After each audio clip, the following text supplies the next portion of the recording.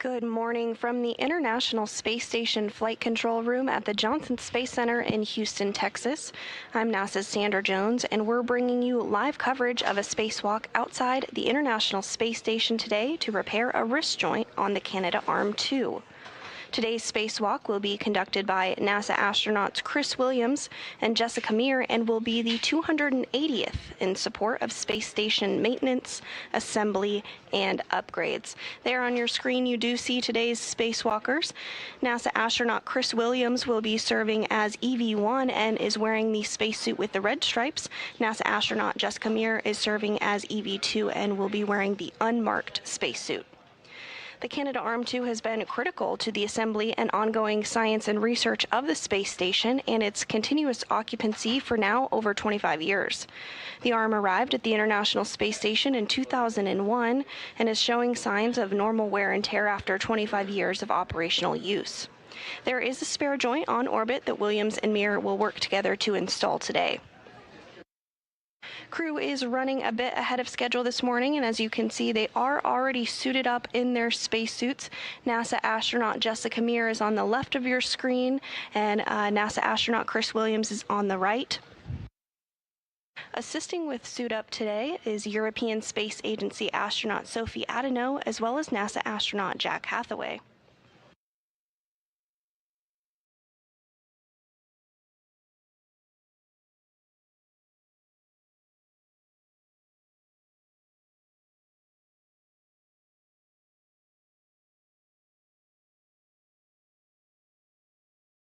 As mentioned, the crew is running a little bit ahead of schedule this morning, and so they have already completed their aisle or in-suit light exercise procedures.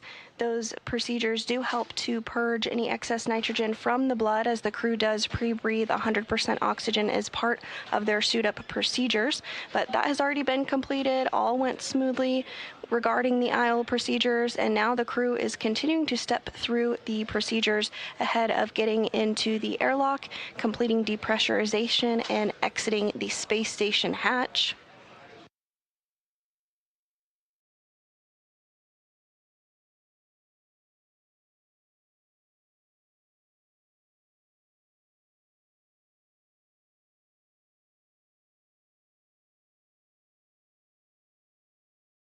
Houston, Airlock. So we just started the timer for the 1 minute on IV in step 22.2.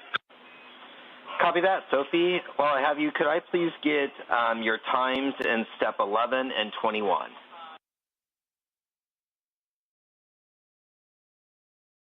That's what I wanted to tell you. So I did not record the time on step 11, and step 21 was so standby one. We just do the check because it was 1 minute ago. So 11:02. Copy. Step 21 was 11:02, and we'll look for data on the ground to verify step 11.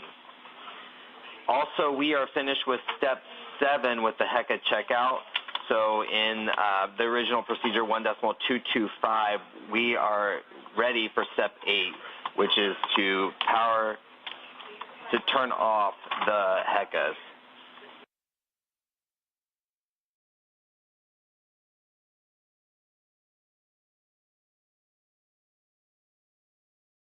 I understand we are go to turn off the HECA.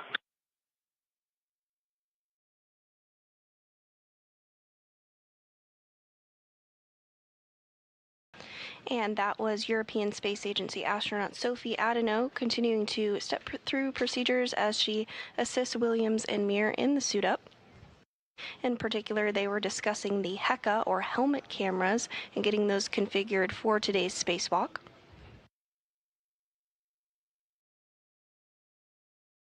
Just confirming my last reply. Are we go to turn off OFF the HECAs?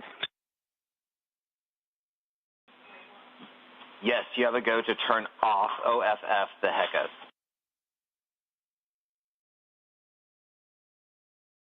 Here you go. They are OFF.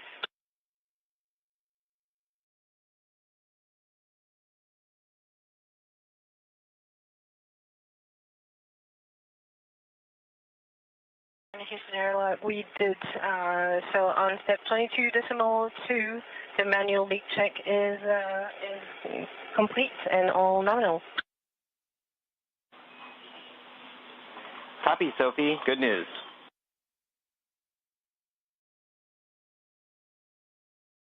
If that helps, we started the DCM purge at 10:58, and I reported for 21:11:03.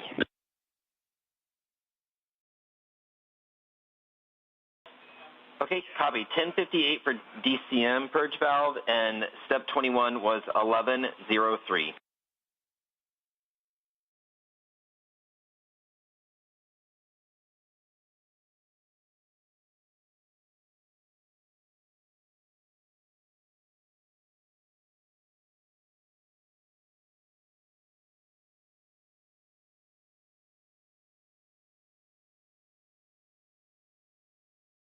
I confirm it was a 2-minute purge, although those numbers are slightly offset to the 2 minutes that it should be. Just it took us time to just check after.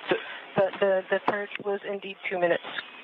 Copy, Sophie, and we got the numbers on the ground, so we will update you on the go for depress in just a second. We're still doing our calculations.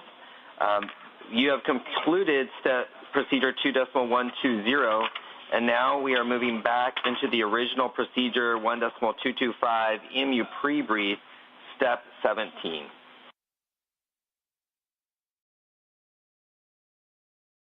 Go to 1.225, step 17.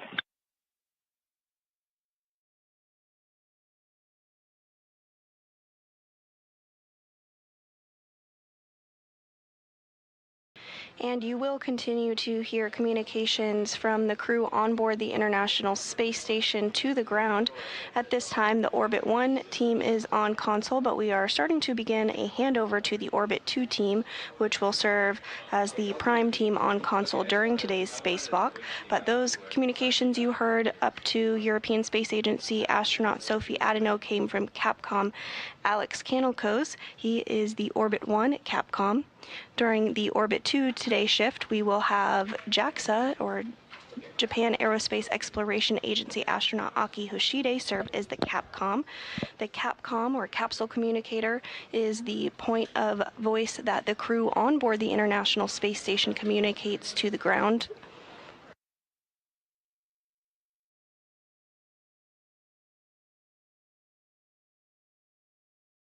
Once outside the International Space Station, the ground IV will be the voice that communicates with the spacewalkers today of NASA astronauts Chris Williams and Jessica Meir. Today's ground IV is maybe a familiar face for those of you who tuned in during Artemis 2, and that is Canadian Space Agency astronaut Jenny Gibbons, who served as Capcom quite frequently during the Artemis 2 mission.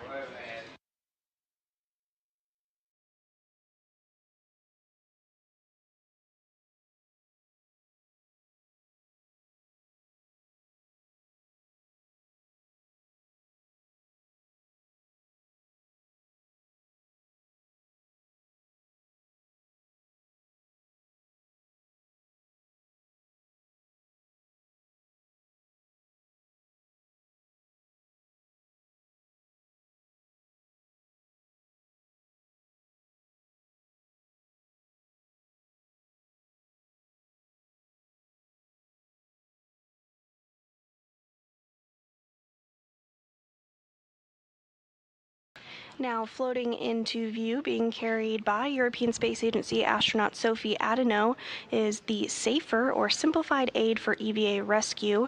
This is a tool that will be attached to the back of each of our spacewalkers today and could be utilized in the very unlikely event that they become untethered from the International Space Station, sometimes referred to as a space jetpack. This device has a bit of propellant in it that would enable the crew member to safely get back to the International Space Station if they became untethered. Again, that is a very unlikely situation. The crew trains at our neutral buoyancy lab here at the Johnson Space Center in Houston, Texas, ahead of spacewalks. And one of the key things that they are taught and that they practice consistently is to remain tethered to the International Space Station, to have multiple points of contact. So again, we do not expect that to occur today, but the SAFER will be installed as a precautionary measure.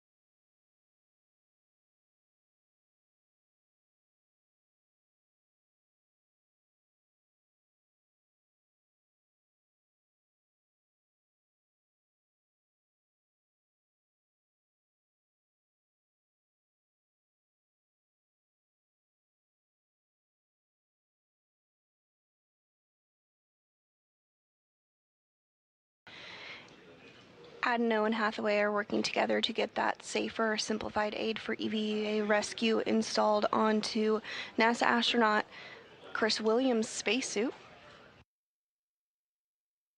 Williams, again, is serving as EV-1 today and is wearing that spacesuit with the red stripes. This will be the second spacewalk for Williams in his career.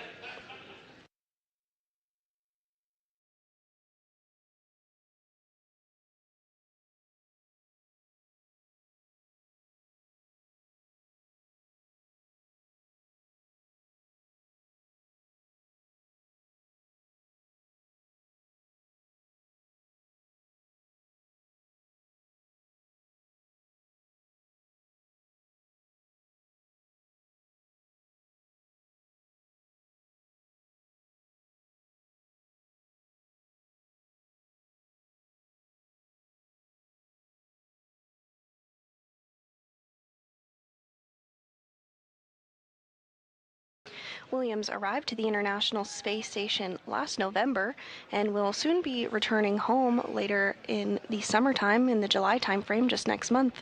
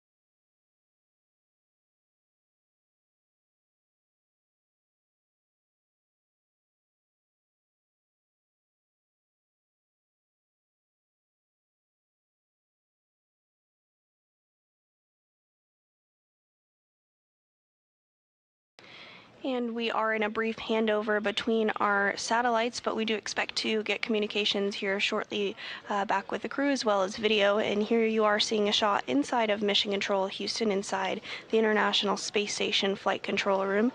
As you can see, the Orbit 1 and Orbit 2 teams are both on console now as they complete their handover procedures. The International Space Station Flight Control Room is staffed 24 hours a day, 7 days a week, 365 days a year to help support the crew on board Space Station, who are also on Space Station at 24/7, 365.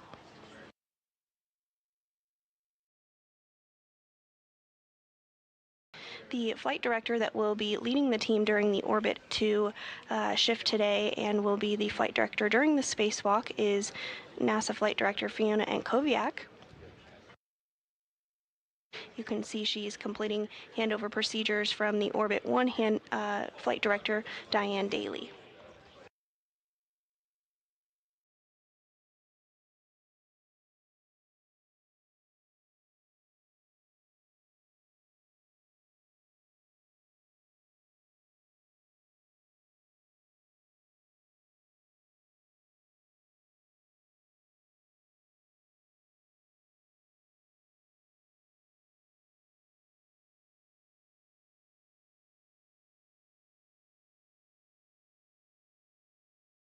And coming into view on your screen, we got a quick look of it. There is the pistol grip tool. It looks very similar to a drill that we would use here on Earth, but especially designed to be utilized in the microgravity environment of space.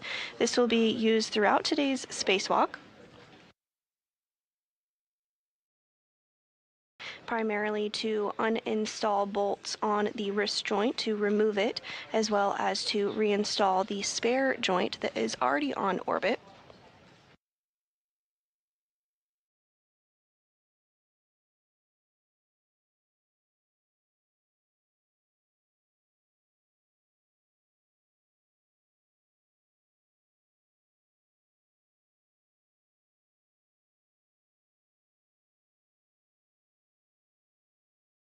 And in addition to the 4 crew members that you see on your screen here getting things prepared for today's spacewalk, there are additional folks living and working on board the International Space Station as part of Expedition 74.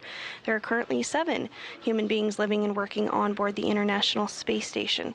That includes NASA astronauts Jessica Meir, Jack Hathaway, European Space Agency astronaut Sophie Adeno, as well as cosmonaut Andrei Fedyaev, as well as cosmonauts Sergei Kutsverchkov, NASA astronaut Chris Williams, and Roscosmos cosmonaut Sergei Mikhaev. Expedition 74 will continue until the Soyuz that NASA astronaut Chris Williams will return home on departs in July, at which point it will become Expedition 75.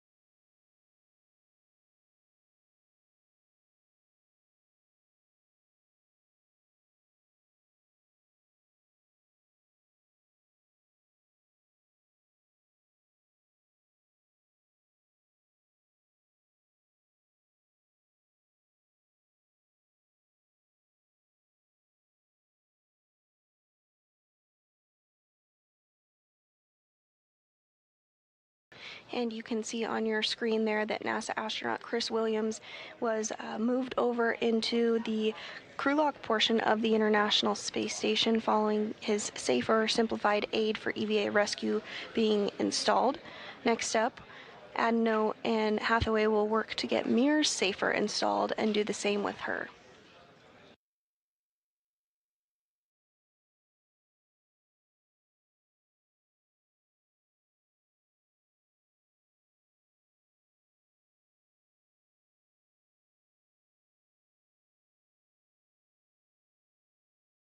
Once both astronauts are in the crew lock area of the International Space Station, some additional checks will take place with their suits, make sure everything is configured and looking good for the ground, at which point the crew will be given the go for depress or depressurization.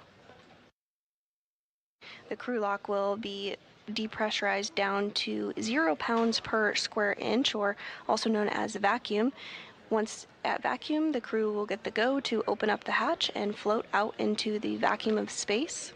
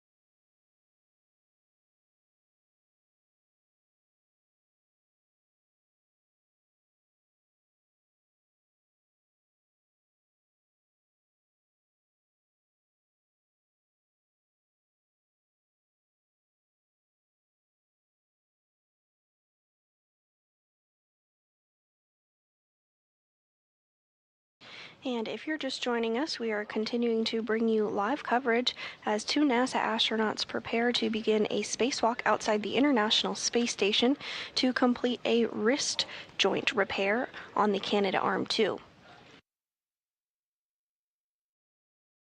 Today's spacewalkers are NASA astronaut Chris Williams and Jessica Meir. This will be the second spacewalk for Chris Williams, who will be wearing the spacesuit with red stripes, and the fifth for Meir, who is getting her safer simplified aid for EVA rescue installed on your screen there, being assisted by ESA, or European Space Agency astronaut Sophie Adano, and NASA astronaut Jack Hathaway. Today's spacewalk is the 280th in support of space station maintenance, assembly, and upgrades, and is the third of this year, as well as the third for Expedition 74.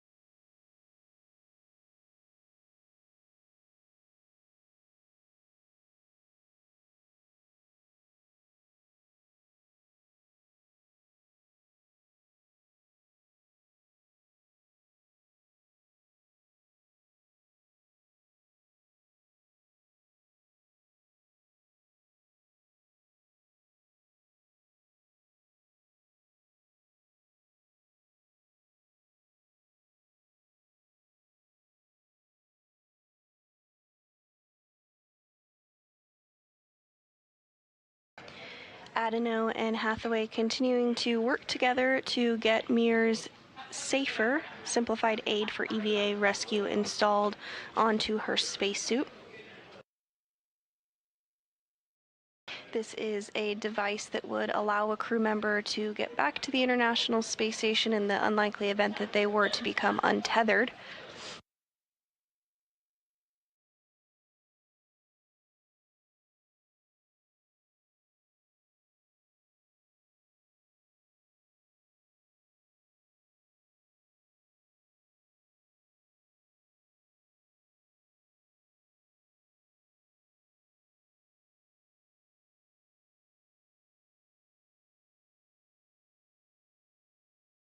Getting a little bit of a view here of the mini workstation that Meir has set up on her spacesuit. That's basically a configuration of tools that the crew member will be using for today's spacewalk. Each crew member is able to get their mini workstation set up in the way that is most practical and applicable to them, the way that they prefer. In view now, you can see the pistol grip tool, which sometimes is referred to as the space drill, but is a specially designed tool that can be utilized in the microgravity environment of space. This will be used today during the spacewalk quite frequently to remove bolts to release the failed joint on the Canadarm2, as well as to install the new joint that is on orbit already. The Canadarm2 launched on April 19th, 2001 on Space Shuttle Endeavour and was installed a few days later on April 22nd, 2001 by Canadian astronaut Chris Hadfield and NASA astronaut Scott Parazynski.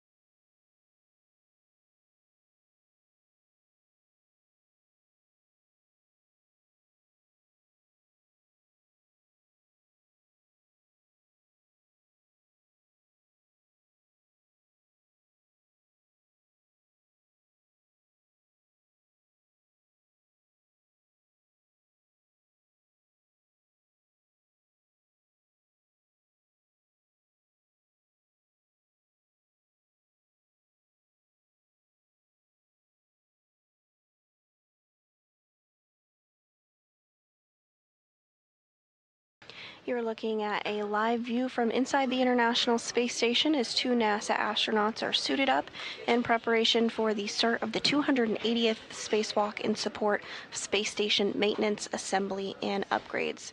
Today's spacewalkers, NASA astronauts Chris Williams and Jessica Meir, will work together to replace a wrist joint on the Canadarm2.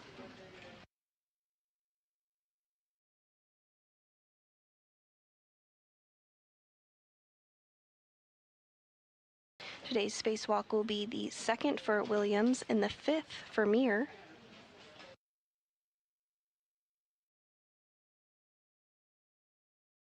This will also be the third spacewalk of the year, as well as the third spacewalk for Expedition 74. On your screen, you can also see some statistics about the length of spacewalking time for our spacewalking duo today. Williams has a total of 7 hours and 2 minutes in his other spacewalk he's completed. Meir has slightly more at 28 hours 46 minutes over her 4 spacewalks today, being the fifth. Today's spacewalk is expected to last around 6 hours and 40 minutes. So both of our duo will add a little bit of time to their total spacewalking career.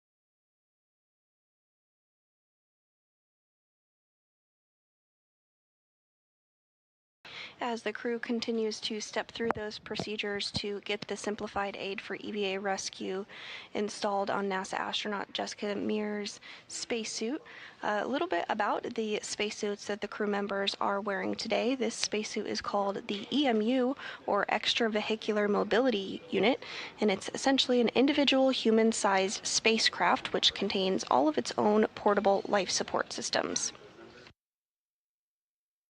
The suit has 6 layers and provides atmospheric containment, thermal insulation, cooling, solar radiation protection, and micrometeoroid or orbital debris protection. Because the space station orbits the Earth about 16 times a day, there are points throughout the spacewalk when the astronauts are in direct light of the sun, and other times when they are in complete darkness. That temperature range is from about negative 250 degrees Fahrenheit to positive 250 degrees Fahrenheit. So these cooling and thermal units help regulate their temperature as their environment fluctuates from one extreme to another.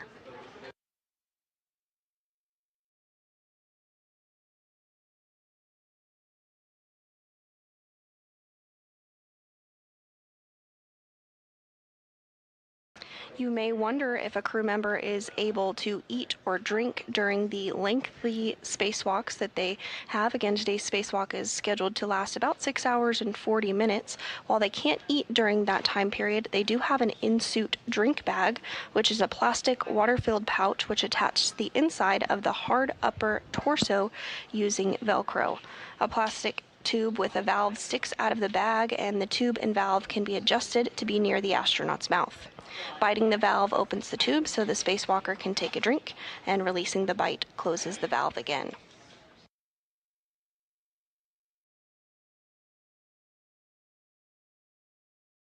Each crew member does have a mini workstation attached to their spacesuit as well, which is of a toolbox of sorts. It's attached to the chest and stores many of the tools that will be used during the spacewalk. We did discuss briefly earlier the pistol grip tool, or PGT, that will be utilized by both crew members throughout today's spacewalk, but there are other tools that can be used during spacewalks as well and are attached to the mini workstation.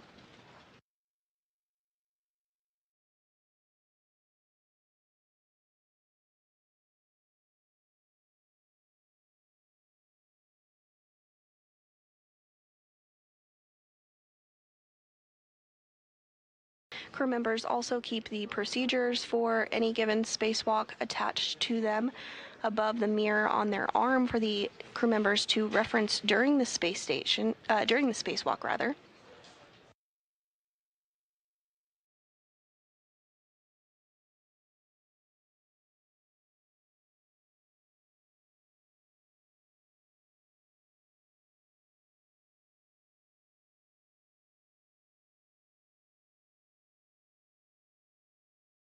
And as you can see on your screen there, European Space Agency astronaut Sophie Adeneau, as well as NASA astronaut Jack Hathaway, are continuing to get both of our spacewalkers into the crew lock portion of the International Space Station. The crew lock is the outermost part of the Quest airlock and is where final communication and suit systems checks with the ground will occur before the suits are switched to internal battery power, which officially begins the timer of the start of a U.S. spacewalk.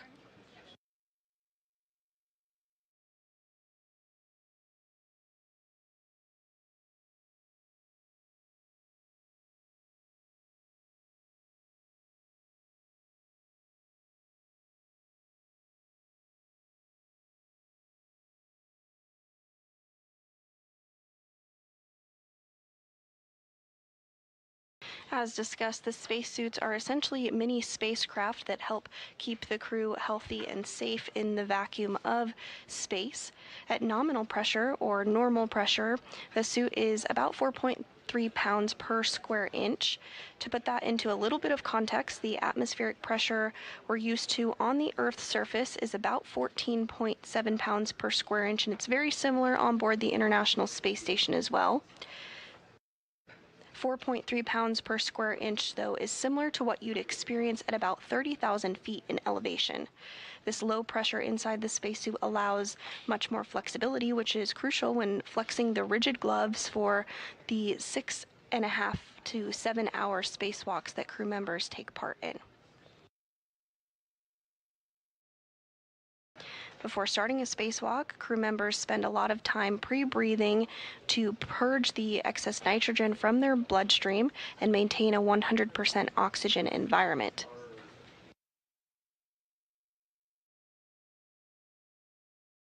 Pre-breathing consists of two phases. In the first, the crew breathes 100% oxygen through a mask to begin purging the nitrogen from their bodies. And then in the second phase, the crew gets in their spacesuits and conducts something called the in-suit light exercise, or aisle exercises, moving their arms and legs ever so slightly to raise their metabolic rate and speed up getting rid of the excess nitrogen.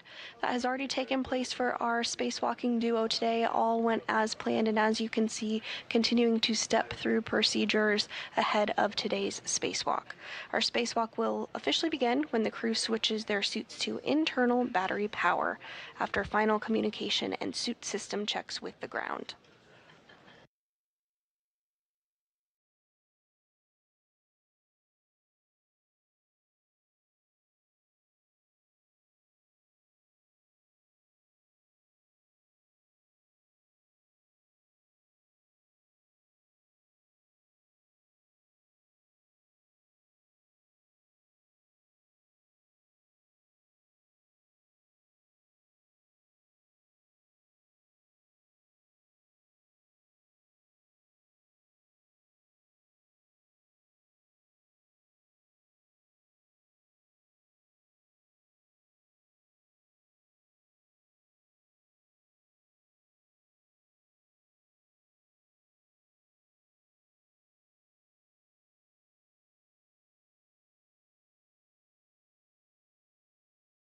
And on your screen there, you can see NASA astronaut Jack Hathaway beginning to close the hatch between the crew lock and the equipment lock of the International Space Station.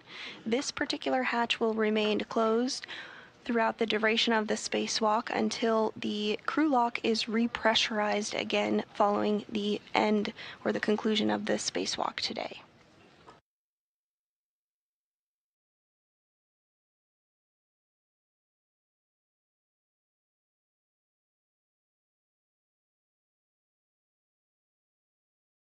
And the hatch is continuing to close up.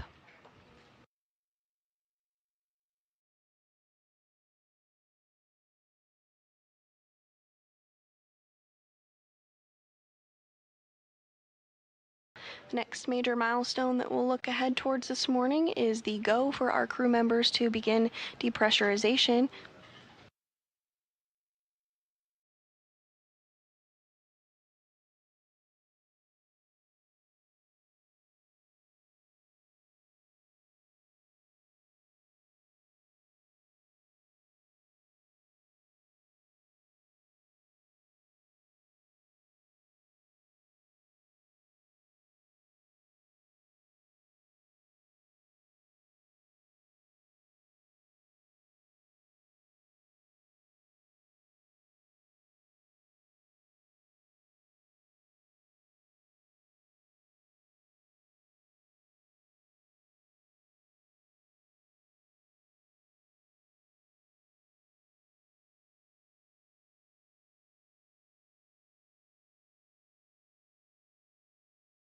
Airlock on 1, steps 76 and 77 are complete. Copy that, Sophie. Good morning. Good morning. And Sophie, we'll take care of steps 78 through 80. Be advised, EV crew will be hot mic after our steps.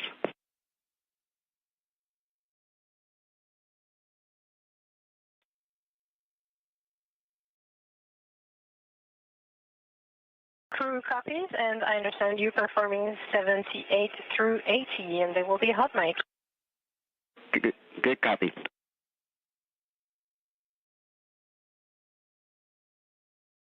And those communications from European Space Agency astronaut Sophie Adano, who is our suit-up lead for today's spacewalk, down to the ground to the Capcom, or capsule communicator. Today's Orbit 2 Capcom is Japan Aerospace Exploration Agency astronaut Aki Hoshide. The Capcom's role is to communicate from the ground up to the crew on board the International Space Station. Once the spacewalk begins, the crew that is outside the International Space Station will communicate with the ground IV. Serving as ground IV today is Canadian Space Agency astronaut Jenny Gibbons.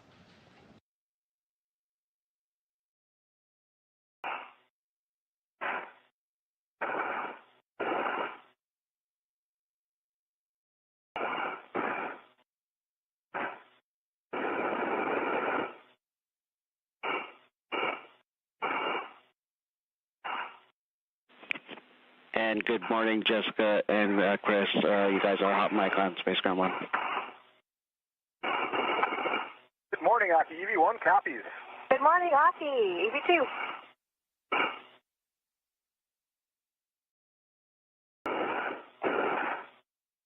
Hearing our first communications from our crew members today, NASA astronauts Chris Williams and Jessica Meir. This is the second spacewalk for Williams and the fifth for Meir. Airlock, looking for your go for step 82. Yeah, stand by on that, Sophie. We're taking care of our steps. Sure.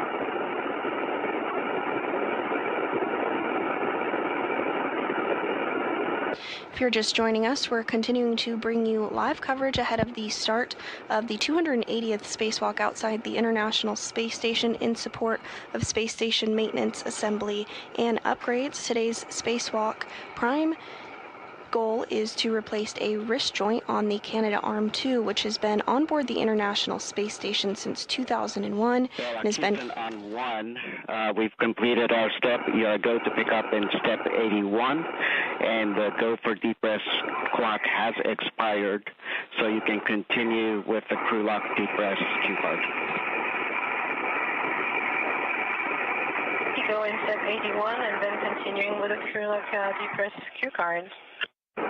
Copy. On the next step, without touching, I want you to check on the UIA that switch depress pump power is off OFS. Affirm, it's OFS. I want you to verify depress pump enable LED is on. Enable LED is on. Job. Now we're going to transition to the depress cue card. Copy.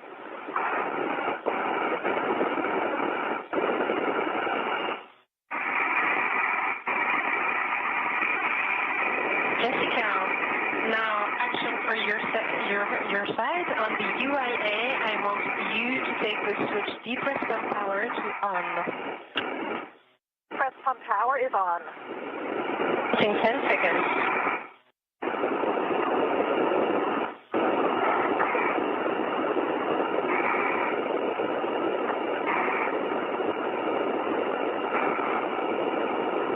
Now, Jessica, I want you to take the depress pump man ISO valve to open. Copy. Have you expect an alert tone and monitor CP gauge below 5.5. TV1. The press pump man isolation valve is open.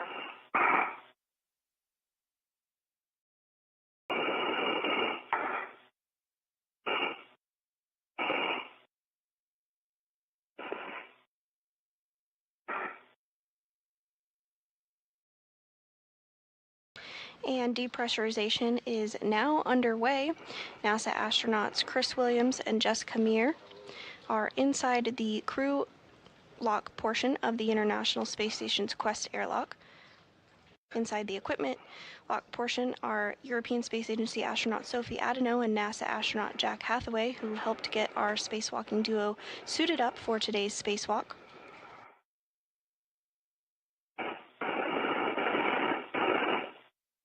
Pressure inside the crew lock now down to 12.75 pounds per square inch. Again, we're going to get that down to 0 or vacuum before the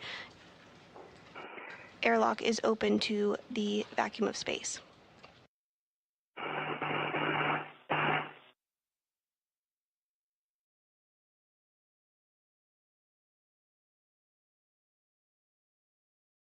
Jessica and Chris, for your information, we are now 620 millimeters of mercury and descending.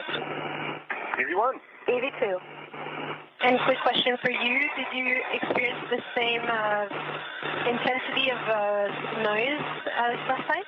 TV1, have not heard any noise. I'm not sure what you said. I think you were talking about the noise. The noise is so loud, it was difficult to make out what you said. Copy. Yes, that's exactly it. My question was about the volume of the noise. Yeah. And EV1, I am getting those sounds now. They don't appear as loud as last time, but they're pretty loud. For EV2, IV copies. Thank you. extremely loud.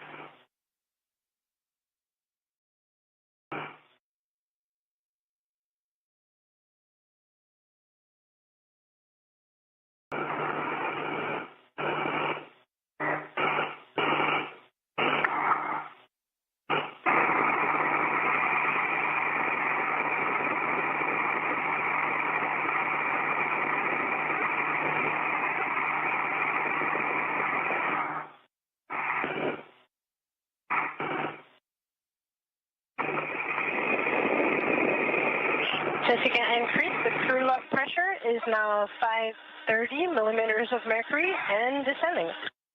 EV1 copies. EV2.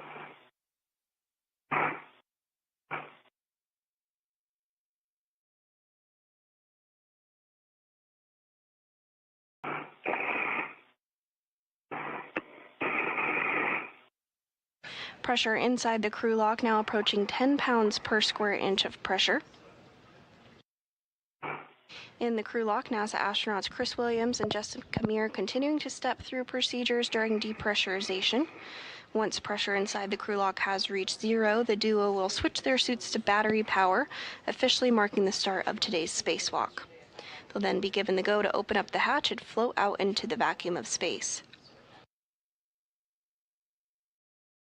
The primary tasks of today's spacewalk are to remove the wrist joint no longer working on the Canadarm2 and replace it with a new joint that's already on orbit to restore functionality to the Canadarm2. The arm is used in a variety of space station operations, including capture of the Cygnus spacecraft and installation to the International Space Station, as well as for certain spacewalks and robotic work and experiment work done outside the International Space Station. The Canadarm2 has had 3 other previous spacewalks for maintenance on it.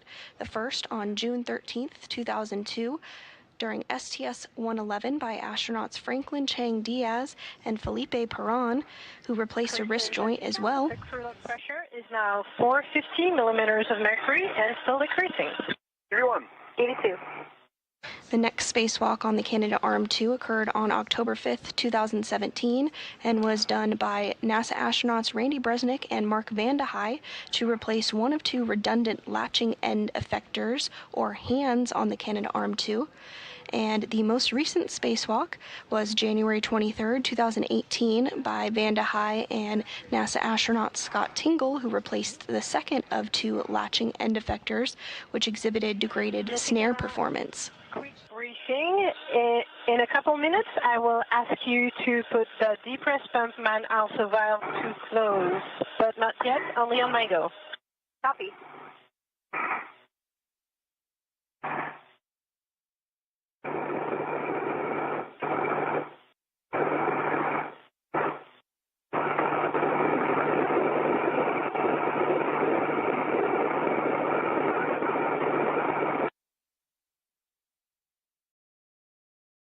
And we are in a brief handover period between our satellites, but will regain views of the crew on board the International Space Station here shortly. This view of inside Mission Control Houston at NASA's Johnson Space Center in Houston, Texas. We are at 60 SIA.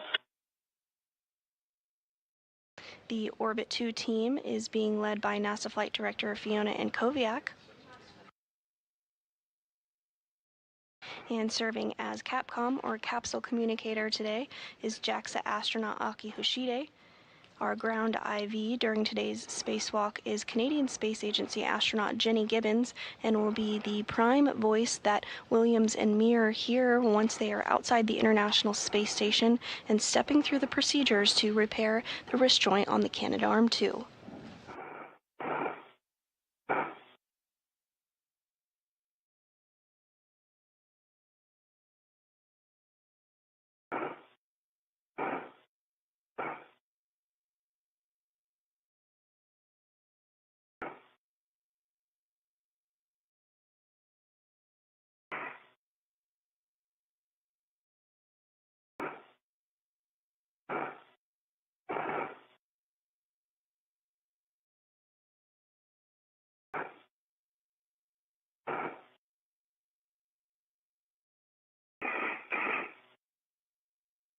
Pressure inside the crew lock of the International Space Station continuing to decrease, now at under 7 pounds per square inch of pressure.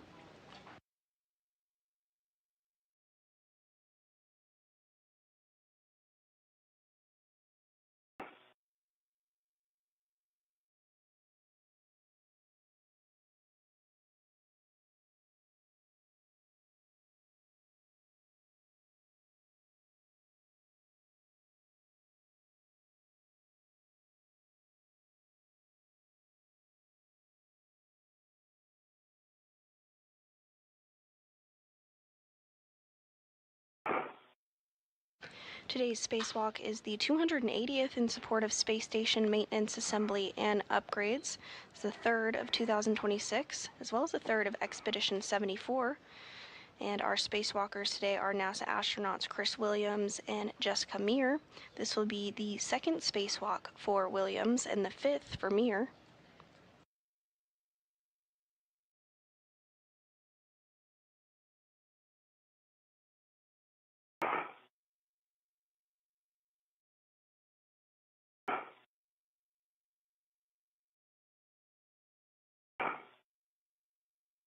The goal of today's spacewalk is to replace a wrist joint that malfunctioned during normal Canadarm2 operations on May 27th. The arm drew elevated motor current and did not move as expected, and NASA worked alongside the Canadian Space Agency to understand the issue and determined a spacewalk was required to replace the joint using a spare already aboard the space station. Repairs to robotics like the Canadarm2 are normal and expected after more than 25 years of continuous operations. The system was designed with replaceable components and planned for maintenance in mind.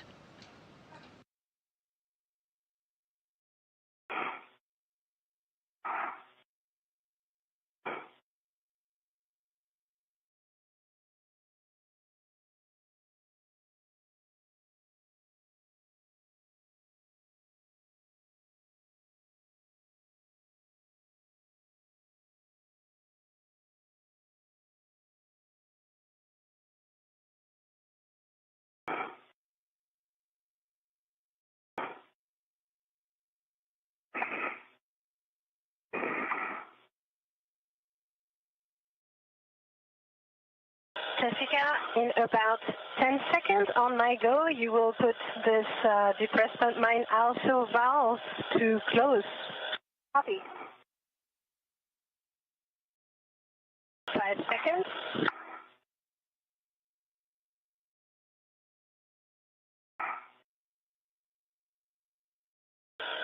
You are go. Depressment man iso valve is closed. Yes.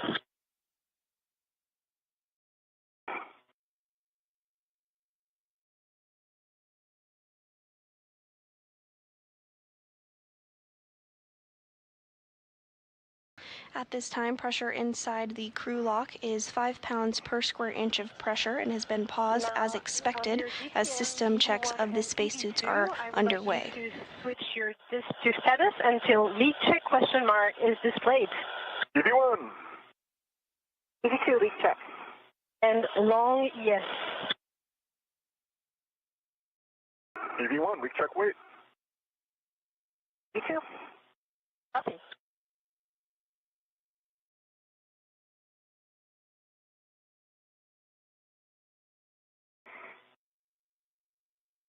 Following these system checkouts and ensuring everything is in a good configuration, depressurization will continue back down to vacuum, at which point the duo will be given the go to open up the hatch and begin today's spacewalk. The start of a U.S. spacewalk is marked from the time that a spacesuit is turned on to internal battery power, which has not yet began, but we'll keep you apprised once the spacewalk is officially underway.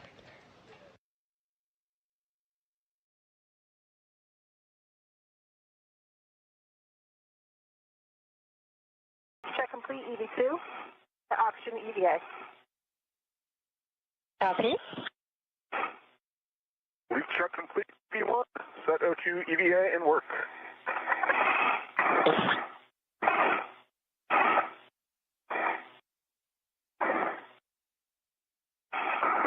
EV2 is an EVA.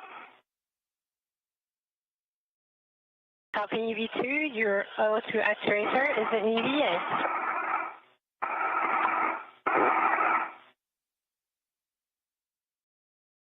Suit checks are complete for NASA astronaut Chris Williams, who is serving as EV1 today. He'll be wearing the spacesuit with red stripes. EV1, I understand your O2 actuator is in EVA too. Well done.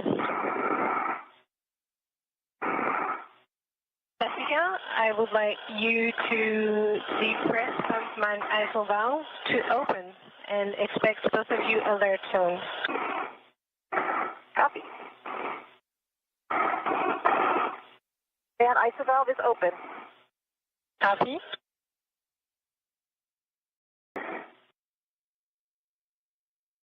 both of you, I would like you to monitor CTH below 5.5. B1. BB2.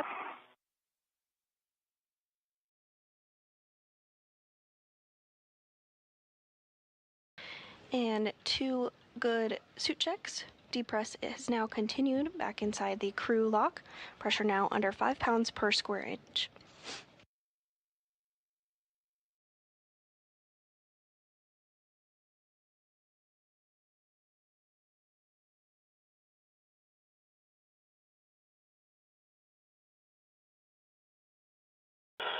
Jessica, the next step is going to be for you again, and on my go, when the pressure will be at the correct value, I will ask you to close again this depress pump man as well, only on my go. BB2.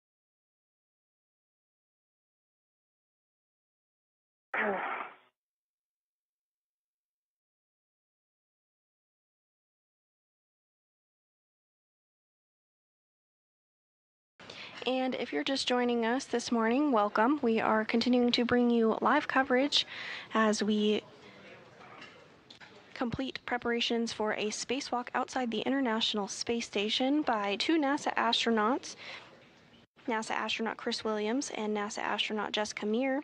They're both suited up in their spacesuits and in the crew lock out of view at this moment. Depressurization of the crew lock is continuing, and now at about 3 pounds per square inch of pressure. But back inside the equipment lock of the International Space Station, we can see European Space Agency astronaut Sophie Adeneau on the left, as well as NASA astronaut Jack Hathaway, who were primed for getting our spacewalking duo suited up and ready to go out into the vacuum of space this morning.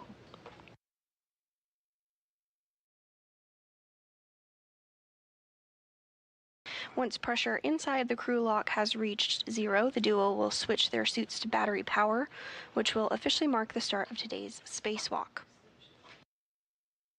At this point, they'll be given the go to open the hatch and float out into the vacuum of space and get started on their task for today, which is to repair a wrist joint in the Canadarm2, which has been on board the International Space Station since 2001. It launched April 19th, 2001 on Space Shuttle Endeavour and was installed April 22nd, 2001 by Canadian astronaut Chris Hadfield and NASA astronaut Scott Parazynski.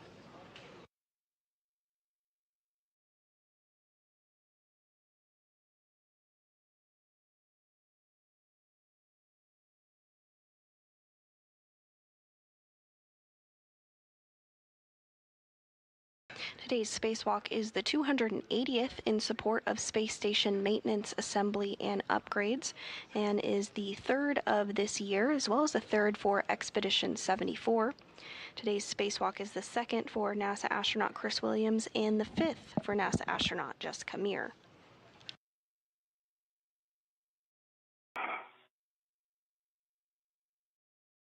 Williams is serving as spacewalk crew number 1 and is wearing a spacesuit with red stripes. In about 10 seconds, you will put this depress man ISO to close.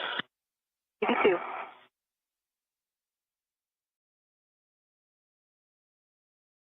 And Meir is serving as crew member 2 and will wear the unmarked spacesuit today. You have a go. The ISO valve is closed. Copy. And then on the UIA, you will take the switch depress pump power to off OFF. Press pump power is off OFF. All right, and Jenny in Houston, over to you. Good morning, station, and good morning, Chris and Jessica. Happy to be with you and ready to take your tether config. Good morning. EV1 is starting with my tether config. Starting on my left D-ring extender, I have a small hook of my left waist tether, locked black on black, going up to my mini workstation. On my right D-ring extender, I also have my right waist tether small hook, locked black on black, gate closed, going up to my mini workstation. Also on my right D-ring extender, I have my safety tether red hook that is locked black on black, gate closed, going to my red reel. My red reel is unlocked, and my yellow hook is going back to my mini workstation. I also have ED2's yellow hook attached to my safety tether reel to the tether point. That large hook is locked black on black, going to ED2's red reel. ED2's red reel is unlocked, and I see that going back to her right D-ring extender, and I see the red hook is on that, and I see it is gate closed, slider locked, black on black. Can take over from there. Copy. I can see, as Chris just said, my red hook, gate closed slider is locked on my right D-ring extender. Also on the right D-ring extender is my waist tether hook, and that is gate closed slider locked. My large hook of my waist tether is on the Airlock D-ring extender, and I can see that is gate closed slider locked. All right, you two, we copy a good config. I will talk you through the remainder of the depress side of the cue card. Next up, when the crew lock DPDT is approximately 0, you can expect an alert tone. MCC will look into pressure for hatch opening. 81 copies. 82.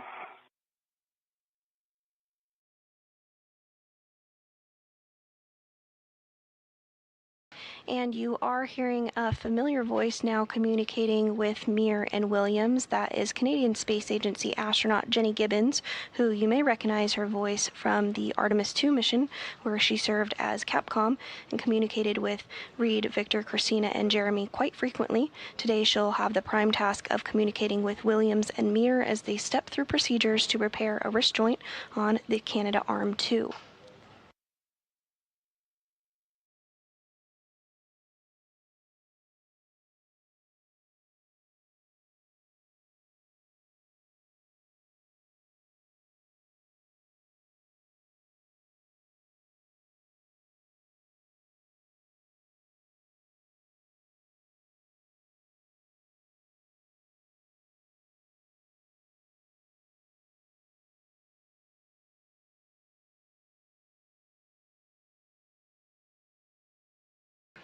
Pressure inside the crew lock portion of the International Space Station continuing to decrease, now at less than 2 pounds per square inch of pressure.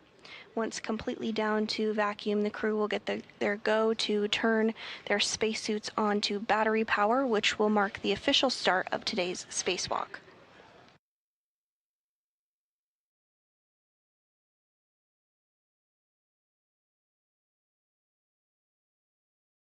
Back inside the International Space Station, European Space Agency astronaut Sophie Adeneau, as well as NASA astronaut Jack Hathaway, are continuing to get things cleaned up after helping Meir and Williams get suited up into their spacesuits.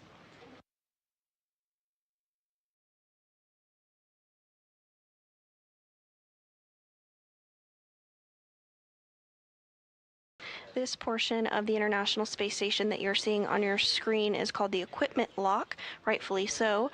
It houses a lot of equipment that the crew uses on board the International Space Station and is the prime location for U.S. spacewalkers to get suited up and ready to go outside the hatch. Just beyond the silver door that you see there, what we refer to as the hatch, is the crew lock portion of the International Space Station, where NASA astronauts Jessica Meir and Chris Williams are continuing to have the pressure decrease inside the crew lock, eventually getting down to 0 pounds per square inch of pressure, or essentially equivalent to vacuum. We're now at 1.15 pounds per square inch and closing in.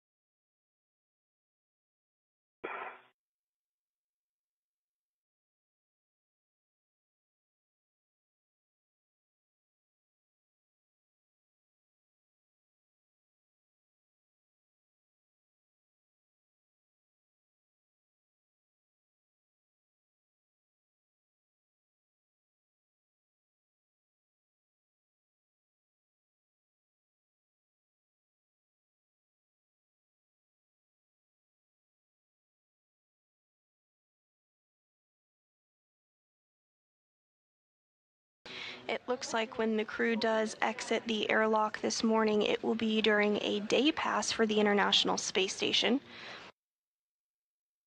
The International Space Station orbits the Earth every 90 minutes, so the crew on board sees a sunset every 45 minutes and a sunrise every 45 minutes.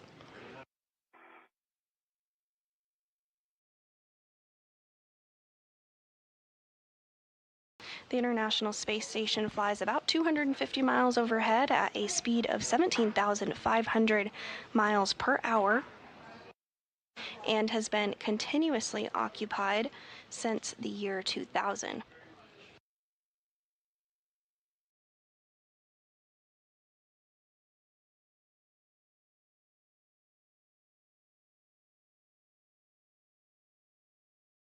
In this time frame, over 290 individuals representing 26 countries and 5 international partners have visited the International Space Station.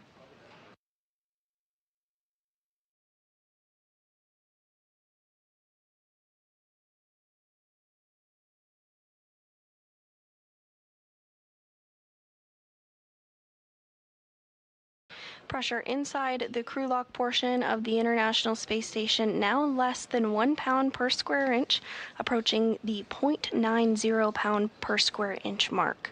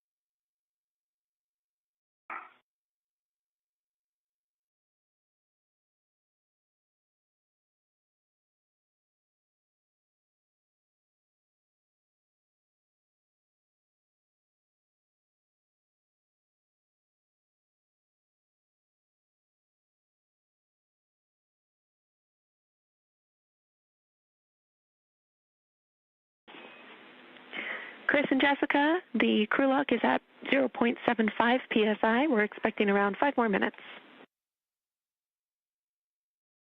1 copies, 5 more minutes. EV2.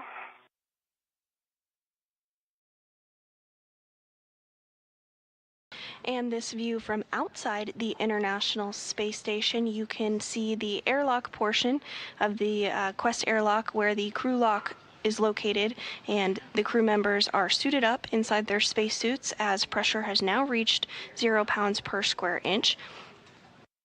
We will stand by for the suits to be switched on to battery power, which will mark the official start of today's spacewalk. And at that point, shortly after, we will see the hatch swing open and our crew members exit the International Space Station. First out will be NASA astronaut Chris Williams, followed by NASA astronaut Jessica Meir. This will be the 2nd spacewalk for Williams and the 5th for Meir. EV2 has adjusted TCV for 4. Copy, TCV 4.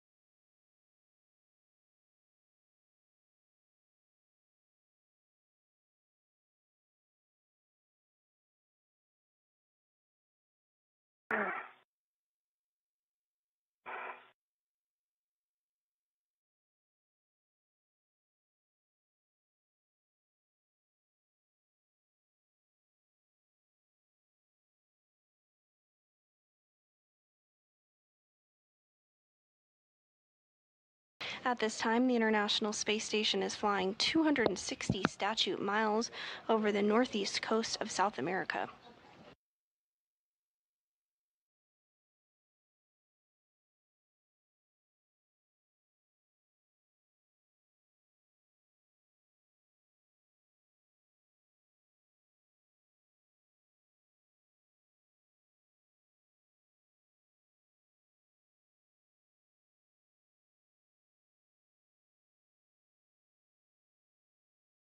And in the upper right of your screen there, you can see the Soyuz MS-28 spacecraft, which will be the ride home for NASA astronaut Chris Williams just next month.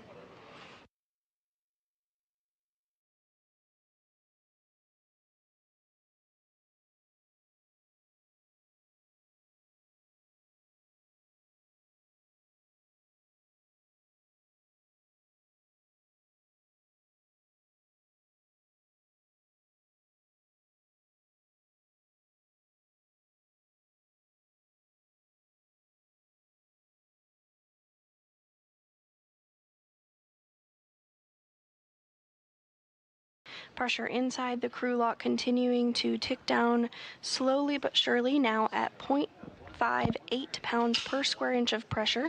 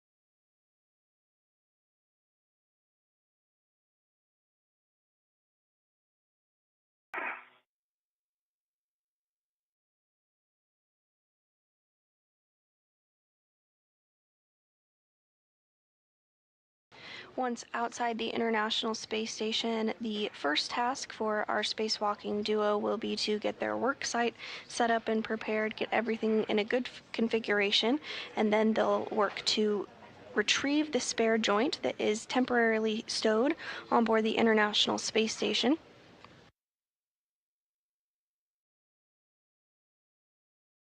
At that point, they will remove the latching end effector of the Canadarm2 and temporarily stow that while they gain access to the failed joint location. Joint number 5 is the joint that is having some issues. They'll then work to remove that failed joint and install the spare joint before putting back on the latching end effector, cleaning up their work site, and heading back in the International Space Station for today. Today's spacewalk is expected to last about 6 hours and 40 minutes.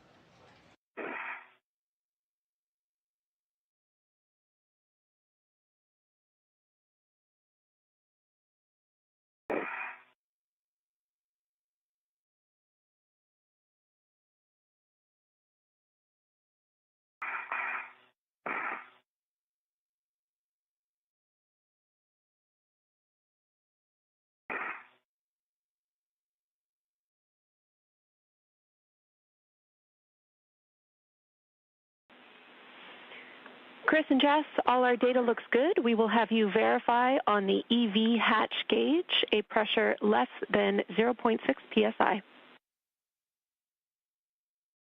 E1, I see 0.4 psi on the hatch gauge. Copy. You are go to open and stow the EV hatch. E1 copies. Opening the hatch in work. Houston copies. Jack and Sophie, you have a go to close the emergency MPEV. Emergency Agency FM, copy.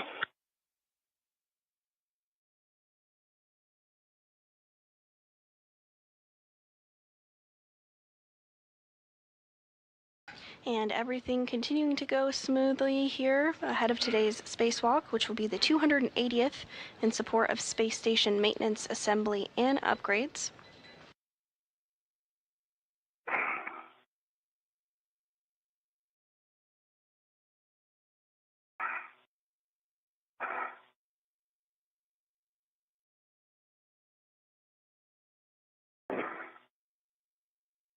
Pressure. The hatch is open and in the hatch keep. Copy. Good config. You can switch power to BAT. Please stagger your switch throws and expect a warning tone. Copy. EV1 throwing switch first. EV1 power is in BAT.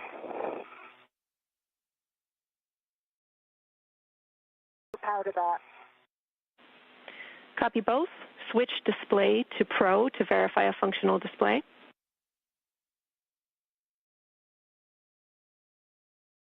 EV1 display functional. E2 display functional. Copy. Jess on the UIA. Switch power EV1 and 2 to off OFF and then check all 4 LEDs off.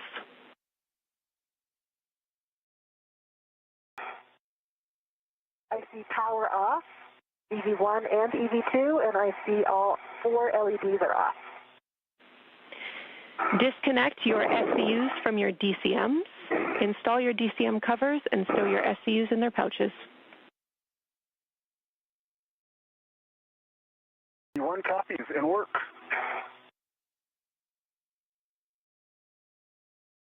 EV2 is disconnected from small ice flakes. EV1 disconnected, also some small ice flakes.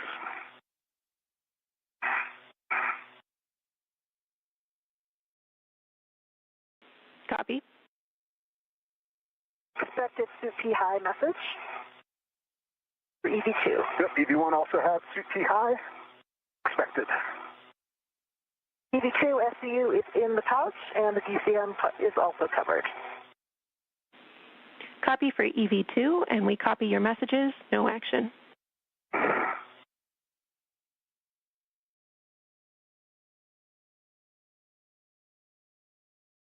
And with both spacesuits on battery power at 7:20 a.m. Central Time, our spacewalk is officially underway. Good config. You can check the depress pump manual isolation valve is closed. Press pump manual isolation valve is closed. Set your temperature control valve to max hot.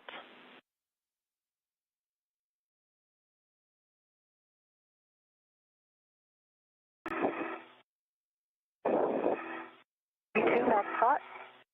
EV1 max hot. Copy both. Switch water on. EV1 water on. EV2 water on. Check DCM blank and bite off OFF. EV1 DCM blank bite off. EV2 off blank. Your go to set your TCV as desired and report it to us. We will take all subsequent TCV changes. EV1 and work.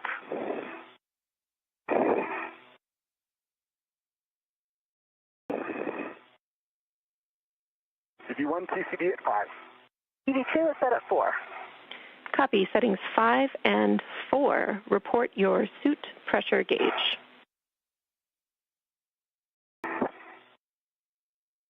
EV1 suit P gauge 4.2. EV2 pressure gauge reads 4.6.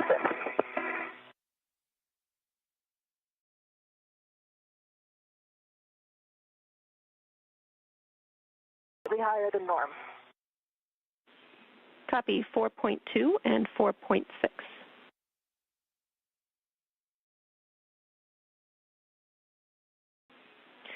I'm seeing the same on my DCM to P4.6.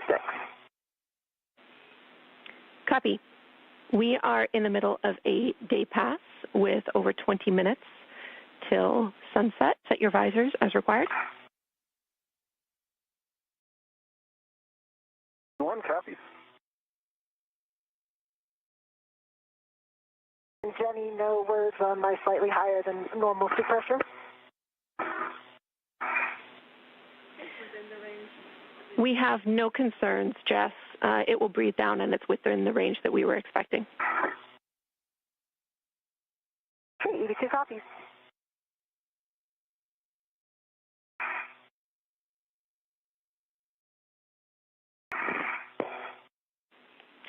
Okay, and Houston has checked your suit parameters. We are good to go. So with that, Chris, you can open the hatch thermal cover. You can release the hook from the magnetic plate D-ring and attach it to the stowage tether point. BB1, in work.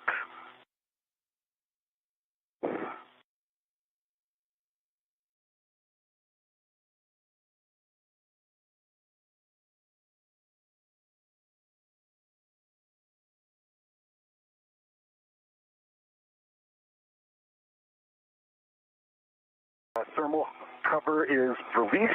6 Sharpie lines visible. Copy and confirm you cinched the strap until snug. Yep, cinched until snug. And attached to the tether point.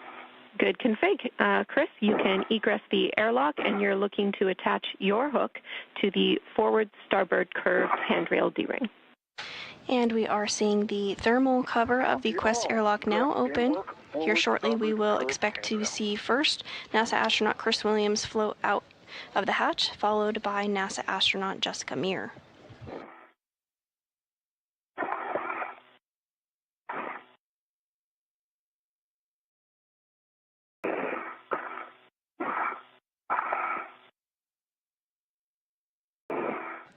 And there you can see NASA astronaut Chris Williams exiting the airlock. This is his second spacewalk.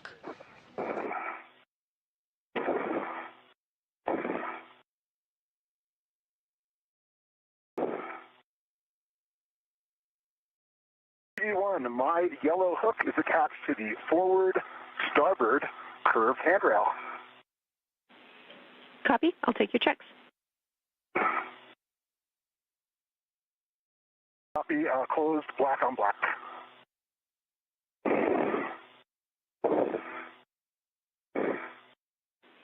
For my safety, my red reel, and my red reel is unlocked. Okay, those are good checks, Chris. You can attach Jess's hook to the airlock handrail 0554 port stanchion. We'll also take checks. Copy, 0554 port stanchion and work. Good readback.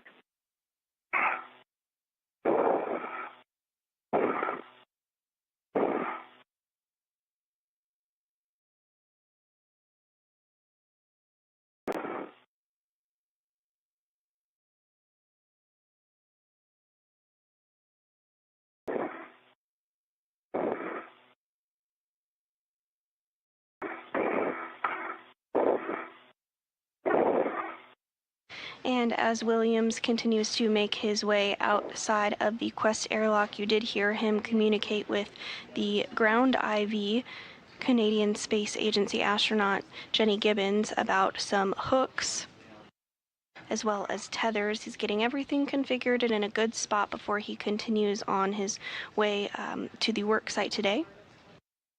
EV2's yellow hook is on the port stanchion of handrail 0554. Slider gate is closed. Slider is locked. Black on black. Good config, Chris. You can give Jess a go to release her waist tether from the airlock D-ring extender and turn on your HECA. Copy. Jessica, you have a go to release from the airlock D-ring extender, and my HECA is on.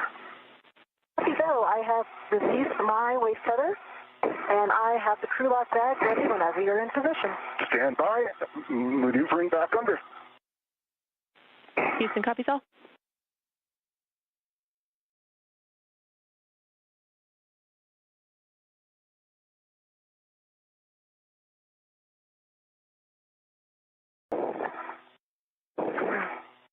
stand by on. Let me just move my waist tether on the other side of your safety tether. No rush, whenever you're ready. Okay, our safety tethers are clear, and I am maneuvering under hatch and getting my DRT ready.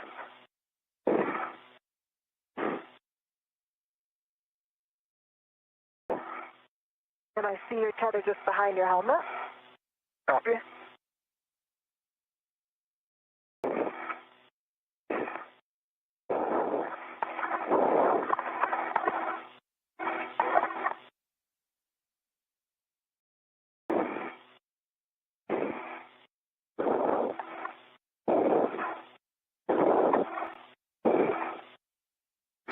Williams continuing to make his way outside of the Quest airlock as he begins the second spacewalk of his career.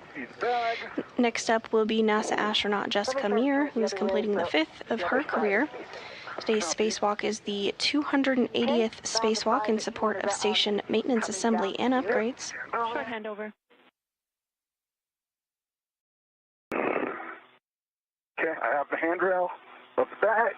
I got the bag. Working on the ret.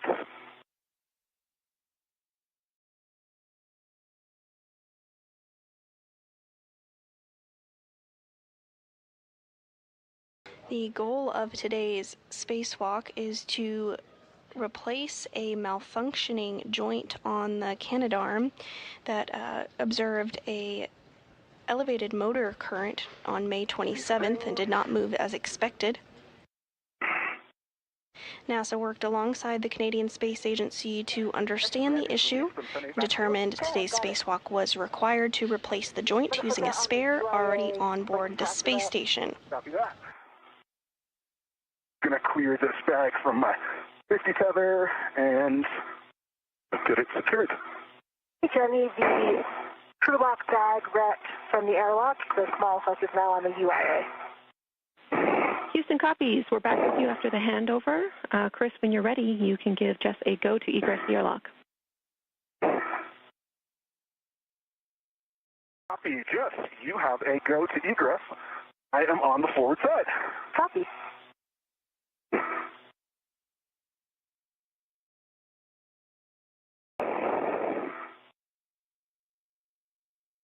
And you did just hear that NASA astronaut Jessica Meir has the go to exit the airlock as well, so she'll soon be coming out here shortly. Inside.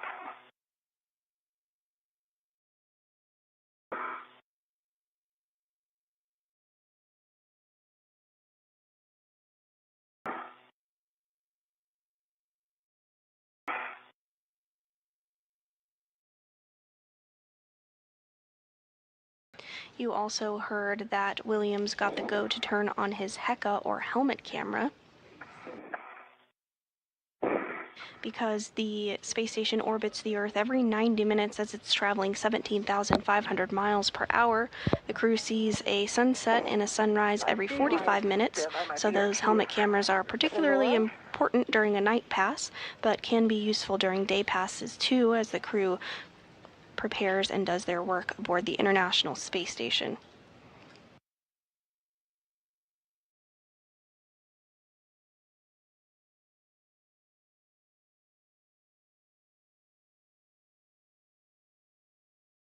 Okay, so you coming out.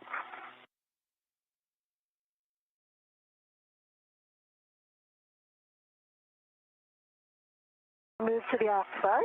Okay.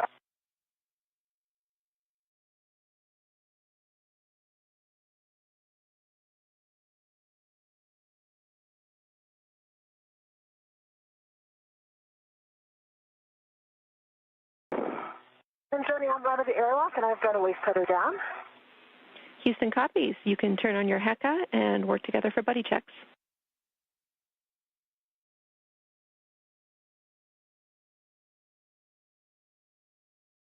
And we both have both spacewalkers now out of the Quest airlock. My HECA's on. Copy, HECA on. We'll also take the thermal cover closed.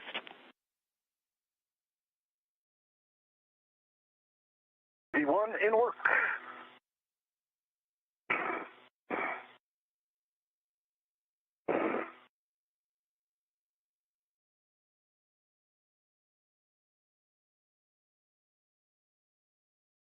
You also heard some communication from the ground saying that the crew has the go for buddy checks. You'll hear this throughout today's spacewalk, and this is a way to get eyes on each individual crew member and check out their tethers and make sure everything is configured in a way that is expected, nothing is tangled up, as well as complete a glove check to inspect the gloves, make sure everything looks as expected on the gloves, there's no rips or tears, as well as a HAP check. The HAP is the helmet absorption pad and is installed inside the spacesuit's helmet as a precautionary measure in case there were to be any water or liquid that would leak out inside of the helmet. So the crew does a check to make sure that that HAP is dry from time to time. All right, that's both lights on all. Okay, I'm looking at your HECA, and I see a good green light. I see both your helmet lights are on and your visor is down. I see 1, 2, 3 tabs up. I see your left safer handle is up, UP, the man ISO valve handle. See? A little further back. There it is. Got it down. Okay, yep, I see it down. And I see your safer HCM deploy is down.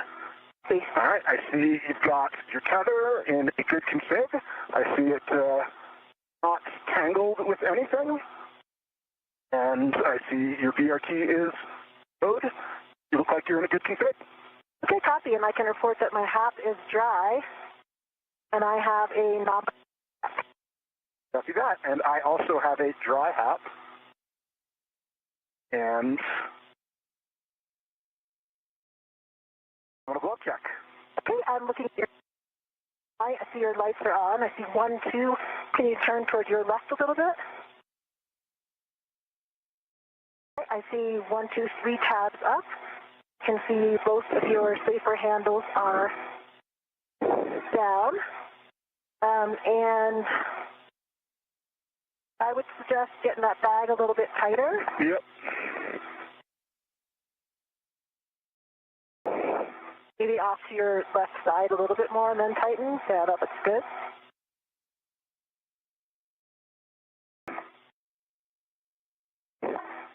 Copy.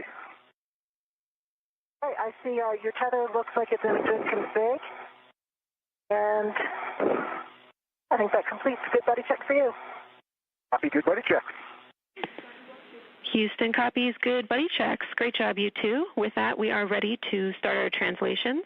So, Chris, you will be translating to the forward edge of ESP2 via the starboard side. And Jess, you are headed up to the port CETA cart.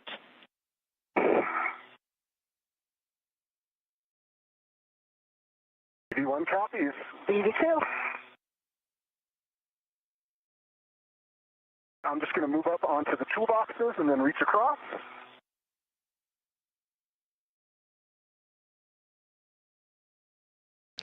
And with good buddy checks, the crew is now going to translate or begin to make their way to the work site for today.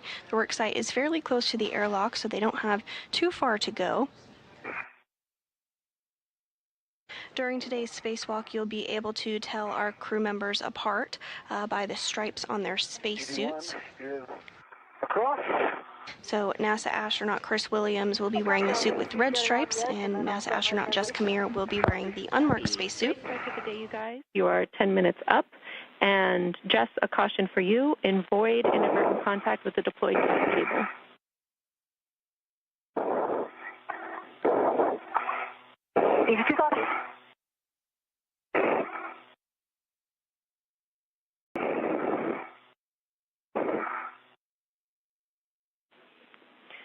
Chris, on this translation, we suggest that you weave your safety tether as required along the starboard side of ESP2. EV1 copies.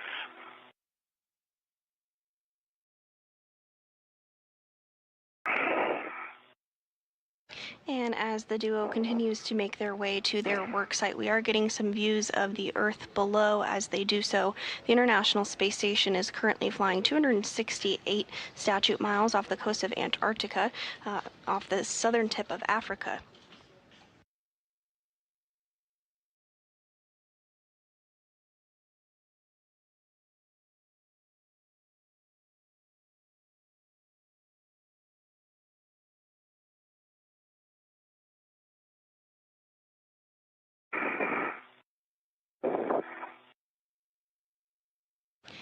The International Space Station orbits the Earth every 90 minutes, and you can actually view it fly overhead. If you're interested in seeing where the International Space Station flies overhead near you, you can check out nasa.gov/spot-the-station or check out our app. You can see when the space station will be flying overhead and go outside and take a look for yourself.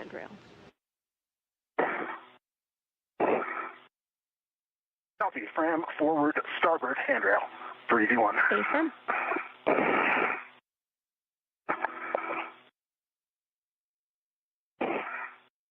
Steady, I'm at the port Utica. I see my APFR. Excellent. We see you there. That's the APFR in WIF 3. We'll have you retrieve it, stow it on your BRT.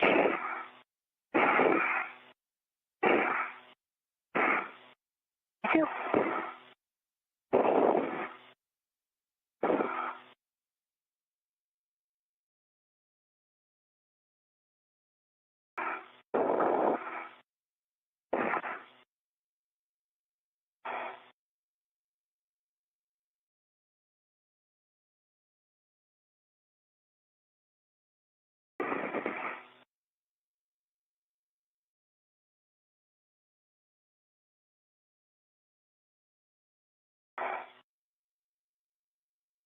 EV1 has attached the large hook of the AET external to that crew lock bag to the forward starboard Fram handrail. Nice work. Next step is to configure the MUT ball stack MUT on the CTC port handrail. Copy that. And I realized I put it on the starboard port handrail and switching over to the forward starboard handrail. Houston copies.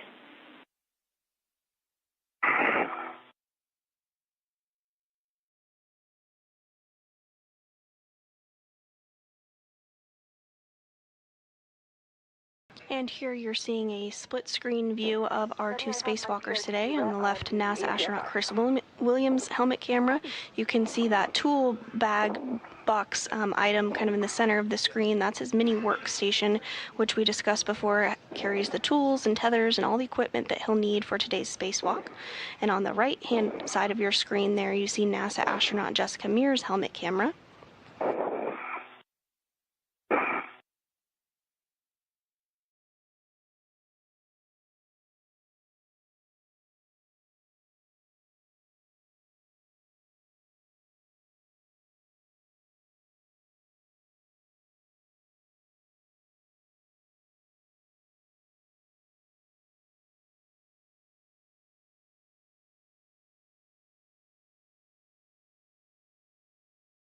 Got the APFR on my BRT.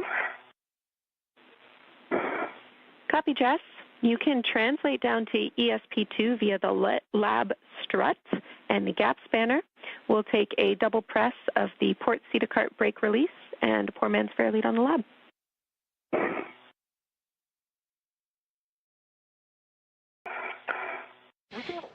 And those communications confirming that NASA astronaut Jessica Meir retrieved the APFR. This is the Articulating Portable Foot Restraint, and is essentially a foot restraint that the crew members get into to be able to secure their legs in the microgravity environment of space and work during a spacewalk. E1 is ready to the ball stack MUT and is releasing from crew lock bag, and I'm going to put it on the CTC.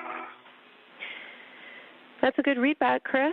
You will configure it such that the MUT is facing zenith and port to receive the spare joint later. Copy, MUT, zenith, and port. Good readback.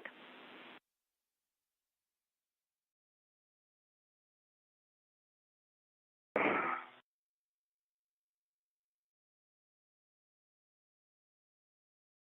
mutt ball stack mutt is locked, facing zenith and port. Looks great. Thanks, Chris.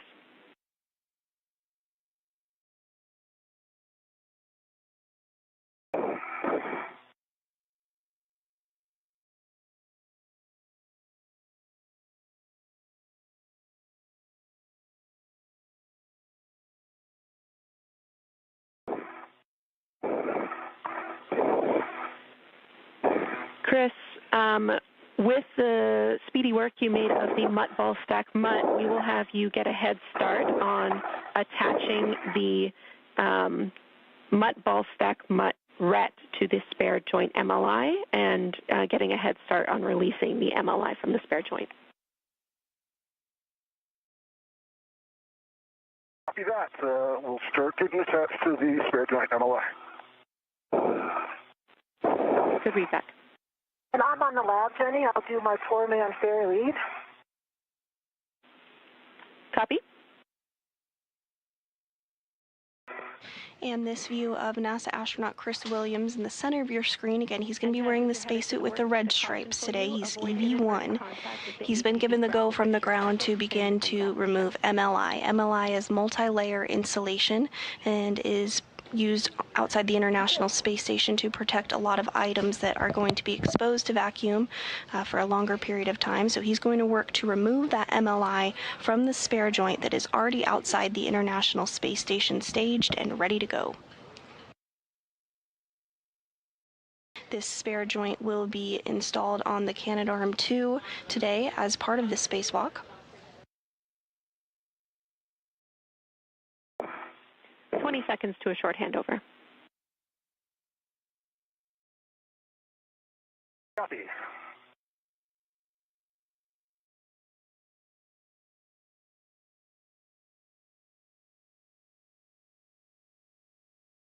As you can see on your screen, it's beginning to get a little bit darker for our crew members. Again, the International Space Station orbits the Earth every 90 minutes, so the crew sees a sunrise and a sunset every 45 minutes.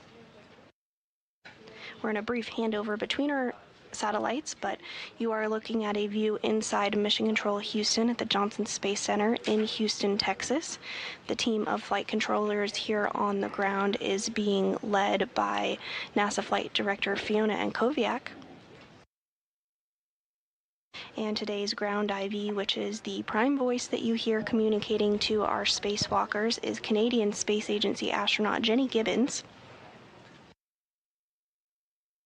To her right is our Capcom, or capsule communicator, JAXA astronaut Aki Hoshide, who will be communicating with the crew that is back on board this space station. Some warnings and cautions for you both. V1 copies and ready to copy.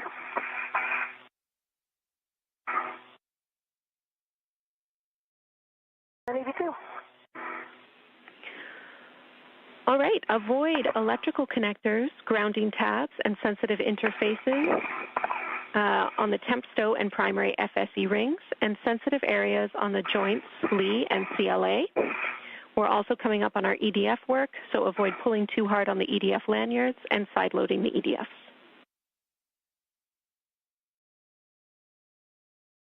V1 copies.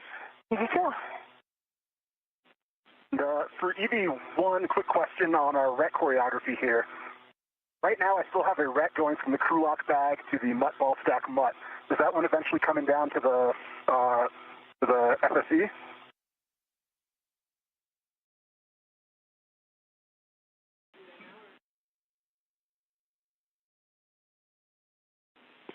A-firm, you can put that RET on the FSE. Okay, in work. Jenny, I see my four-man ferry lead does seem to be staying in place.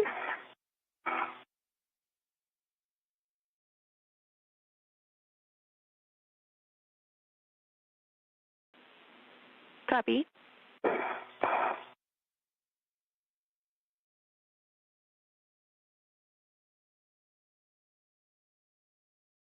All right, Jessica, I see you coming down with your APFR. You're looking in a good configuration.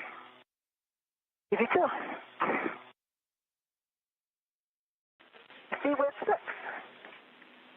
And Jess, can I verify, is your poor man's fair lead staying in place, or did you report that it's not staying in place? I reported that I saw that it was. Okay, good news. Thanks, Jess. And while I have you, can you just confirm that you did the seat-a-cart brake release? Actually, no, I did not. I guess I needed another reminder there. I did not do that brake release, so we'll keep that in mind for the way back. That's fine. It was precautionary. We'll catch it on the backside. We'd like you to continue getting to the work site and getting the APFR ready. See.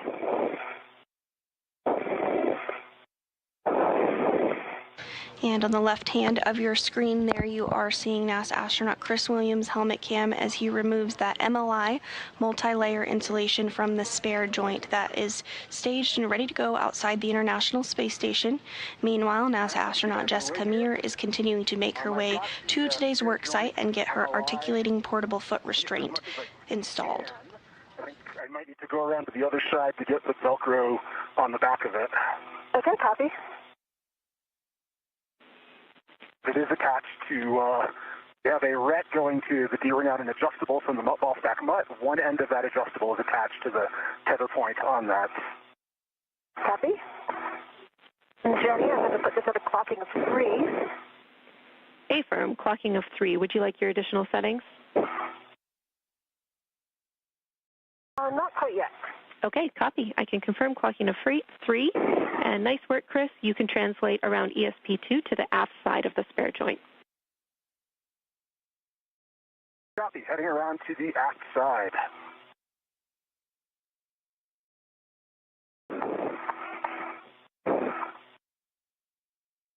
And if you're just joining us this morning, we are now 31 minutes into the 280th spacewalk outside the International Space Station. NASA astronauts Chris Williams and Jessica Meir are working to translate to their work sites in preparation of swapping out a failed wrist joint on the Canadarm2. And install of the APFR.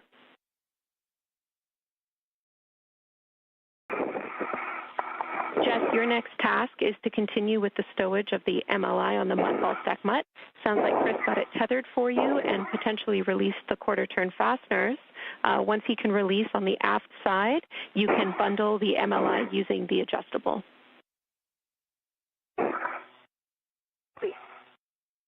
And I'm going back around, looking in a good configuration, Jeff.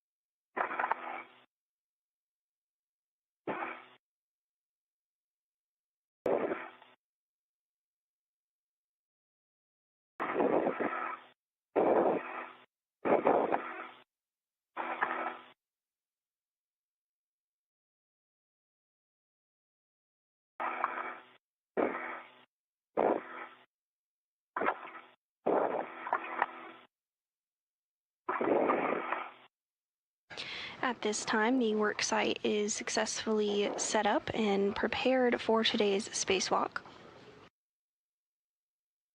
Williams did remove that MLI or multi-layer insulation from the spare joint.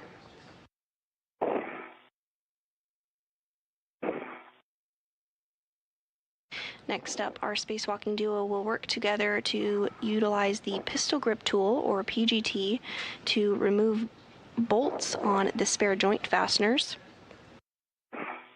And this spare wrist joint will then be temporarily stowed while the duo makes its way over to the Canadarm2 and does some work on the end effector. And Chris, we also see you getting in position to assist with that MLI, and then you'll be positioning for the joint drive bolt. Copy.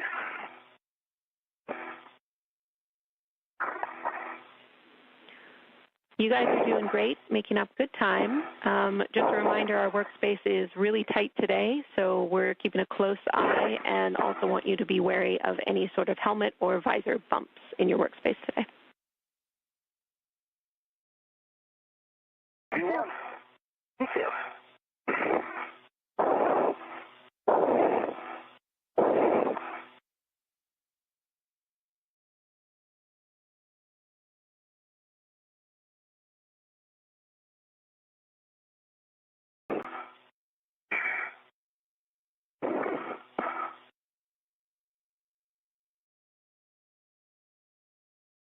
DV1 on the outside.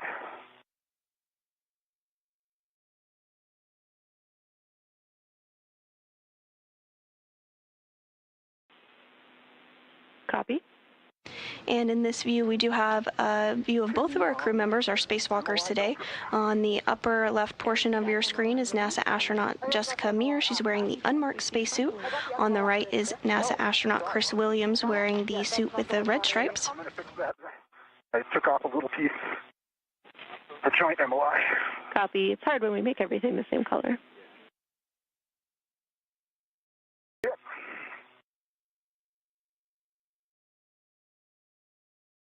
Okay, that MOI that I unvelcroed is velcroed back down. Copy. And again, you're looking for that joint drive bolt, and your first action will be to press the button and move the drive handle to EVA. Okay, stand by. I'm going to get into a gear body position here. Sounds great. And Jessica Meir does have that MLI, that multi-layer insulation that was removed by Williams, now tethered to her. Williams is going to get the pistol grip tool configured to be able to release bolts from the spare wrist joint there that you see in the center of your screen.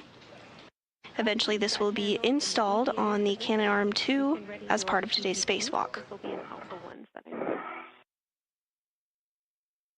Copy, working on my BRT.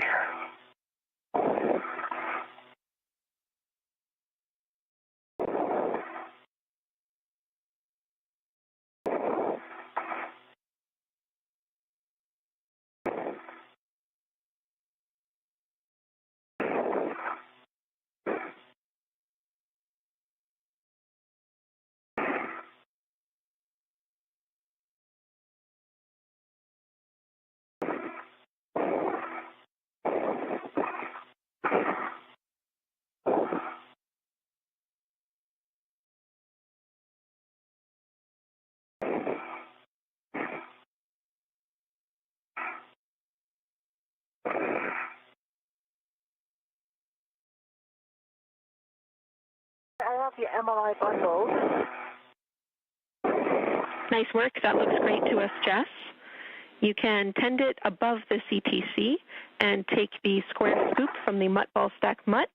You'll be installing that on the spare joint, handle pointed aft, and you can leave the mutt jaws open. Copy. That's not bundled quite as well as I would like, but I think it is out of the way.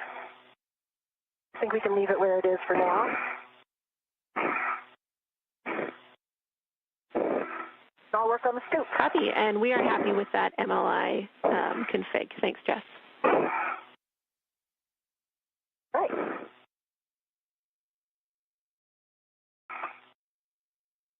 I've got a BRT down and rigidized, and I'm working my PGT. Copy. Let me know when you're ready for settings. Go.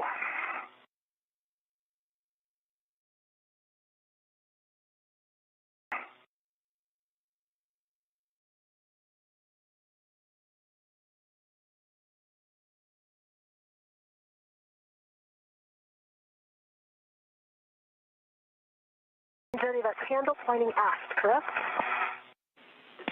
Affirm, handle pointing aft.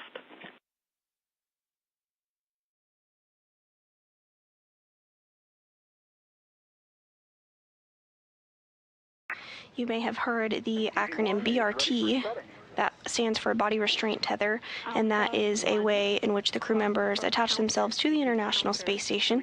The crew have a variety of different hooks and fasteners and tethers that they use to make sure that they are always securely attached to the space station or equipment aboard it. Display is reset.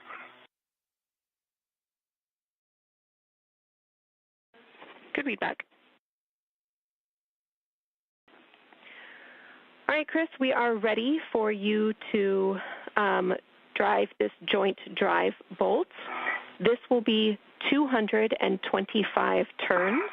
We will back you up with timing from the ground. It'll be about 4.5 minutes. Let us know when you start. See that? I am ready to start turns. I'm starting turns now. Okay, copy.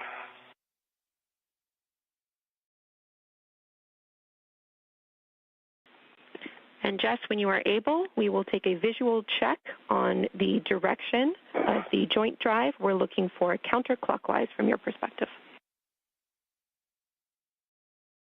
And this view from NASA astronaut Chris Williams' helmet cam as he utilizes the pistol grip tool to release those bolts on the spare joint on the International Space Station that will be installed on the Canadarm2.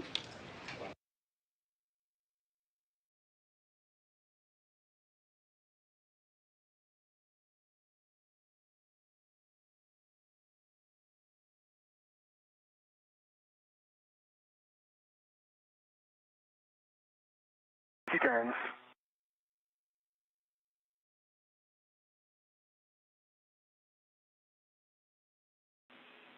And from our external cameras, we are actually able to verify good motion.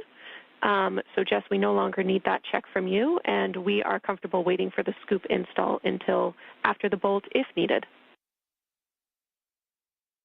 Okay, yeah, I can confirm that motion right now as well, moving counterclockwise from my perspective. Excellent. I am going to pause with the scoop because I don't have anywhere to put my right hand, and it would basically, my right hand would be near the mechanism that's turning. So I'm going to wait with the scoop. That sounds great to us, Jess. We're learning a lot about this work site today, so no problem.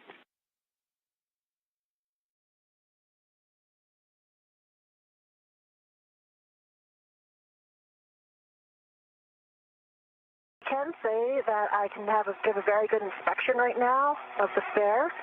On this side, I see all good connectors. I don't see any fraud. I don't see anything off nominal.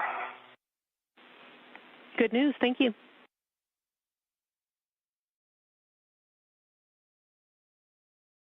Turning much more slowly than I anticipated.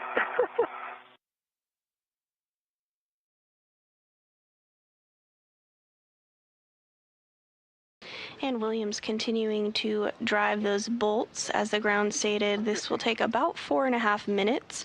Doesn't always take this long to drive bolts during spacewalks, but this is a particularly long bolt.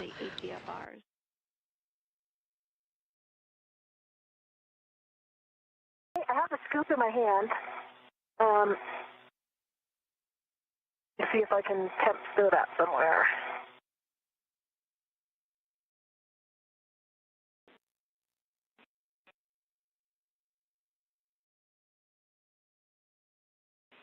Yeah, and we can have you wait too, Jess. That's totally fine. We're over halfway through this bolt.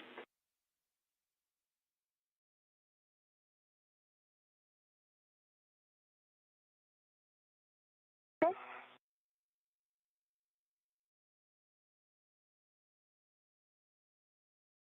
$200.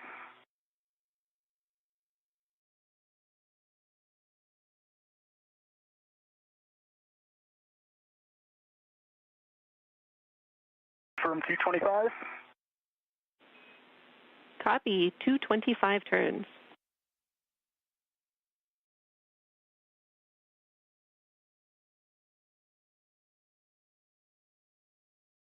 All right, we got 225 turns. Copy. Good turn count. Thanks so much, Chris. You can stow the PGT. And I can read it. I can see, wow, Chris. I can report negative 69 degrees on the dial. Looks exactly right. Great news. Wonderful eyesight. We love it. And Chris, I have the scoop in my hand, and maybe we can work together to put it on this side because I don't have anything to hold on to. Yep. Stand by one. Let me just volunteer put this joint drive bolt back to motor before I forget. Copy. A-firm, that is your next step, back to motor. Joint drive is in motor, and the button's popped up. Copy. Good config. You can assist with the scoop. Copy. Some happy reports from the team here on the ground following those 225 drives by the pistol grip tool done by NASA astronaut Chris Williams. So you can see on your screen there helmet cams from both of our spacewalkers today as they work together to help get this spare joint removed.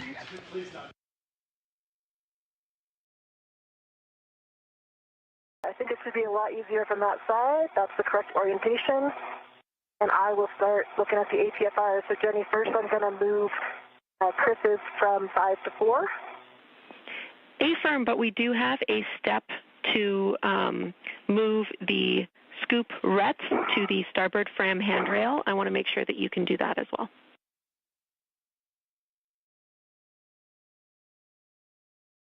Okay, copy.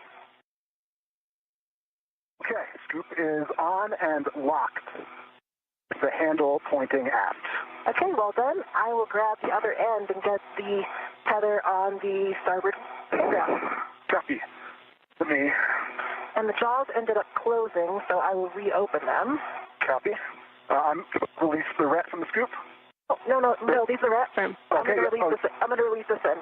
Sorry, yep. Yes, this is the intent of this is that it is the tether for the spare once we remove it, so we are just tethering it to the fram.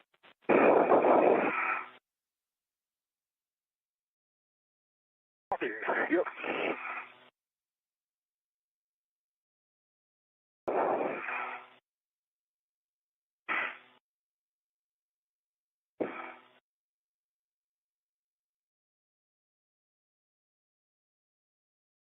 Okay, it is tethered to the fram handrail.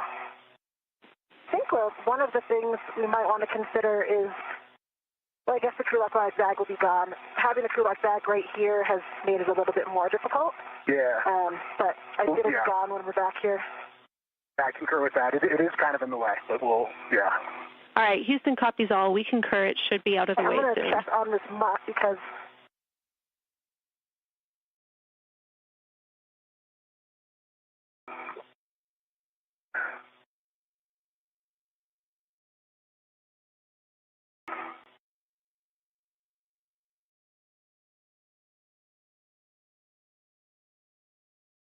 And if you're just joining us this morning, welcome. We are continuing to cover the 280th spacewalk outside the International Space Station. We're 47 minutes into today's spacewalk. Today's spacewalk is expected to last about 6 hours and 40 minutes. Our spacewalkers today are two NASA astronauts, Chris Williams, who's completing the second spacewalk of his career, and Jessica Meir, who is completing her fifth. Bravo 7. And I'm looking at the access to the mutts. I think I can get, we were worried about access to number 1, I think, right? But I think there's plenty of clearance. That's a great report. Thank you. And yes, we were concerned with the wobble. Can you verify with the orientation of the scoop right now?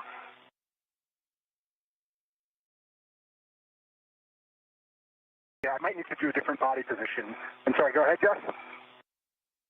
For the jaws of the butt. So look, is this the orientation you were expecting? Stand by.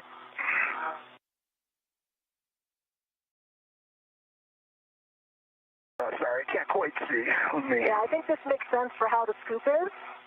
This is going to be able to attach to the scoop handle. The only problem is you might want to put the ret on the other side of the scoop. So take a look. Jaws are going to close around the starboard side, and I see what you mean. Let me do that. The scoop is locked, so I can do that. Concur? Concur. Houston, following along.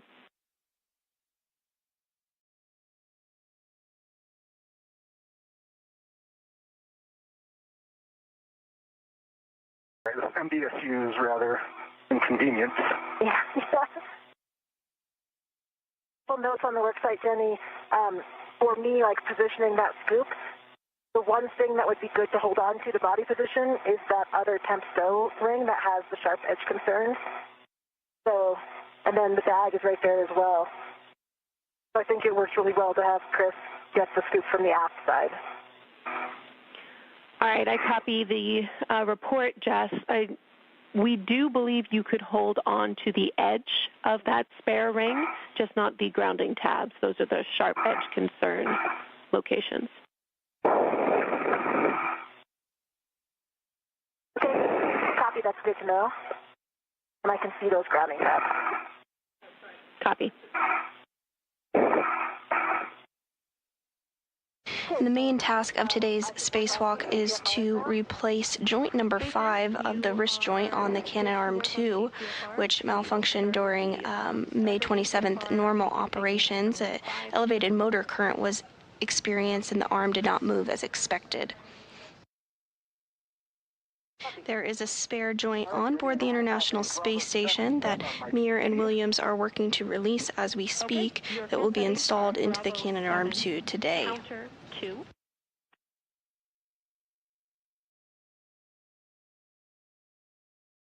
Bravo 7, counter 2 is set. Good readback. You can start releasing EDFs. We suggest you start with EDF 5. This will be 5.5 turns.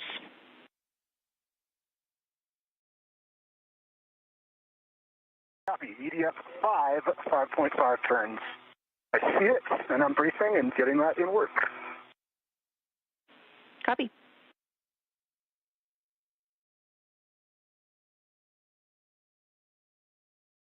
I have a ret on the APSR. Copy. And a reminder, this is the potential sticky locking collar APFR. We're well equipped to handle that should it come up. And Williams now going to use the pistol grip tool in order to further release the spare joint on board the space station. Great news. Thanks, Jess. I am starting turns on EDF 5. Copy.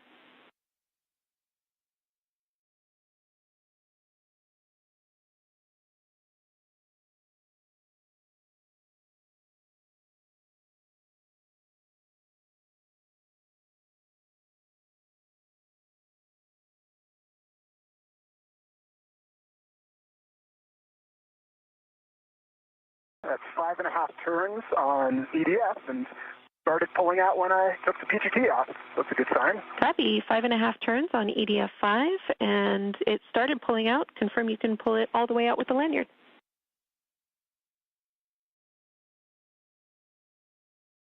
Work. Lanyard's a little bit twisted. Let me see if I can get my hand in there. EDF 5 is fully extracted. All of the retaining tethers are good. Looks like the bolt at the top did come a little bit loose, though. Okay, we copy, and it does look like it's popped out to us, so that's a good config.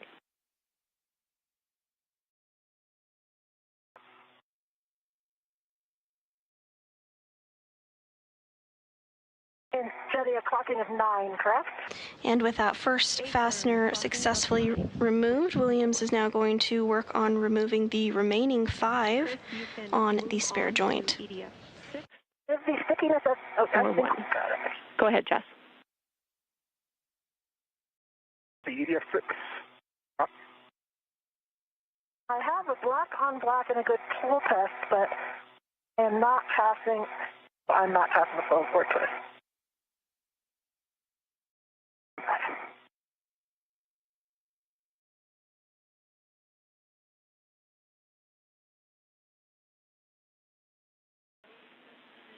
Copy.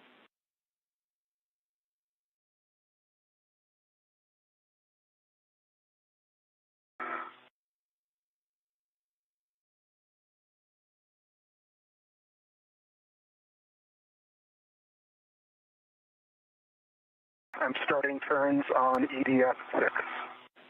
Houston copies. This sticky locking collar, I can see that I'm in.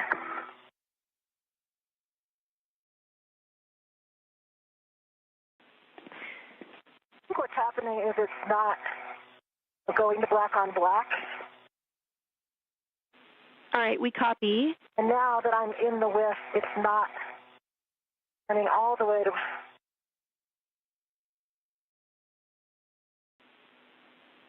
And Jess, we just want to make sure that there's no interference as you're installing this with structure. Okay, so potentially you could deploy the ingress aid. We think that that might have been preventing a good install. The locking collar might be a separate issue.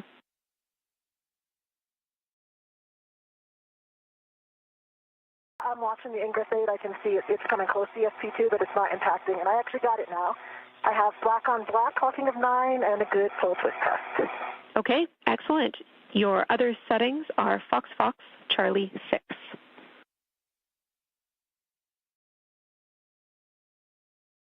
Fox Fox Charlie 6. Good readback. And ED1 can confirm that EDF6 is extracted. Copy, EDF6. And same thing on EDF6. It does look like that nut at the end. It does look like that nut at the end unthreaded a little bit. All right, we copy. Not a concern, but EDF6 is extracted. You can move on to EDF1.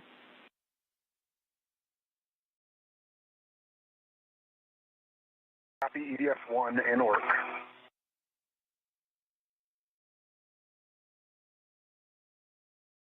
Williams continuing to make good progress in removing the fasteners from the spare joint outside the International Space Station.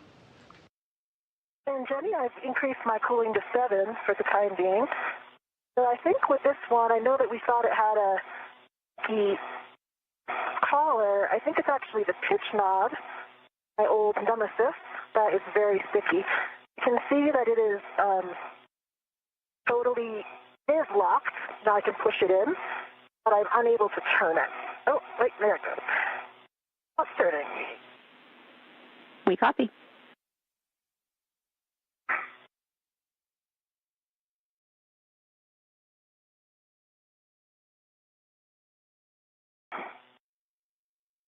And meanwhile, Jessica Meir is working to remove the articulating portable foot restraint from the worksite interface structure on board the International Space Station and get that installed, where she will be utilizing it today. When the pitch knob is locked, can be depressed. Let's see, that was Charlie and 6, correct? A-firm, Fox Fox Charlie 6, and copy, good check on the pitch knob. And we're starting to come up into a sun pass of the International Space Station, which orbits the Earth every 90 minutes. So we'll see a sunset and sunrise every 45 minutes throughout the duration of our spacewalk today. With my BRT down here. Okay, we copy. That was the one that we thought might be a more challenging reach with the wobble, too.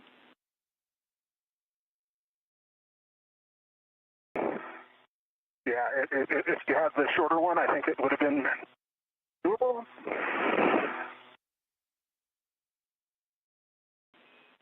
Let me see. One last try. Hey, good data. Thank you, Chris.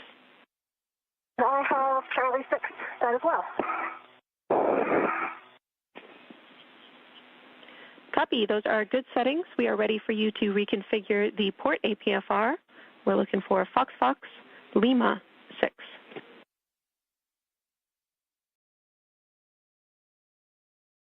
Copy.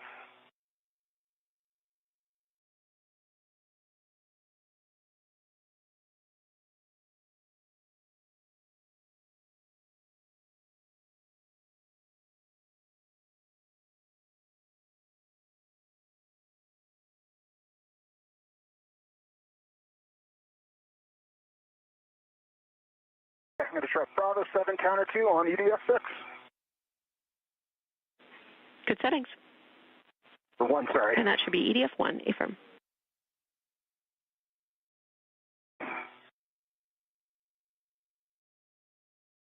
Five and a half turns. Copy 5. Jenny, I see that this handrail that I was planning on using for a lot of actions, which is just on the front face of ESC2, just starboard of my ATFR. It does have a handrail clamp on it. So does that mean I cannot waist tether to it?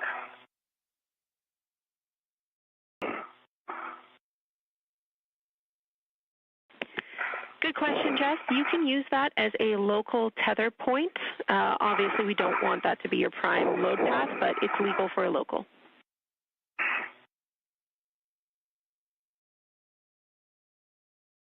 Copy, legal for a local. And also for BIT? Affirm.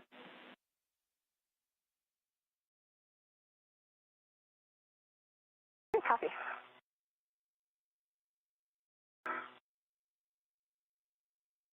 Okay, Jenny, I've got those 3 EDFs, 6, 5, and 1 released and pulled out. Copy. 6, 5, and 1 released and pulled out.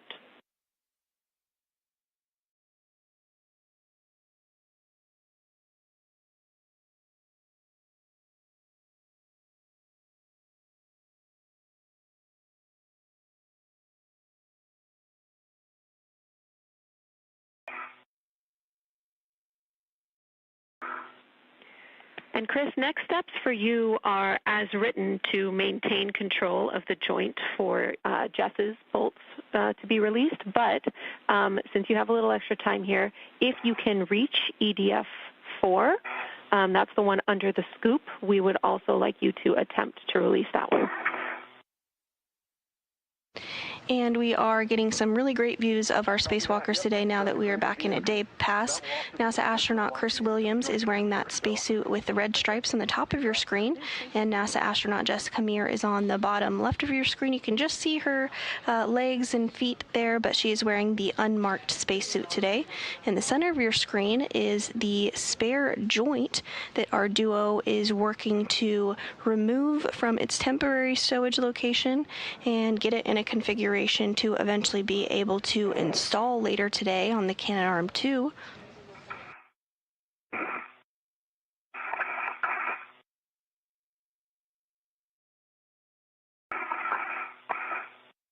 We've just surpassed the 1 hour mark in today's spacewalk.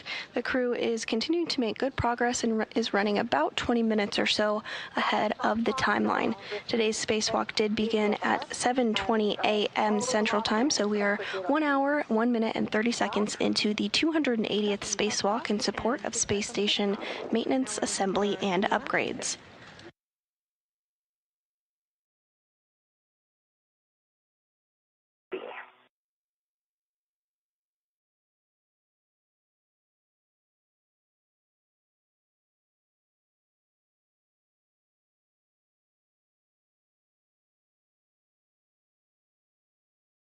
Five and a half turns on DF4.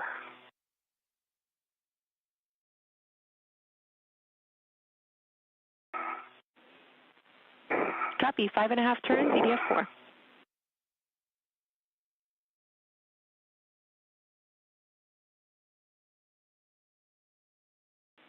I see you stowing your PGT, Chris. We'll also take a confirmation that the lanyard can be pulled out.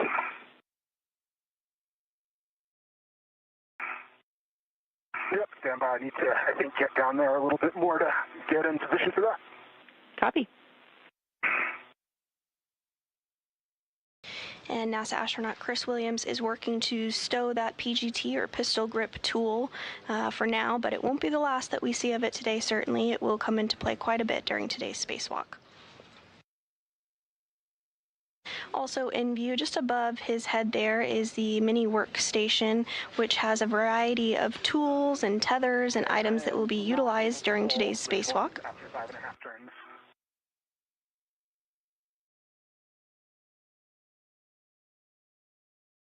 Came out a little bit, but not the whole way.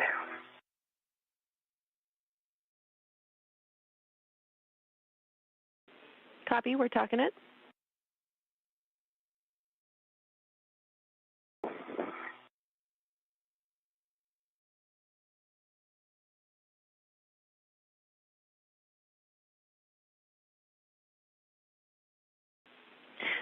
Chris, we would like you to try jiggling this EDF as you're pulling it out. If that does not work, we will move to doing an additional 2 turns.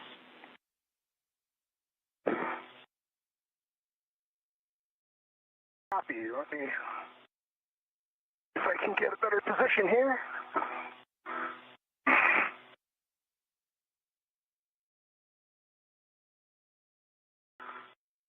And Williams continuing to work through steps to release that spare wrist joint. Yeah, the scoop is kind of in the way for me to get a good hand on it.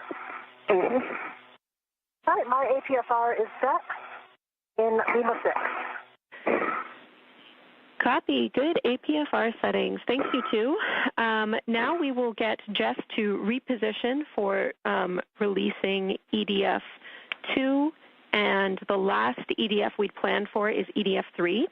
So after EDF 2, let's just take a pause and make sure that Chris can maintain control of the spare joint.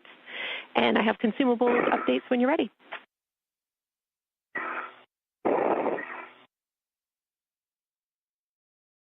EV1 copies all and ready. EV2 copies, just one point. I'm in a good position right now for bolt 2. Since it's more port, I think I'm going to need to stay here more port, which means after the bolt, Chris, I could reposition a little bit to help you guide it in. Copy. That make sense to you? Does. I can, yeah. And Houston's fine with that plan.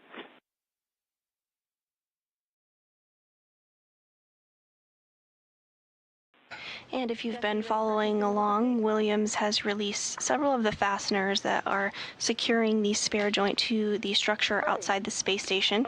And now Jessica Meir is going to work to release the remaining fasteners. You're both doing a great job. The limiting consumable is EV1 MEDOX at 7 hours, and you're around 20 minutes ahead of the timeline.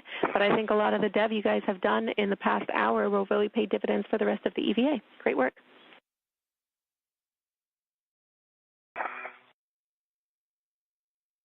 EV1 copies. EV2.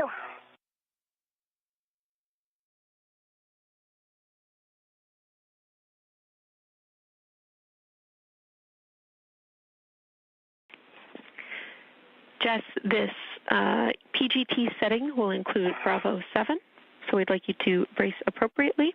Let me know when you're ready for those settings.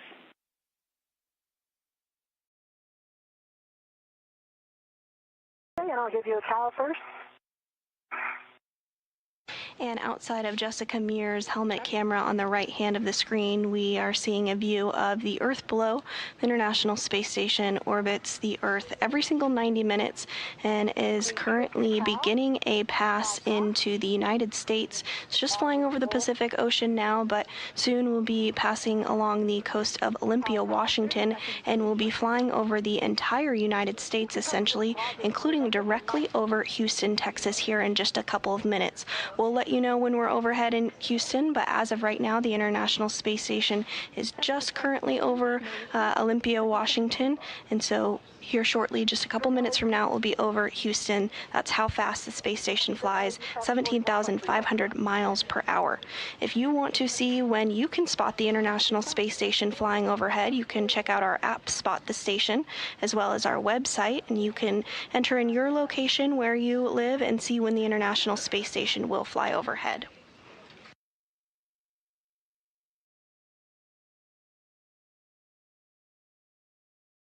And this view from inside the International Space Station Flight Control Room, where the Orbit 2 team is being led by NASA Flight Director Fiona Koviak. Here in Mission Control Houston, there are a variety of console positions that are staffed to maintain the International Space Station and its systems, including during today's spacewalk. Today's spacewalk is the 280th in support of space station maintenance, assembly, and upgrades. After the handover, and we can confirm Bravo 7, counter 2.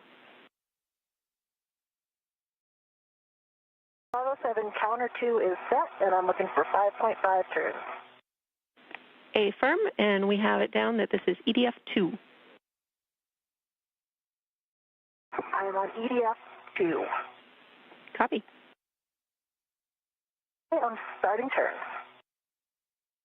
And as we regain some views and communications with the crew on board the space station, or outside the space station, rather, as they complete today's spacewalk, NASA astronaut Jessica Meir is completing the 5th spacewalk of her career, and she is currently working to remove some fasteners holding the spare joint for the Canadarm2 to the International Space Station that will be installed later on during today's spacewalk.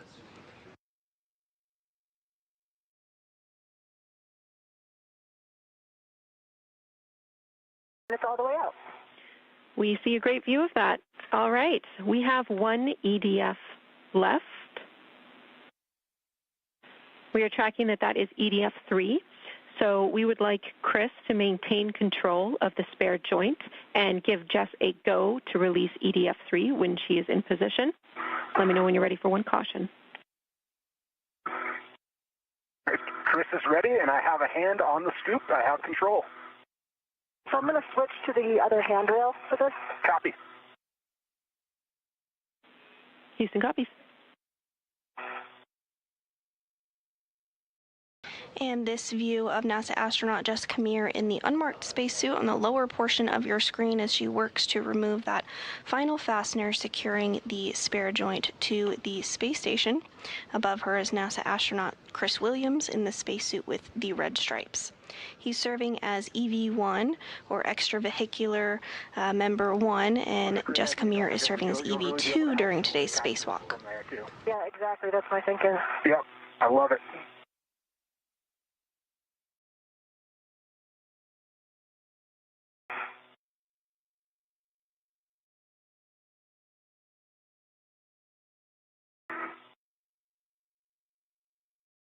All right, Chris. I've got control. Copy. Before you start turns, caution, minimize loads into the joint or mutt ball stack mutt on the CTC handrail. On, EV2. Hey, Chris, I'm starting turn. Houston copies.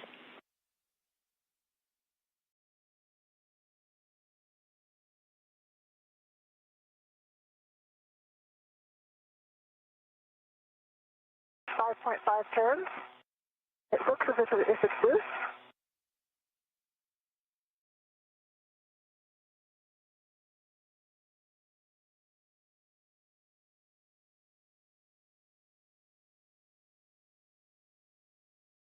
There's some space between the washers, but it is not pulling out. Yeah, I have that same. Oh, there it comes. Yeah. Oh, it's coming. All right. I think since it's a box 1, it's a little bit side-loaded. Yep. I can see it moving. Okay. I'm gonna. Does it look all the way out? I can't see it. It looks like it looks all the way out. I think it is as well. Okay, wait. Before you pull it out, I'd like to fill my PGPs. Yep. Houston's following along. Looks like I'm guessing I may need a little. Good EDF. We'll verify all of them are still extracted before you release that joint, and then you can work together to move it out of stock and stow it on the mutt ball stack mutt. I can't see number 1, but I can see 5 and 6 are fully extracted. And as our crew members continue to work on removing that last fastener securing the Canadarm2 to the International Space Station, here is a view of the arm where the wrist joint will be repaired during today's spacewalk. As we mentioned, the International Space Station a few minutes ago was entering the United States. It's now currently flying over Amarillo, Texas at 17,500 miles an hour, so getting a view of the state of Texas below the Canadarm2. Here in just a couple of minutes, the International Space Station will be flying directly overhead in Houston. So if you're in Houston, if you're on your commute to work, make sure you give the space station and its crew members a little wave. All right, I got it out.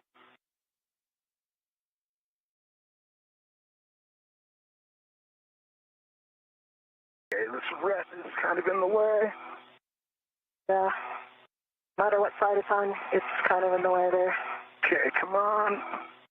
You can move it a little bit in any direction if you like. Yeah, can you pitch it? So right now it's angled a little bit too far down. Okay. Can you pitch that? Yep, keep going a little bit more. Trying to get it flush in the mutt jaws. And on your screen here, we can see the spare joint is making its way loose. The crew members are making sure to keep it nice and secure as they do so.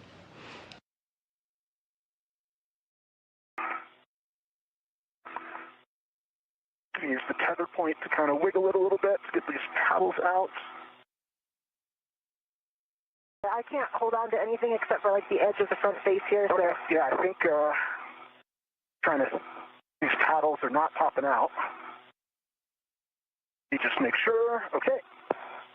We got jaws closed, paddles out, and nope, not quite. Yeah, those There we go.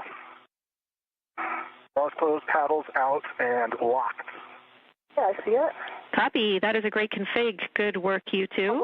The joint now should be tethered to ESP2. We will have you reposition the ball stack so that the joint is facing forward. This is for reach once you are ingress to the APFR, Chris. Copy. Copy, Chris, and I'm going to keep a hand on it to keep it away from me. Just obviously you can see for us to be watching are the two wrecks. Yep, I see them. They could easily get caught like in the EDF and that kind of thing. Yeah, I kind of see one of them. I don't know if you can see that closer one. It looks like it's underneath the MOI. I think it's okay where it is. Okay. Just to watch, when we get it off. Okay. I think that's a good position. It's about as far forward as I can get it. I think that looks like a good position to me. Okay. Let me try to see a little bit more. Well, I get as much reach as I can. I think that's about what we got. Vectors all look good from here. I got a great view of them.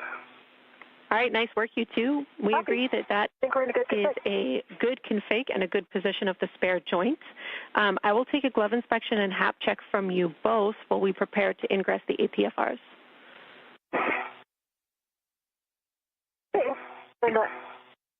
EV1 has a good dry HAP.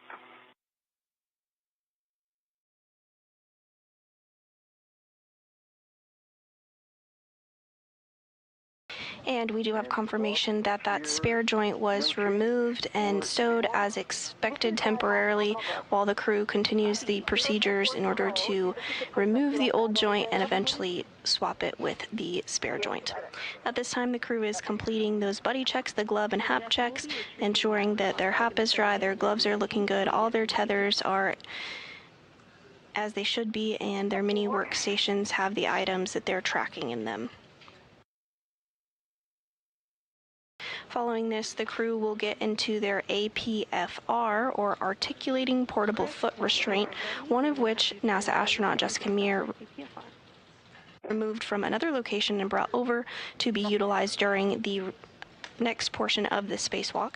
The APFR is utilized quite often during spacewalks as it helps provide some traction and hold for the spacewalkers for their legs. Of course, in the microgravity environment of the International Space Station and the surrounding vicinity, things float, so it helps to have your feet secured to give you a little bit of traction to be able to complete your work, especially during a spacewalk. I have my BRT on it. I'll get it on my BRT. Copy, Jess.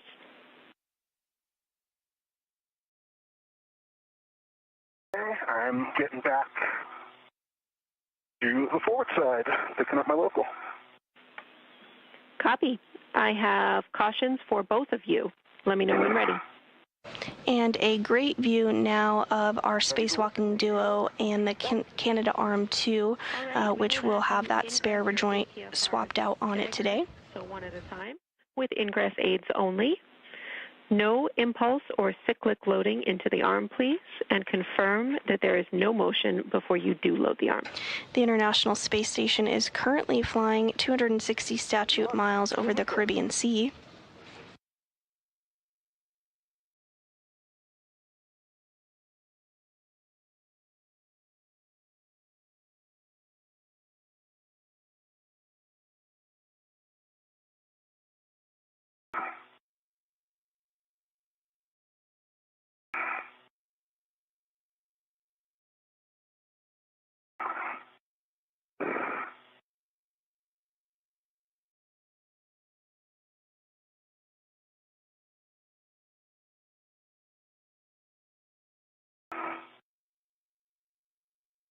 I've got the Airlock bag on my DRT, and I'll get ready to get into position for ingress.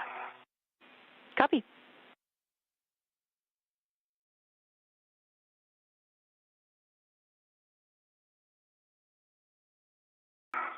Next up for our spacewalkers is some preparation for the Lee cluster remover. The Lee is the latching end effector and is similar to the hands of the Canadarm2, and that Lee cluster does need to be removed in order to get access to the area where the joint is going to be replaced.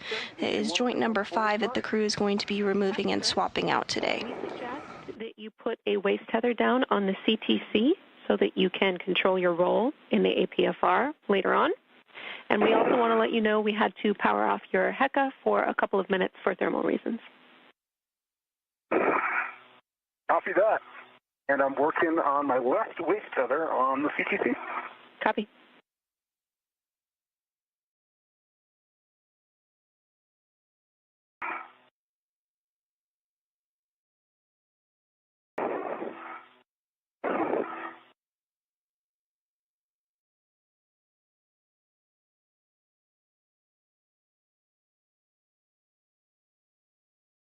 Interesting, Journey. I didn't expect the pump module to be sticking out so far. It actually, the front lip of it actually extends over my yaw pedal.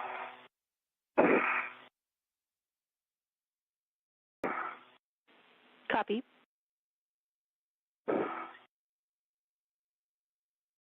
This shouldn't be a problem, just you know what I see.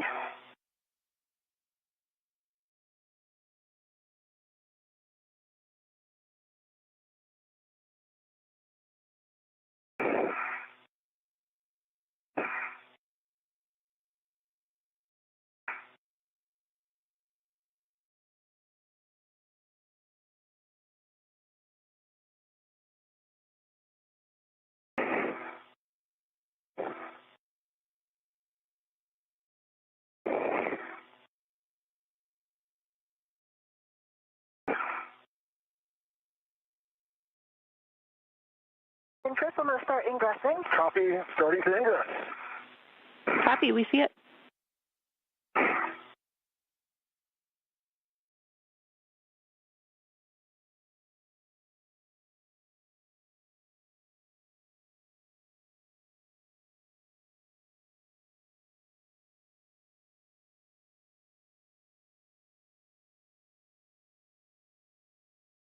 Right foot's in, heels locked.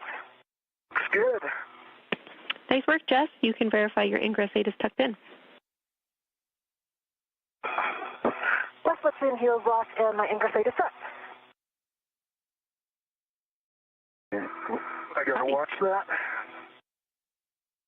My thought, Chris, take a look at this. In this vertical position, I'm not going to be able to get my PGT out right against this MBSU. Oh my gosh, yeah. The pump module, yeah. All right, that's the pump module. Yeah, I think you need to take that out. Reverse. Yeah, I will get my right, I'm going to take my right foot out and see if I can lean over enough. Because I can't, I have nothing to roll against either right now. Yeah, you might be able to yaw your way, like if you yaw to your right. Copy. You might be able to make space. You think I can reach my yaw pedal? It's under the lip of the, also under the lip of the pump module. You see that? Yeah, I think you could. Yeah, you're like right up against that pump module. That's not what I. Yep, you're on the yaw pedal right now. If you push your. I'm actually just trying to do this. Yep, you're clear of it. You're clear. Yep. It's out. It's forward. Okay. All right, I'm going to ingress. Houston's following along. Great problem solving, you two. With the PGT out, Jess, you will be stowing that on the crew lock bag and also performing a socket swap. So putting the rigid socket from the PGT to the ERAD from the crew lock bag with a pull test.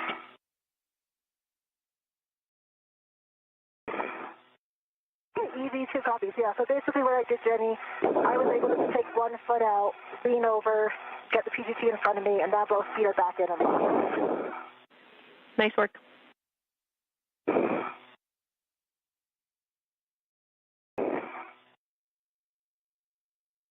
and we said, and we're going to start working on the ERAD, correct? Affirm, you are going to swap the rigid socket from your PGT to the ERAD. If you can give me a double check, Jess, I think I'm in. You're looking. I can't quite see your heels. I feel in. Looks like they're in, yep. All right, I'm in. Good job. Looks great, Chris. Check the ingress aid is Ingress aid is tucked. You got the check. Thank you. Ingress aid tucked for ED1. Okay. You can verify your reach to the spare joint.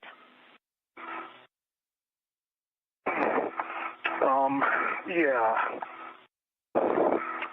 So I can see it. Let me... I can see it too. Let me see. I think I have to...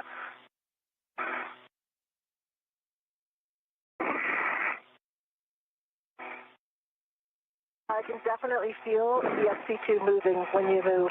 Yeah, I just need to take a foot out, I think. So if I take a foot out, I can get a finger on the tether point of it. Did I put a hook on that tether point? Copy. And Chris, you will be rolling your APFR one position closer to vertical, which is Bravo. Right now you're in Charlie, so you're in the forwardmost roll position. So that will all help with your reach. But that's great for us to know. Thank you. Yep. All right, I'm going to put my foot back in.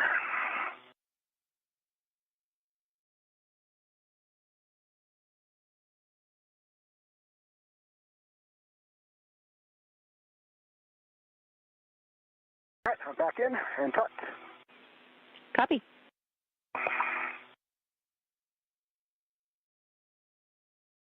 I have the 2-inch on my PGT on my pit pin. I'm gonna, before I fully remove it, I'm gonna get the ERAD out. Copy.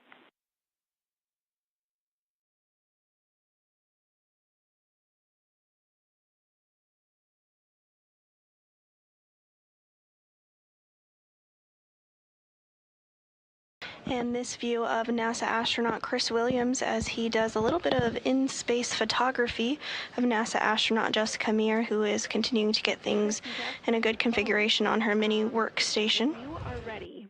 You can give your robo support today. So Jack and Sophie, a go for the R&R position. No issue if you want to wait until the socket swap and bag ops are complete for Jess. What do you think, Jeff? I think it might be better to wait because to see how well I have the crew lock bag. I concur. I think it's kind of could flop out, and the arm's going to be pretty close to us. Sounds great to us. AM1 copies. We are standing by. And in this view, you can see that Williams is in that APFR, that articulating portable foot restraint that we referenced earlier that gives him a little leverage and gets his feet in a good spot for him to be able to do the next portion of the spacewalk, which will include a little help from inside the International Space Station, where European Space Agency astronaut Sophie Adenau will be primed to move the Canadarm to a bit closer to Williams and Meir so that they have good access to it for the removal of the joint that they are replacing today and the eventual swap out of that. So at this time, we're standing by for the crew outside the International Space Station, our spacewalkers Williams and Meir, to give the go to Adenau to begin that arm motion from inside the International Space Station.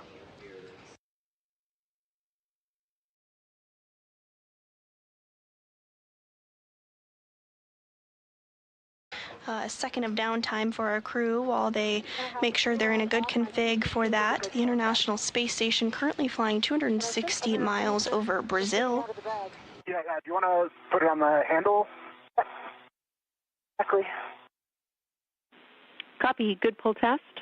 We'll also have you stow your PGT with the ERAD on the crew lock bag. Let me know if you want words on tethering. Okay, that's right. It's the ret that was on the mutt.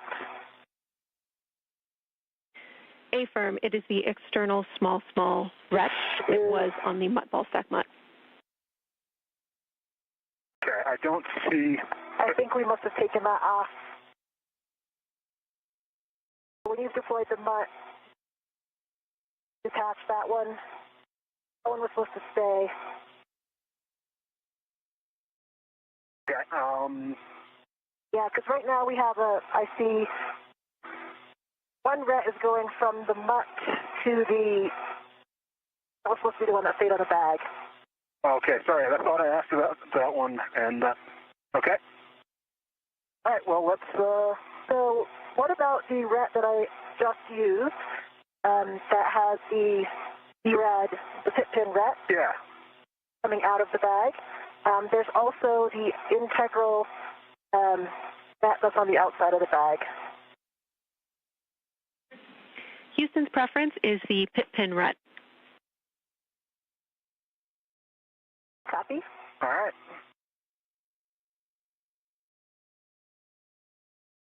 And if you're just joining us this morning, we're continuing to bring you live coverage of the 280th spacewalk outside the International Space Station.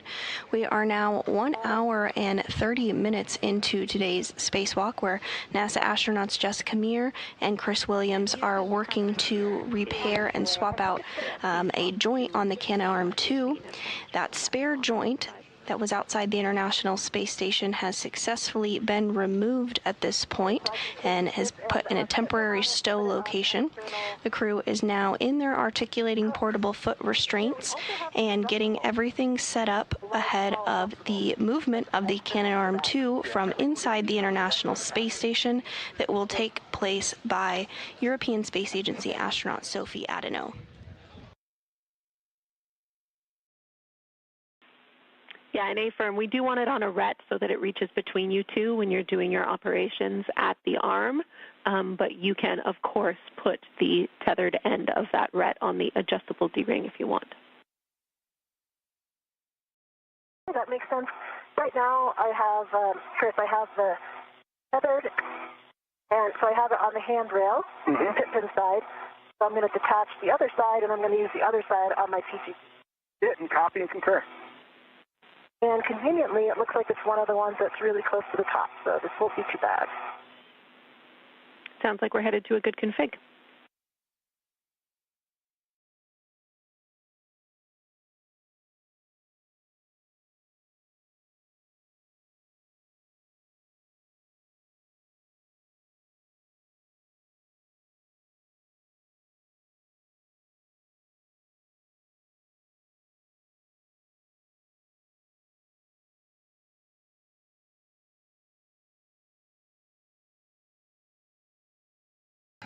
Getting good views from both of the crew members' helmet cams here, respectively, of one another, both in their articulating portable foot restraint. Williams is wearing the spacesuit with the red stripes. You can see him there on the left of your screen, and Jessica Meir is wearing the unmarked spacesuit on the right-hand side of your screen.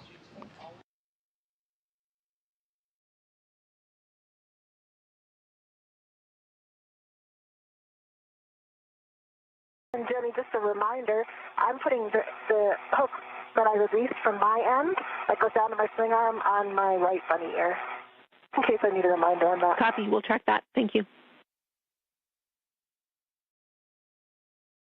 Yeah, that looks like a good config. I see it. Houston agrees, and we are ready for you to work with Sophie and Jack for the R&R position. Okay, Jessica, you ready? I'm ready. All right, Sophie and Jack, this is your EV team. We are ready for you to GCA the arm into position. Our ingress aids are clear, and our tethers and tools are tucked in and clear. EV from M1, we copy. Give us a minute to prepare the maneuver. He copies. And with that, we did get the confirmation that everything is looking good from the outside of the International Space Station to begin that arm movement by the Canadarm2. This will help get the arm in a place where both of the crew members can access it a little more easily. As you can see, they're in their APFR, those articulating portable foot restraints, so a bit easier to bring the arm to them so that they can have that nice grip. And as you can see here, no bad days when you're outside the International Space Station doing a spacewalk. Williams getting some great photography in while they have a bit of a down moment awaiting this arm movement.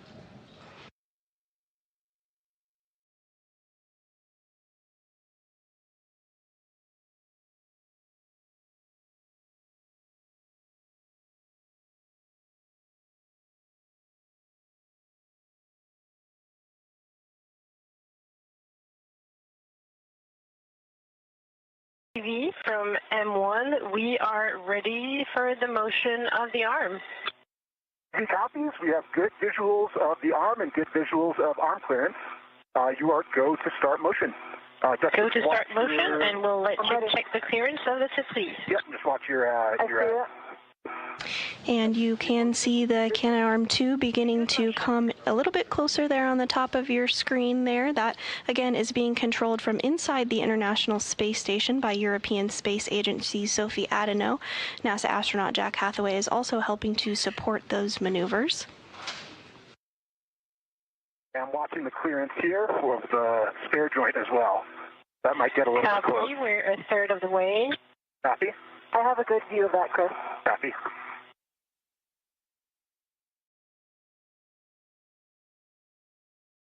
The arm continuing to be inched in slowly but surely by Adeneau.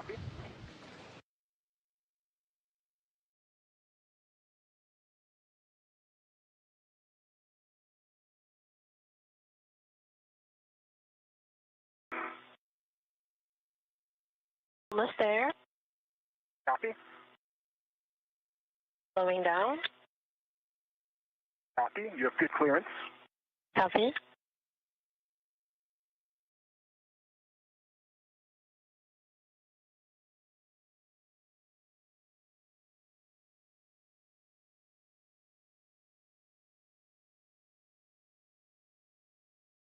TV from M1, we are at the published R&R position. Brakes are on. You are go to verify and assess the reach. The copies, brakes are on, and we are going to do a reach assessment. 82 copies. I can tell you that this is well out of my work envelope for reaching the joint on scoop 7. It's like several feet above my head. Yeah. I can reach the scoop on joint 6, and I actually think I could reach all of the EDF on joint 6 from this position, and possibly the mate demate with the ERAD, but I'll have to put a bolt on there to actually see because I can't see it. Copy that. Yeah, I have a good access to the scoops on 5 and 6. 7 I will need to roll to reach. That's a little bit out of my envelope. I might be able to if I took a foot out. I think the EDF number 3 on joint 6 is going to be hard for me to get with the 6-inch, so I might need the ERAD for that. I think the other ones, I can get all of them from this position. Okay, so...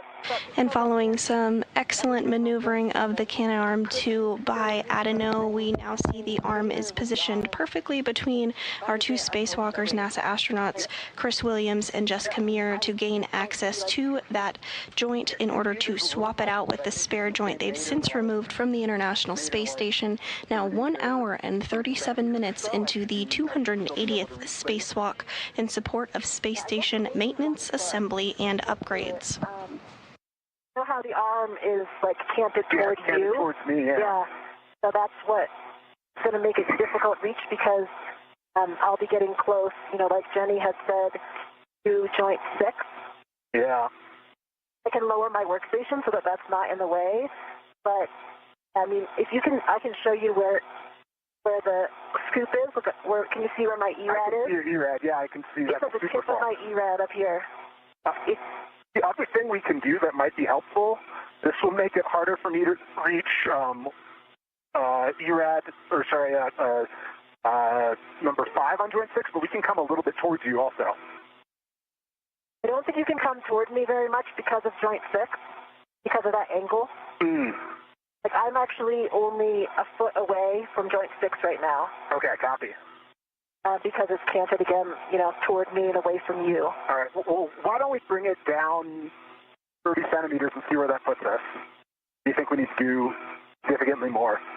Let's start with that, and we can assess. Okay. Zach and Sophie from ED, we are going to go for a GCA. We're going to be looking for 30 centimeters station nadir. And as we look at this view here on the left of your screen, we have NASA astronaut Chris Williams. Just below him on the lower right of your screen is NASA astronaut Jessica Meir. almost dead center in the screen from this view is joint number 5, which is the joint that is going to be swapped out by our spacewalkers today. So the duo is working alongside the ground team to ensure that they have the best possible positioning to access this joint in order to remove it and swap it out with the replacement joint, which you can see floating just behind Williams there, behind his arm, slightly to the left of the joint number 5.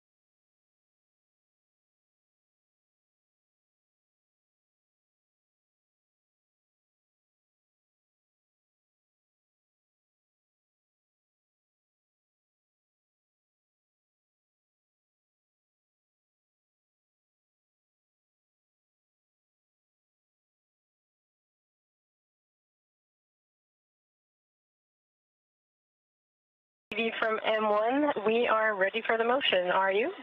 M1, ready for motion. Go to start motion. Okay, go to start motion. Starting motion. I see motion, and it's good motion. Copy, good motion. And Adeno now moving the cannon arm slightly to better position it for access for the swap out of joint number 5. Ramping out. Copy, ramping out. Still a bit high, but maybe if I take a foot out, I think I might be able to just reach it. Okay. But I also want to make sure, that's what I'm going to be holding on to. Yeah, that you can get a good... So, I'm thinking about how it looks in the pool, and I think it was still further nadir than this. It's going to, of course, start making things more difficult for the EDF and the teammate. ED from M1, we did the motion of 20 centimeters. We could give you a little less than 10 more. Yeah, we can do... you want 10 more, Jessica? Yes. Yep, let's continue 10 more centimeters. Copy, starting motion for 10 more centimeters, station nadir. Copy. A bit more adjustment of the arm in order to get it into just the right place to ensure that both crew members have access to all the points that they will need to swap out that joint. Up there. All right, ramp out. Ramping out. I think that will do it. I'm going to have to, actually try to touch some things here and see how it goes. Yep, I think this will work for me as well. I may need the ERAD for number 6 on joint 5, but we'll see how it goes. Copy. I'm just going to adjust my TCD. Okay. Yep. So we're ready for brakes and to do a reach eval. M1. Copy. Stand by 1. So right now we have the brakes on, and we need a couple more steps. We call it GCA complete. Yeah, GCA complete for now. We're going to do a reach eval, and we'll see what we can do.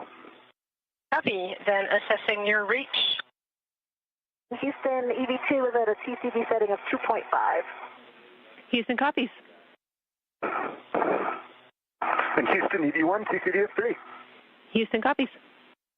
And before the cannon arm 2 is powered down for the swap out of the wrist joint, Williams and Meir are going to go ahead and make sure that from every angle that they need to access, that they have the proper reach in order to do so for that swap out. I just want to remind you about the scoop install. Hopefully the new positioning of the arm, a little more nadir, helps you access that joint 7 micro square while keeping the 6 EDFs in your reach chest. But we are ready for the scoop install as you're doing this assessment or after. EV copies. And M1, just to confirm, brakes are on. We're good for reach assessment. Yeah, confirmed. Brakes are on, but the arm is not saved. But for the initial assessment of your reach, yes, you are go. Brakes are on. EV copies. Do you want to go ahead first, Jessica, and get some hands-on? Yeah, I can touch EDF1. On joint 6, I'm talking now. I can touch EDF1 and EDF2, and also EDF6. Definitely the limit of my EDF. Okay. And I can touch the EDFs 5, 4, and 3 on joint 6. And I can touch 2, 1, and 6 on joint 5. And I have a good reach to all of my microsquares. Copy. The joint 7 microsquare is still a little bit out of my reach, but I think I'm going to be able to get to it, especially if I take a foot out. Okay. And mate, G-mate, I cannot. Can you see it? Yeah. I can not. But if I took a foot out, I might be able to. Because right now, I have no eyes on it. I know where it is, and so I think that with the ERAD, it's going to be around here, right, Chris? Yep, I'm seeing if I can get eyes with my mirror on it. But I am struggling to see it.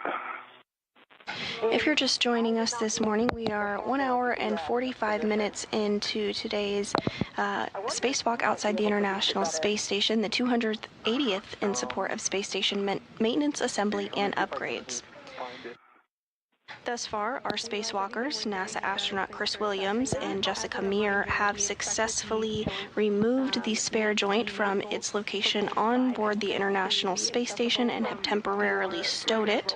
Forward position. Additionally, the Canadarm2 has been maneuvered into place by European Space Agency astronaut Sophie Adano from inside the International Space Station. Now, Williams and Meir are working to confirm that they have access to all the proper areas that they will need to begin the removal of the joint that is no longer working as expected, ahead of swapping it out with the new joint. Yeah, I'm not able to see it. It's a little too angled away from me. Okay, is it pointing, like, do we expect it to be pointing more toward me? It should be, actually, because since the whole joint 6 is canted this way, it should be also. Yeah, I think from the other position, so I think it would be a good idea for me to get the scoops on, and then that was the idea, Jenny, before, but weren't we also going to assess my reach for joint 5? I actually am not that worried about my reach for the EDFs in joint 5. Yeah, Jess, we I think it's going to be are fine, comfortable with the reach assessment that we've heard so far, and we agree that the joint mate-demate bolts will be more accessible for the other position. We would like you to install the scoops now, please.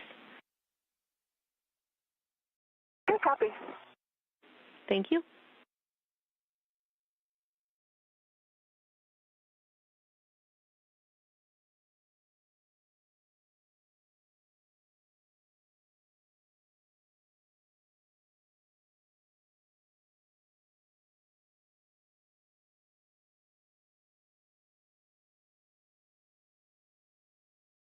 Unfortunately, the angle of the joint test is just such that I can't even get eyes on the mate-demate with my mirror. Copy. I can see the mate-demate on joint 5 with my mirror, and I can see the indicator very well. Copy, Chris. Thanks for letting us know.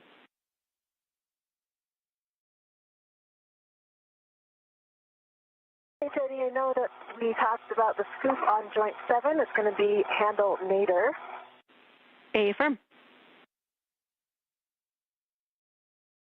And as the International Space Station begins to start into a night pass, you can see behind NASA astronaut Chris Williams there the separation from light to dark. We call that the Terminator line. And just behind him is a little bit of the full moon. Scoops out. They're still redded. Copy.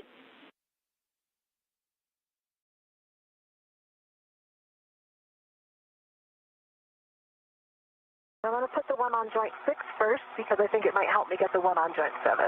Okay, that sounds great to us. Keep in mind that we had planned for this handle to be pointing aft in zenith, so toward the lee, but this is the one where you thought a different position might work better? Yeah, I don't actually, I was going to try aft Zenith first, but I think that the bayonet fitting interferes with the box. It's not going to let me do that, I don't think.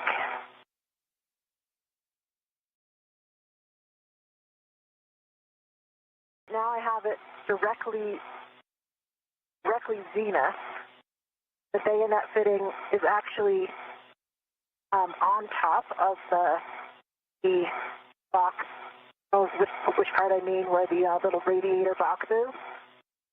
It's not on top of the radiated material, but just the MLI. I don't think I'm not sure it's going to fully install in this position. Okay, we copy. Yeah, I think that might have the same issue on mine.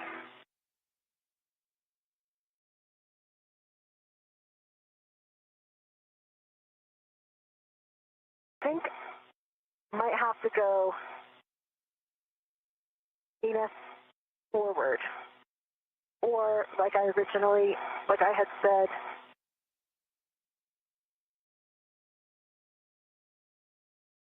get back and capture.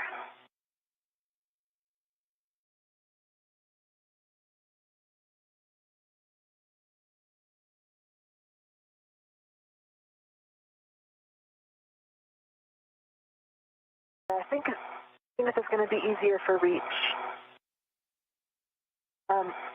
It'll have to be Zenith forward to not interfere.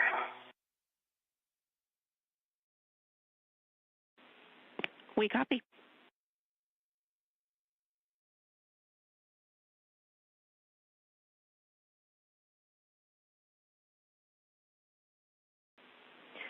And Jess, we are good with that position. If you are, we are 20 seconds from a short handover, and once install on Scoop 6 is complete, you can move to Joint 7, handle nadir. Yeah, I think that it's the best option because of the bayonet fitting. I can't go either directly Zenith or aft Zenith. That is. And you did hear those communications about a handover. That refers to a brief time period where we do not have either communication or visuals or both with the crew members. This happens when we have handover between our satellites, but is typically pretty brief. Here inside the International Space Station Flight Control Room, the team of Orbit 2 flight directors is being led by NASA Flight Director Fiona Ankoviak. Out a little bit purposely because it keeps getting stuck under my T-bar. Me too. I've been having the same issue, so I'm doing the same thing. The ingress aid slightly out.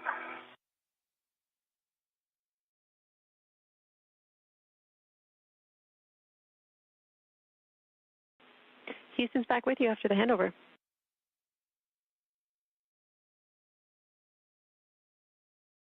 He copies.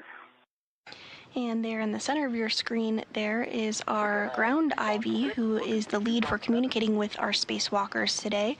You may recognize her voice from the Artemis 2 mission.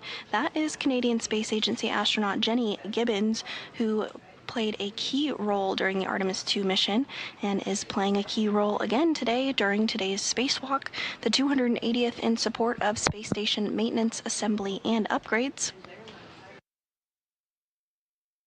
We're approaching the 2-hour mark into today's spacewalk. This is the second spacewalk for Williams and the 5th for Mir. That is on there and locked. I've got both scoops on. And remind me of the rep plan. These scoops, Jenny? The RET plan is you can leave the AET tethered to the scoops.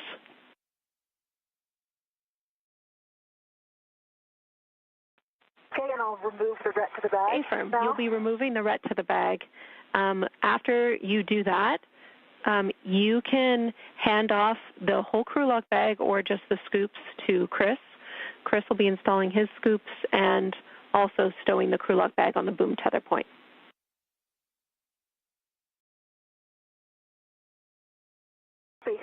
And Chris, do we want to leave these out on the handle as well? That's a great idea. Yeah, let's do that. Okay. All right. So let me check this. Rep to the PGT is not, it's blocked out right now, so let's get this in a better config for you. You think under or over is better path? Stand by. I think over. Yep. Right now I have my BRT right on it, and it's on this end of the handrail. Copy that. And get it off my BRT.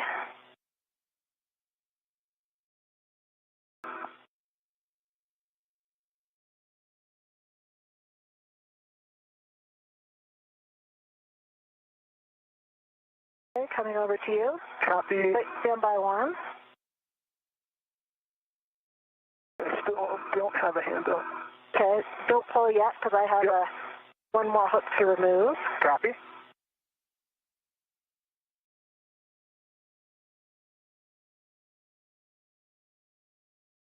Got a hand on the integral strap on the side of it. Okay, I'm going to push it towards you. Okay, Remember the PGT is on the end. PGT and ERAD is coming as well. I see it.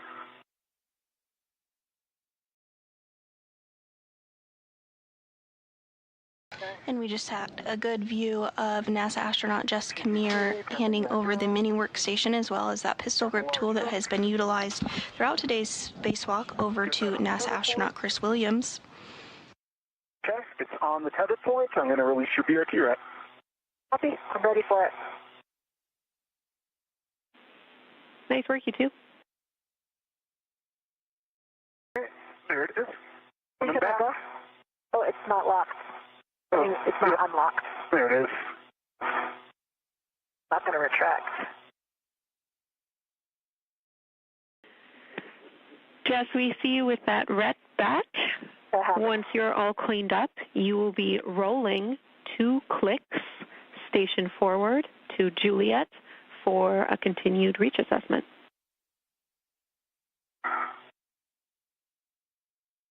Copy.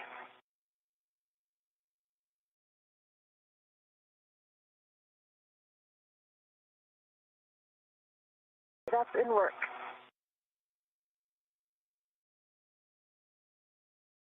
Okay, I see your roll pedal. Foot is on it.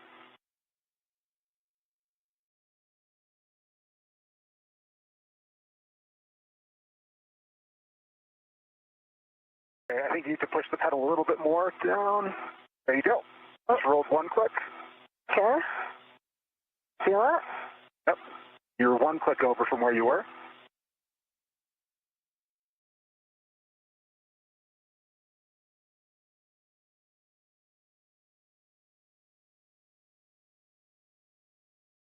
So you're over 1 click. I think I moved more that time. Nope. That's just still 1 click from original. Okay. Williams and Meir continuing to verify access to all the areas that they will need in order to remove this joint that is no longer working on the Canadarm2 and replace it with a new joint that was already on board the International Space Station. They've already removed that spare joint and have it in a temporary stowage location while they work to verify this access, and then will remove the joint that is no longer working. Okay.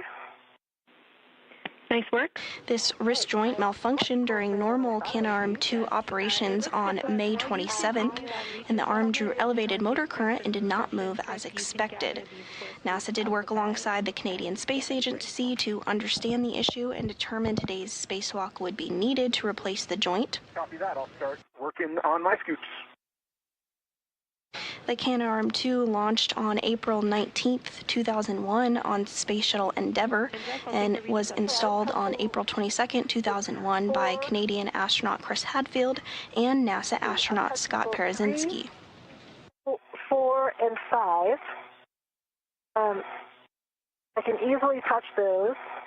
I'm so close that, This is not the first time the Canadarm2 has been serviced. There have been 3 previous maintenance spacewalks on the arm, one in 2002, one in 2017, and the most recent in 2018.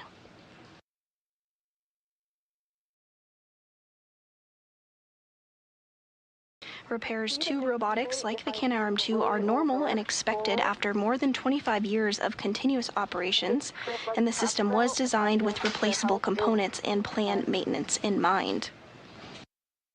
Keeping that ERAD in position. And then the only another option for me would be to roll one more click to my left. Then I think I would be able to see that even more easily. That is not a bad idea. I was thinking the same thing for those if we really are struggling that we could go one more roll. I see where the teammates are. I think I'm touching them right now on joint 6. But given the angle, I can't actually see the bolt itself.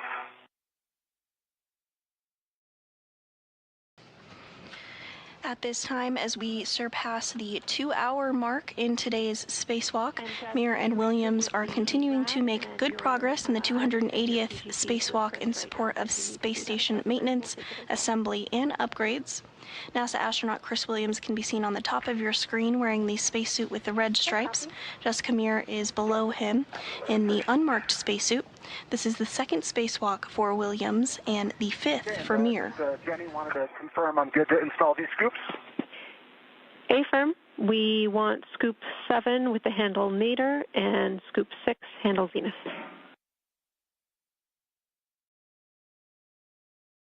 Zenith 7 Nadir, copy.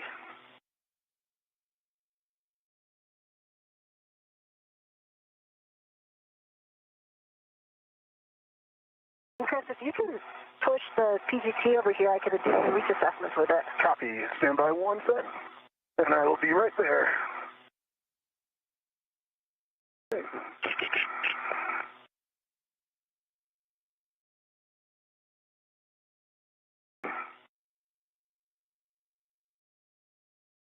I have it. You have it? All right.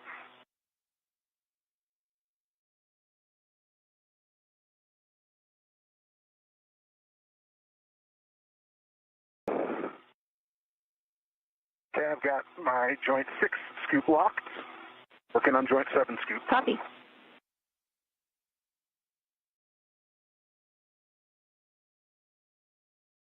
I have a good angle with the ERAD for bolt 4.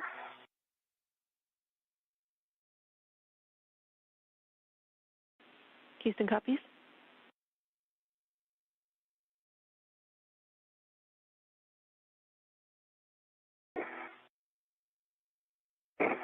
Also for bolt 5.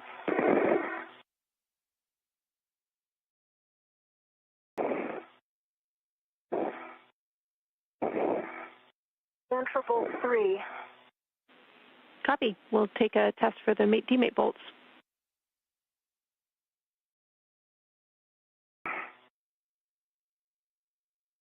And as you can see from this view on your screen, there is a socket that has been placed on the pistol grip tool in order to gain better access to the bolts that need to be removed in order to gain access to the joint 5, which is the joint that will be replaced today.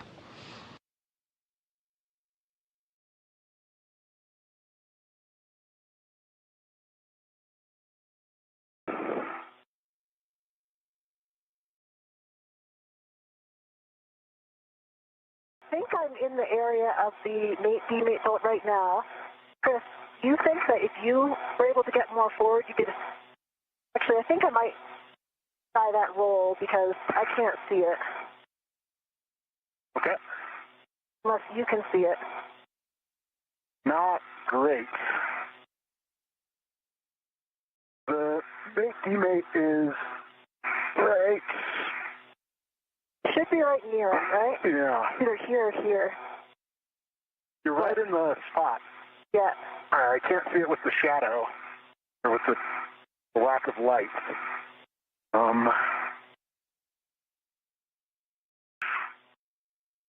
me see if I take a foot out, if I can...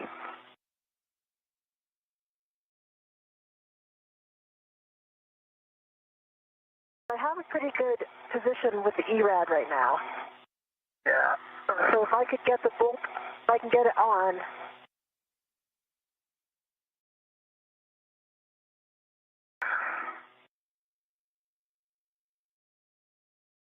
You know, I might be able to roll over one. All right, let me take my foot out and see if I can lean over and see it. Yeah. The foot I can get a lot closer, but I still can't. Kind of in a shadow right now. Okay, I see it.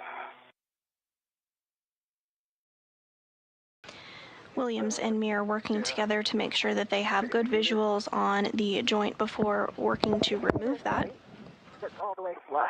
Okay, yeah. This is the bolt. I'm on it. There are a series of bolts that they want to have good eyes on in order to properly release that joint. I think if I roll one more, it might be easier. See about like 6.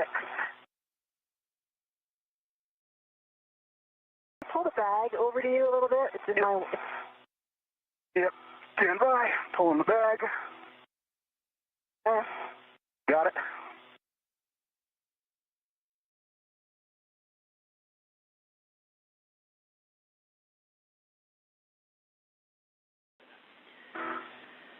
Chris and Jessica, we're really happy with the reach test you've given us so far, and we agree that at crew discretion, rolling an additional roll forward on Jess's APFR would really help with that bolt. We can see that you're right about on it. We understand the lighting conditions might not be helping us. But right now we're just trying to assess whether we are ready to power down the SSRMS to continue. So we would also like to move to a reach test similarly for the joint 6 mate-demate bolt. I'm on that right now, Jenny, and it's kind of the same thing. I can see I have the ERAD basically right. I think I'm on it right now. Copy? Yeah, I'm on it. I've got a good reach to that. I'm on the bolt. It might have, just like we talked about, if you can get a hand in there. Yeah. I'm kind of blind for this one. You might be too far away there. Yeah, this one I don't think I can. I think I'm going to be okay here because I can provide enough force upward into the bolt. So I think that this one will, I think I'm good for mate-demate on 6. Okay. Okay, that's good news for us, so thank you. The only thing that would help with this, one last comment, the only thing that would help with this mate-demate on 5 is if we could bring the arm station aft a little bit.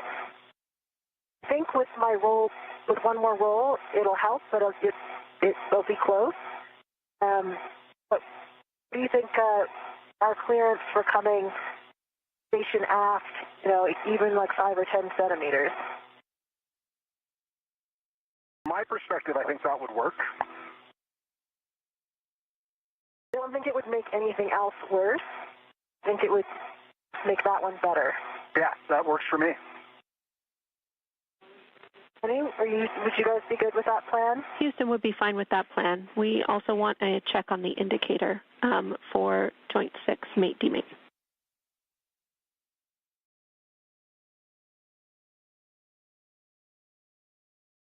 NASA astronauts Chris Williams and Jessica Meir are continuing to evaluate their visuals and reach in order to begin the next portion of today's spacewalk, which will be to release the joint 5 from the Canadarm2 and swap it out with the spare joint that they have already grabbed from an area of the International Space Station.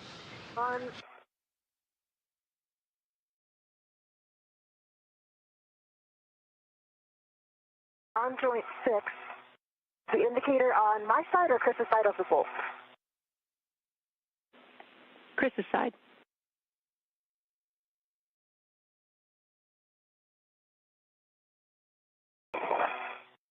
Okay.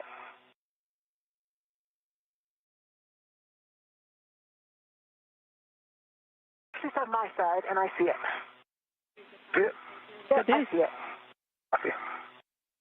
Here, it's better that it's on my side. Yeah. The one on joint 5 is on Chris's side. Joint 6 is on my side. So, yeah, I think...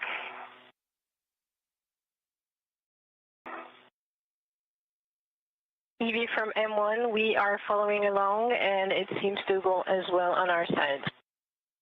Okay, so, Chris, I'm going to toss you back to PGT then, so it's not in between the arms. Copy that. Stand by. I got it. Okay. Yeah, I'm going to just move it off to the side. I would suggest starting with 10 centimeters, and then I would call the stop early if I wanted to stop early. Okay, you have this GCA address. Okay, copy. Stand by 1 and speak to.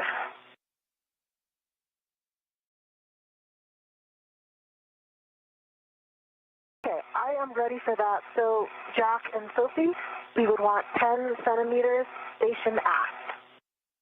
I'll call your stop if early. Okay, and that sounds great. We're about ready to give that to you. We think there's plenty of room between the tip boom and your APFRs, and we don't see anything in front of the Tipley as it moves station aft. The shoulder joint looks clear, so all that stuff, all those clearances look good to you guys too, from your perspectives. Confirm. Yep, we do have the crew lock bag attached to the arm tether point with PGT, and I'll just make sure those don't restrict the motion or get caught on anything. And 1 copy, so give us a minute to prepare the motion. Following further assessment of reach and visuals on the area that needs full access to today, Mir and Williams are now proceeding with letting ESA astronaut Sophie Adeno inside the International Space Station know they'd like a slight adjustment on the Canadarm 2 to give them a little bit better visuals.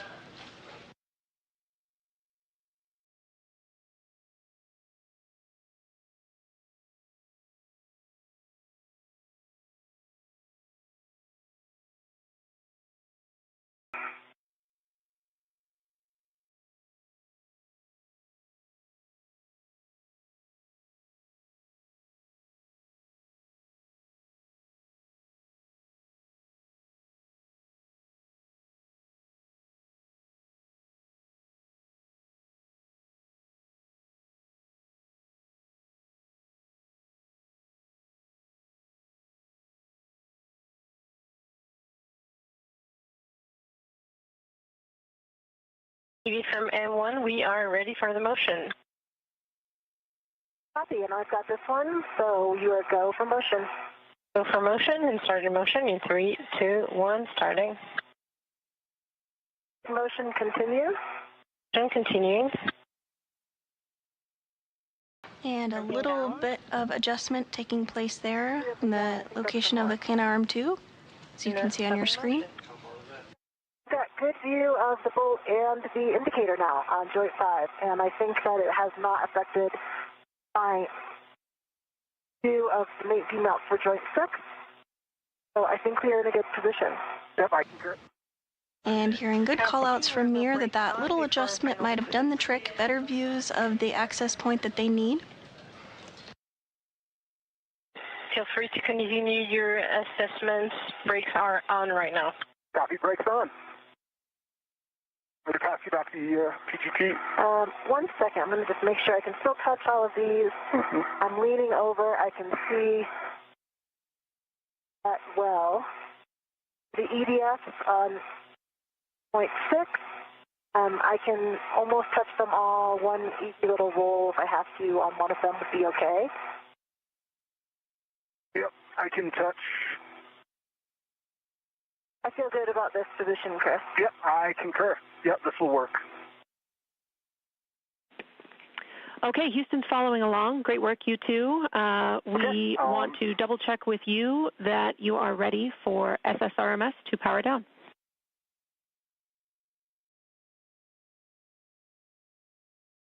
I'm comfortable with SSRMS power down. How about you, Jess? I concur. Okay, ED is good for SSRMS power down. And 1 copies, and I understand that it's also GCA complete, and we are going to save the arm. He copies.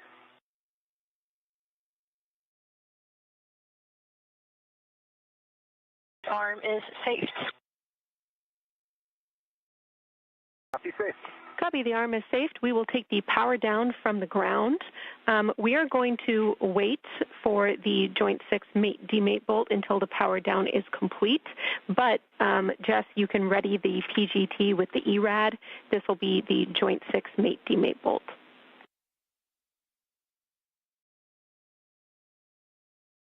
And with that, we did get confirmation that the arm is in a config that allows the proper positioning as well as proper visuals for the next portion of today's spacewalk.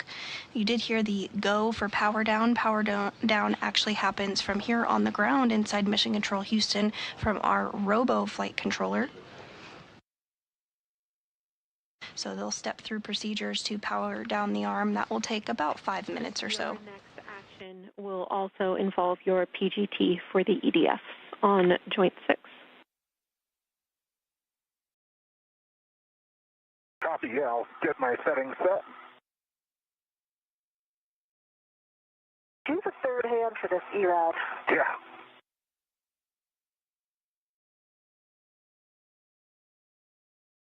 And the next set of tasks that our spacewalkers today will work towards will involve removing a set of joints and bolts in order to gain access to the failed joint, that is joint number 5 on the Canadarm2.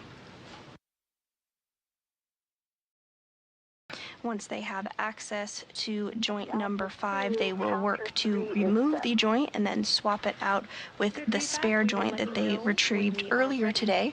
We are now 2 hours and 15 minutes into the 280th spacewalk in support of space station maintenance, assembly, and upgrades. I think I'm in a good position for that now with the ERAD aligned in the correct orientation.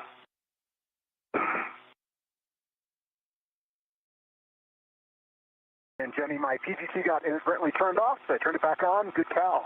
And I'm ready in Bravo 7, counter 2, for when it comes time for EDF. Probably timed out. That makes sense. Okay, copy. And Chris, we will have you stand by until we have released the mate-demate bolt.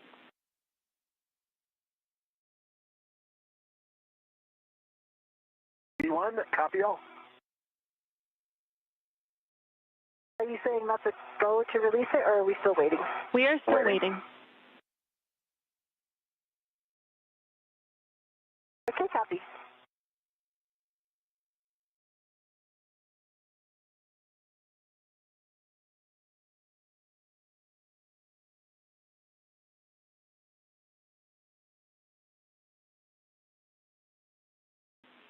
While we're waiting for the power down here, Chris, we had EDF 3 and 4 written with your PGT, and then we thought that you might need for EDF 5 the ERAD.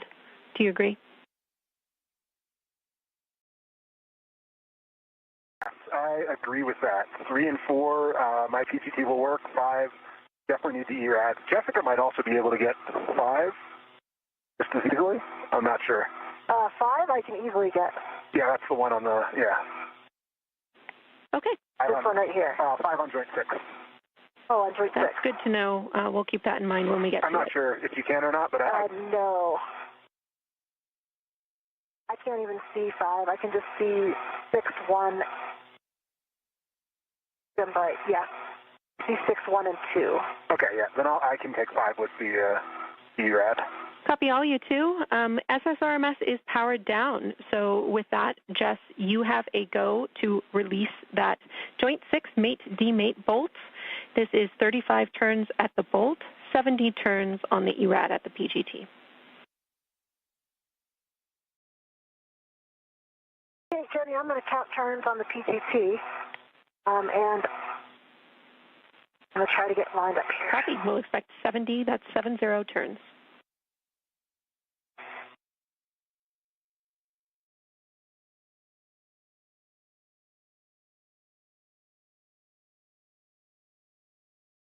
And with confirmation that the Canadarm2 has successfully been powered down from here on the ground in Houston, our spacewalkers are using the pistol grip tool, or the PGT, to help demate bolts on Joint 6.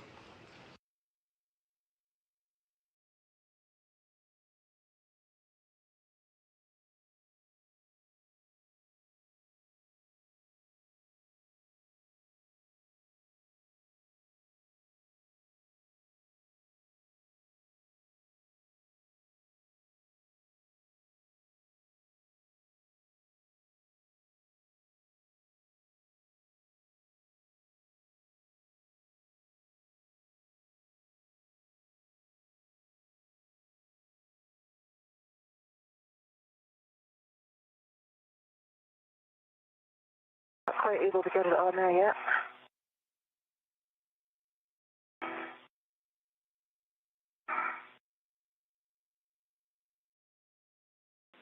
Copy.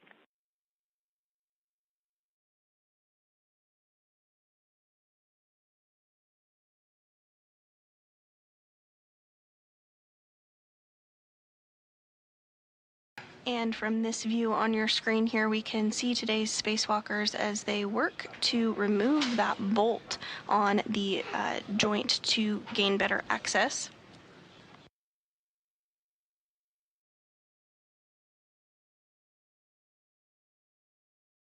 The joint number 5 that will be swapped out today is in the center of your screen relative to our spacewalkers.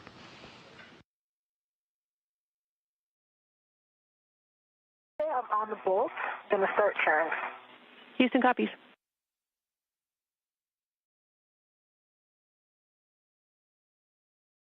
And my PGT turned off. Copy. And on the lower portion of your screen there, you can see NASA astronaut Jessica Meir. She wraps up using that pistol grip tool to release the bolt on joint 6. LED test battery 46, 40.4. I have alpha 2, counter 3 set. Good readback of settings.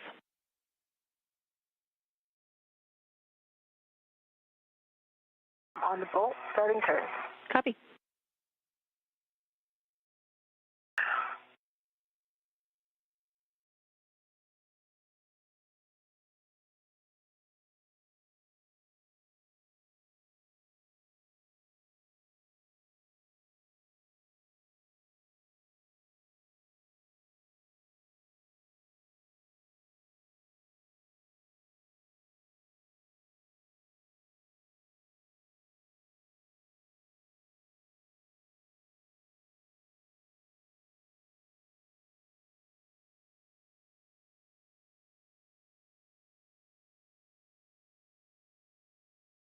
Meir and Williams are working to demate the bolts on the joint 6, though that's not the joint that will be swapped out today, that's joint 5, but this will help them get better access to remove the latching end effector of the space station, sometimes called the lee, but this is essentially the hands of the Canadarm2. These will be removed shortly after these bolts are demated in order to get full access to joint number 5, which is the joint that will be swapped out today.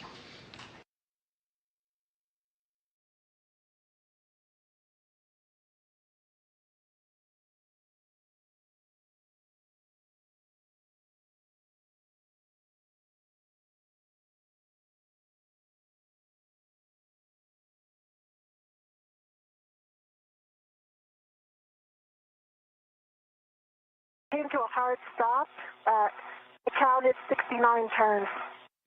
I see 70 turns on the PGT. Copy. Hard stop. 69 turns, 70 on the PGT. Let's check the indicator. I can see that the indicator is now protruded.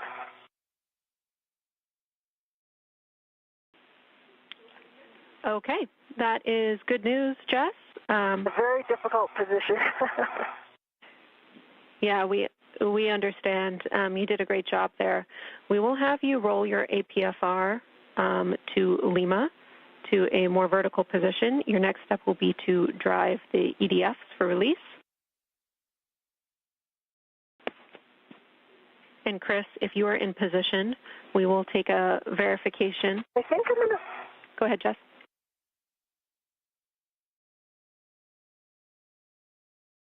Yeah, I just wanted to give, I'm going to have to give Chris the PGT maybe briefly in order to roll.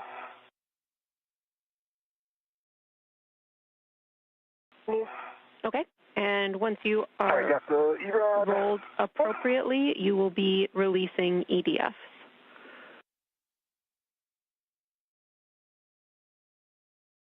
Copy. Hold on, I think the rat for the PGT is caught on something. I think it's just caught itself. There's nothing back here. It's caught on the arm. Oh, there it is.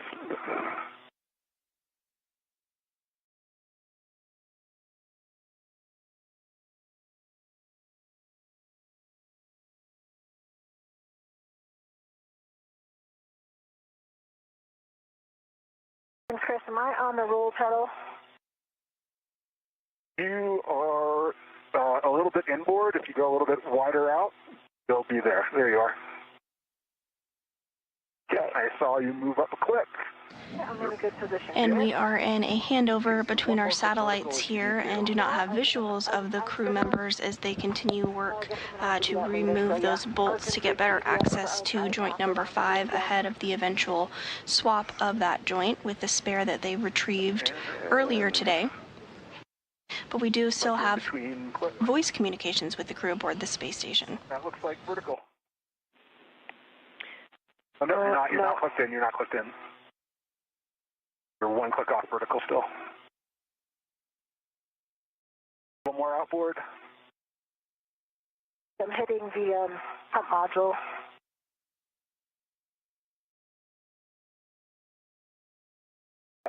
There we go. You're still one click off vertical. Yeah, I think my plus is hitting the...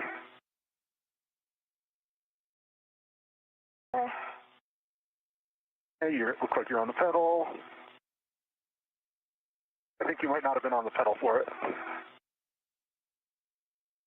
I feel like I'm vertical now.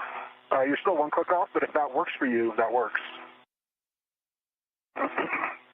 I think it might be my swing arm on the... Yeah, let me get my swing arm back.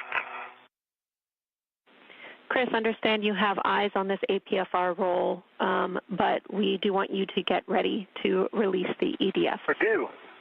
Either you can start with the ERAD if you need it for a You're ball, vertical now. or start with your PGT. I can start on 5 with the ERAD if that makes sense now, or I can pass it back to Jessica. We like you starting on EDF 5 with the ERAD. Copy EDF 5 with the ERAD in work. Your settings are Bravo 2, counter 2. And do you have settings?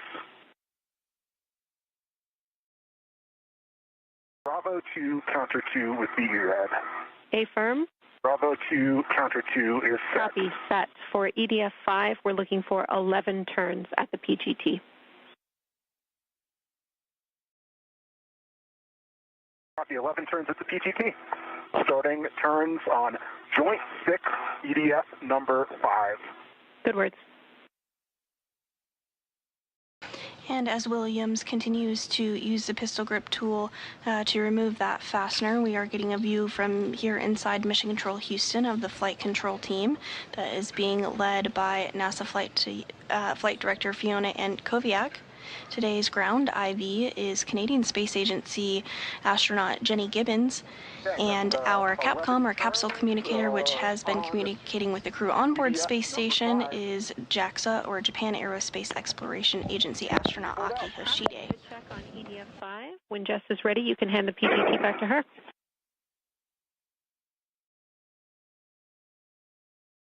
Copy, in work. Okay, I'm still not able to get fully vertical. I think that I'm hitting pump module. I'm going to have to try one more roll.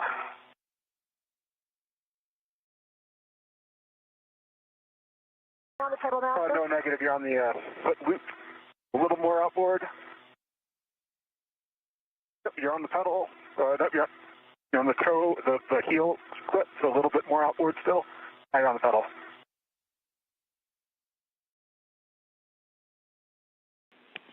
Chris and Jess, for awareness, we are about 1 minute away from an area of potentially ratty calm due to blockage. It'll last about 3 minutes long. Again, we're 1 minute away from that. Copy. You're still one click away from vertical, unfortunately.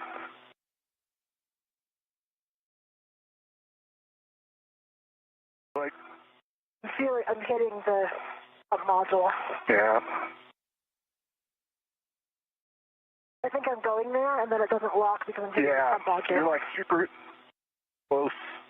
my press. I think my stapler press is hitting the pump module, so... You look like you're there now. Okay. Yes, you're locked. You're there. Okay, I think it is locked now. Yep, I think you're there. Okay.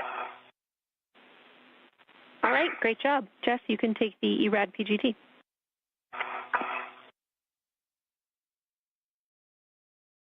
Okay, copy. Got it.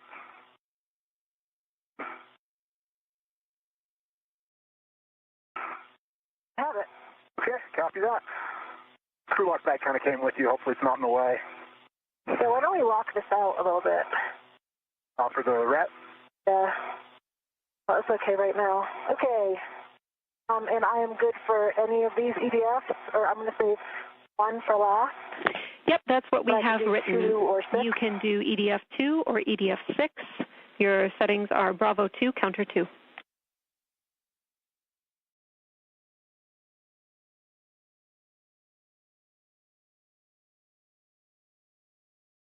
And Jenny, I am ready to work on 3 and 4, looking for settings. Bravo 7, Counter 2, settings for Chris.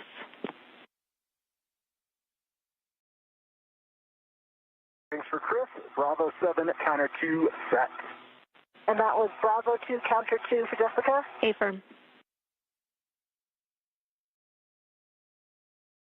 Now 2 hours and 30 minutes in today's spacewalk, we are continuing to hear Canadian Space Agency astronaut Jenny Gibbons provide good words up to the crew on board the space station. Just moments ago, continuing to give language about the pistol grip tool settings that they should be utilizing in order to remove these fasteners and bolts from the 6th joint on the Canadarm2. It's going out nicely. This will help the crew members gain access to joint number 5, which will be the joint that is swapped out later today. For EDF 2, and you can pull the lanyard out.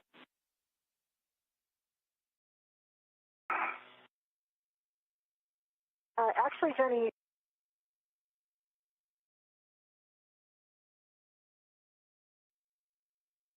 five and I turned on the PC and it was fully released.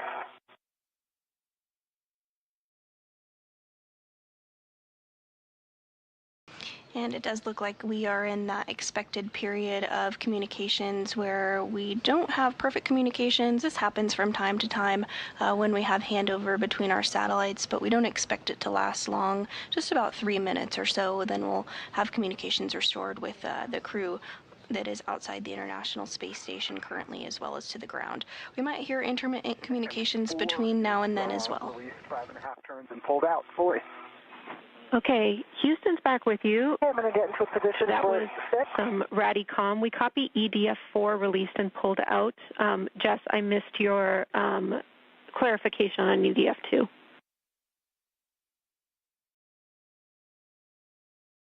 So EDF 2 released at 5.5 turns on the PGT, so half the number of turns is expected. Okay, we copy and understand you're moving on to EDF 6. Yep, and I'm working on EDF 3. Copy, that's the right bolt.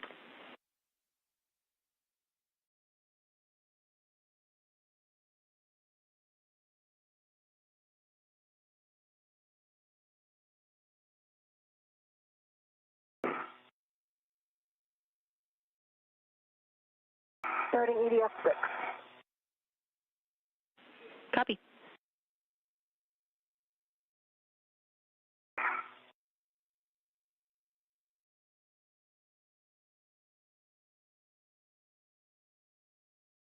EDF 3 fully released with 5.5 turns and pulled out. Copy. Good EDF 3 release. Chris, you can stow your PGT. Please, PGT stowed. Jenny, I have 11 turns on the PGT on bolt 6, fully released. Copy. EDF 6 fully released. The lanyard is pulled out. Jess, you will be releasing the final bolt while Chris gets into config to maintain control of the lead cluster. I would like you to ret to, we have written joint 7 scoop before that final bolt.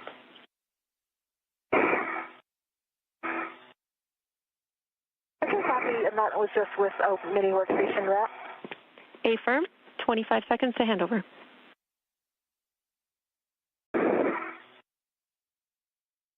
And can you confirm the position that I should be in, Jenny, for this? You should roll vertical to Bravo. Short handover.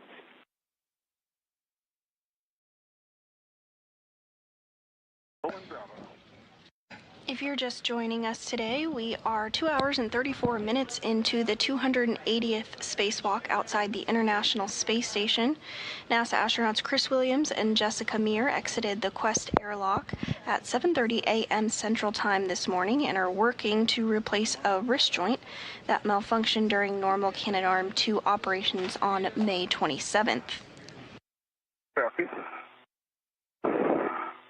Thus far, the crew has retrieved the spare joint from the International Space Station and temporarily stowed it, and are working to complete procedures in order to gain access to joint number 5, which includes removing some bolts and attachments and eventually removing the lee or latching end effector, essentially the hands of the Canadarm2.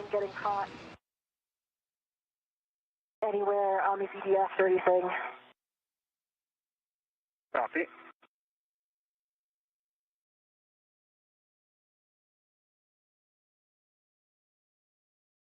Houston's back with you after the handover, and we see the ret to the scoop for Jess. Before you release this bolt, we have a couple of things to talk through. Chris, let me know when your APFR is set, and I'll give you the words.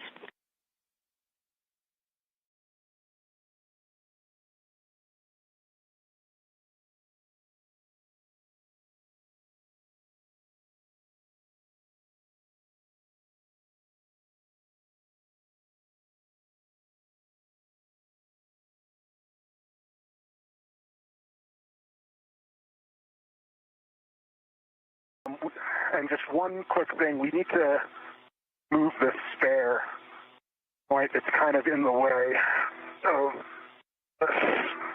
I'm going to need to rotate it.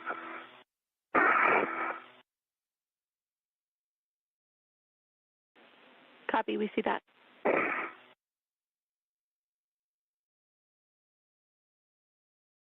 Yeah, I think that's in a good position now. All right, we agree. And Chris, confirm, it looks like you're in Bravo, is that right?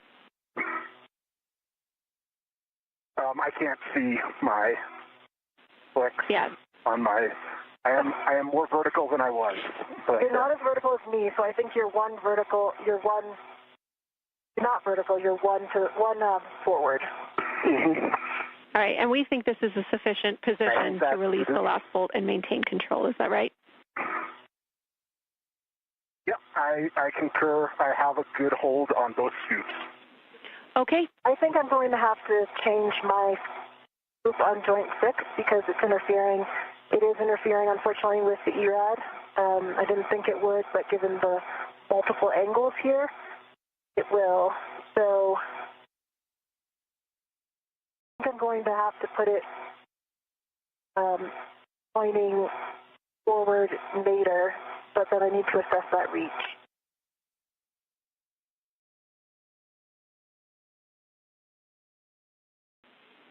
Copy, we're talking about it. 30 seconds to hand over. PGT if that might work. I probably could do it with your PGT, but then you would have to put your PGT back. Yeah. So what do you guys think, Jenny?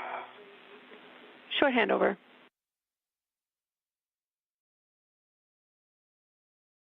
See, I don't know if you can see, but yeah, and the handle is just like, it looks like it's going on.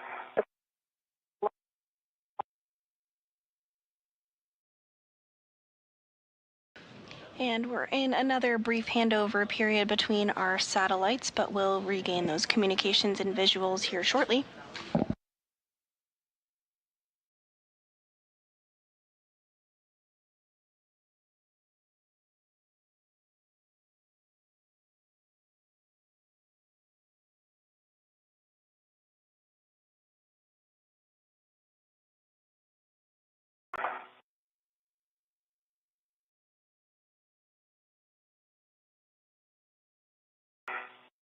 Today's spacewalk is the third of the year, as well as the third of Expedition 74, which is the current increment aboard the International Space Station. We will not have eyes on you for the next 7 minutes or so. I'll take a status, and I have some words for you before release. Chris, I think I did get into a position. Copy, yeah, I see you on it. Yeah. So Jessica's just, I've got good control. ED1 has good control of 2 scoops on joints 6 and 7. Jessica has the ERAD on the last EDF. Okay. Confirm, I have the ERAD ready, and I'm ready to release. Copy. Before we release, we do need to do a HAP and a glove check before we do the mass handling for the Lee cluster, so I'll take that from you both. E1 has a dry HAP and no change to the gloves. V2, same. All right, that's a good config. We are 2 hours and 40 minutes into this 6-hour, 30-minute EVA, limiting consumable EV2 battery, 7 hours and 35 minutes. We are 15 minutes down on the timeline, but with that, we are ready, if you two are, to release the final EDF, and Chris, you maintain control. You have to avoid contact with the Lee mouth, latches, and CLA lens and light. And Chris, once you pass control back to Jess, you will be getting out of your APFR and on the FSE first. We are go. Copy that and confirm you have a rep on the Jessica. I do. All right. Yep, I'm good. And your visor's in a good config. I just put mine down. Yep. Okay. Ready. If you give me a go, I'm going to start releasing. Yep, I'm go for you to release. Okay, copy, go.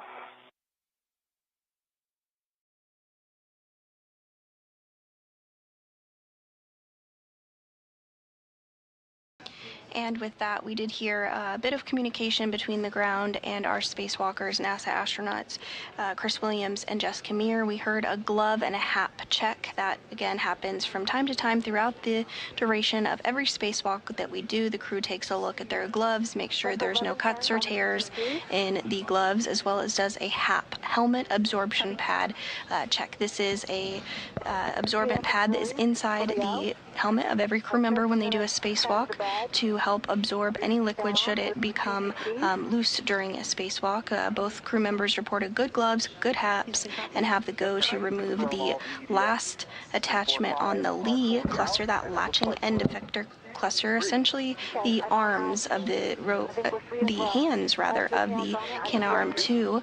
Once this is done, the crew will have much better access to the joint number 5 area of the Canadarm2, which is the joint that will be removed and replaced during today's spacewalk.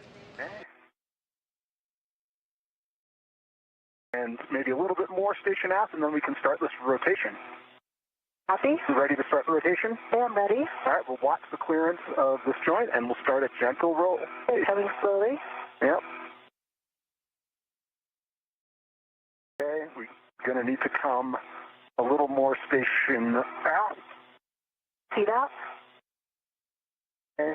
Okay, I need to switch hands. Okay, I'll hold here. Okay, you have control? I have control.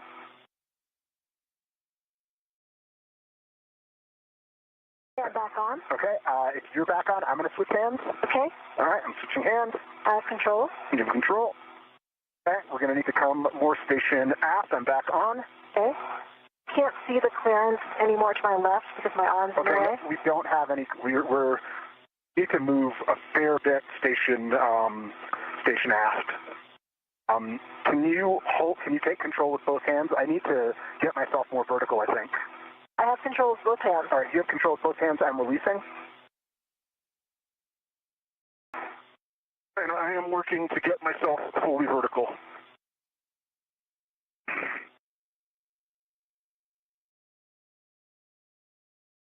And we do have a couple minutes remaining in this handover where we will not have visualization of NASA astronauts Chris Williams and Jess Camere. Again, this does happen from time to time as we have handover between our satellites. We can continue to hear them during this handover period, though. You're getting a look from live inside Mission Control Houston here at the Johnson Space Center. The Orbit 2 team is on console supporting today's spacewalk.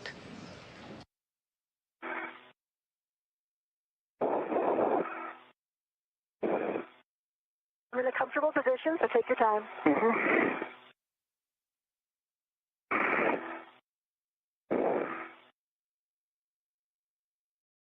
The flight director during this Orbit 2 shift is NASA Flight Director Fiona Ankoviak, who you can see on your screen there.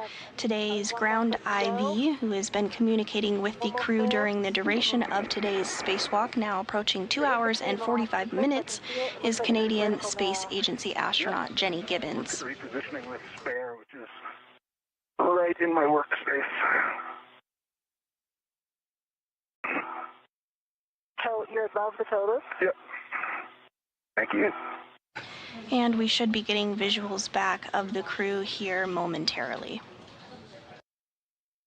Okay, moving the spare. I'm just going to move the spare way out of the way. Yeah, because remember, we're going to both have to squeeze in there, so yeah. I would say as far starboard and zenith as it can get. Yeah, I agree. Really tighten up that ball stack. Also, just so you don't get caught on anything, the camera on your rep, right, the rep on your camera is not, yeah. I see it. And it's, yeah, I think I'm looking at the rest of your tethers, and I see a good config. It gives me a preview as well. All right. Yep, I'm looking at you. Your tethers all looking at good config. You need to bring the Lee a little bit more towards me so I can get a hand on it. Okay. Okay. Working it. And I've got one hand.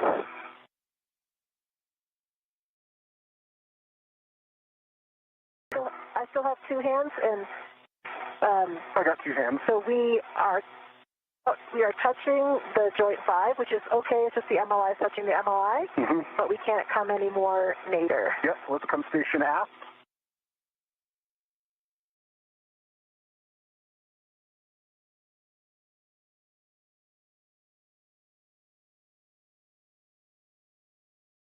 Okay. How are we? Let's see. I'm about as far aft as I can get with my hands. Yeah, same for me. Right now, I wish my scoop on joint 7 was pointed 180 out. Yeah. And as you can see on your screen here, now that we do have those visuals back, the Lee, or latching end effector, the hands of the Canadarm to have successfully been removed by Williams and Meir. They're going to now work on temporarily stowing that Lee cluster, as they don't need it right this second.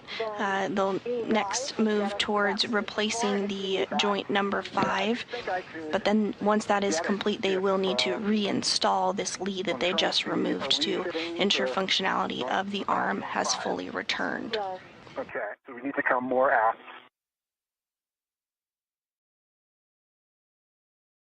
I can't really come any more aft.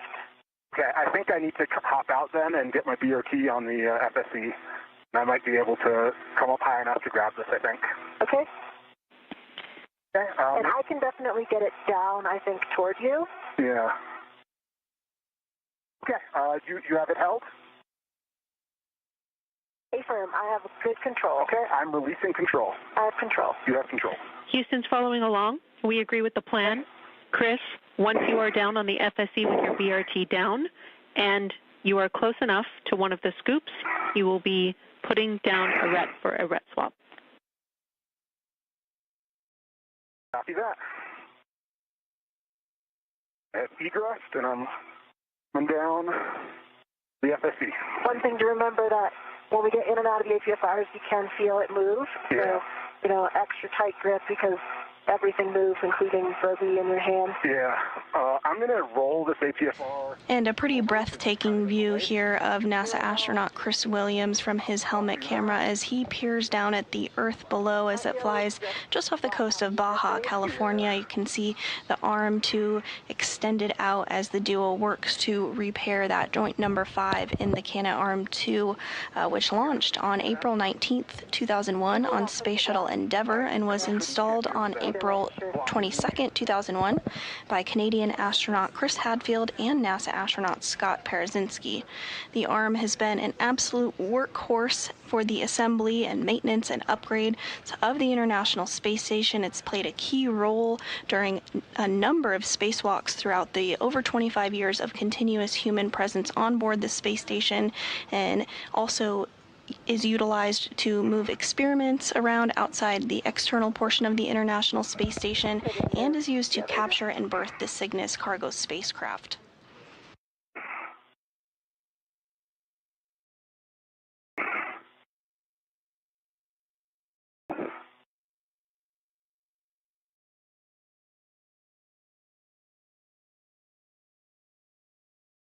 Okay.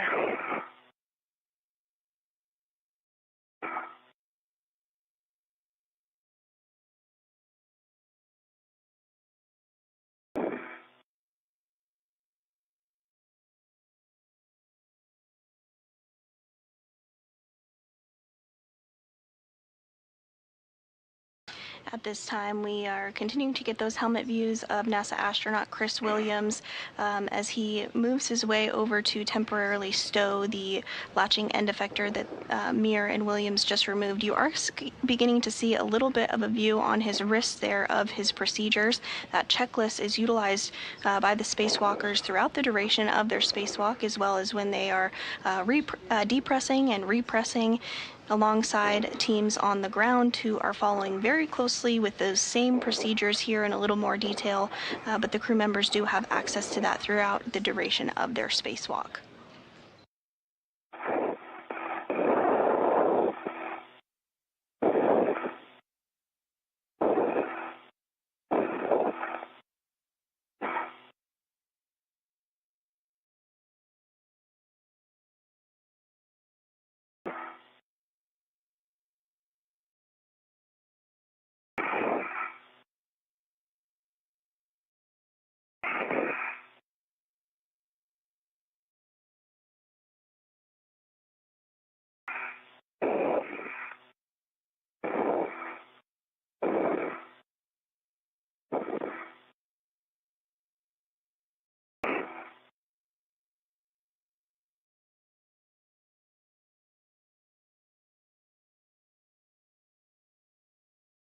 And as you can see there, as it moves slightly, as Jessica Meir continues to hold on to it, that latching end effector has successfully been removed as part of today's procedures, and that will help gain access to the joint number 5, which will be taken off and swapped out with the spare joint the duo removed from the outside of the International Space Station a short time ago.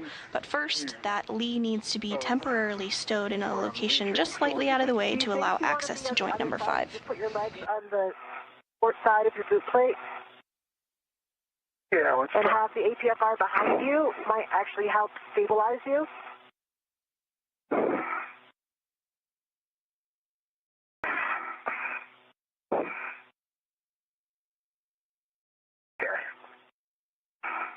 I can get one hand on it.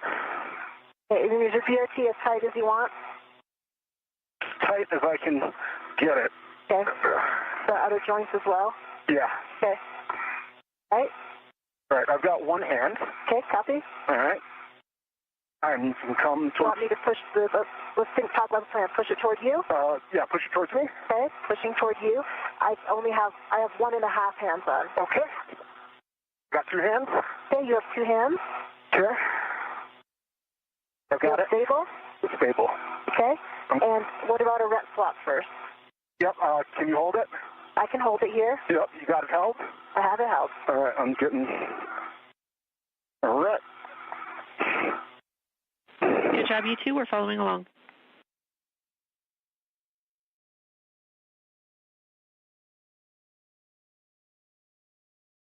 I've got it readied. Okay, copy. And I've got it held with 2 hands. Okay. You have 2 hands. I'm going to release my rep. Okay.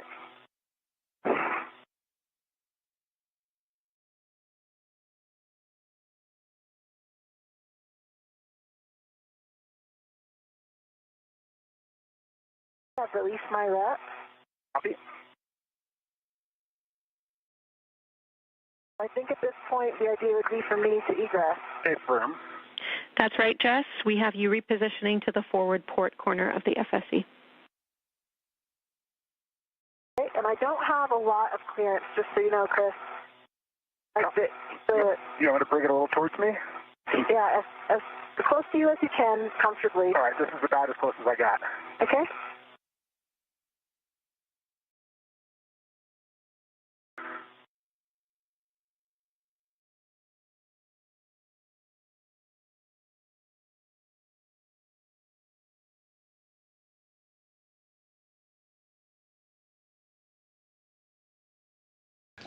Now, NASA astronaut Jessica Meir, who is completing her 5th spacewalk, is working to egress or exit her APFR, that's the articulating portable foot restraint, which gives crew members traction and hold and gives them a secure spot to work from during spacewalks.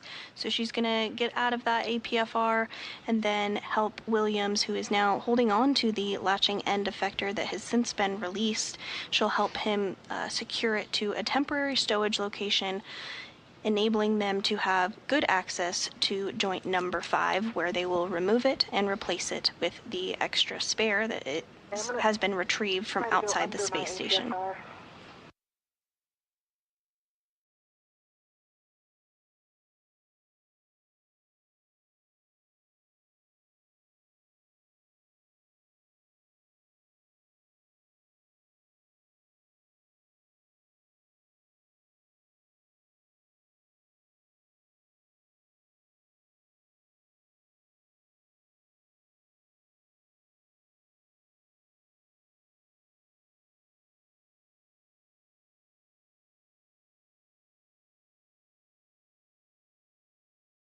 You see my clearance from the leaf?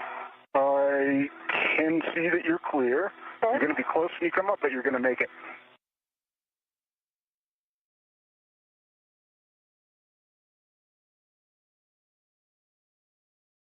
Okay, you're close on the left now. Copy. I need to try to roll onto my left. Get a DOT down.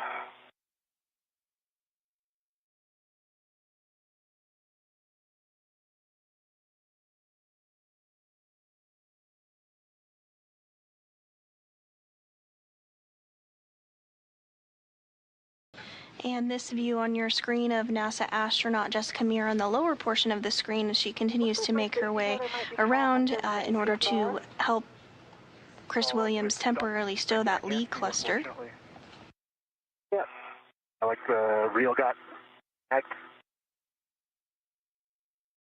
I'm going to get a local down and go back. Copy.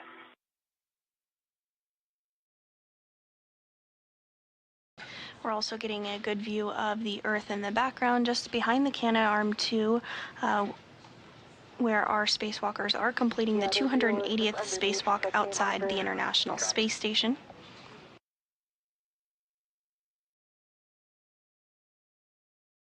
The space station does orbit the Earth every 90 minutes, which means they see a sunrise and a sunset every 45 minutes as they travel 17,500 miles per hour, about 250 to 260 miles above the Earth. As you come back up, you're close to the lee.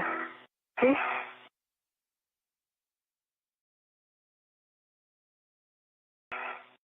Earlier this morning, we had the pleasure of noticing the International Space Station flew right overhead here in Houston, Texas. But the International Space Station flies over other areas too. You can track where the International Space Station is flying over with our app Spot the Station or online. You can see when the International Space Station will be flying over your area.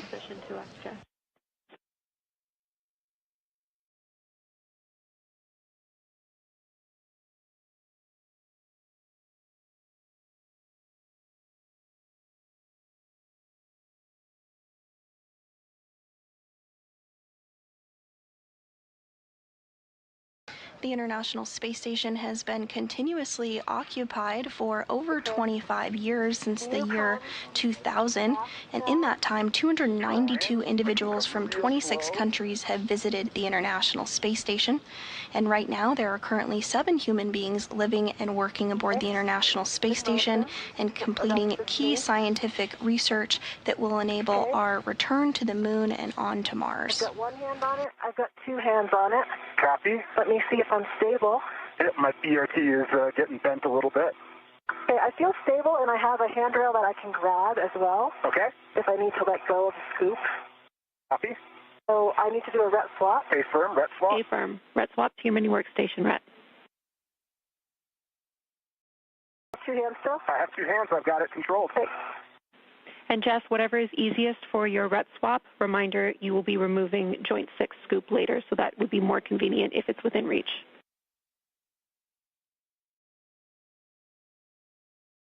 Copy. I'm going to move it there just to save that for later, because I think it's going to be hard for me to reach 7. Copy.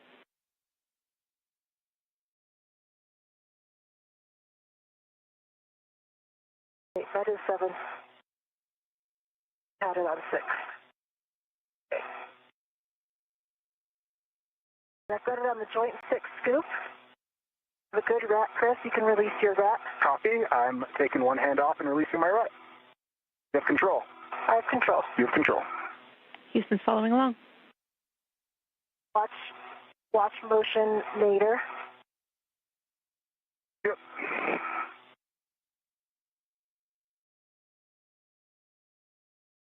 Okay, I got my ret back off. I've got 2 hands back on it. Copy. I feel like I'm in a good position for you to translate aft. Okay, yep, I'm going to come around aft. Or, I mean, I think that's what's going to work better. Do you agree? Yeah, I think in this situation, yeah. I think me coming around to the aft side will work best. That's a bit of a reach for me from here. I agree. Okay, I'm going to let go. Do you have full control? I have full control. Okay, I'm going to try to do my best not to bump this as I am getting out of here. But it's going to be tough.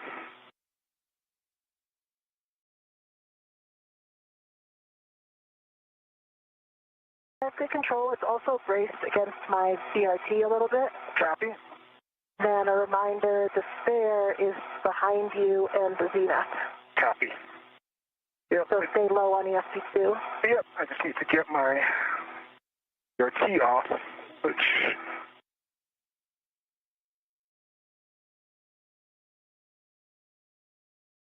I feel like I'm contacting the lead a tiny bit. Yeah, it's pushing towards me, but that's okay. Okay.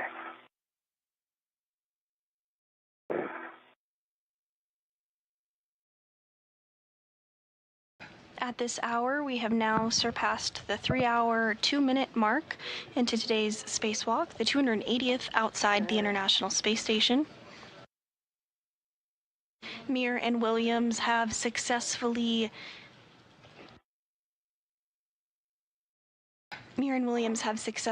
removed the spare joint from outside the International Space Station and temporarily stowed it. They have also worked to remove the Lee cluster, or latching end effector cluster, which you see them now working to temporarily stow that to gain access to joint number 5 on the Canadarm2, which you see in the center of your screen there. That's the joint that is going to be swapped out today. Once that is complete, the duo will reinstall the Lee, and the arm will be powered back on to test electrical connection of the arm.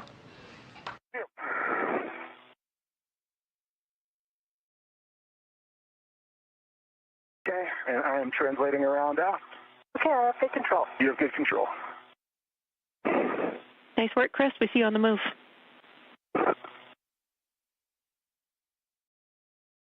And in this view as well, we are also seeing the new joint that will be installed, and the top right to middle of your screen there next to Chris Williams. That was retrieved earlier this morning from outside the International Space Station and has been secured on that handrail there temporarily while the crew completes additional work on the Canadarm to gain access to that 5th joint.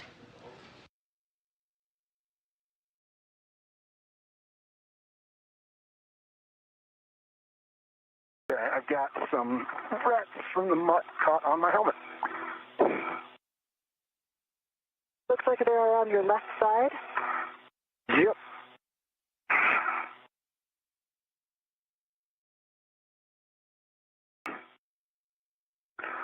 Usually a down and out motion work.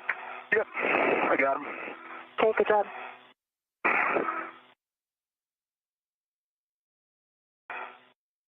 I'm picking up. Moving.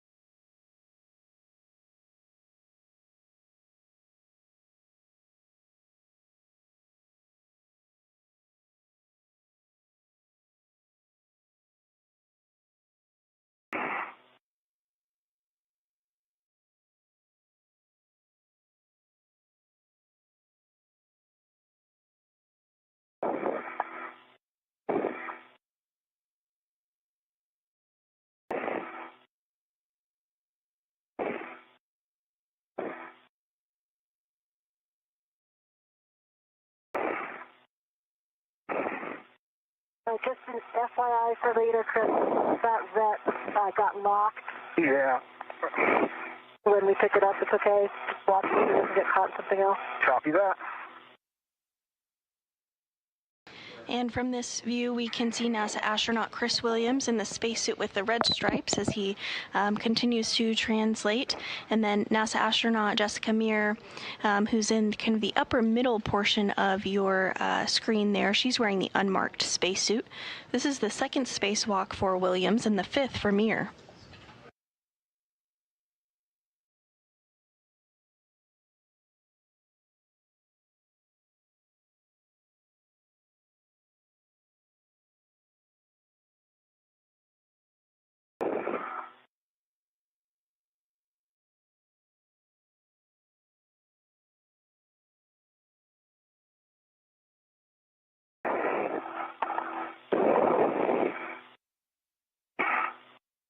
Okay, back around, getting into a good VRT position.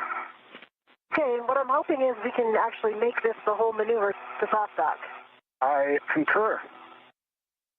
I think that I will be able to push it to get it all the way there.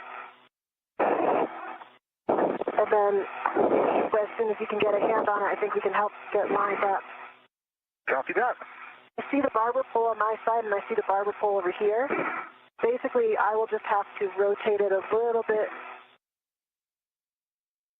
Okay. Just get my BRT down.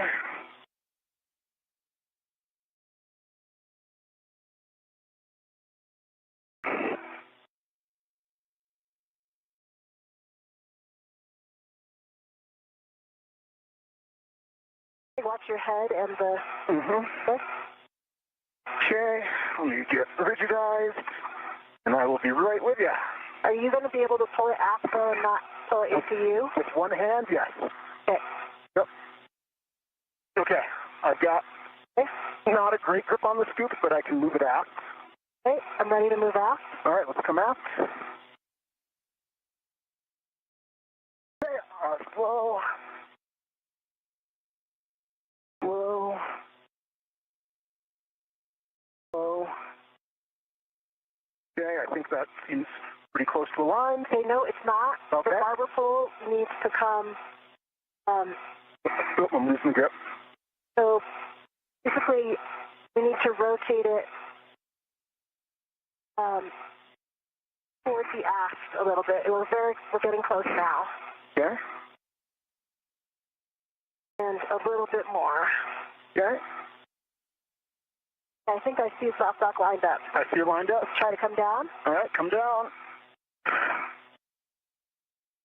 Okay. I see soft dock on this side. How are you looking? I see. I'm expecting to see the thing on the bottom move, click. Yeah. It looks like it's lined up. I can try an EDF. Do you have it held? Have it held. Do you have it held? EDF 5 is in. Okay, copy.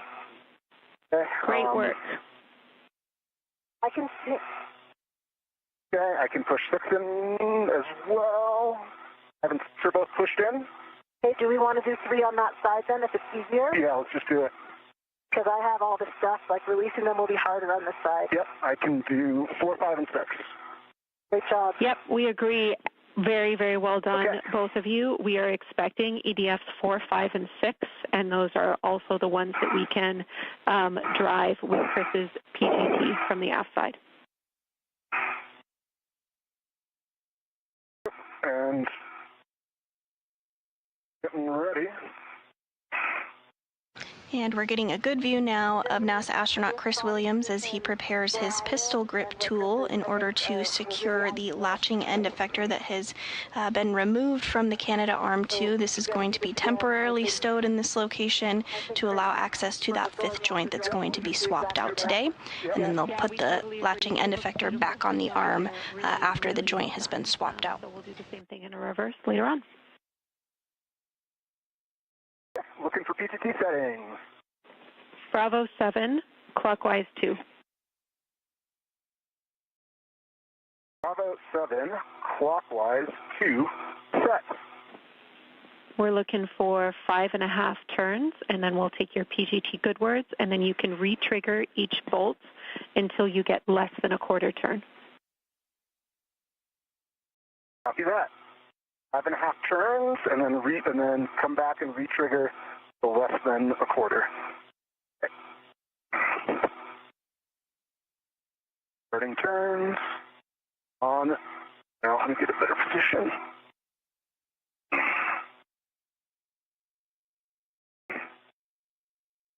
Starting turns on 6. Copy.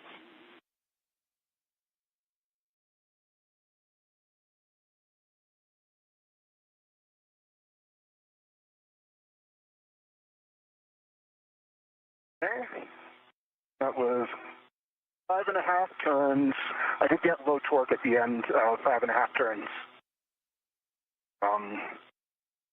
I'll come back afterwards and hit it again, or do you want me to go till? You can re-trigger now, and I heard 5.5 turns, and this is EDF 6, so you can re-trigger. Firm. Do.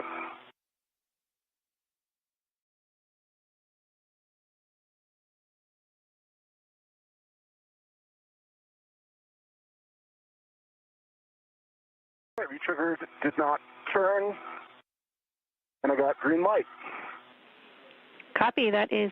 And it was less than a quarter turn. Less than a quarter turn. Good bolt on EDF 6. We're good for you to move to EDF 5 or EDF 4. Copy. Going to do EDF 5 next. Copy. And Williams continuing to use the pistol grip tool to install those fasteners to temporarily stow the latching end effector.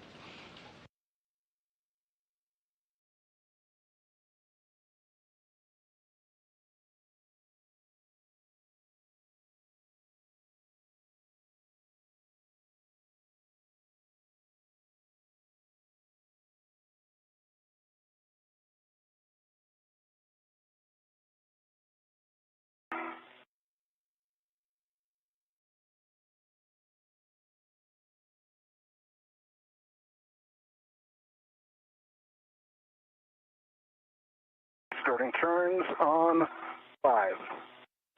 Copy.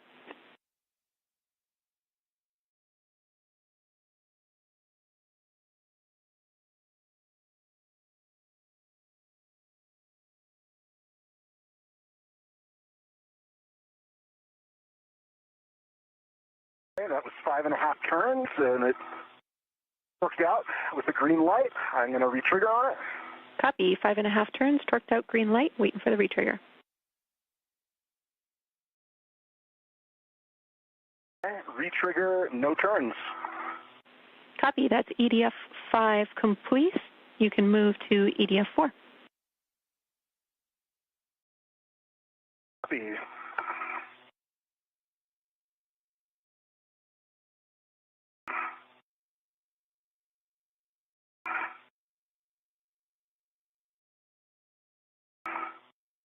I need to adjust my position here.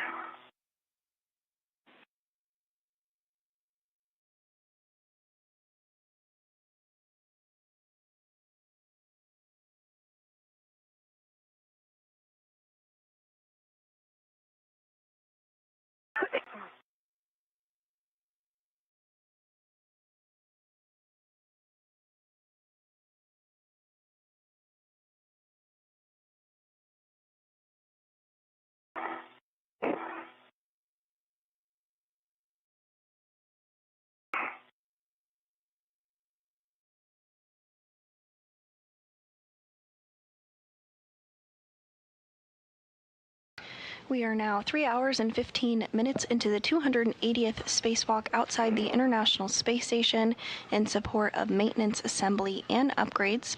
Today, our spacewalkers are NASA astronaut Chris Williams and Jessica Meir.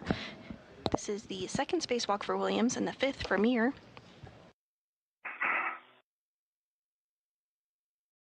The duo are working to replace a wrist joint on the Canadarm2.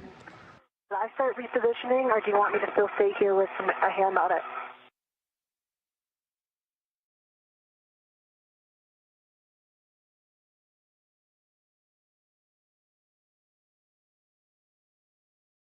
Checking. Jess, you can reposition, but we need the RET and scoop to stay on it until 3D EDFs are turned. Copy. In that case, I will wait because I'm going to remove that RET as my first action anyway, right? Or that scoop? Yes, you'll be removing that scoop. As written, we have your BRT RET to the scoop, so we might want to do a RET swap to set us up well for stowing the failed joint on your BRT with that RET scoop later. Okay, copy. Hey, and I'm in position for 4. Confirm Bravo 7 clockwise 2. 5.5. Okay, firm.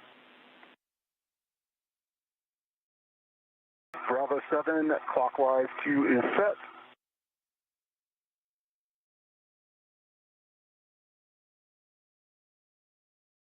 And Williams is now working to secure that last fastener on the lee or latching end effector cluster that the duo worked to remove a short time ago in order to gain better access to the fifth joint on the Canadarm2, which will be swapped out today.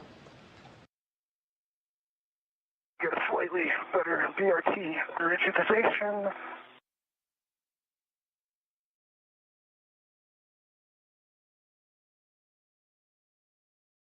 Okay, that was 5 turns, and I got a low torque. I'm going to give it another hit.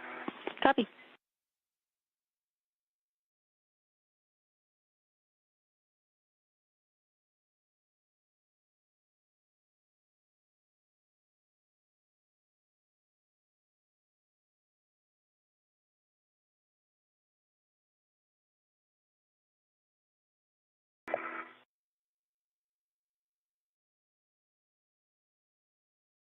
Okay, that was green light, 25.4 torque, and less than a quarter turn. Copy. Green light, 25.4 on the torque and less than a quarter turn. That is a good bolt. We will have you confirm that those EDFs cannot be pulled out by the lanyards, and if that's the case, you can stow your PGT. Okay, stand by 1. And Jenny, I've swapped onto my BRT RET on the scoop on joint 6. Copy. And I can confirm 4, 5, and 6 cannot be pulled out by hand. All right, excellent. On the lineage. That is a good temp stow of the Lee cluster. Well done. Chris, you can attach your BRT ret to the square scoop on joint 6 on the starboard side. You will both be taking those respective scoops with you. Copy and work.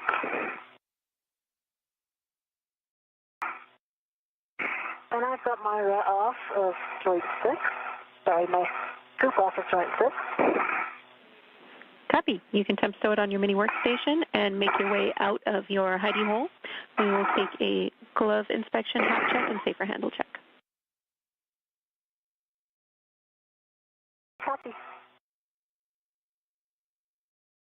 And with that, we did hear the good news that the Lee latching end effector was successfully temporarily stowed, and now the crew is going to perform another glove and hap check as well as ensure that their safers are configured if needed. If you were tuning in with us earlier this morning, you'll recall that the safers are the simplified aid for EVA rescue and are worn on the back of the crew members and provides a little boost should it be required to get the crew back to the International Space Station in the very unlikely event that they become untethered. Sometimes you'll hear this referred to as a space jetpack, but it just propels the crew back to the International Space Station should it be required. We do not expect that today, but it is worn as a precautionary measure during all spacewalks. Okay, I took the adjustable off of joint 6 scoop. I've got the joint 6 scoop on my BRT ret. I've got a dry hap and no change to my gloves for EV1. Copy.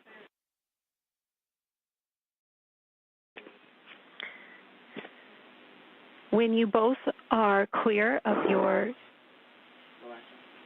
tight workspaces, we will take safer checks from both of you, safer handle checks, and then get you to translate back to your APFRs. And just to confirm, I should remove this scoop right now and take it with me on my mini workstation? Thanks, Chris. Copy.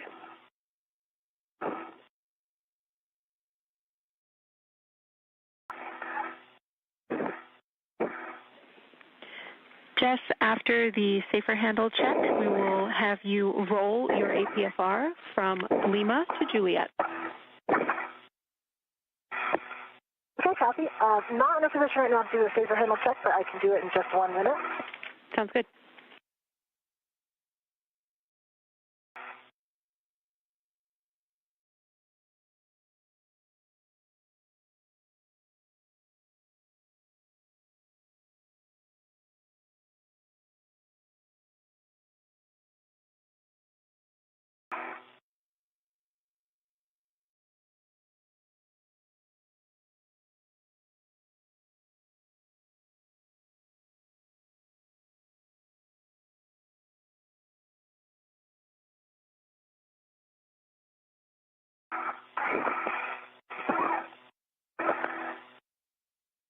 I've retrieved the scoop. Copy. I can confirm my right safer handle is down.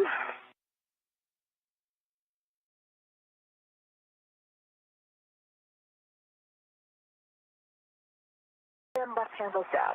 Great. 2 safer handle checks on EV2.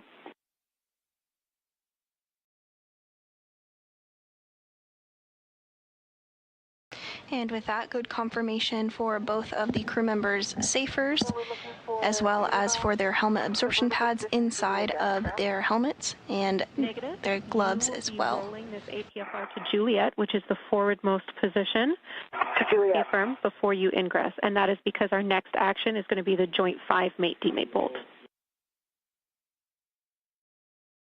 Copy.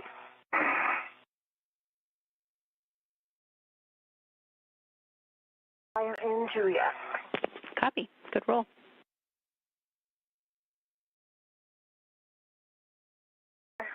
Can confirm my right safer handle is down. Working my translation. Copy. Right safer handle for EV1 is down. And my left safer handle is down. 2 good safer handle checks on Chris. Thank you.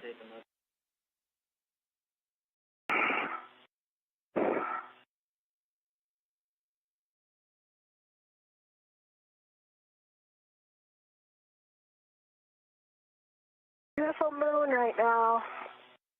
Thinking about our Artemis cruise and missions. It looks gorgeous. We love it. Short handover.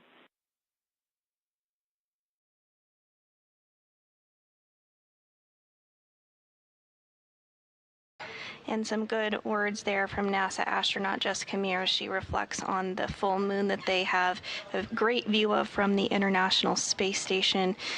Thinking of the Artemis II crew is what she had mentioned. Here inside Mission Control Houston, today's ground IV is Canadian Space Agency astronaut Jenny Gibbons, who played a key role during the Artemis II mission. If you listened in, I'm sure you had the lovely opportunity of listening to her serve as Capcom for Artemis II, communicating directly with Reed, Victor, Christina, and Jeremy during their test flight around the moon. Back in the APSR. All right, great. You can ensure that the ingress aid is tucked in, and then the next step for you is to retrieve the PGT. Understand that might be difficult to do until Chris is in place. Chris, I have APFR settings for you when ready. Copy. I'm just getting around. Corner. Jenny, I'm leaving my ingress aid where I can see it, but untucked. Unfortunately, I'm not able to get exact right height where it often gets caught underneath my T-bar. I have to leave it out in front of me a little bit to avoid that. Okay, we copied that from before, and that should be fine. Thanks for letting us know.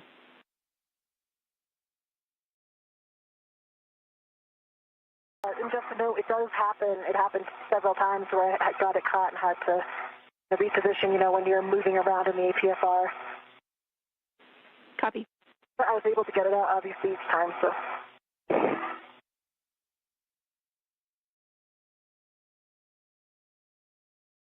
And another view from inside the International Space Station Flight Control Room here in Houston. Today's Orbit 2 team is being led by Flight Director Fiona Ankoviak. Visual with this position as a mate, the indicator.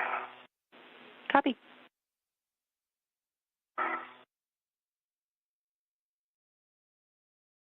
Meanwhile, outside the International Space Station, NASA astronauts Chris Williams and Jessica Mears are working to translate or move back towards the location that the Canadarm2 currently is in order to have better access to that 5th joint on it to remove it. Leaving your BRT red attached. They'll both be getting back into the Articulating Portable Foot Restraint, or APFR. As a reminder, that is used during spacewalks to provide some additional traction and hold during spacewalks for crew members. Clean up the rep situation on the spare joint. Right now, there's a scoop on the spare joint which has a ret on it going back to the fram, and also a ret from the ball stack mutt going back to the fram. Think. The mutt one was unnecessary, but obviously we'll need to ret it at some point. Yeah. When we retrieve it, so you could leave them both there and just have them unlocked. Copy. Agree with that, Jenny? We're talking.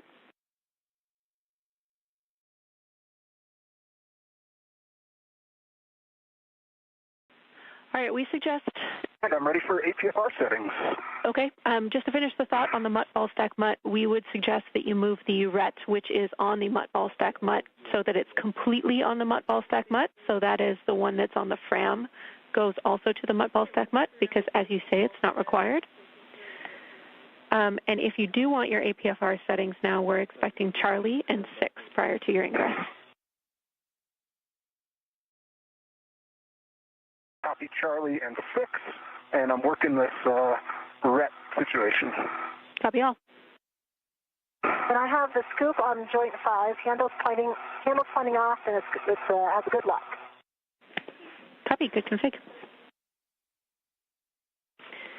Jess, while you have a spare minute here, can you verify that all the EDFs in front of you have at least one of the lanyards intact?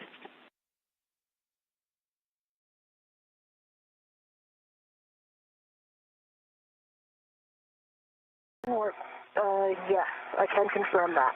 All three that I can see. Copy, thank you. That would be 3, 4, and 5.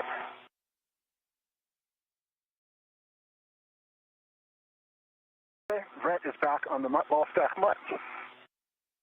And I heard Charlie and 6 for the APFR setting. Good words, Charlie and 6. And I'm also supposed to remind you to set up your waist tethers to roll between Charlie and Bravo as required, because we no longer have the lead cluster for you to react against.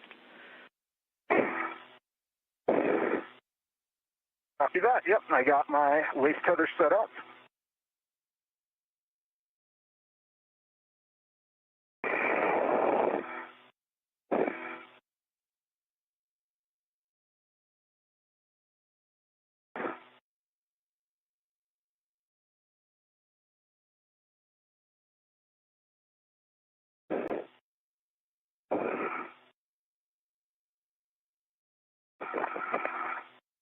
Just have to untangle my scoop Brett.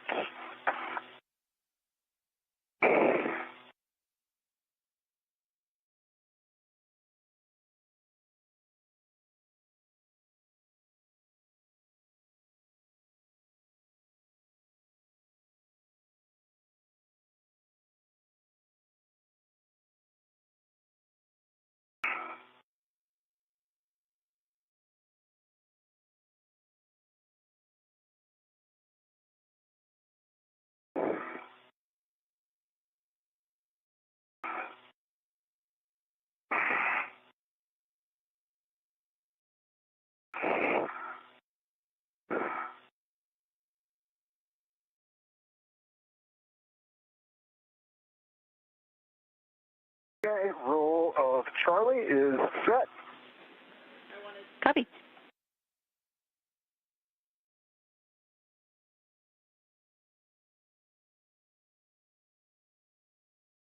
And I'm working my ingress. Copy.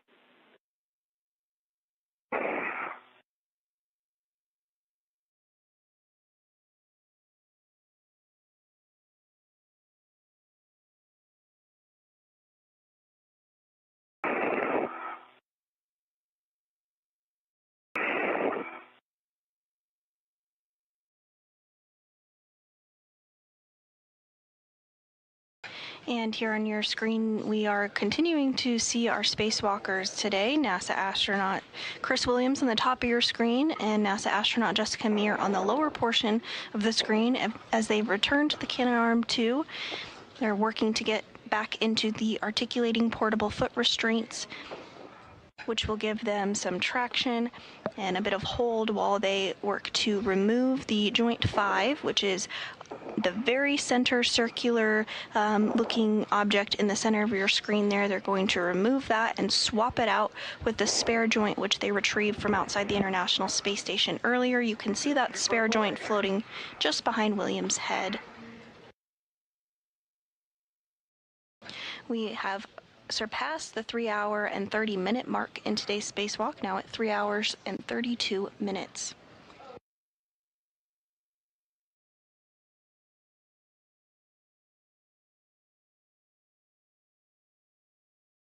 Okay, I'm in. Copy, Chris. Next step for you is to pass EV2's PGT to them. They'll be working the mate-demate bolts. And as you work that, I have a big picture update for you. Copy that, and standby 1. And my TCV is up to 4. Copy, TCV 4 for Chris. And ready to copy an update. All right, as you retrieve that PGT with the ERAD for Jess, I can tell you that we are just over 3 hours and 30 minutes into this 6.5-hour EVA. Limiting consumable is EV2's battery at 7 hours and 35 minutes, and we're around 20 minutes down on the timeline. I also want you to know that there was a false fire on board, but the airlock is back in a nominal config, and ground is continuing to work cleanup steps.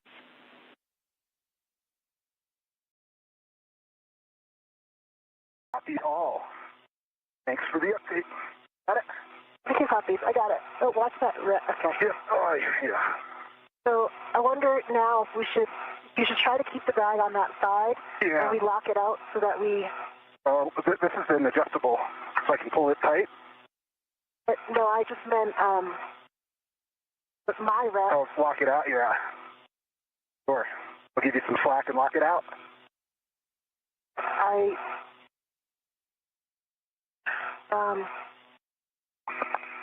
Yeah, I mean, I guess this is the failed one, but see where the ret's running right now? Yeah, we don't want to... Okay, I got it under my scoop now. I think that's going to work. Okay. I'll lock it. And then... Actually, I might not lock it. I want it to retract. It's under the scoop, and the scoop's keeping it clear. Okay, and I do not have my scoop attached yet, so just... Okay, no worries. Can you give me words on that, Jenny? Checking. Yeah, we have it as written to do the mate-demate bolt first before the scoop. Okay, copy. Getting lined up for that. And your settings, Jess, are Alpha 2, Counter 3.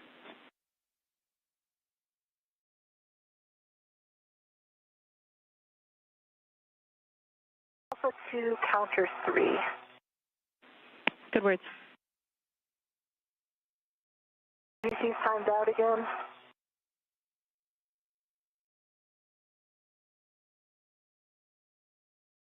Give it another cow. Houston copies. A pass.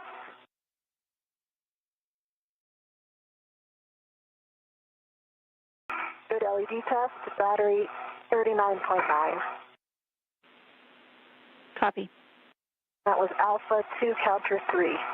Affirm, this will be 70 turns at the PGT.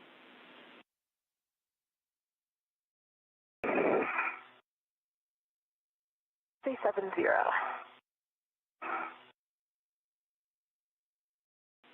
And Chris, some additional words for you on that scoop. You will not be installing that on the failed joint. That actually will go on the spare joint microsquare. That's right. Thank you. No problem. Thank you. And as you can see here on your screen, we have entered into another night pass. The International Space Station orbits the Earth every 90 minutes, so that means every 45 minutes the crew sees a sunset and a sunrise. At this time, the duo is back inside of their articulating portable foot restraints and are working to remove the failed joint from the Canadarm2. They'll utilize the pistol grip tool, which has been used quite frequently during today's spacewalk, in order to do so.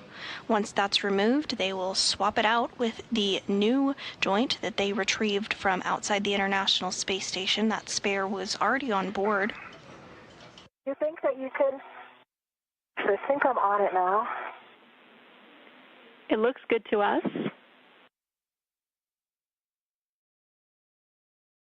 I concur.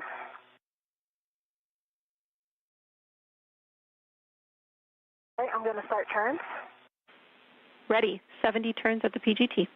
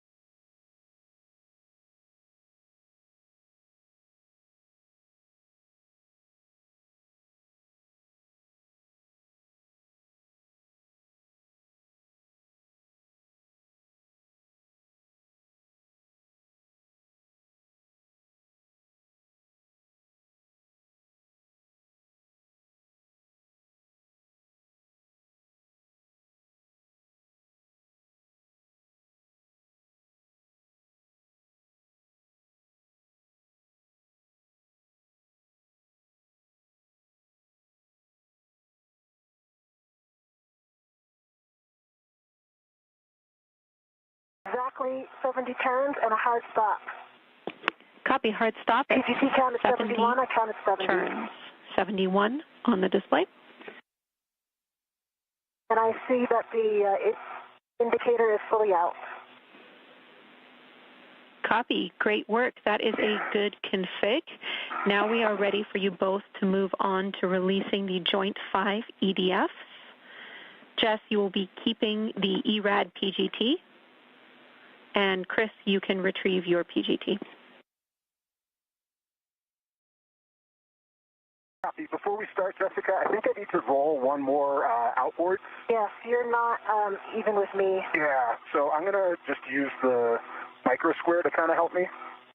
Yeah, or, I mean, if you can reach the EDF, you're fine, right? Yeah, but this is better. Okay. Looks good to us. And Jenny, if it's good with you, I'm going to start with EDF 5.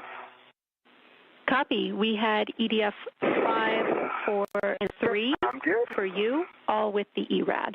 You can start with 5. And settings? Bravo 2, counter 2.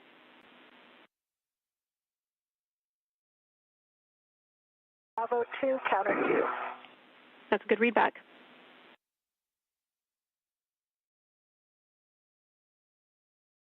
And Mir has successfully utilized the pistol grip tool to remove that bolt.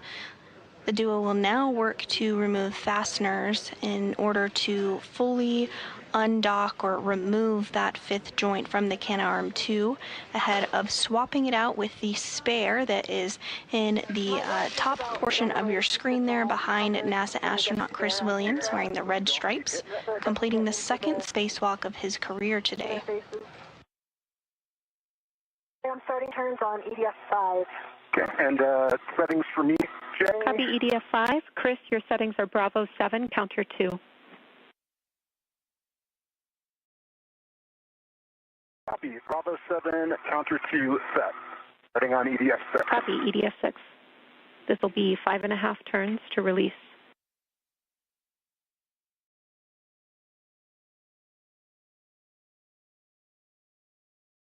Turns on the PGT for Jessica, and I have EV5 fully extracted. Copy. EDF 5 fully released, 11 turns. You can move on to EDF 3 or 4.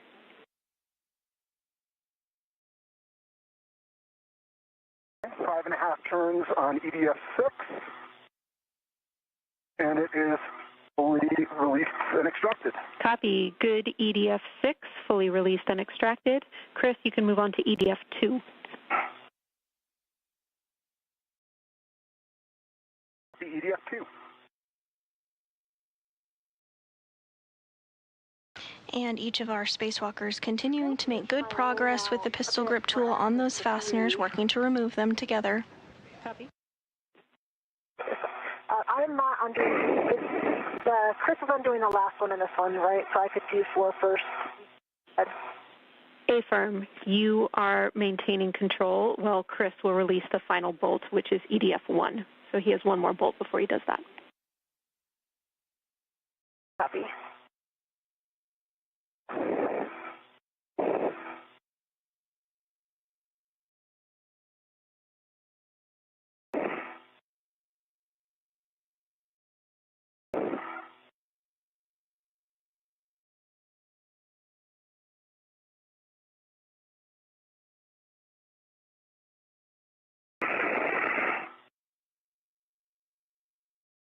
And if you're just joining us this morning, welcome. Thank you so much for tuning in. We are 3 hours and 42 minutes into today's spacewalk outside the International Space Station. It's the 280th spacewalk in support of space station maintenance, assembly, and upgrades. The task today is for our spacewalking duo of NASA astronaut Chris Williams and Jessica Mir to swap out a faulty joint on the Canadarm 2. As you can see here on your screen there, Williams on the top of your screen and Mir on the bottom, they're right prime and center on that failed joint and are working together to remove it by taking out a series of bolts and fasteners. 4 turns. Okay. Copy. Previously this morning, the duo removed and secured a spare joint that was already outside the International Space Station, which you can see in the top of your screen there, just behind Williams. That's being temporarily stowed there to allow the crew members access to remove the joint that's no longer working. Once that's complete, they'll swap it out with the new joint and reinstall the latching end effector, essentially the hands of the Canadarm2. Once the Canadarm2 is put back together and this wrist surgery is complete, the arm will be powered on to ensure that there's good electrical connectivity, and the arm will be further tested this week to make sure that the spacewalk was successful.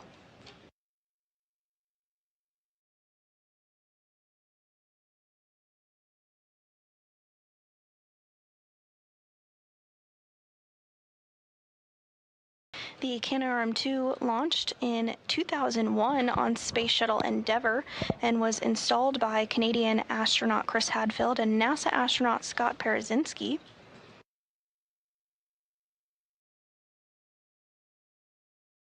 The arm has had 3 previous maintenance spacewalks, one in 2002, one in 2017, and most recently in 2018. And the arm is an absolute workhorse and has been critical to not only the assembly and maintenance, but the ongoing performance of the International Space Station. It helps move crew members around during spacewalks. It can move experiments from outside the International Space Station, and also is prime for capturing and berthing the Cygnus cargo resupply spacecraft. 4.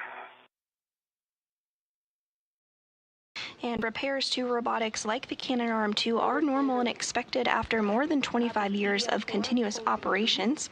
The system was designed with replaceable components and planned maintenance in mind. The International Space Station has been continuously crewed for over 25 years. In fact, 292 visitors to the International Space Station have taken place from over 26 countries. Do we want to think about securing that crew lock bag better? So the bag stays tight. Maybe if you use that adjustable on the outside and also tack it down on the tether point, then it'll stay there. Yeah, let me try that. It's a good idea. Let me do this. I have 2 feet back in my APFR.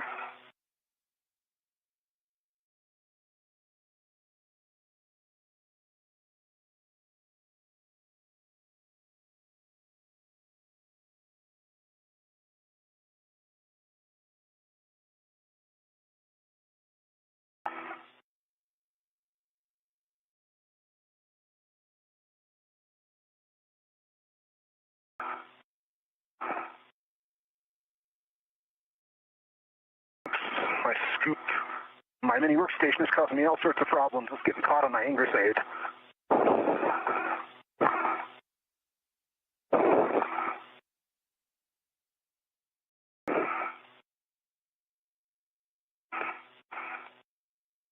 Is there any reason why would I be able to put my DRT on the scoop before he releases that bolt?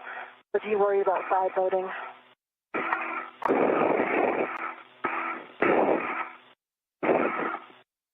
I guess it doesn't matter as long as we don't take it out of it's okay like this. Yeah, Jess, we didn't have it written that way, but if it reaches and doesn't interfere with your access to the bolt, it should be fine.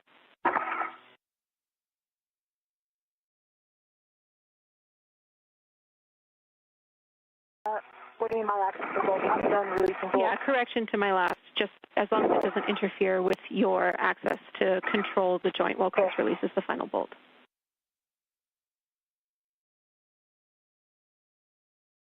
Copy. I'm in a good position. I'm not going to quite get it on yet, but it'll be ready to clamp down as soon as we're ready to come out. Okay, that sounds good.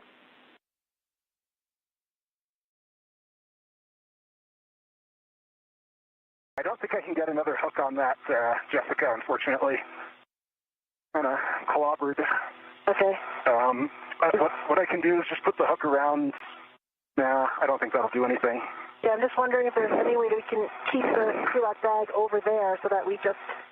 Right now, we pull the PGT and the whole bag moves over. And yeah.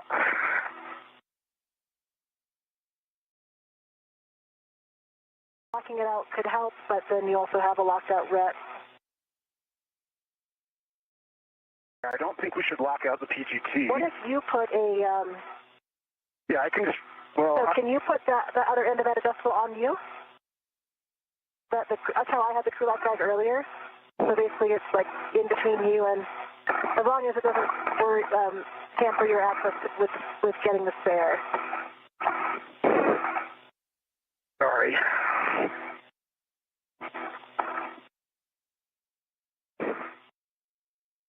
Sorry, I accidentally rolled.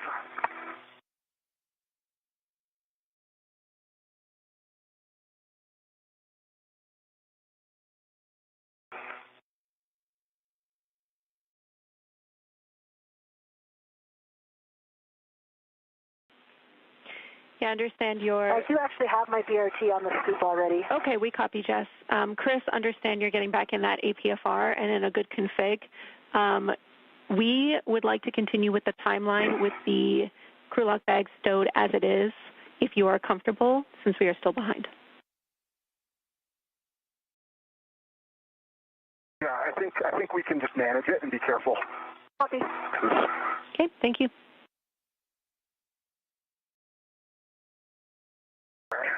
Can you see my left foot? Unfortunately, I can't. Okay. I think I'm in a good spot. Definitely like 2 clicks vertical, but as long as you're in a good position, and you're closer to the spare right now, so that might help you. Mm-hmm. Right? Is this your position for reaching the spare, or are you moving again? No, I think this will be good. I think I might need to move again to reach the spare to get it, because it's so far aft now. And that's what we have written for you both. We have you releasing the final bolt, Chris, and then assisting Jess as required to stow it on her BRT, and then you roll to Bravo to access the spare joint after. So I agree. We are ready for that final bolt. Reminder, your settings are Bravo 7, counter 2. Okay, I'm Bravo 7, counter 2. Okay, on Jess's go to maintain Starting control. turns. You can start turns 5.5. And Williams now working to remove the final bolt securing joint 5 to the Canadarm 2. Right.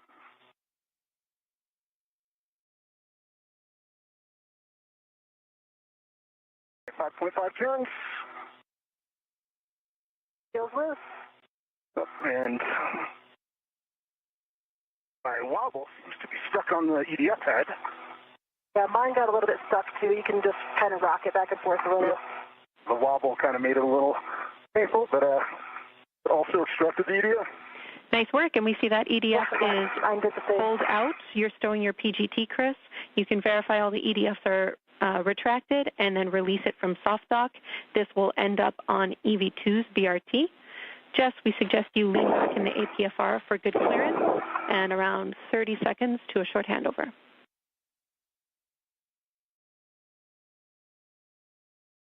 And Chris, I already have my BRT on it. So what the plan would be, you can lift straight up. Yep, I can lift up. I'm on the micro square. Okay, all right. Lift straight up.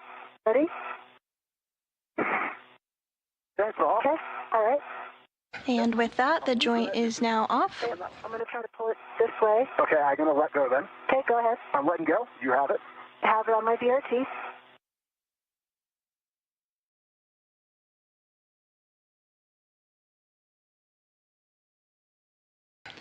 And we are in a short handover period between our satellites here, but here in Mission Control Houston, the team continuing to follow along and monitor the spacewalk today. Today's ground IV is Canadian Space Agency astronaut Jenny Gibbons. The team inside Mission Control Houston is being led by Flight Director Fiona Antkowiak during this Orbit 2 shift.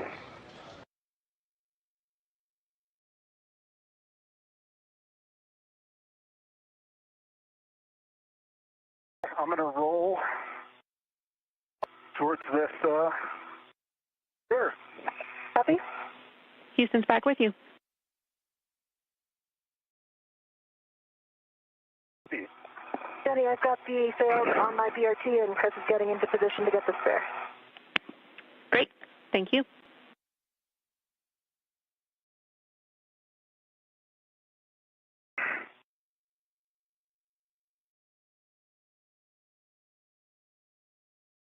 keel's not quite coming out. I think it might be because you're a little bigger. Yeah.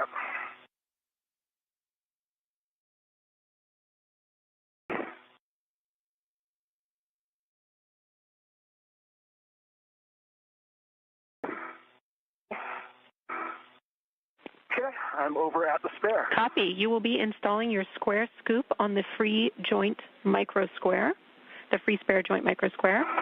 The handle will be facing away from the mate-demate bolt. Okay, I'm going to have to reorient things here.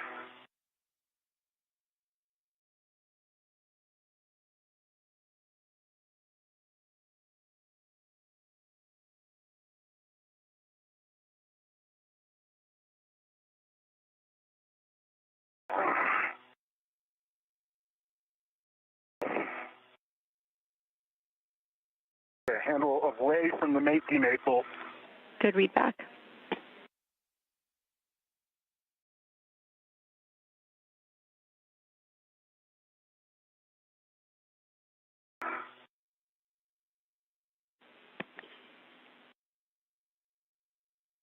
That doesn't work because of the bayonet.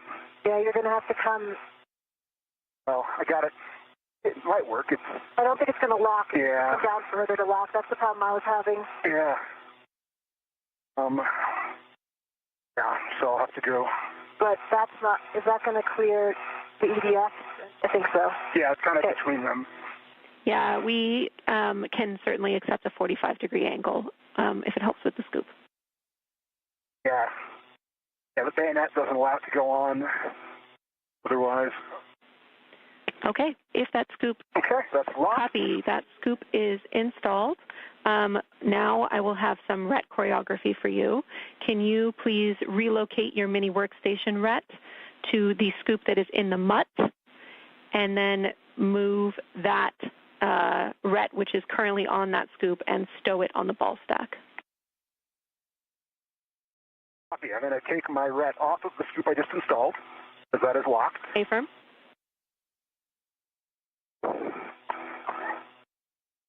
And that, pay attention that you're on the barber pole side right now, which is on your side. So that's the scoop that's going to be on your side. A firm.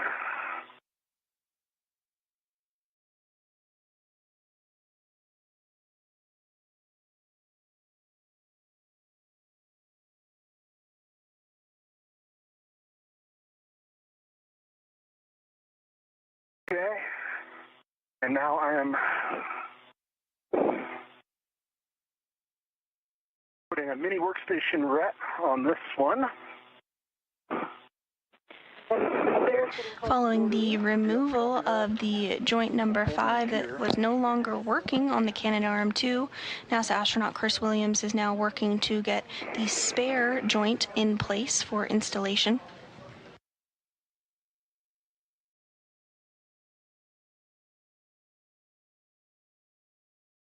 I am readied to the spare. All right, nice work. Now you can remove the RET that's currently on the square scoop, going to ESP2, and temp stow that on the ball stack. Copy and work.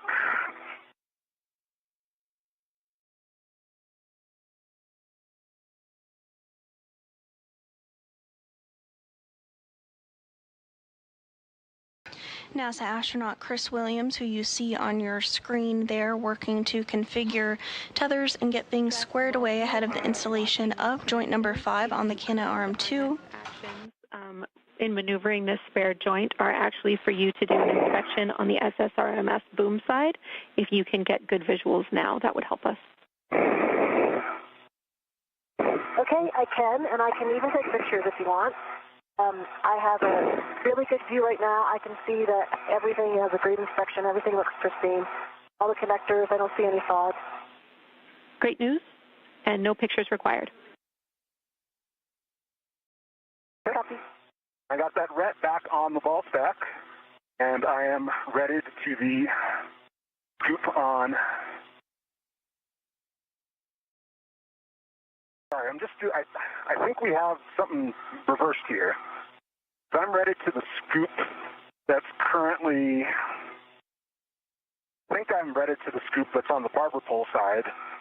Oh, yeah, no, this is should be. sorry. Yep, this is That right. should be correct. The point of the RET swap was to set us up for that, for the proper install, but thanks for the check. We want to make sure it's right. And this view from NASA astronaut Jessica Mears' helmet cam looking directly at NASA astronaut Chris Williams. He's wearing that spacesuit with the red stripes across from her. You can see he has that spare joint just to his side and is going to get that maneuvered over to directly in front of what Jessica's looking at, where they just removed that joint 5 from. They'll then work to reinstall the joint. Your left hand is on the back side, which is going here where my left hand is. Yeah. So you're read it on the wrong side. Yeah, this had me read to the wrong side, I think. So, yeah. Okay, so let's figure this out. Let me just see if I can rotate this around. Loosen this up. And you can see the black marking on your side now, correct? Yeah, I can see it on this end of it, yep. And that just makes sense from a topology endpoint. I need to put another RET on here. Well, you can just take off the one you put on. You can reach it. I gotta keep it redded. Or I guess it's locked in the mud.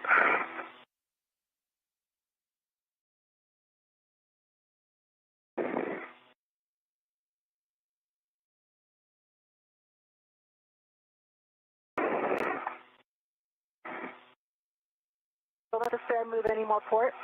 Okay. And Houston's following along here. That's a delta from what we were expecting in the procedure, but we know you have eyes on it, so understand the RET swap's required.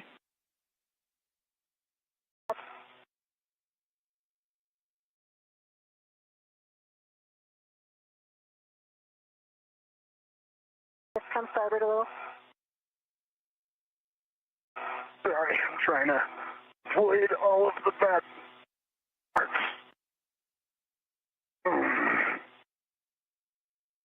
This looks correct to me because I see the black marking underneath your scoop, the scoop that you're on right now, which is on my side. Yep. It's facing opposite than the one that I took off, but I think that that's fine. I'll be able to grab it. Okay. Okay, so I think my next actions are to... Are you going to roll more first? A little bit out, yep, and I got to roll out more. Yeah, the way this is... Let me get this aligned towards me. The way this is written is to have you take control of the spare and, if possible, transfer it to Jess and then roll your APFR. If you can roll it right now, I think it will help because it's going to be a far reach to get to me. Yeah, I agree. Houston copies. See what I can do.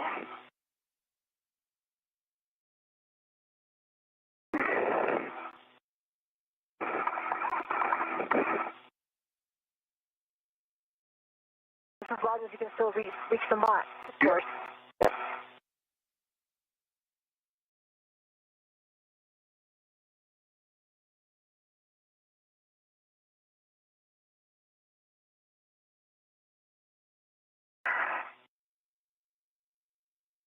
Okay, that's like a little bit of roll.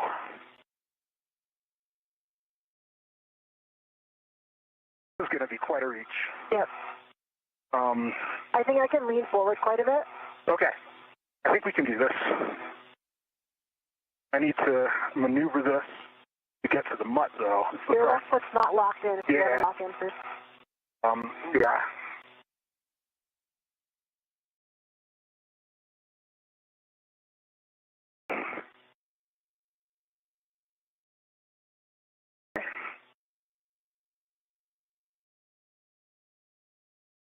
Okay, let's see how we can maneuver this.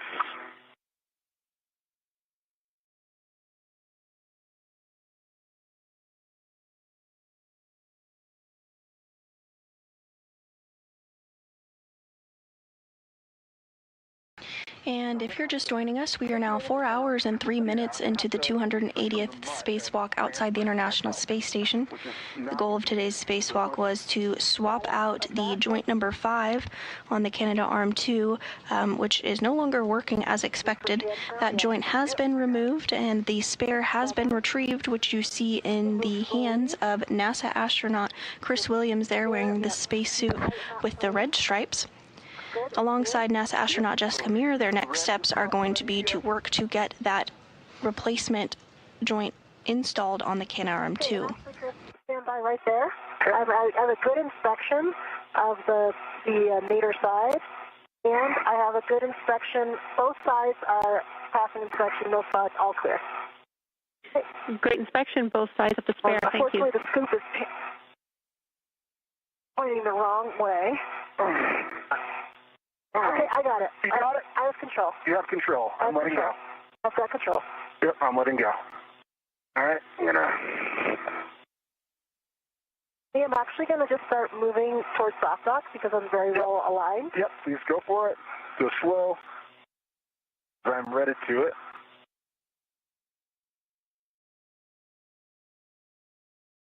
Looks pretty good. One of the EDFs popped in. Okay, I'll just pause where I am and I'll wait for you because I can't. Yep, it's number 1. I can see it popped in. So. Okay. In a good position, we're lined up. I'm just have a few more inches to go. Copy. I can see 4 clear EDFs. 3, 4, 5, and 6. Yep, I just got a little roll. Pulling one all the way out. One's all the way out. Okay, let's push down. Okay. I see good. See, soft dock is aligned. Doesn't feel like it's very tight in that soft dock. No, I got an EDF in. I got 1 pushed in. Okay, copy. I can push in 4. Pushed it 2. I pushed in 6. Copy. Okay, now. Okay, I've got 5. And 5 all the way pushed in. 4 is not going in all the way. Oh, yeah. You just needed a little wiggle, and it got all the way in. I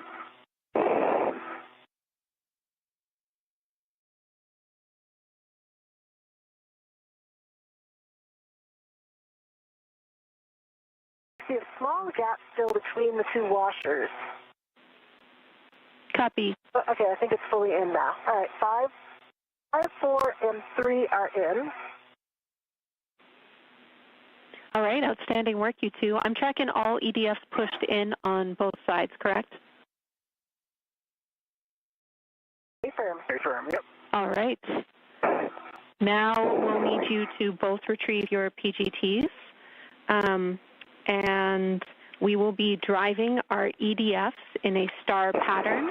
The first bolt I have listed is for Jess with the ERAD PGT, and that's EDF 4. Copy. Need Chris's help to get through. It's been a little stubborn with this APFR.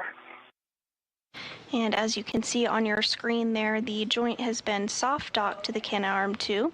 Williams and Meir are now going to work together using their pistol grip tool to secure the joint on the arm.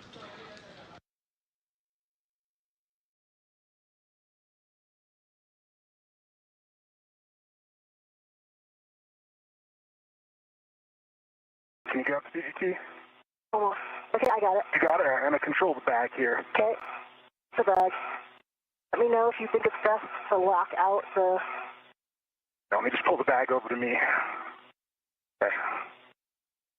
And can you keep an eye on the ret for the PGT? That it doesn't... I can, yep, it's in a good spot. Okay. Jenny, setting? Alpha 7, clockwise 2, EDF 4. F4, Alpha 7, clockwise 2 is set. Good readback. You can drive This will be approximately 11 turns at the PGT. copy. Chris, you can get set up for EDF 1. Copy. I'm just going to maintain control of this bag for a moment. Copy.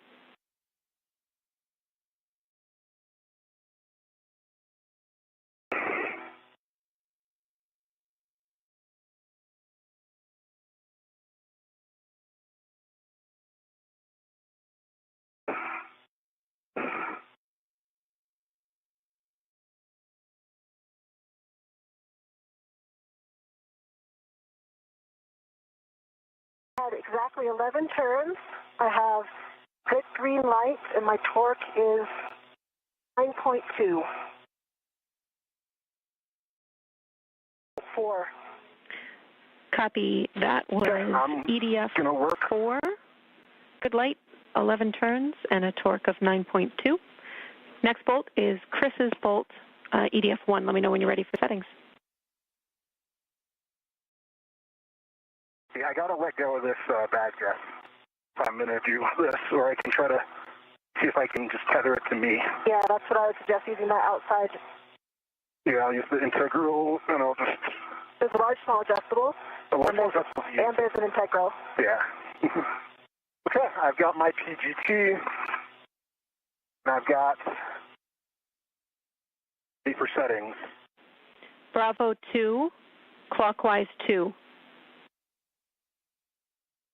Bravo 2, clockwise 2, and we're going for EDF number 1.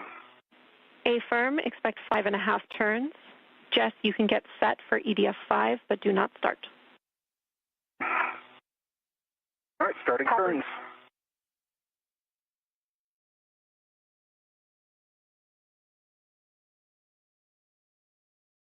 And Williams now working to secure joint number 5 on the Canadarm 2. Okay, that was 5.5 turns. Green light, 16.0 on the torque. Copy. Good turns on EDF 1. You can get in position, but do not start EDF 2. Copy. I'm ready for 5. You can start turns on EDF 5, 11 turns at the PGT. Copy.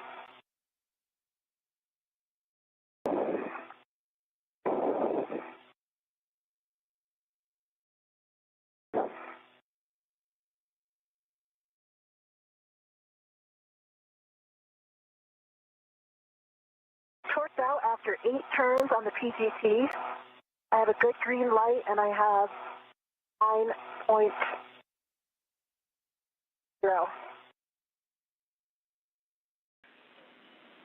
Copy. That was Looks fully in. 8 turns. We'll call that good for our initial turns on EDF 5. You can get set up for EDF 3. Copy. I'm set up on EDF 2. You can start on EDF 2, approximately Ready to start 5.5 turns. Your go. Copy.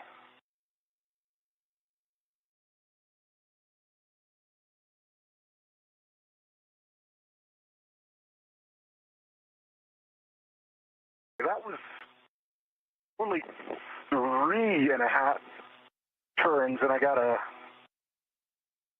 I think it popped out of position.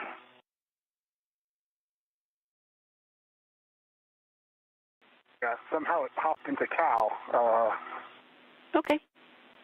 Well, I'm going to continue. A-firm, we can give you settings again if needed, and we'll hit that EDF again.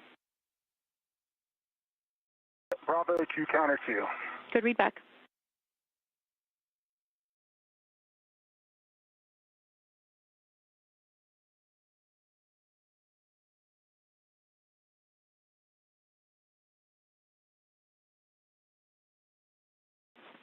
And Chris, can we clarify that you have clockwise 2?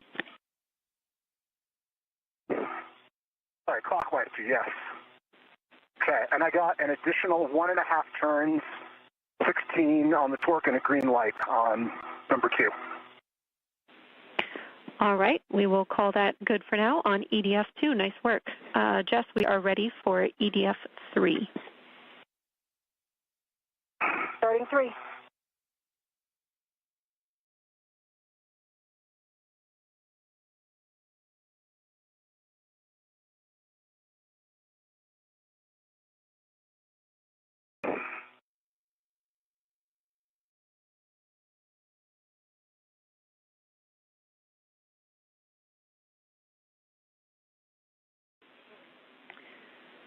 Jess, well, you're turning EDF3.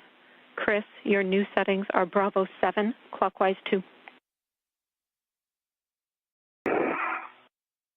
Bravo 7, clockwise 2. And Jenny, I torqued out at only 6 turns. I have false red torque and a torque of only 2.7.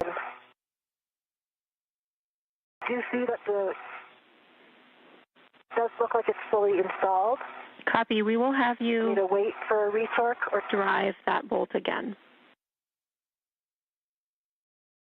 See?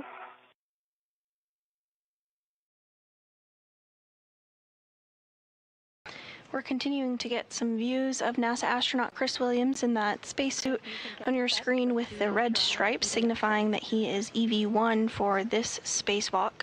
He's utilizing the pistol grip tool, which has been used pretty frequently during today's spacewalk to demate bolts, and now the duo is working to complete that process in the reverse. Now they are reinstalling bolts since the joint number 5 has been reattached to the International Space Station. This was a spare that was already on board the space station. All right. 9.1. Thank you, Jess. We are happy with that EDF. That's a good torque. It sounds like Chris needs the ERAD for his next bolt, which is EDF 6. We will have you pass him your PGT, and we'll have new settings. Have the PGT? He has the PGT. Bravo 1, clockwise 2. And here on your screen, we have a really great visual comparison of the 2 pistol grip tools being utilized today.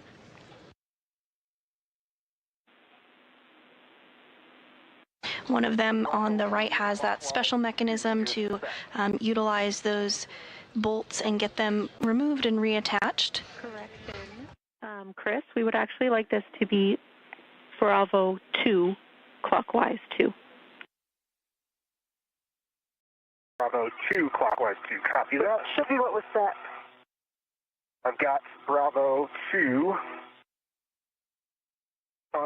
It was an Alpha, I think. Oh, that was, my initial was Alpha, sorry. Okay. Yeah, Alpha 7. Let me see. Yeah. Chris, as a reminder for EDF 6, we can do the 5.5 turns and then stay on the bolt and re-trigger until we get less than a quarter turn. Yeah, let me see if I can... I also think, Chris, if you rolled more, you could easily get it, because you're much more vertical than I am. Yeah, I do need to... I think I just need to roll. Yeah, it's just hard because I don't really have anything to roll on. So I'm going to pass you back to this ERAD. Got it. And this view from NASA astronaut Jessica Mears' helmet cam of Chris Williams as he works to secure that final bolt. We're getting a view of Earth behind as the International Space Station flies over the Pacific Ocean. It goes without saying here, Minimally, I think. You guys are doing a great job, so get into the body position you think you need. And we also have a pretty great view of the International Space Station solar arrays. You see 2 sets of rays, one kind of stacked on top of another. That shorter array is the International Space Station rollout solar array and is the newer, more upgraded solar arrays to provide additional power to the International Space Station despite being smaller in size. Okay. All right, Chris, if you're using your I've got my PGT, wobble out. then your settings are Bravo 7, clockwise 2. I've got Bravo 7 set. Copy. You can drive EDF 6, 5.5 turns, and then re-trigger until you get less than a quarter turn. 5.5 and then re-triggering. And back to utilizing the pistol grip tool to get that final bolt driven onto the spare joint on the Canadarm2, that fifth joint that had a malfunction on May 27th. Okay, that was not 5.5 turns. That was like 4 turns, and I got low torque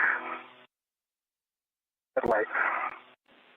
Copy. We will have you drive EDF 6 again.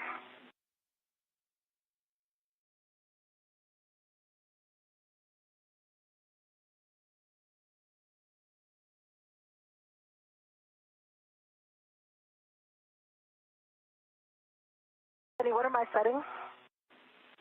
Bravo 2, clockwise 2. Got another half turn. Bravo 2, clockwise 2. Yep, I got another half turn, 25.4, green light.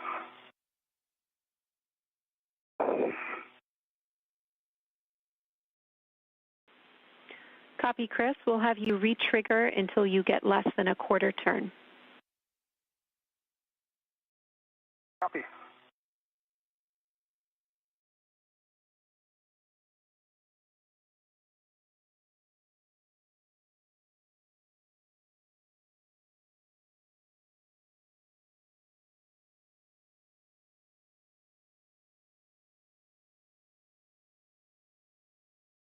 And we are now approaching the 4-hour, 20-minute mark of today's spacewalk, the 280th in support of space station maintenance, assembly, and upgrades, the 3rd of 2026, and the 3rd of Expedition 74. NASA astronaut Chris Williams is completing his 2nd spacewalk today. You see him there continuing to utilize that pistol grip tool to install the spare joint on the Canadarm2. NASA astronaut Jessica Meir is completing her 5th spacewalk of her career today.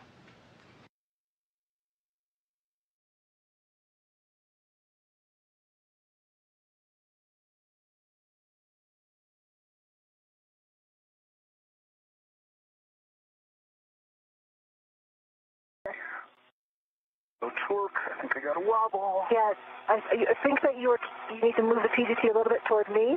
Yeah, it's just not a little bit up. There you go. I'm in a great bracing position.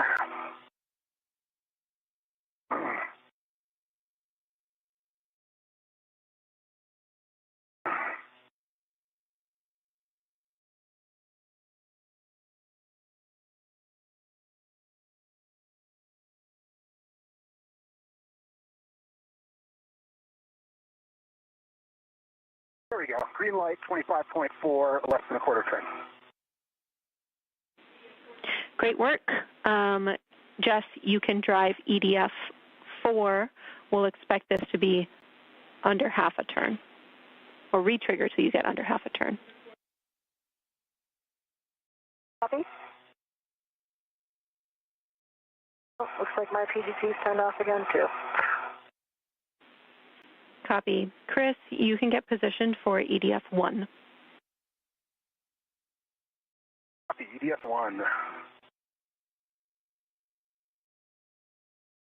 Okay, I've got a good cal. The LED test battery 39.5. Copy. That was clockwise 2. Bravo 2, clockwise 2. D6.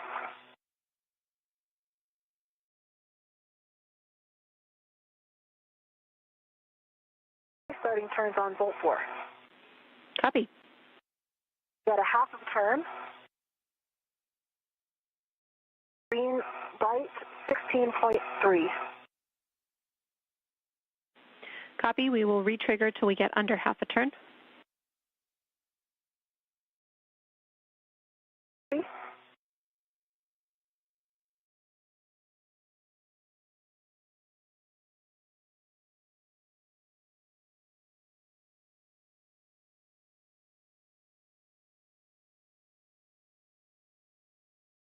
An eighth of a turn.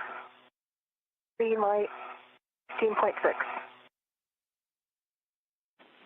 Copy. That's a good bolt. Chris? Let's say less than the eighth, actually. Chris, you can drive EDF 1. Yep, I'm ready to... Re-trigger until you get under a quarter turn. Jess, position. EDF-1, Bravo 7 counter 2. Copy. Jess, position for EDF-5. Copy. Okay, first retrigger was a quarter turn, second retrigger was under a quarter turn. Green light 25.3. Copy. That's a good bolt. You can get position, but do not drive EDF-2. I'm ready for 5. Driving now. Go.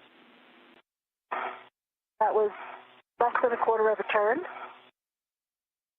Green light 15.9.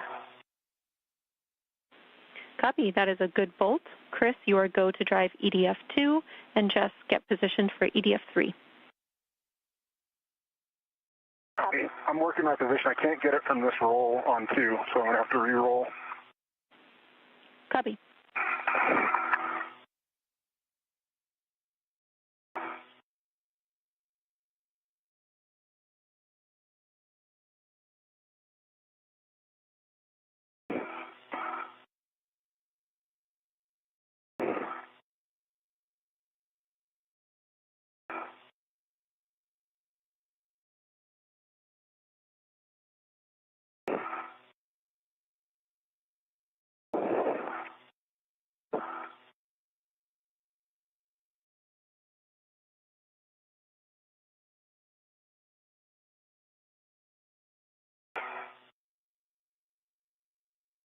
In position on 3, but you want me to wait for him to do his first? Stand by. This bag is getting in a not great spot. Affirm, Jess.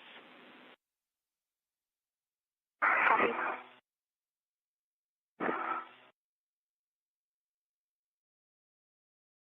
Boy, in the pool, the bag was so nice on the aft side, huh? Or the forward side as our. Yeah.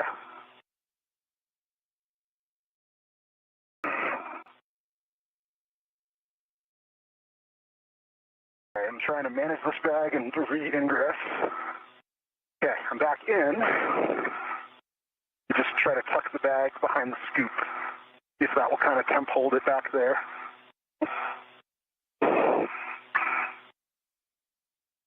Also wire tie it if you need it. And we copy. That looks really good, Chris. All right, I got Bravo 7, clockwise 2. And in position. Copy. Drive EDF-2, and then retrigger until you get under a quarter turn. Okay, getting rid of the wobble.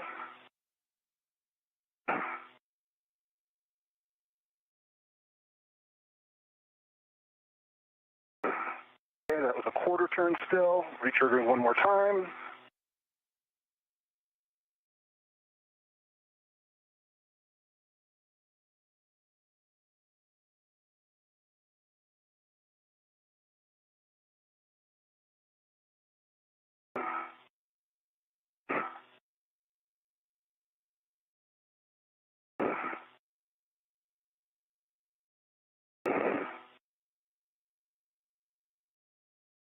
Okay, I got a collar error.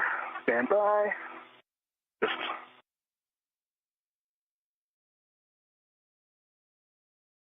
okay, clockwise 2, Bravo 7. Good settings.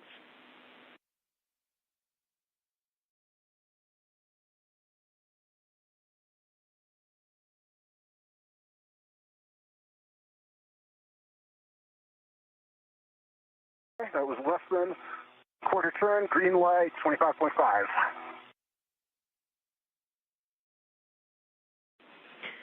Okay, that is a good bolt for EDF-2. Jess, you can drive EDF-3, and then retrig till less than half a turn on the PGT.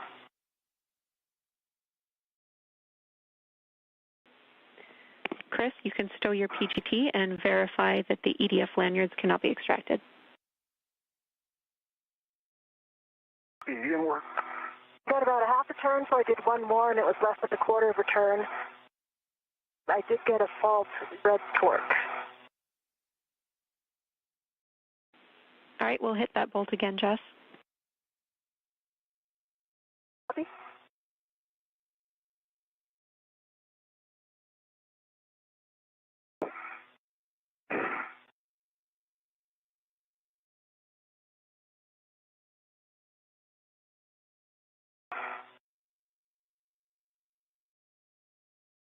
again, that was less than a quarter of a turn. Green torque, 16.1.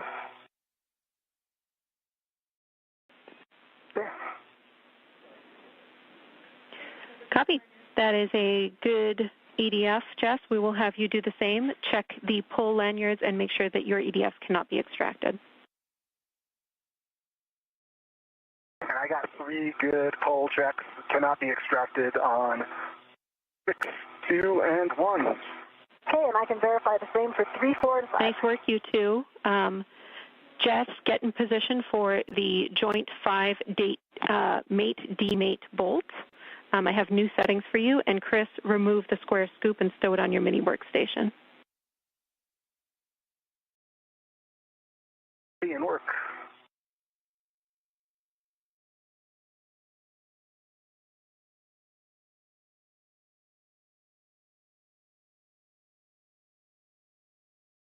Can you give me those new settings first before I get into position? Alpha 2, clockwise 3.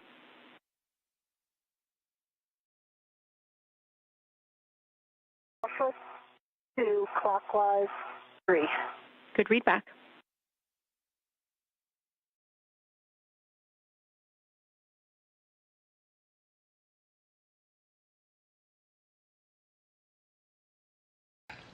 And we have now surpassed the 4-hour, 30-minute mark into today's spacewalk by NASA astronauts Chris Williams and Jessica Meir.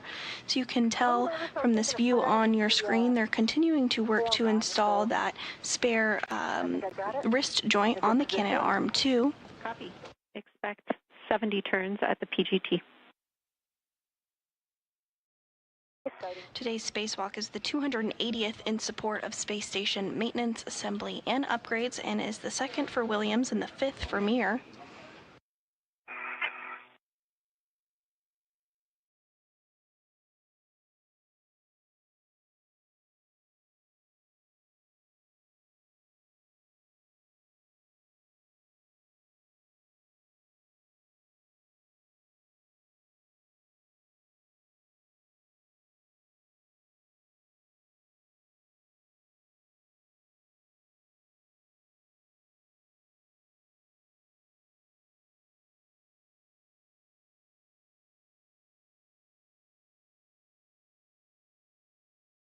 And this view now from NASA astronaut Jessica Meir's helmet cam, looking across the way at NASA astronaut Chris Williams, who's serving as EV1 during today's spacewalk, wearing that spacesuit with the red stripe on it.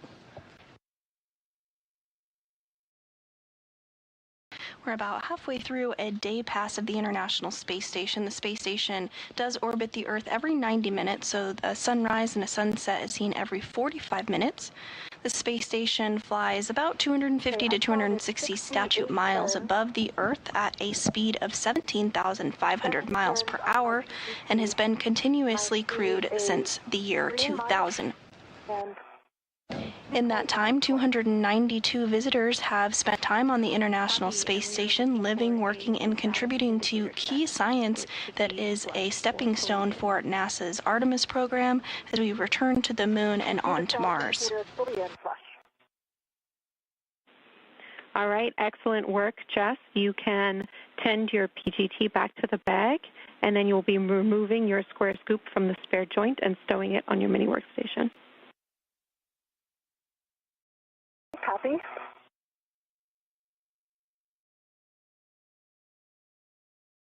For retology here for this scoop, I can just use a mini workstation ret, and I'm going to use it on the lead anyway. Affirm. This is the scoop that you will be installing on joint 6 microsquare, so mini workstation's appropriate. Copy. I have a ret on it. Nice work. And it's released. Copy. And we did get confirmation that the spare joint, that joint number 5 on the Canadarm2, has been successfully installed. All of the bolts have been driven.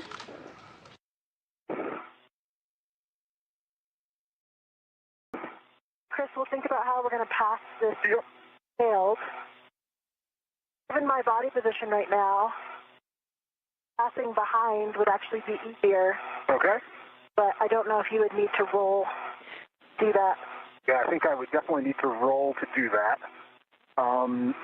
Yeah, the way this procedure is written, just so that you have what the nominal plan was going to be, after Chris removes the scoop from the installed joint and tends it to his mini workstation, he's going to roll to a more vertical position, and then you're going to work together to stow that failed joint on the mutt ball stack line. Okay, so that will make the pass-off quite difficult because I'm in this forward position. And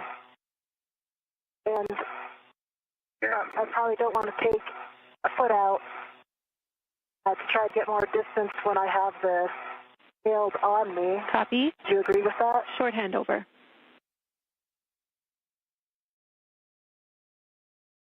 Maybe, Chris, I can get it. You're looking at me? Yeah. Maybe I can get it into the right hand and get it far enough away. And we are in a short handover period between our satellites, but will regain communication and view here shortly. Here in Mission Control Houston, the team is being led by NASA Flight Director Fiona Ankoviak during this Orbit 2 shift. Serving as ground IV for today's spacewalk is Canadian Space Agency astronaut Jenny Gibbons.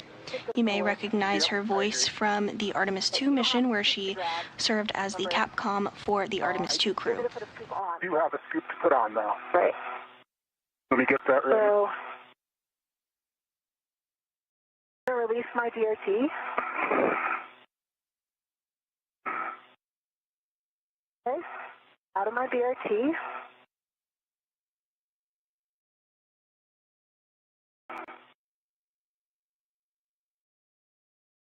I stand by. My scoop ready. Houston is back with you, and we agree with the plan.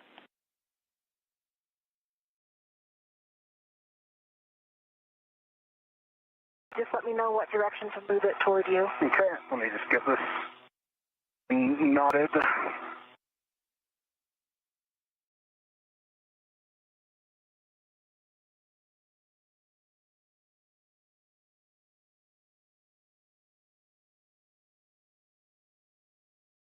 With the Joint 5 successfully removed and then installed with the spare that was on board the International Space Station, both Williams and Meir are working to temporarily stow the failed joint. I can arrest the rate. This joint will be brought back inside the International Space Station with them to be sent down to the ground for analysis and possible refurbishment. Yep.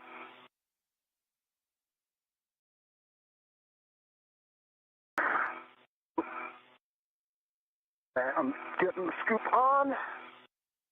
I'm just going to get it on as best I can, I think. Yep. And then capture.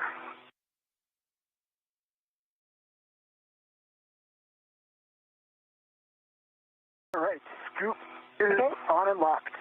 Okay. I got control with the scoop. Okay, and you have a ret on it. I have a ret on it. Okay, so let's leave it where it is right now, so I'll remove my ret. Copy, you remove your ret. I got it held. My ret's removed. You have control. I've got control. Leaning back with it. Nice work, you two.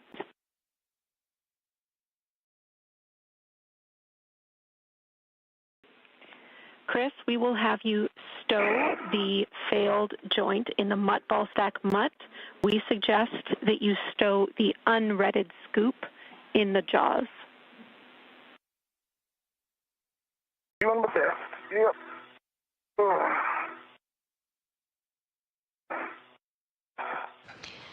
Once this joint is temporarily placed by our crew members, the next task for them will be to head back over to the work site where the lee, or that latching end effector, is temporarily sewed in order to grab it and be able to reinstall it on the end of the cannon arm 2. Okay, I'll give you that before I get out. Half is dry.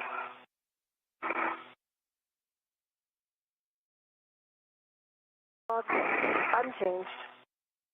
Yeah, I'm having a tough reach here. I thought I had it in, but the jaws Closed.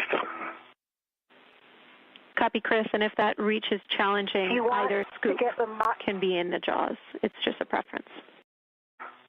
5, I think, is in. 6 doesn't feel like it's in all the way. Yeah, 4's in. Yeah.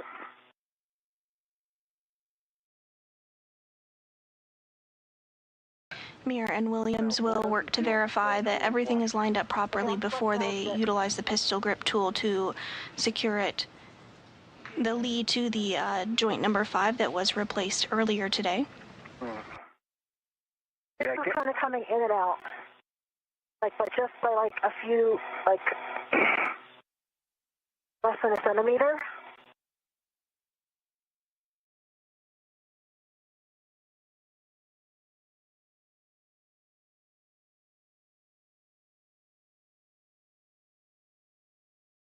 I'm not sure. I think I'm in all the way on 6. He looks all the way in. 2 does not look all the way in.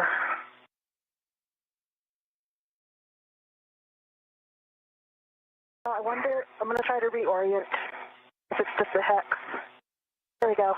Try spinning it a little bit, Chris. I spun this one and it went all the way in. I think it was just a hex, not Yep, you're right. Yep. Yeah, Houston check, and that's exactly what we were go to drive it, going to suggest is that the hex just wasn't aligning on the other side.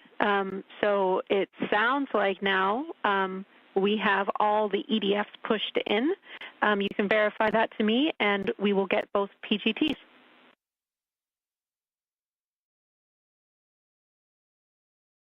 You can see 3 and 4. 5, I can't really see that well. That's the one underneath. See 6, 2, and 1. Copy. Good checks on all EDFs with the exception of 5 for visibility.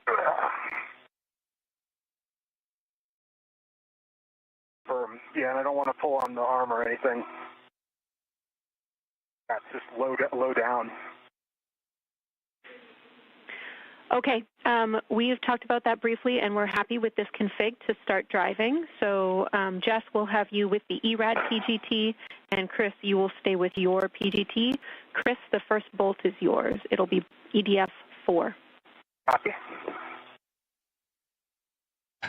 And with that, the ground looks happy with the lead installation on top of the joint number 5 that was swapped out earlier today. So now it's time to bring back out the pistol grip tools for the last time for today's spacewalk. Okay, I've got it. Copy, got it.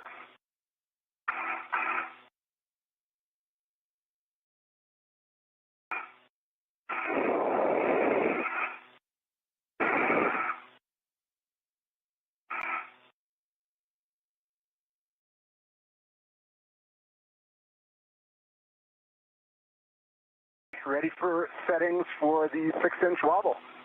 Chris, your settings are Bravo 2, clockwise 2.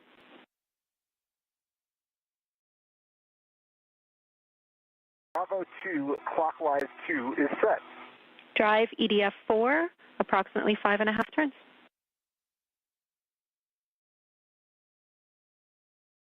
Copy. EDF 4, approximately 5.5 turns. Good read back.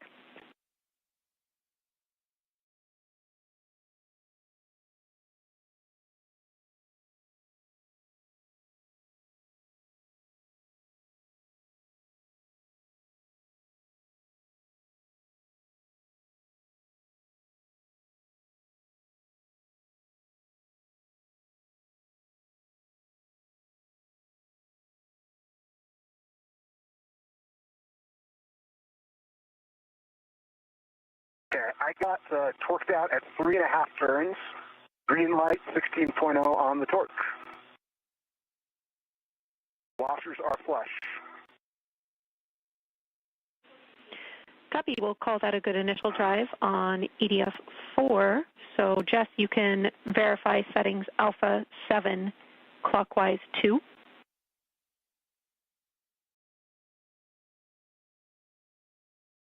Alpha 7 clockwise 2.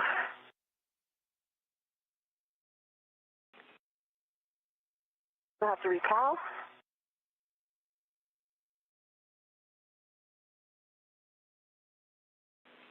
Chris, you can get set up but do not drive, EDF 3.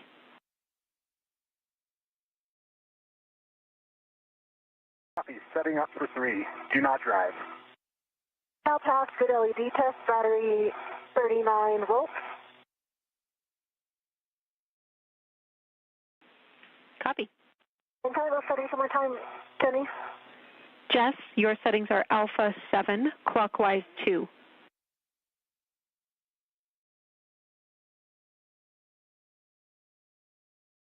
Alpha 7, clockwise 2. Good readback, EDF 1, 11 turns at the PGT.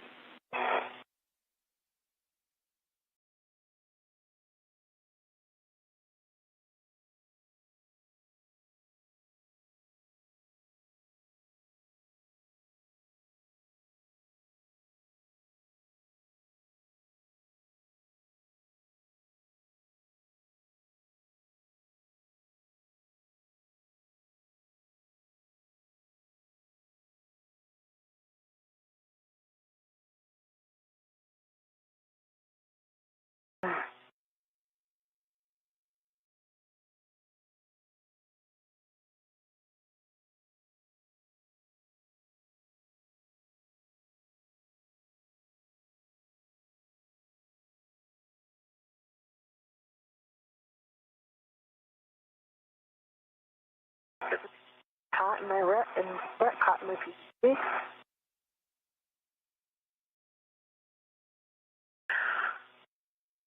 Now approaching the 5-hour and 30-minute mark into today's spacewalk, and NASA astronauts Chris Williams and Jessica Meir are working to reinstall the latching end effector cluster on the Canadarm2. Today's spacewalk is the second for Williams and the fifth for Meir, the 280th spacewalk in support of space station maintenance, assembly, and upgrades. Today's spacewalk is the third of 2026, as well as the third for Expedition 74.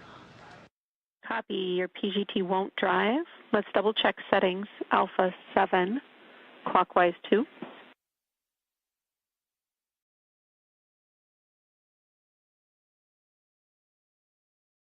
Turned off again.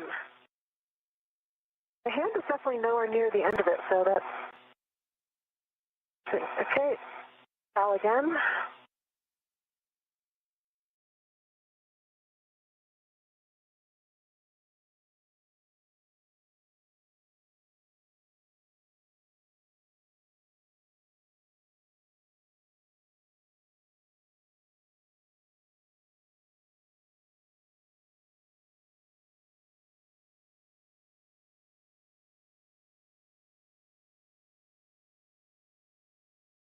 Cal pass, good LED test, 39.3 volts. Copy.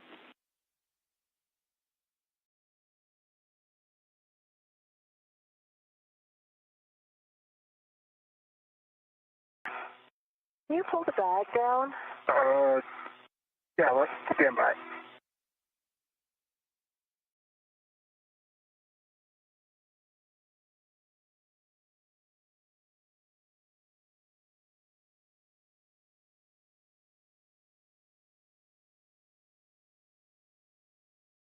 Is caught.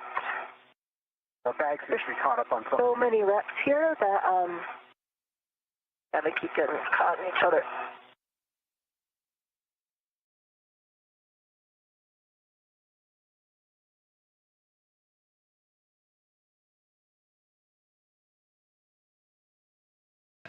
Meir and Williams taking a quick pause from driving those bolts to reconfigure their workstation and clean up some of the RETs, or retractable equipment tethers, that are used during spacewalks.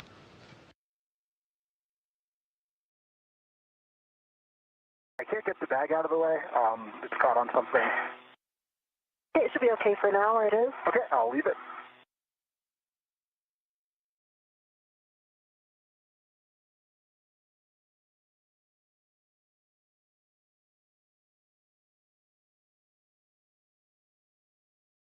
And again, my PGT is not driving.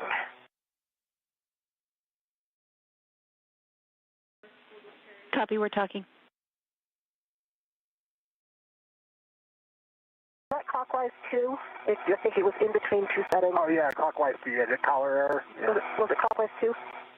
It was clockwise 2. Okay, I think it was just in between. Okay. Okay, now.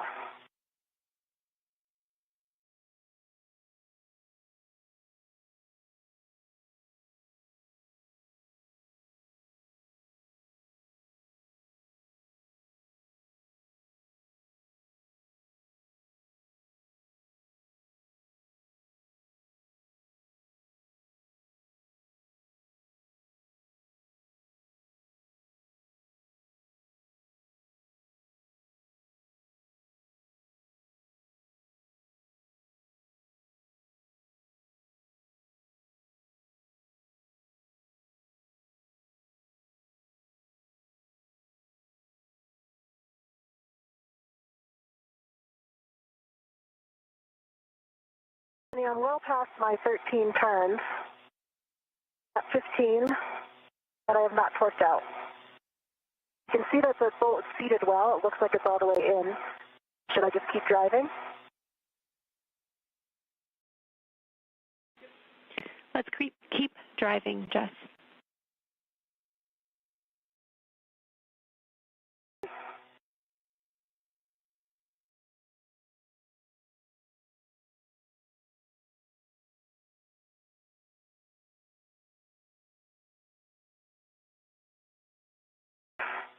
An additional 5.5 turns on the PGT. It does not appear to be going in. I'm going to take my PGT off and reassess.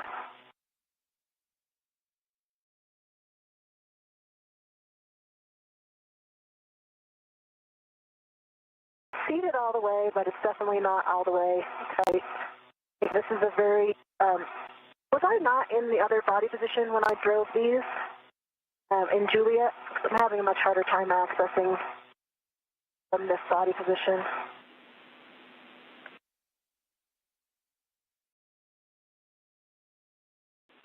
Try a different...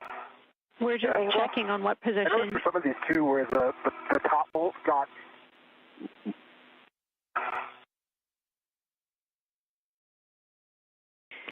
Yeah, Jess, we're just checking what position you were in before to be sure. My recollection is that you were in the vertical position, but we would be okay if you reassess your body position with a different roll. Maybe even the intermediate of kilo could help.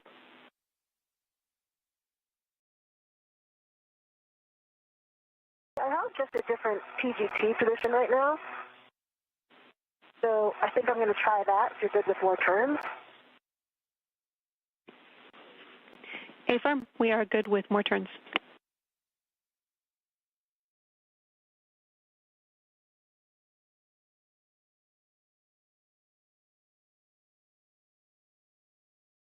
And we are going to get a little bit of a different position here with her pistol grip tool and see if that doesn't do the trick. We are now entering a orbital sunrise, so we'll start to have a bit better of a view of the crew and the work that they are doing to reinstall that latching end effector to the end of the Canada arm.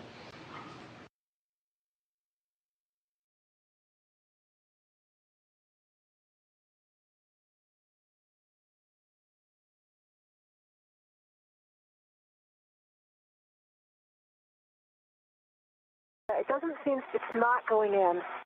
Short handover. And we are in a bit of a handover period between our satellites here, but we'll regain views and communications with the crew here shortly. Back on the ground, the team here is being led by NASA Flight Director Fiona and Koviak.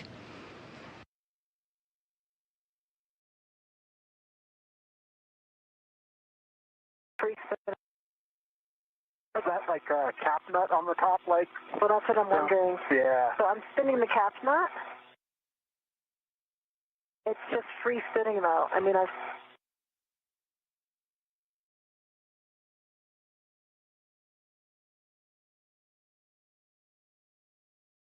So one question for the ground, Jenny, would be, so on one of these, when I released it, it released after like half the turns it was supposed to. And the other ones, I did the full 11 turns, so I wonder if they were all actually released at a much lower number of turns, so that we did significantly drive, you know, the cap nut end. But now I am, you know, it looks like it's fully in, and I'm spinning the cap nut to the right, to which it does seem to be just free spinning the EDF, actually. Yeah, we're following along, Jess. We see that free spin, and we follow your train of thought, too. The free spin is particularly unusual to us, so we're still talking.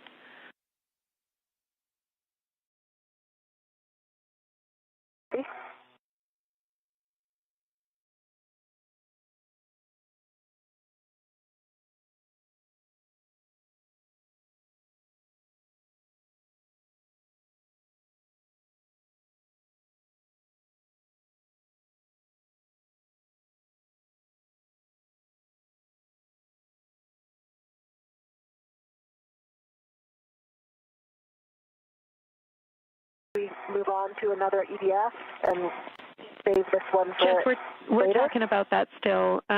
Our crib sheet is saying that potentially this is not fully seated on the internal hex head. I know you mentioned that. We just want to double check that when you spin it around, does it change if you are pushing it in and spinning it? Like, is it possible to get it seated? Chris, I'm going to get rid of this PGT. You can't. I need two hands. I'm going to let go of the PGT. Let it go back to the bag.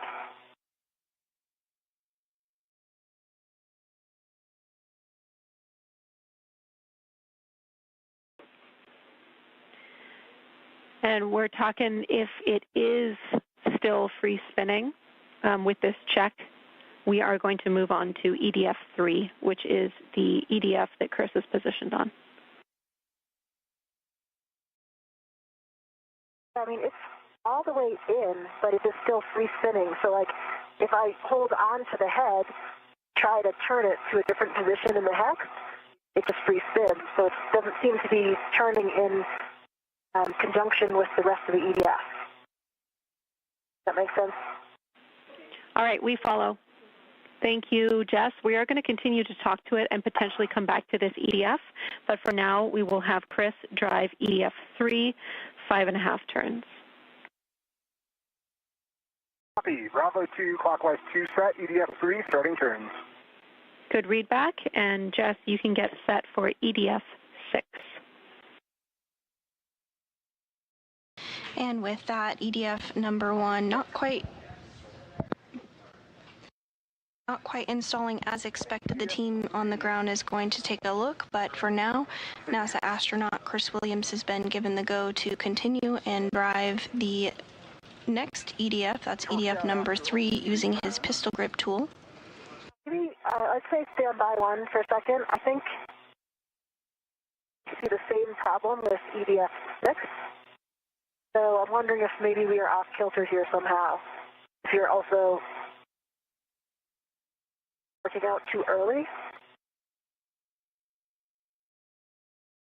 Actually, okay, no, I don't see the same signature with 6. It's in all the way now, and it is not free spinning. Houston copies. Okay, let me finish torquing off 3.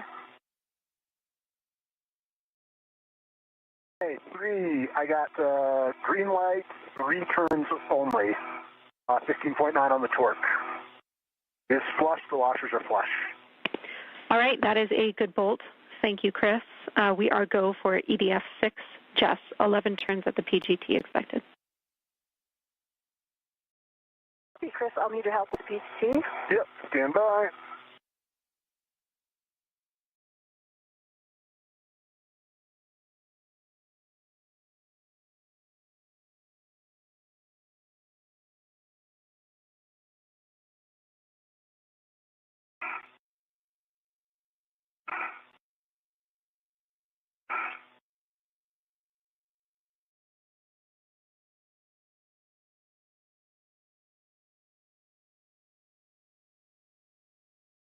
Okay, there's the PGT.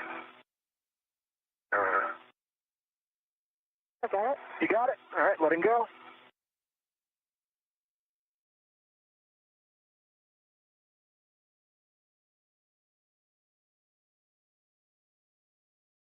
Hey, Jenny, I am still in Alpha 7 clockwise 2. Good settings. I'm in a good position on Bolt 6, starting turn. Copy, we're ready. Chris, you can get positioned on EDF 5. I will not be able to reach EDF 5 from this angle without the ERAD, I don't think. Try to roll maybe, but if you have words on what position I was in when we got it off, that'd be helpful. We are checking, but using the ERAD here obviously is also an option. Copy. Jenny, I got 7 turns, good green light, 9.1 torque.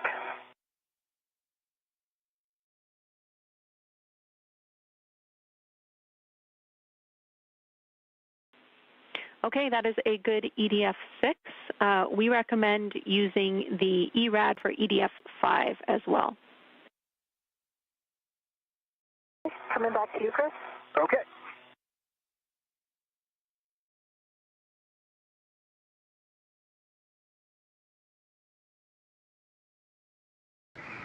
Williams and Meir continuing to step through procedures to install those fasteners on the latching end effector on the end of the Canada Arm 2 following the joint replacement of the joint number 5. Currently in Alpha 7, clockwise 2. Good settings.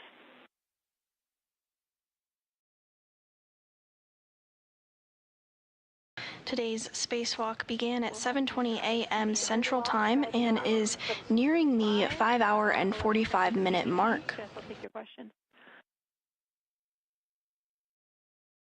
So just some more observations about Bolt 1. If I push only on the top washer, so basically try to move the top washer left or right, it doesn't move, which indicates to me it's fully engaged in the hex.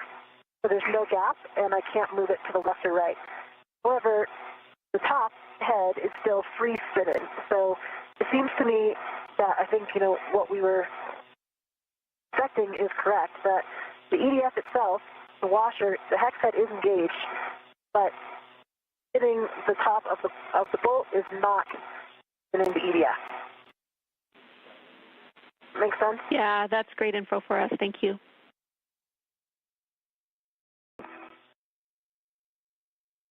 Okay, I'm going to start turns on 5. Houston copies.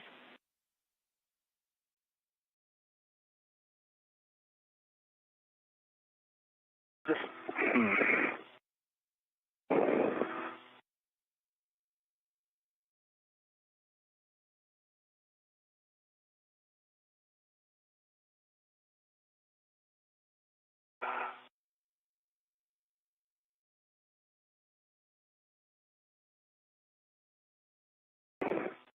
And this view looking down the Canada Arm 2 following the joint number 5 swap out with the failed joint was removed and the spare joint has been successfully installed on board the International Space Station. Copy. That is a good EDF 5. Next, we are going to tighten all the bolts that we were able to initially turn correctly with the PGT, so that doesn't include EDF 1. I have new settings for you, and we're starting with EDF 2. I believe this is Jess's bolt, so I have ERAD PGT settings for her. I haven't driven 2 at. Yeah, we haven't done 2 Yeah, yet. we haven't done 2 at all. Yes, for 2, we are driving it, and then we are staying on the bolt and retriggering it to under a half turn. So that's fine. Okay. Good.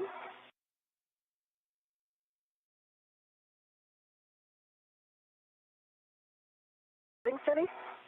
Bravo 2, clockwise 2.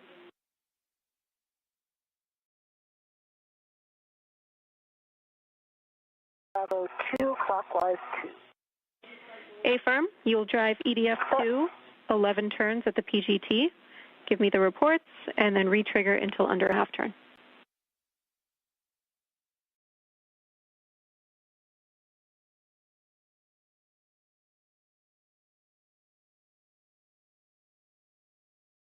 scoop angle is probably going to prevent this.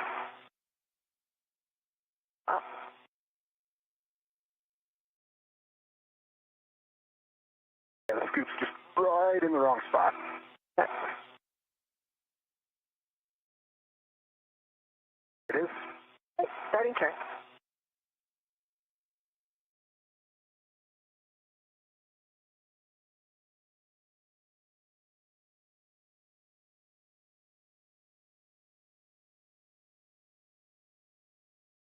There's only 5 turns on the PGT and I torqued out.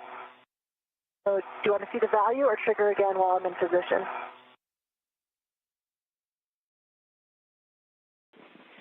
We'll trigger again.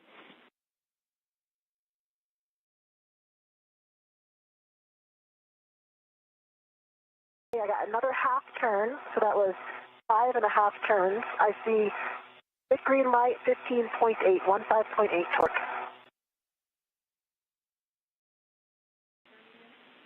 Copy. That's a good report. Retrigger into less than half a turn. Copy. Okay, that was less than half a turn and the same torque value. Great work. That is a good EDF2. I have us moving to EDF4. Chris, I have new PGT settings for you. Copy. Ready for new settings.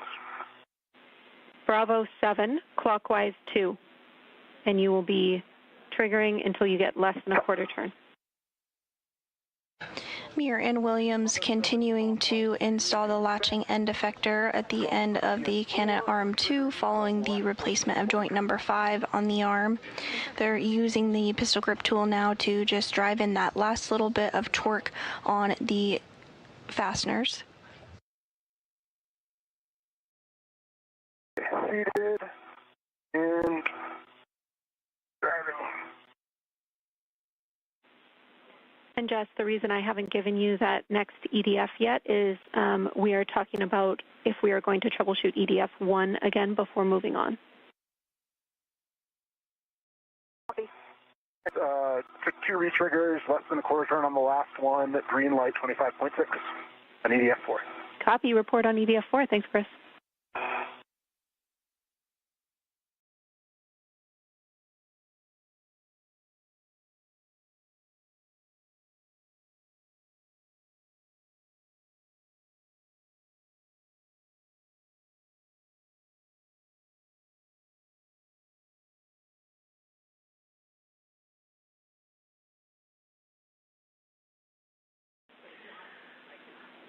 All right, we talked about it on the ground, and Chris, you have the next bolts. We are skipping EDF 1, so you will be driving EDF 3. Retrigger until you get less than a quarter turn. Bravo 7, clockwise 2 set. We're going for EDF number 3. Good settings.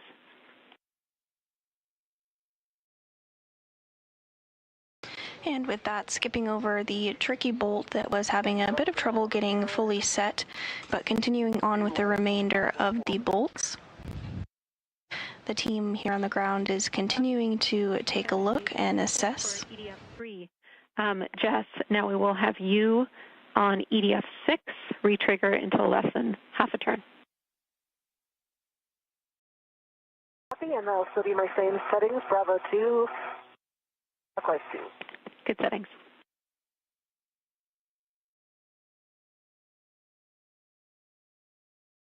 Starting turn. Okay, that was about a quarter of a turn. I've got a good green light and 16.3.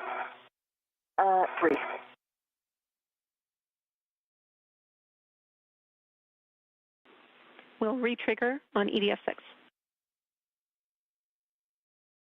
Retriggering. Eighth of a turn, good green light, 15.9. Okay, that is a good EDF. Finally, let's drive EDF 5. Understand the access to this is best with the ERAD. If that's the case, we're looking for under a half turn. Copy that. I will grab the ERAD in 1 second. I'm just repositioning this adjustable between the two scoops over here. Copy. And I'm ready for the ERAD. Stand by. Over the top. 1. Need to get clear of this. Okay. Here it comes. Got it. Houston copies all. Down here we are talking about what to do with EDF1, but following this I'm just going to push you through to verify all our other EDFs are good. See, while I'm waiting, Jenny, do you want me to try to extract it all the way, pull it all the way out again, see if I see anything off nominal and insert it again? Haven't done that.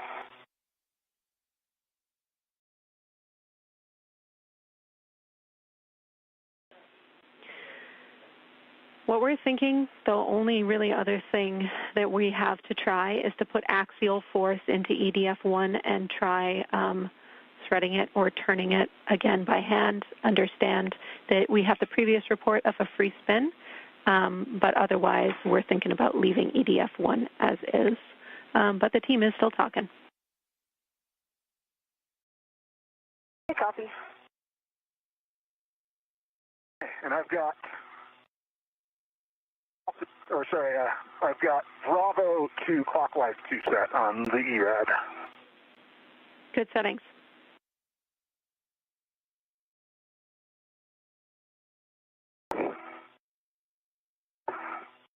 Okay, and I got less than half a turn to 2 triggers, 16.0 on the torque, green light.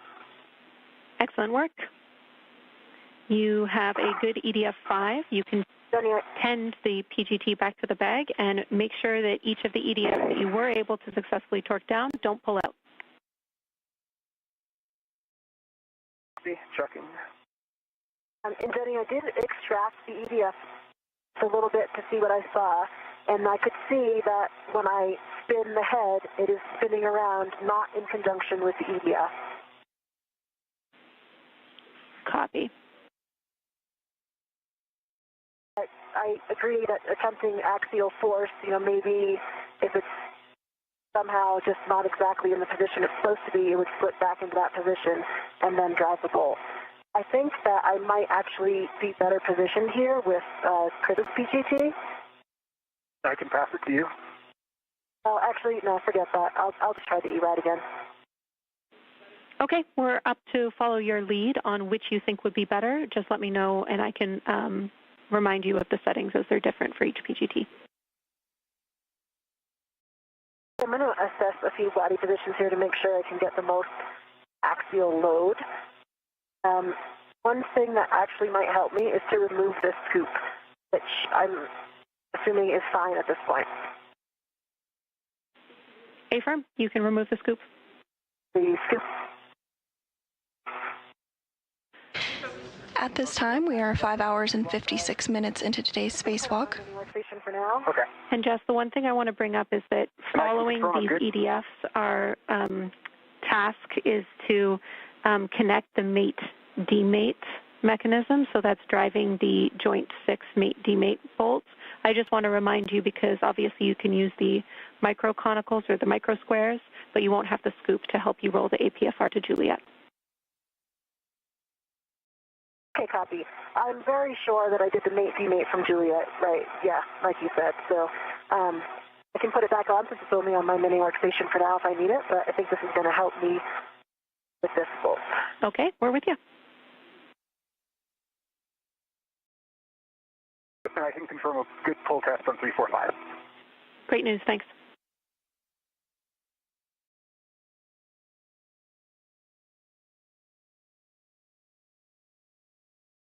All right, that's much easier.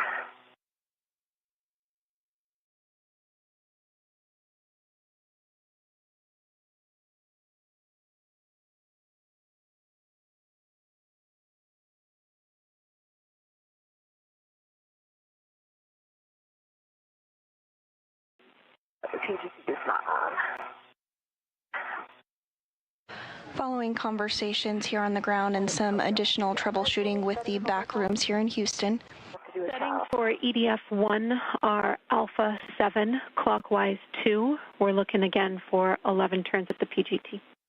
The direction is for NASA astronaut Jessica Meir to apply a bit of force on the side of the bolt to try and get it set and thread properly. Task good LED test, battery 38.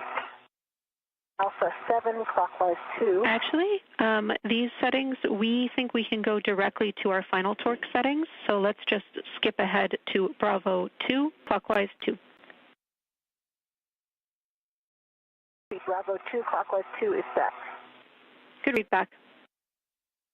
So Meir's going to give this a shot and see if it works. The other bolts have all been installed as expected.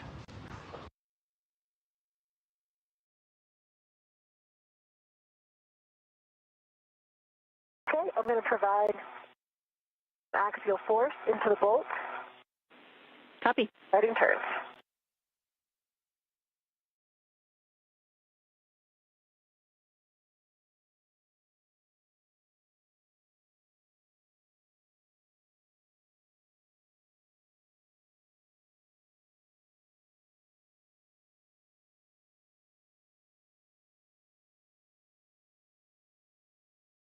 I think that did it.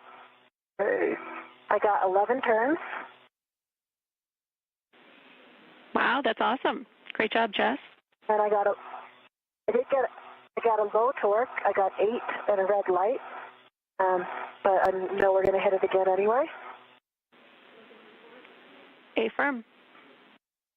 And it appears that did the trick.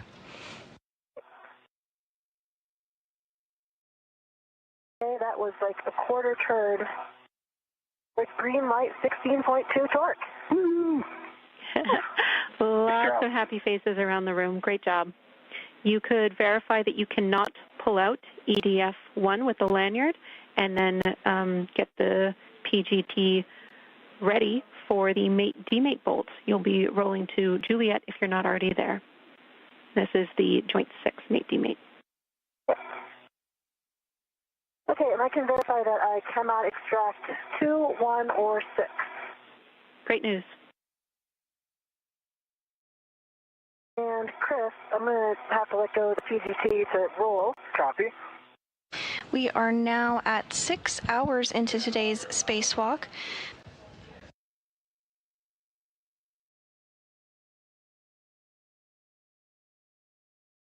We did just hear the good news that that tricky bolt, that number 1 fastener was able to successfully be installed by NASA astronaut Jessica Meir following applying a bit of axial or force from the side.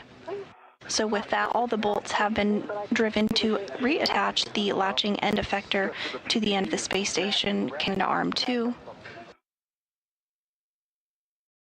It's still on your side, and I don't... It's down to the left. It's on just forward of the lee. Okay.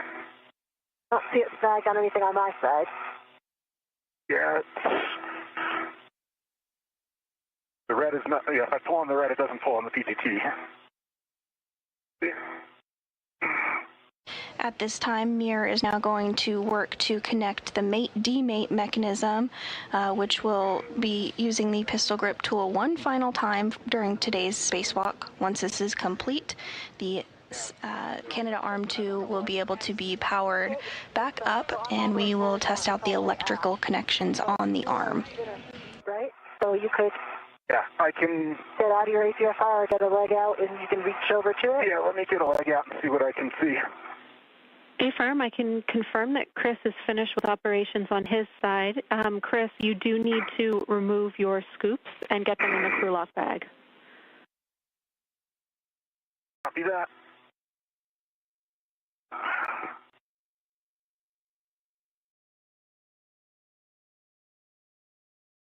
That's drag on something on the end there.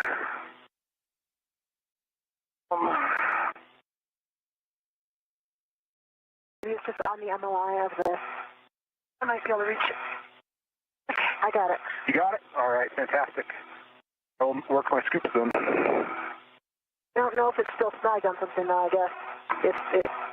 Yeah.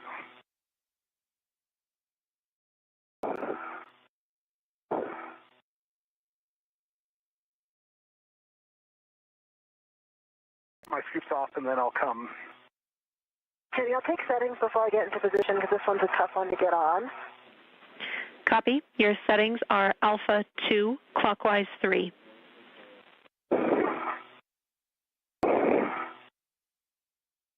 Alpha 2, clockwise 3 is set. Good settings.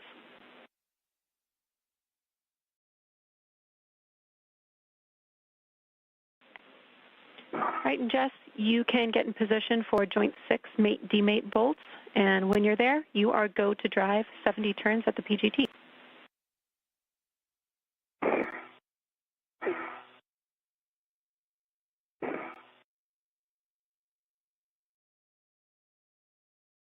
And this view from outside the International Space Station of today's spacewalkers. On the top, we have NASA astronaut Chris Williams completing the second spacewalk of his career, and below him we have NASA astronaut Jessica Meir completing her 5th.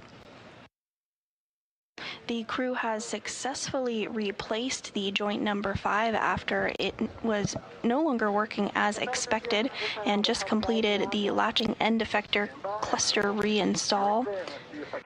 At this time, Meir is working to reconnect the mate-demate mechanism on board the space station.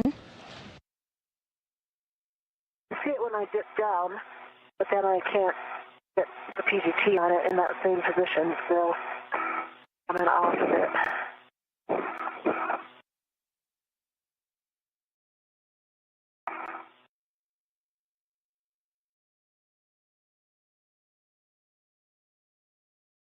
Let me see if I can just roll over a tiny bit and help.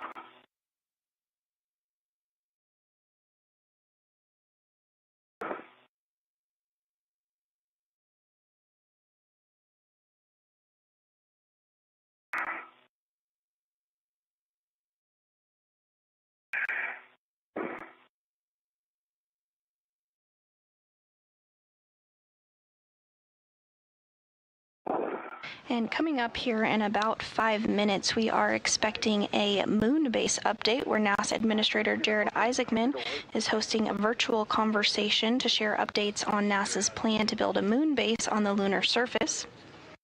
Isaacman will be joined by Carlos Garcia Galan, the Moonbase Program Manager, and discuss the next set of awards for new lunar lander missions and preview upcoming opportunities as the agency works towards building a sustained presence on the moon. That discussion will stream on NASA's YouTube channel if you'd like to tune in. And NASA is advancing development of the Moonbase, a long-term lunar exploration and infrastructure initiative designed to enable sustained human presence and expanded scientific and commercial activity on the lunar surface.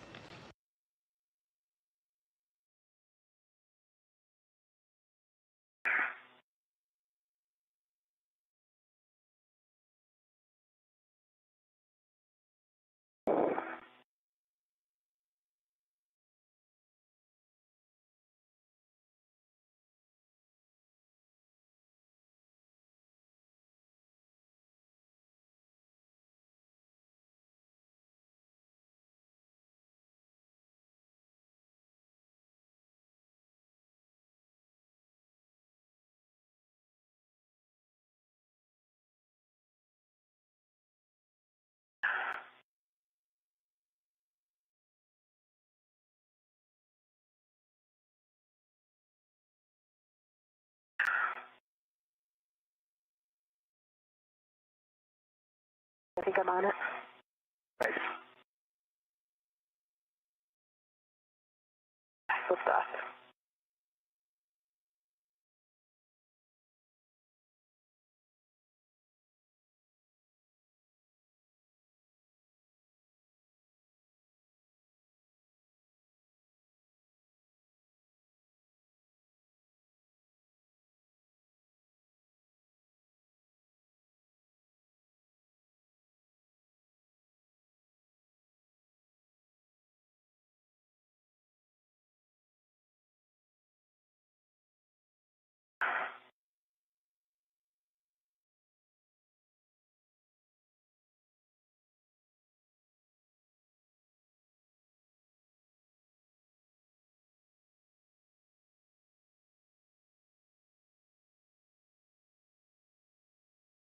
When I I can get on it and then I slip off because the ERAD, free spins. I have to get my body position. If I get it on there and I tell you, do you think you can get a hand on it? Because then I have to reposition a little bit. Is my hand close enough? No. Maybe. That's about as far as I can get. Might be.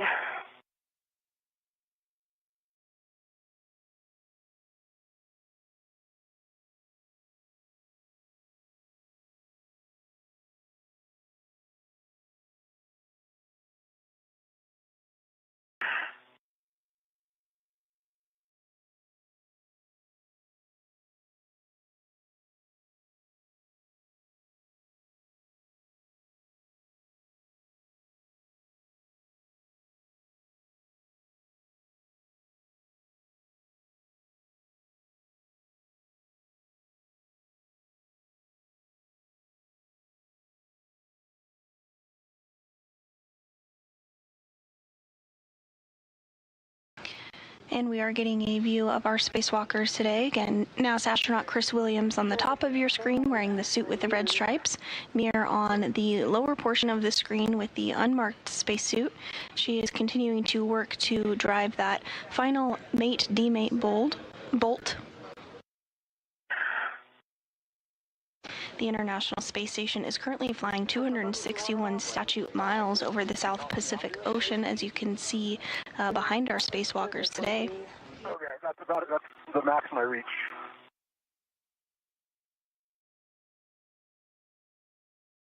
Yeah, I'm going to try switching feet.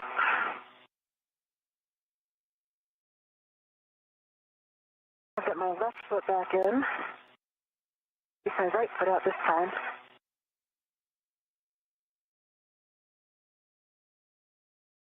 And all of the bolts on the latching end effector cluster were successfully installed. So this mechanism to reinstall the mate-demate mechanism is our final task for today's spacewalk.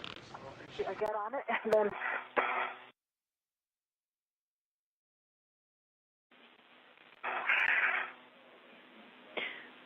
We can offer for Chris potentially rolling one more click forward. Could help with reach or visibility. Copy. I'm on it.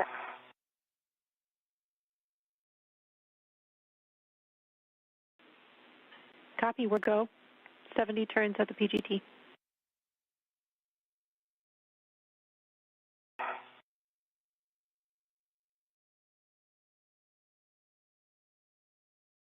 Took off after 27 turns. And I'm not sure if I was actually all the way on it.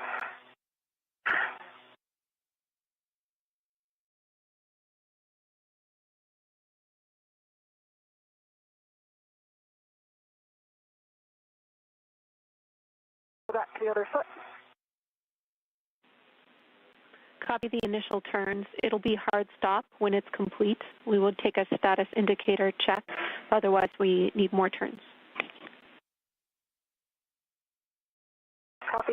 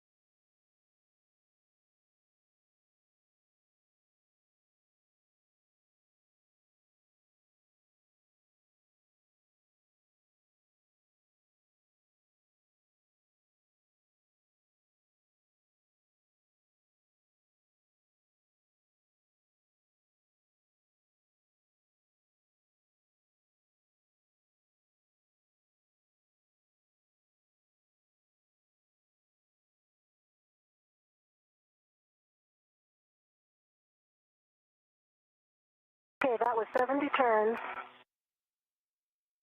Let's try the torque again. It may have slipped off. Copy.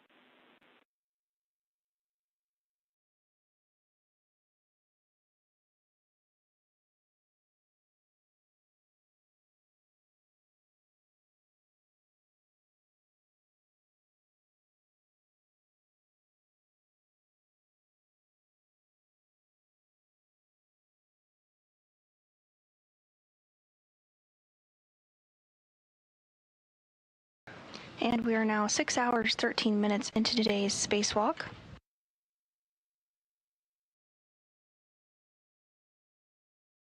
The failed joint on the Canadarm2 has successfully been swapped out with a spare on board the space station, and our spacewalkers, NASA astronauts Chris Williams and Jessica Meir, are working on driving one final mate-demate mechanism using the pistol grip tool.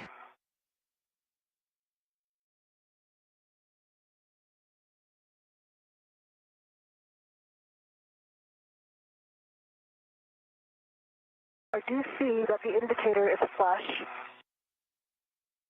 I'm going to try to get back on there and get a few more turns. Copy. Well, actually, I'm not positive. I'm going to have to get a better view. Jenny. I'm going to reposition here. This scoop is getting in my way.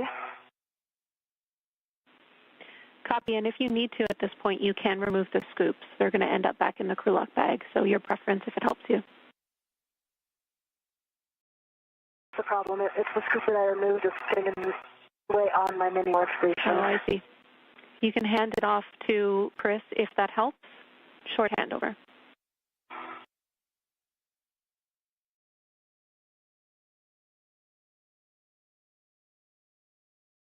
Doesn't install on that one.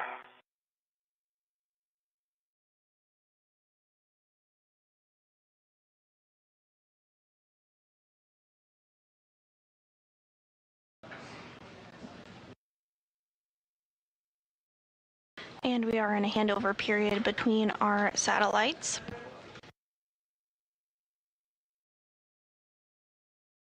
The path is above. Okay. Almost got it. Houston's back with you. See, I've handed off the scoop to Chris. We're going to try to get into position again. Ready to it. Sending Copy. back your rec. Okay, your rec coming back to you. Hey, copy.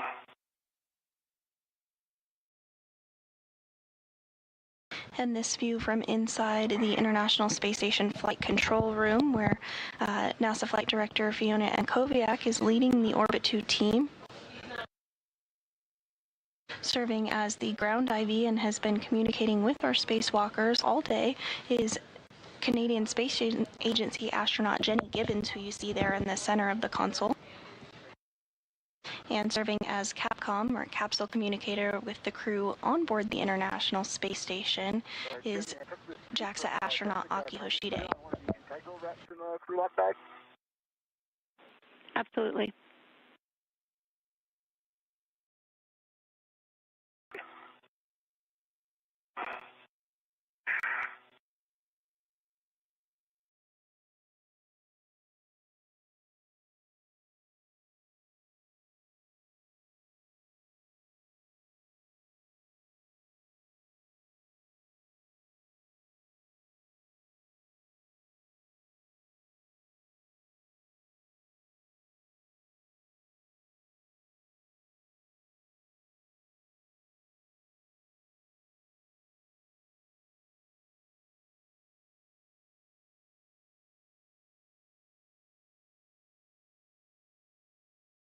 I'm going to try to roll a little bit more. I don't know if that's going to help yet. We copy additional roll for Jess, no problem. And Chris, once you stow that scoop, we'd also like to offer that you could come out of the APFR and adjust your body position such that you have visual or perhaps like a hand on the bolt. Again, you would be able to really react against much because you'd be on the ingress aid, but that could help with positioning. Copy that? Yeah, I'll give that a shot. I've locked out the PGT rep to see if that helps me.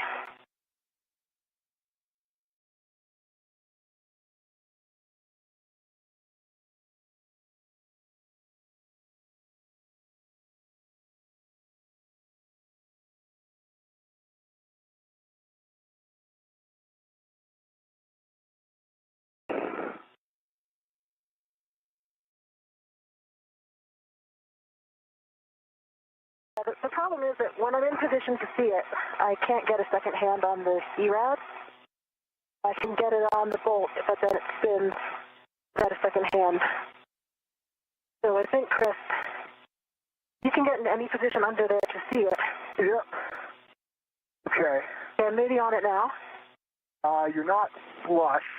Just tilt, bring the PGT down a little bit. Yep, that's looking better.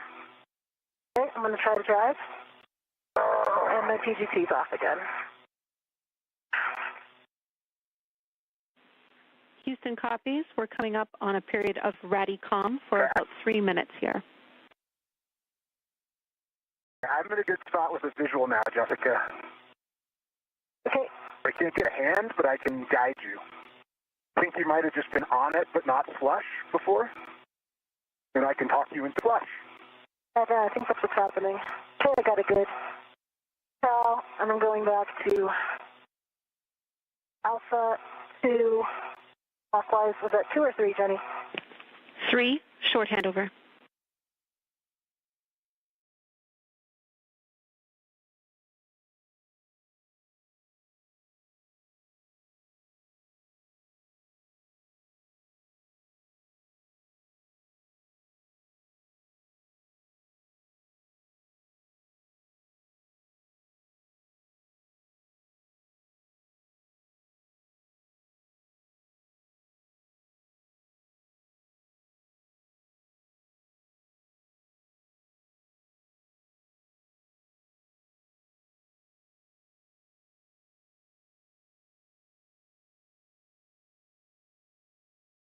And as we are in this brief handover period, we're now 6 hours and 20 minutes into the 280th spacewalk outside the International Space Station, where NASA astronauts Chris Williams and Jessica Meir have successfully swapped out and replaced the failed joint on the Canadarm2 with a replacement joint that was outside the International Space Station, a spare part, if you will. At this time, the duo is now working to install the mate-demate mechanism on the arm. This is required in order to power up the arm. She's got it great. It's torqued out after 50 turns. Awesome. 50 turns. I'm going to hit it again. Torqued out again. I've got a good green light and 3.7. Chris, before I take it off, you probably can't see the indicator because I'm blocking it. Yeah, it's blocking it. I can also see that it's the drive handle that the red is caught around. Okay.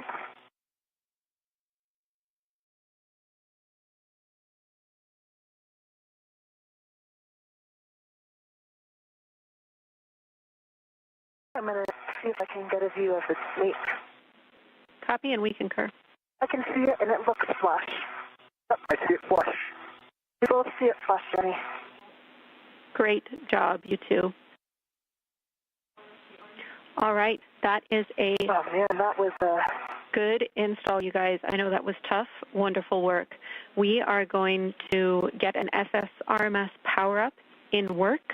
And for you, I have expedited cleanup steps, starting with stowing your PGT, Jess, and you will be getting the scoop in the crew lock bag, and you will be getting the crew lock bag on your BRT. To the PGT, is it going off my swing arm and taking the ERAD off? Double checking.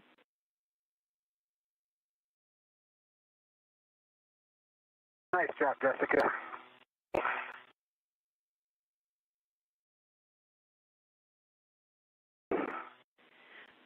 Before we go any further, okay, copy. Before we go any further with our cleanup steps, we want to make sure that the RET is clear of that motor handle and that we are in the motor position. I popped back up. I can't see it. Can you see? No. I can't see that face at all. It's clear. Yep, now it's clear. And the handle was away from me. It did not appear like it had moved at all. Okay, we will take that as a good check. Thank you both.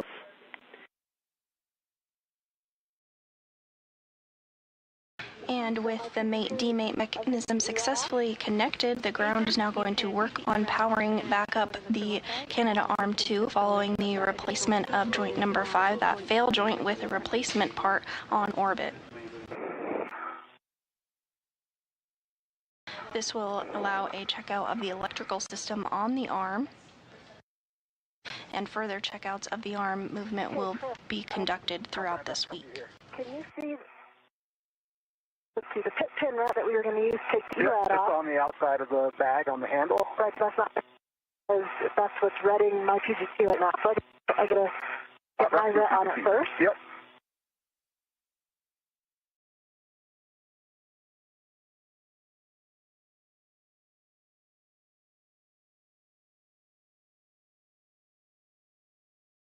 Get my ret on it.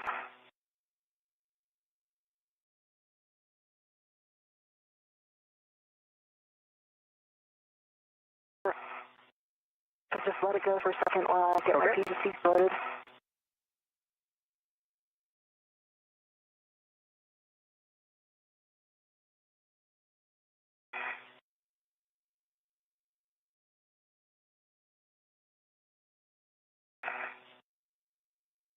Hey, can you bring it back over here? Yep, coming back to you.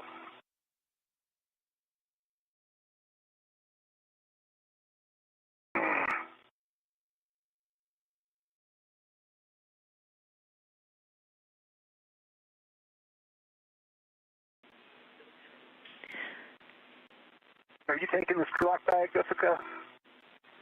Taking the crew lock bag? I owe you guys words on cleanup steps. Only over to ESP.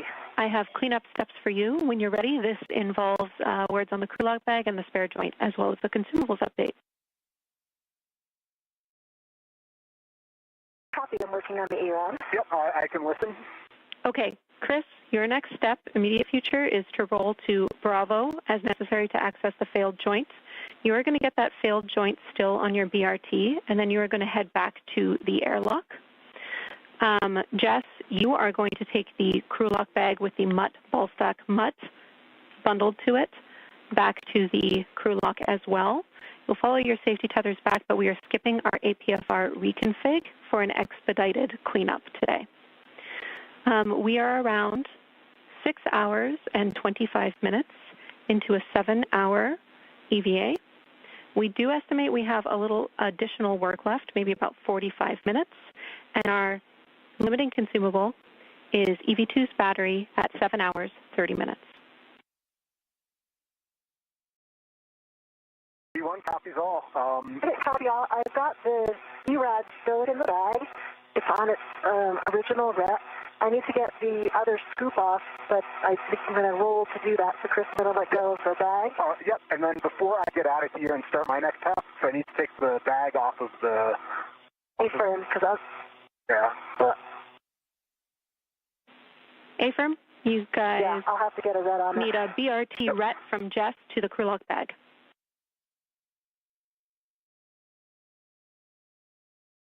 I'm going to get the scoop first. All right.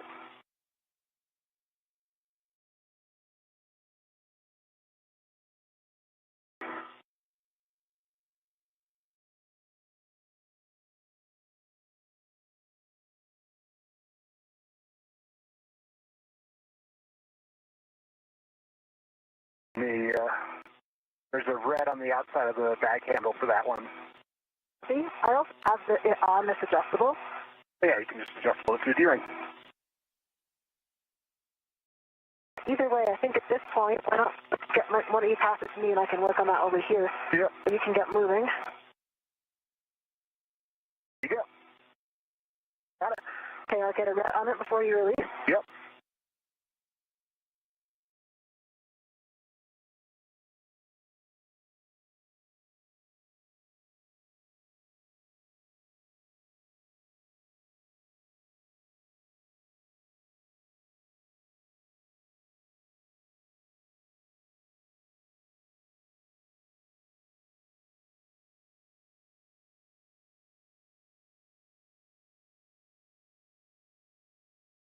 My BRT on and BRT on. You can release. Okay, stand by. I'm going to need to just pull it a tiny bit. The adjustable is kind of the wrong way. Okay. All right, it's free. I'm letting the adjustable come back to you. Copy, I got it. Okay, and then I am going to egress. Copy, I'm going to get this. I'm going to roll, sorry. Chris, prior to your egress, yeah, we did have that roll in the procedure for you so that you could retrieve the failed joint from the ball stack mutt and put it on your BRT from a stable position. Good work.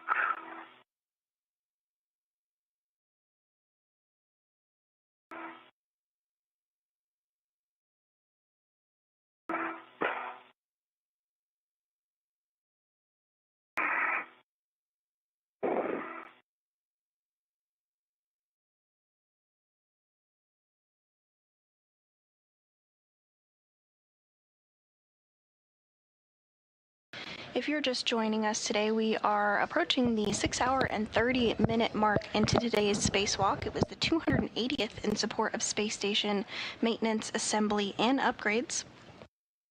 The main task for today was to replace a failed joint on the Canadarm2, that's joint number 5, that was successfully done by our spacewalkers, NASA astronaut Chris Williams and Jessica Meir. Copy. EDFs are pushed in. Good config. Thank you.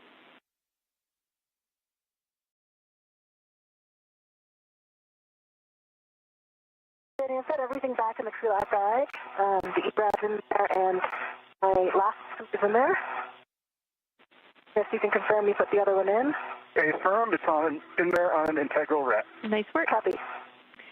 Jess, you can get that on your BRT and then egress the APFR. You will be picking up the mutt ball stack mutt with the MLI and bundling it to the crew lock bag. Right now, Chris is still retrieving the failed joint from that mutt ball stack mutt. The duo is now working to clean up their work site, including removing those articulating portable foot restraints, which came in quite handy during the swap out of that failed joint today, as well as configuring tethers, making sure that their crew lock bag, it has everything that they need to bring back inside the International Space Station. And as you can see on your screen there, that's NASA astronaut Chris Williams in the red striped suit. He's going to bring back the failed joint number 5 with him into the airlock, and that will be sent back to the ground for testing and further analysis and possible refurbishment. Today's spacewalk was the 2nd for Chris Williams and is the 5th for Jessica Meir. Jody, I'm not spending any time to reconfigure this APFR, correct? No, no changes to the APFR config. We will have you translate to the mutt ball stack mutt.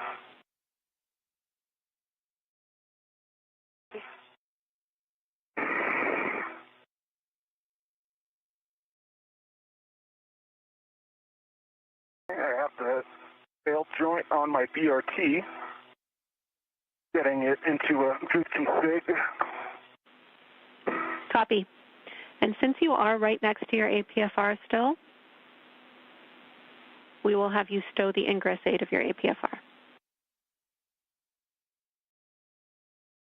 Would you like me to do that too? Affirm.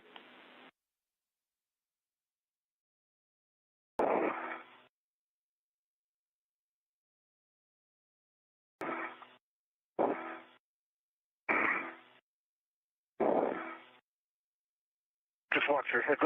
Don't come back. Don't come starboard, sorry. Copy.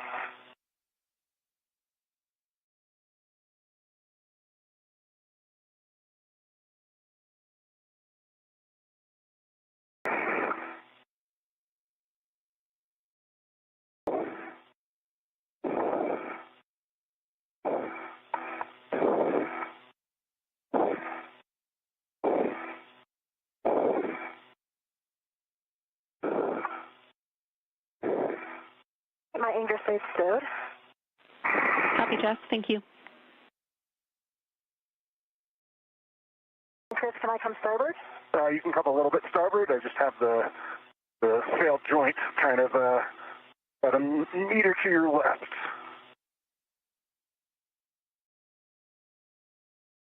Copy, I see it. I think I'm going to need to wait till Chris clears out before I can get to that mutt.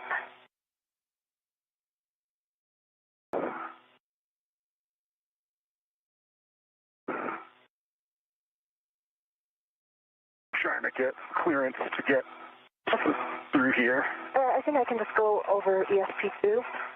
Am I going to be clear of the lee with my helmet? It's going to be tight. Hold on. Okay, I'm not going to do that then.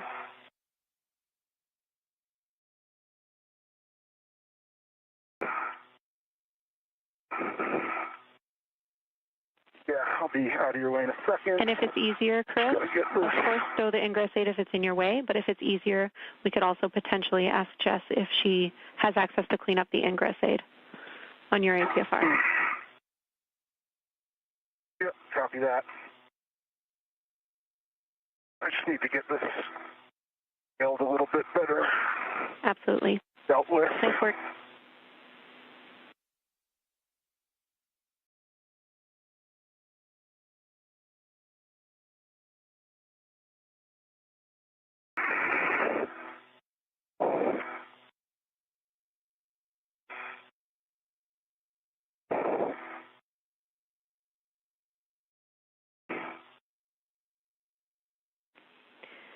Chris, as you start translating, let me know when you're ready for a couple of additional words on your way. Okay, I'm ready for some words. Okay, as you translate around the starboard and aft side of the CTC, we noticed that some of the MLI became dislodged close to the FRAM. We would like you to best effort to try and replace that on your way back to the airlock, please. Okay, yep, I see it. Thank you.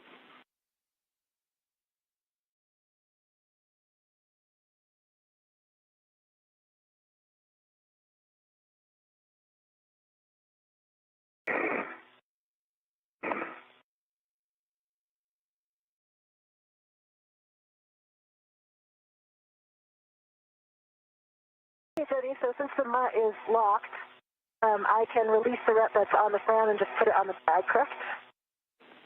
Affirm.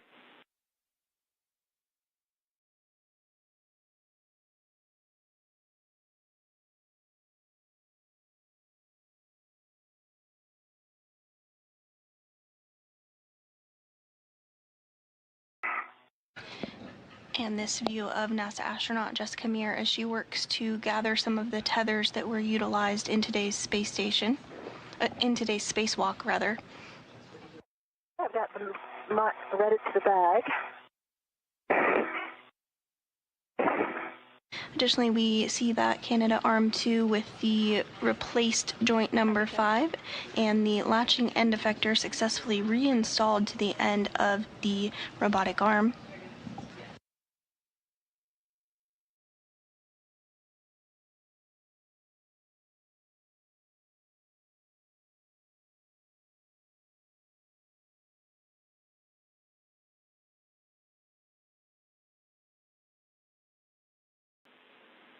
Chris, as you get back to the airlock, avoid failed joint lug contact with the airlock hatch bulkhead and shell. Copy. And while Meir wraps up gathering those tethers, NASA astronaut Chris Williams is making his way back to the airlock.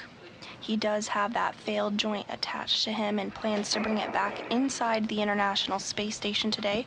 Eventually, the joint will be sent back to the ground and will undergo testing and analysis.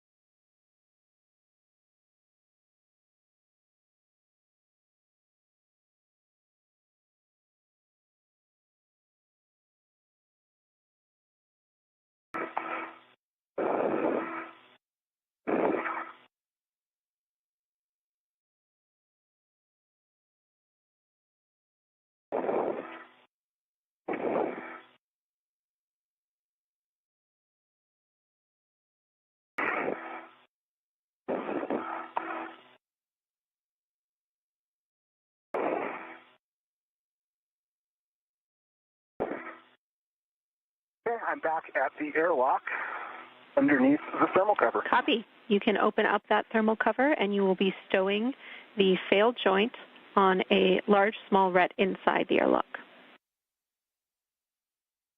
Copy. And Williams has made his way back to the airlock. He's going to store the joint inside the airlock.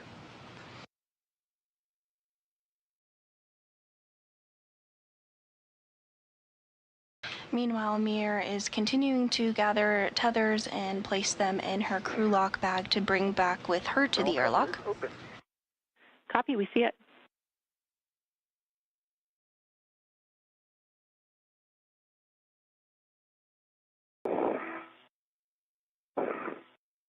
I'm almost ready with the crew lock bag. I've got the MOI well on there, and I've got one wire tied. I'm just going to get the second, and I'll be ready to go. Sounds great.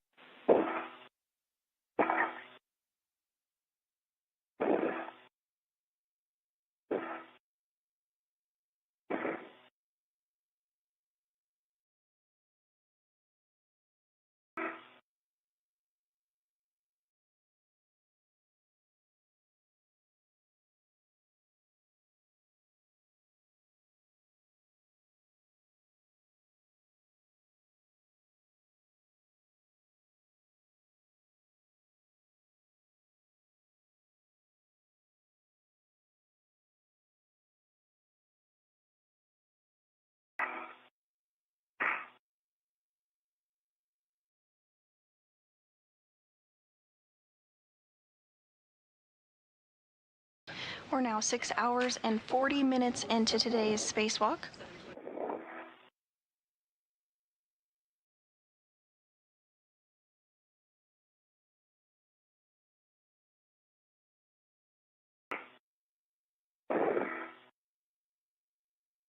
The wrist joint that experienced a malfunction during Canadarm operations on May 27th has now been swapped out with a spare part, a spare joint that was on board the International Space Station outside of the orbiting lab.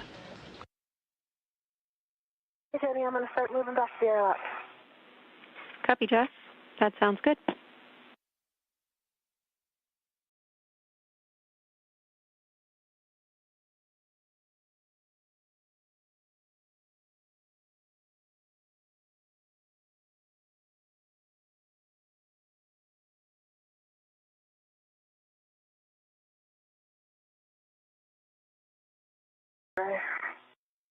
The failed is on large small ret in the airlock, sending it back.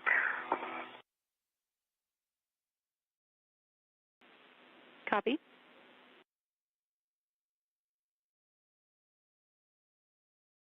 And this view from inside from William's helmet cam as he is back inside the crew lock portion of the airlock.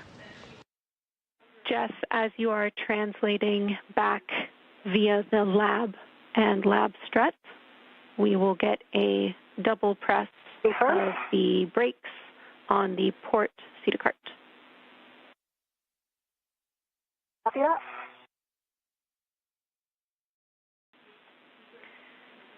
And Chris, we see that failed joint in a great config in the airlock. Thank you. You can egress the airlock, and we will take a safer check and a glove and a HAP check once you close the thermal cover.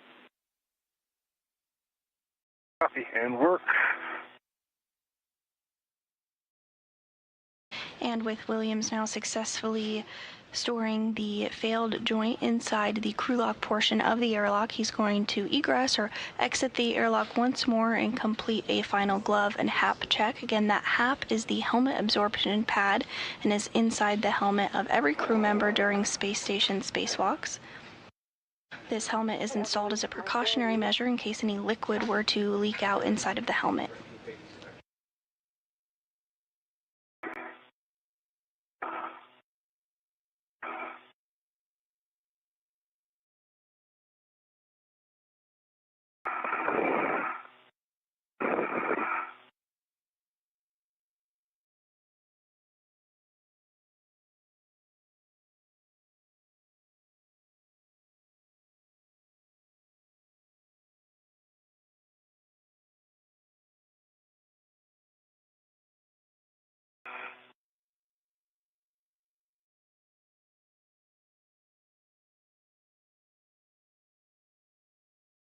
Thermal cover is reclosed, and I am working on those sleeper chucks. Copy.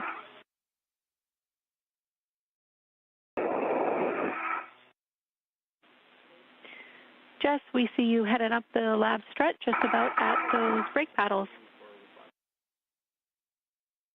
I'm on that phase 1.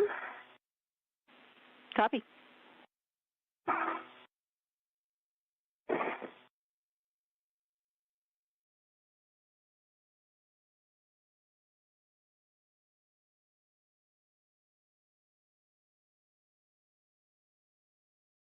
V1 safer handles are done. Copy. And we'll take a Press the release pedal twice. copy brake handles release. Thanks, Jess. And we'll take a glove hap check from Chris as well. Copy EV1. Gloves. No noted damage. And right up.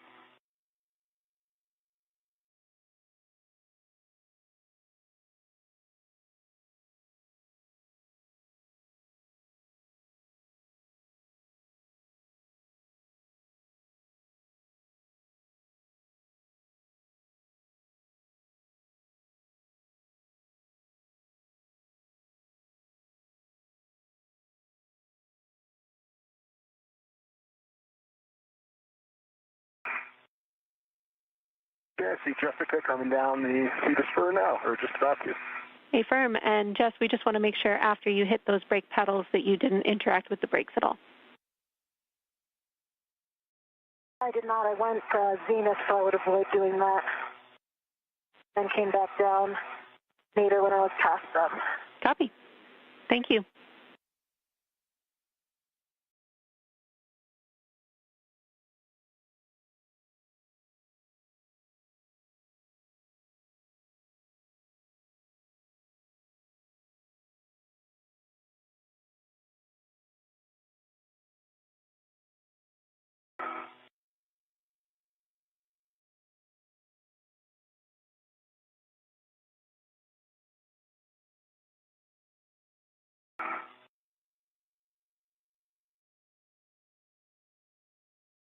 And this view of NASA astronaut Jessica Meir as she continues to make her way back to the airlock.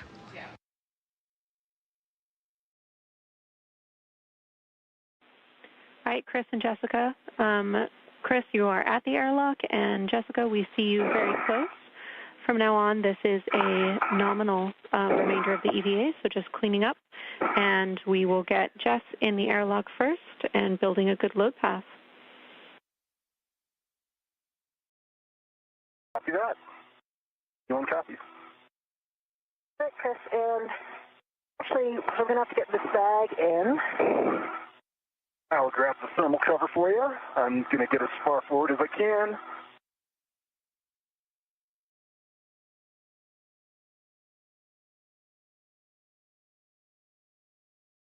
You have a clear path.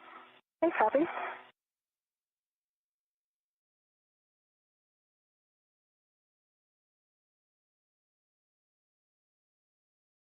I'm going to get my tether down just around here. Houston, copies.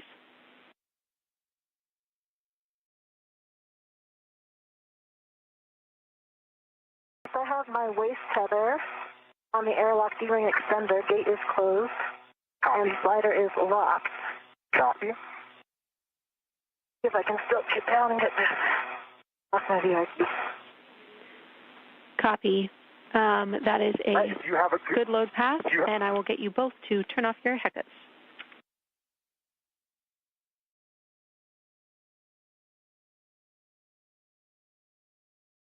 Two HECA off.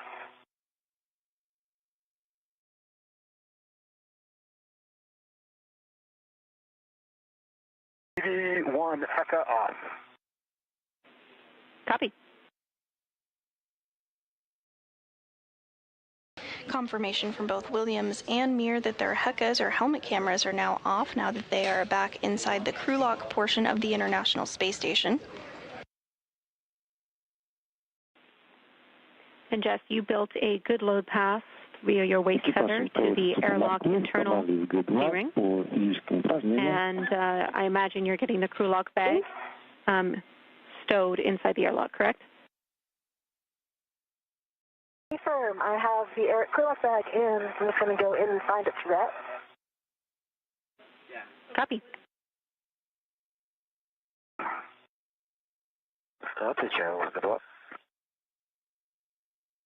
Ограничения по физическим упражнениям сняты. With that, Jess, when you're ready, you can give Chris a go to retrieve your anchor hook from the port stanchion of handrail 0554 and attach it to his waist tether. Copy. I have a good load pass, Chris. Copy. You have a good load pass. I am going to attach your anchor hook to my waist tether. Good words, and I will get checks for gate closed and hook locked.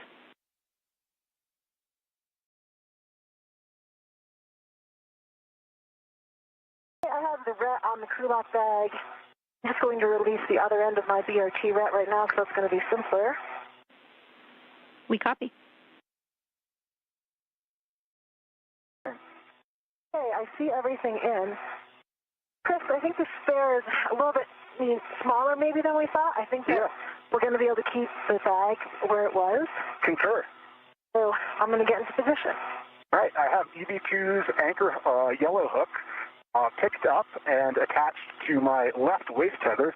Slider locked black on black, and my left waist tether is on my left D-ring extender, closed locked black on black. And both large hooks are gate closed locked black on black together. All right, that is a good load pass. You can retrieve your anchor hook, stow it on your mini workstation, and ingress the airlock. Good work.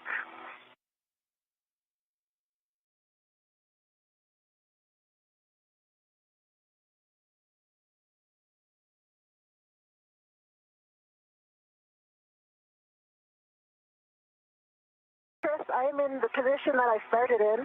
Let me know if you need me to move my feet in any direction. I can see that I'm keeping it held here all the way to the hatch. The crew lock bag is just in front of it, so that's pretty much the same position it was in when we went out. So I think you'll be able to get your legs over it. Okay. And it's actually all the way to the UIA, so it shouldn't interfere with you. Copy that. Right. My safety tether anchor hook is picked up and maneuvering under the airlock hatch. Houston copies.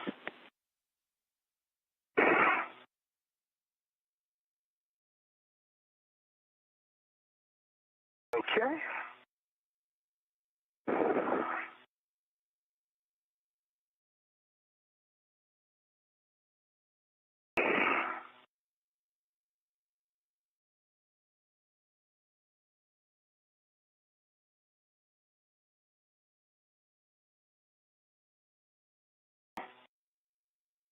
Locking my feet.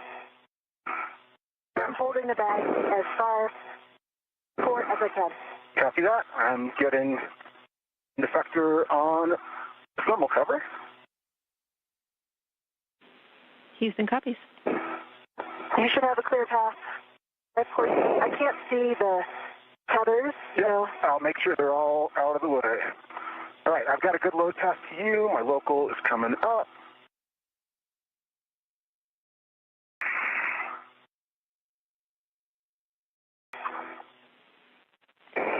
Jess, heads up for you. You are a couple of minutes away from potentially getting a BAT-V decay message on your DCM. Expect it with a 1 hour left on your battery. No action for you. Copy, and I've been here before. Love y'all. Welcome back. Okay, I'm coming up. I'm getting tethers in and clear. We copy. And with Williams and Mir getting everything configured in the crew lock ahead of repressurization, today we did hear good confirmation that Robo has confirmed that the Canadarm2 has 2 good strings of power and data to the arm, so today's wrist surgery was successful.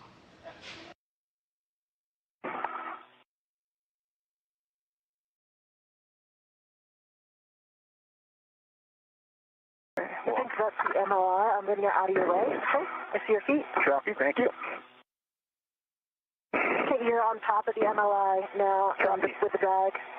All right, I see the thermal cover is pulled closed. Grabbing the hook. Copy. We'll have you move that hook to the magnetic plate D-ring and cinch the strap until snug. Copy, magnetic plate D-ring. In work. And this view from back inside the International Space Station in the equipment lock portion of the space station, where European Space Agency astronaut Sophie Adenau and NASA astronaut Jack Hathaway are standing by to work through repressurization procedures for Mir and Williams.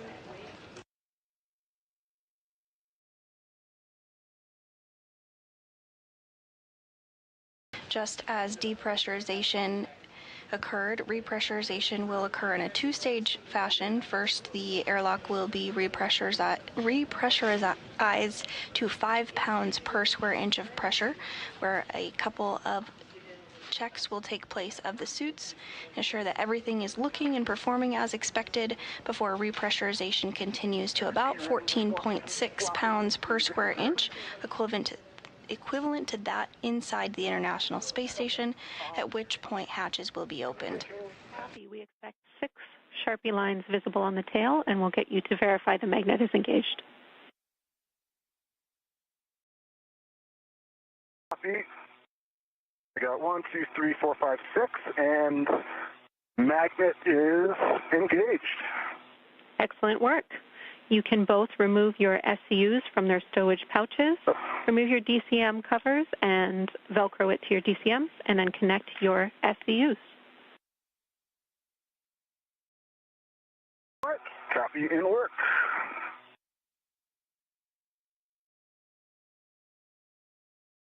Gonna adjust here.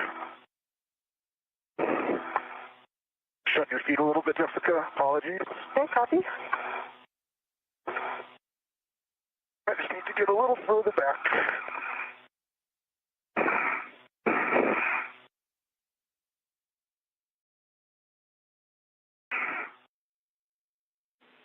"25 seconds to a short handover.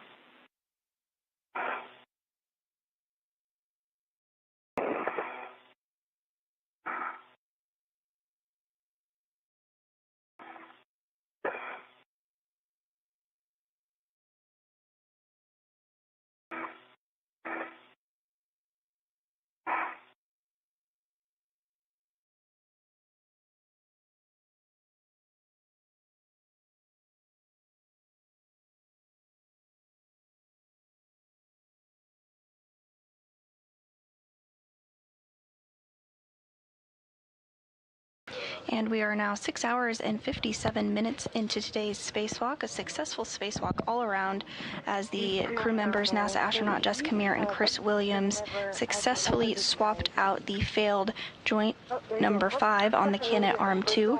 And we did get confirmation of good power connections to the arm. After 7 hours, you're working it.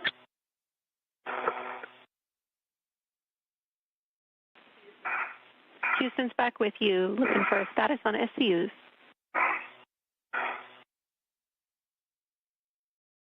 V1 SCU connected and locked.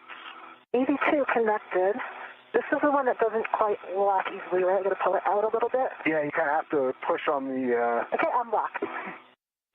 Okay, I'm tracking 2 crew members with SCUs connected and locked. Do not close the EV hatch until EMU water is off for 2 minutes. With that, you can switch your waters off or forward. Expect an H2O is off message.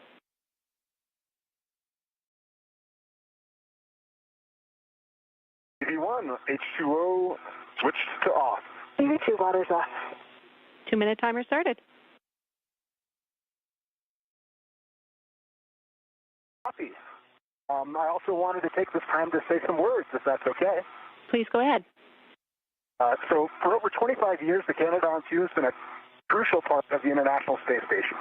The arm was key to the construction of our orbiting laboratory and continues to be a workhorse that we rely on.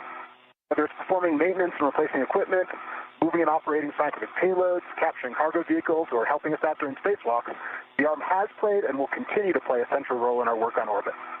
It's also a testament to international cooperation. Teams from across Canada, the U.S., and the world have come together to make this program a success. We want to acknowledge all of our friends and colleagues in Montreal and St. Hubert, Brampton, Houston, and beyond who keep the arm operating, as well as the teams that helped us to get this repair done. It went really great, and we're really thankful for all the work you put into it. We're honored that you trusted us to carry it out and that we were able to give the arm a helping hand. Jessica, it was an absolute pleasure to do a second EVA with you. I've learned so much from you during our time on orbit and really appreciate your mentorship throughout our EVAs and throughout our entire mission. Thank you, Chris. It was so wonderful to venture out of the hatch one more time with you. Chris certainly captured our sentiment perfectly, but I will add that we are thrilled to have repaired the mighty Canadarm2 just in time for Canada Day tomorrow. We hope that all in Canada and everyone around the globe can celebrate this achievement. Sophie and Jack, thank you so much for your outstanding support today, getting us out and back in safely. We're ready to come inside. So much. Well done. And we are ready to welcome you back home. Thank you, team. We are waiting for that timer to expire. Appreciate your very kind words. We are very happy to report that SSRMS, or Canadarm2 power-up, went very well. So thank you for your service in fixing the arm today. And happy Canada Day. Happy early birthday, Jess, and happy early birthday, Soph. Thank you all.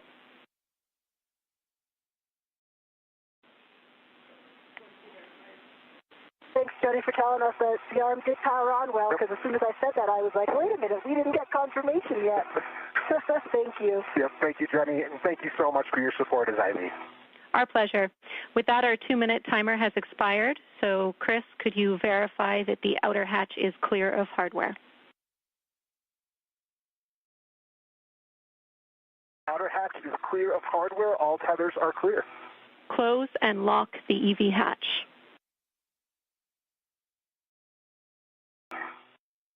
Copy. In work.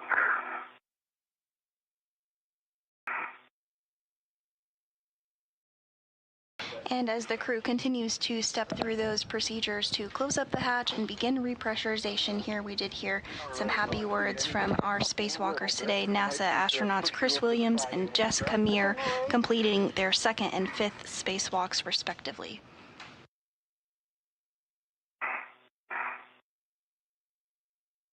We did just surpass the 7-hour, 1-minute mark for today's spacewalk. I'm trying to get a hand on the spare. It's caught up with something. It's gone up zenith.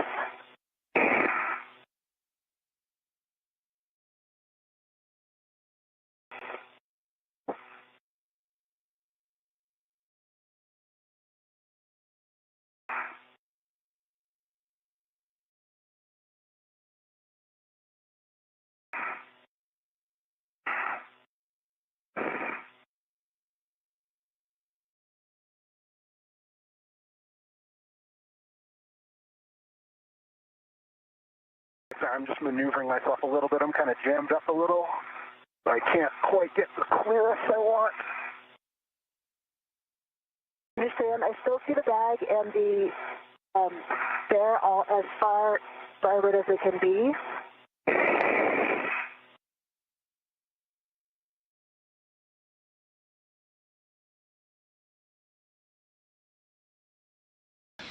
And as a reminder, inside of the crew lock portion of the International Space Station with Williams and Mir is the failed joint.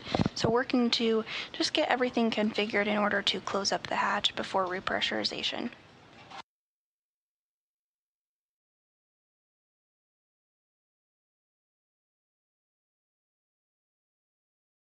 Okay, we're out of the hatch key. Okay. Hold on, we clear some tethers. Okay, we're clear. Clear.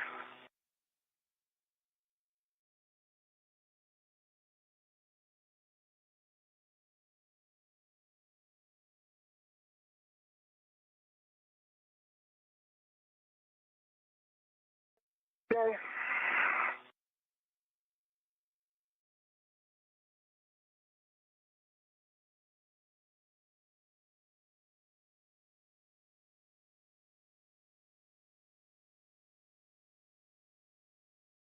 And this view from inside the equipment lock portion of the International Space Station, where European Space Agency astronaut Sophie Adeno and NASA astronaut Jack Hathaway are standing by to assist with suit doffing or taking off of the spacesuit, just as they helped Mir and Williams with getting into their spacesuits earlier this morning. And locked. Well done. Great work. Copy EV hatch closed and locked. On the UIA, check oxygen, EMU 1. Jenny, I have the expected that voltage case. Copy. Expected message, no action. Just check oxygen, EMU 1 and 2 valves. I see oxygen, EMU. Are open. Both open. Both are open. Switch power, EV 1 and 2 on, and check power EV1 and 2 EMU LEDs are on. We have 2 switches on, 2 good LEDs. Copy. Looking for voltage between 18 to 19 volts. Confirm. On your DCMs, switch power to SCU. Expect a warning tone. I'll go first. 1, power SCU. EV1, power SCU.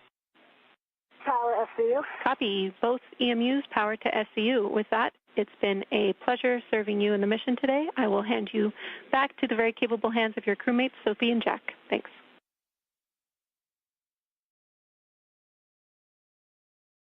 Thank you, Jenny. Thank you, Jenny. Thank you, Jenny. And both of you on your DCM O2 actuator to press. Work. I'm going to press.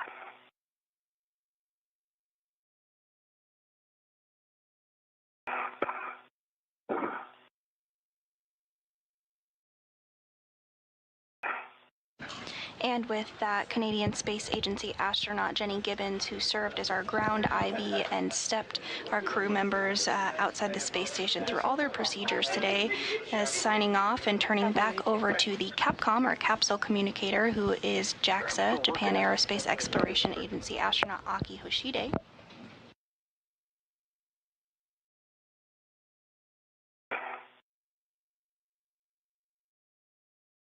And once repressurization begins, that will mark the official end of our spacewalk today. Right now we are at the 7 hour and 7 minute and 7 second mark in today's spacewalk.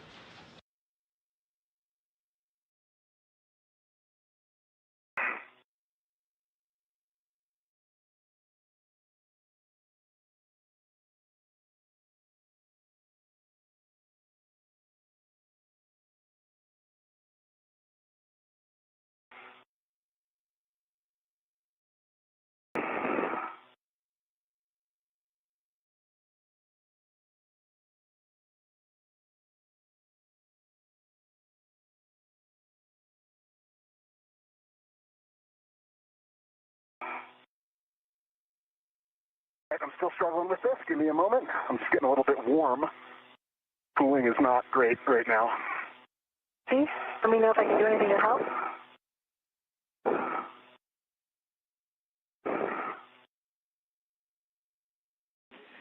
And Chris, you can adjust your TCV setting as you like. Copy.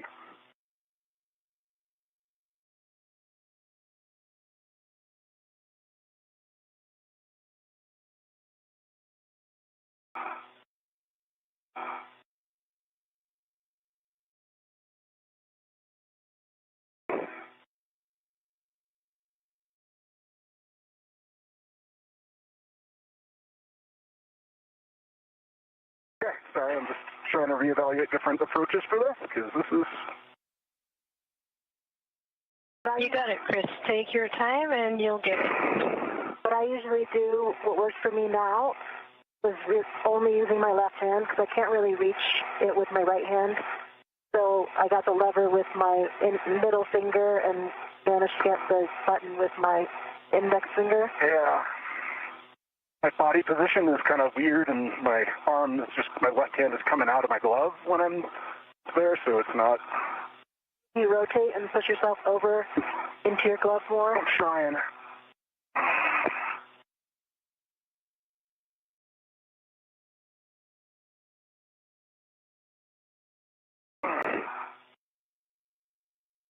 Like, kind of on it, but it's just sticky. Yes. Sometimes I can get my right hand on top of the left hand to help give it extra added pressure. So middle finger on the lever, index finger on the button, and then the right hand finger on top of the other finger.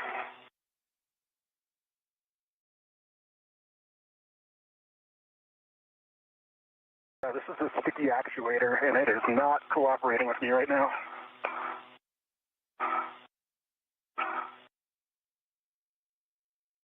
Understand. I'm getting pretty tired out. Okay, let me see if I can rotate to on my right arm, to my right, and if you can rotate to your left, I can slide back at all and reach it for you. Let me see. It's so close. And Chris, I think you know this, but one trick is straighten your arm out, make a fist, and then come towards your DCM. Yep, form a fist. Yep. Yep, I'm working it.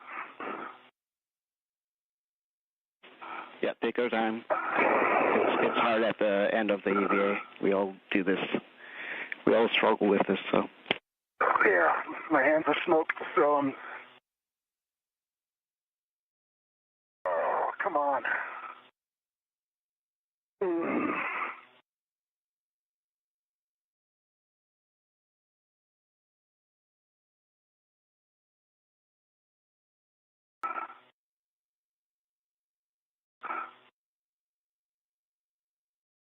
Just give me a minute to collect myself.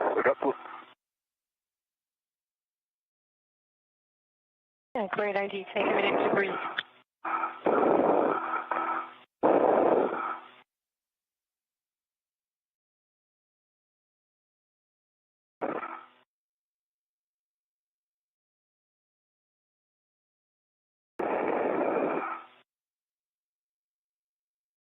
And if you're just joining us, we are 7 hours, 12 minutes into today's spacewalk. We're wrapping up today's spacewalk following the successful installation of a spare joint on the Canadarm2. Like I can't quite reach it on my right hand on its own. Both Williams and Meir are back inside the crew lock. When it's on the spot.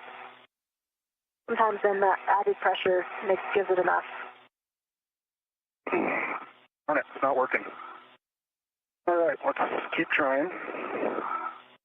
If you want me to try to come back, I can also do that. The button's going down. It's just like it's super stuck in there. It's the button. I'm hitting the tab. I'm pushing the button. And yeah, I know. I understand. Yeah. Maybe can you try to wiggle it a little bit side to side while you're pushing down? Oh, gosh. And try to make sure the force is straight down. Sometimes I feel the same way. I know I'm on it and it doesn't move. Okay, I'm going to try a different technique.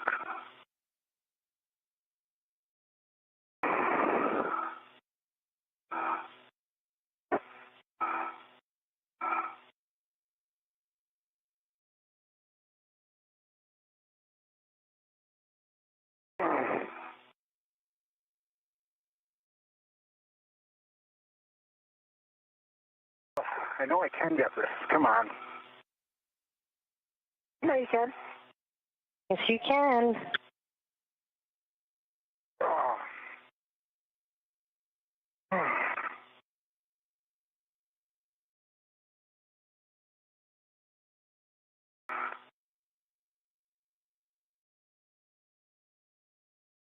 I gotta adjust my PC here. I'm getting super hot. Do you want me to come back and try? Yeah. Do you wanna give it a shot? Okay, hold on. Let me get my mini workstation back up. Let me see if I can. I'll give it one more shot.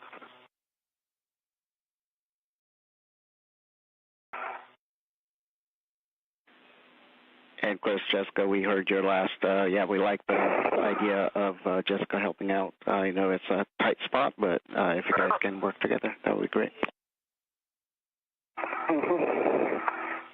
Okay, Chris, I can't quite see. Yeah, I'm going to push your legs this way.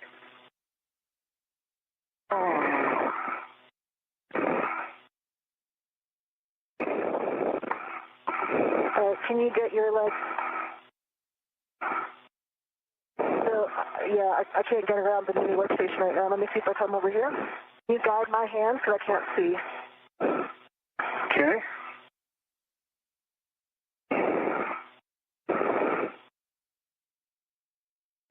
I'm going to hold the lever.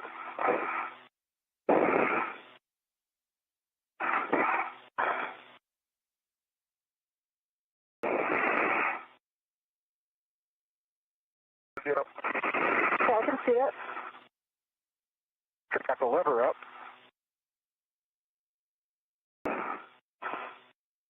I can't quite get back far enough. Yeah.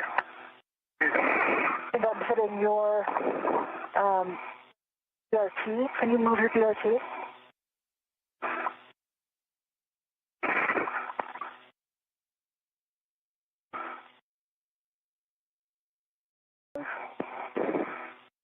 You got the lever?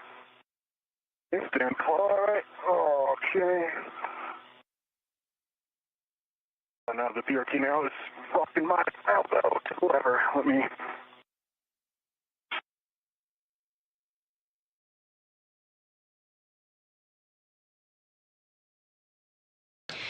And we are in a brief handover period between satellites.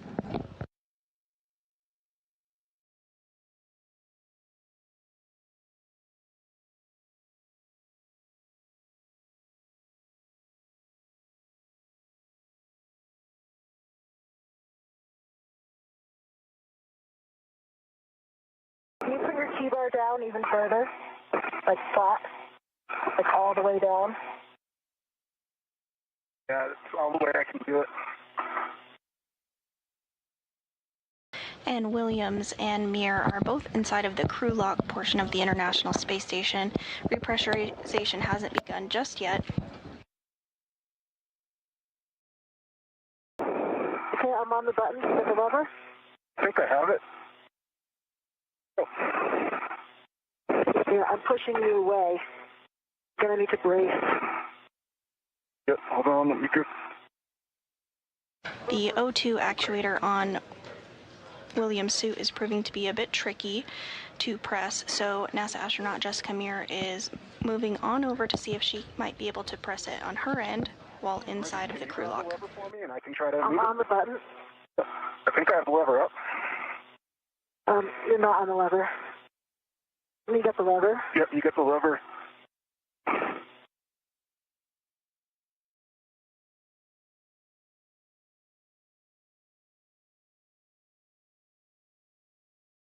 Just out of my reach.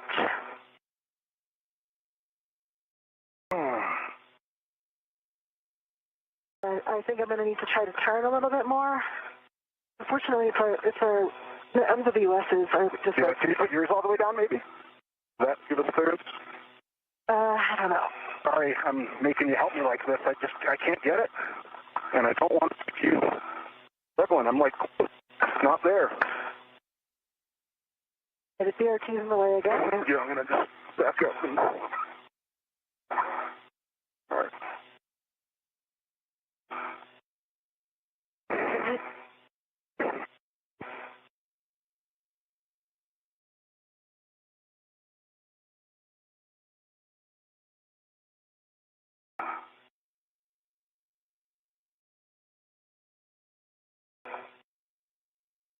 Got it.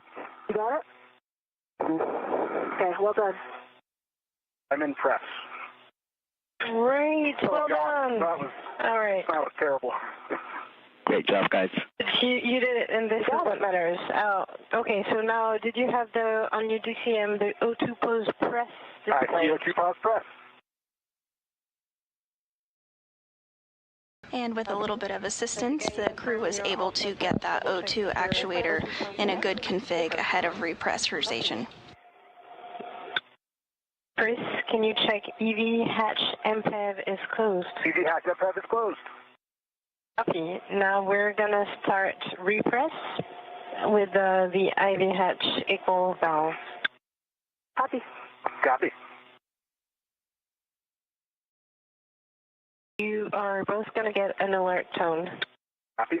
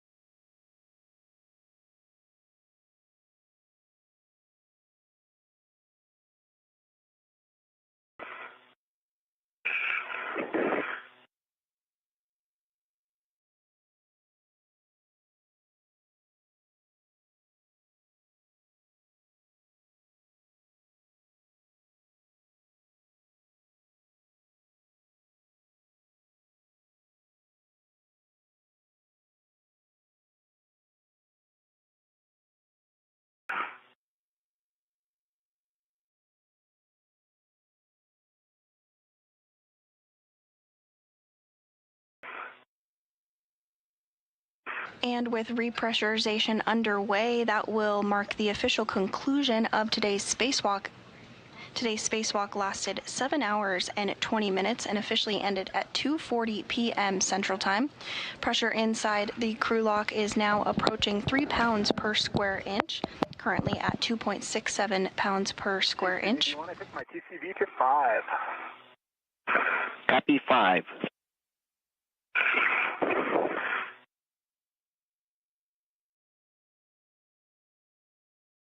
Repressurization will occur up to the point of 5 pounds per square inch, at which point a pause will occur and some system checks will take place.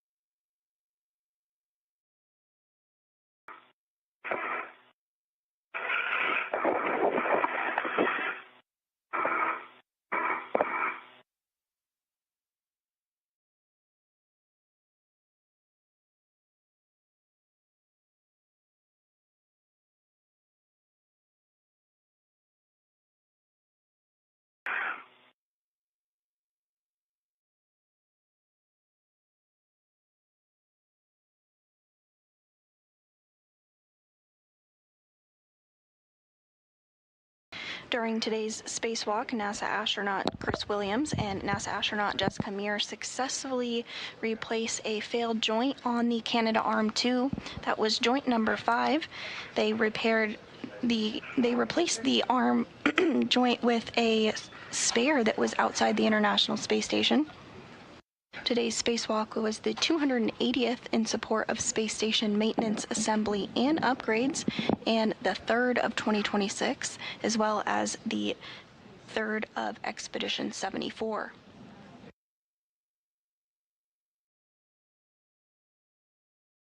Following the replacement of the failed joint, we did get confirmation that the Canadarm is receiving power as expected, so everything was successful for today's repair.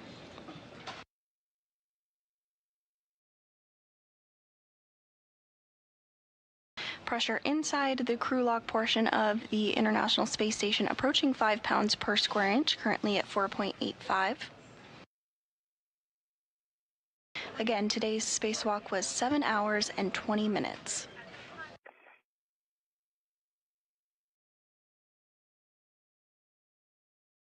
And Jessica, we just started a 2-minute timer for the crew lock pressure to stabilize. Copy.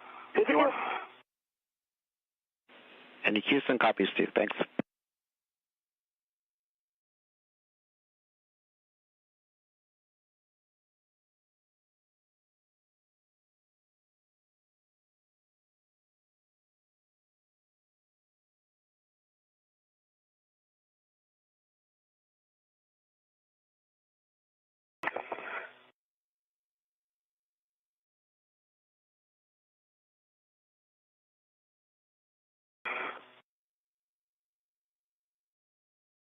Sophie, for the rate, I am able to clear, but I'm having to use my Valsalva for my right ear, so let's not increase it. Let's keep it where it is, and I'll let you know if I need to reduce. Copy, no faster, and might go slower. Thank you.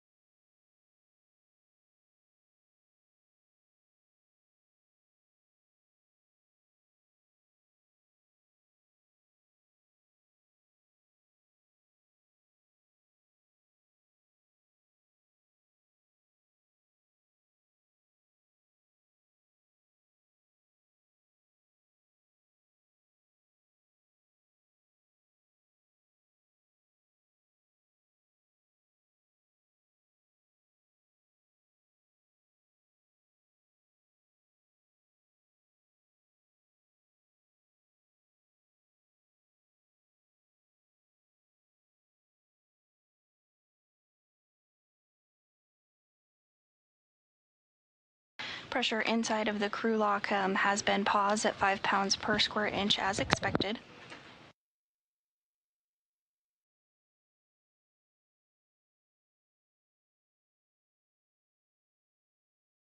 And with today's 7-hour, 20-minute spacewalk, we do have some updated statistics for you that we'd like to share. Today was the 280th spacewalk in support of station assembly, maintenance, and upgrades. The 3rd out of station this year, the 3rd of this expedition, Expedition 74, and it was the 2nd spacewalk of Williams' career. He now has a career total of 14 hours, 22 minutes under his belt, and this was the 5th spacewalk for Meir, totaling 36 hours, 6 minutes. After this 1 minute. And so, Jessica and Chris, we want you to check your switch glove heaters are off OFF.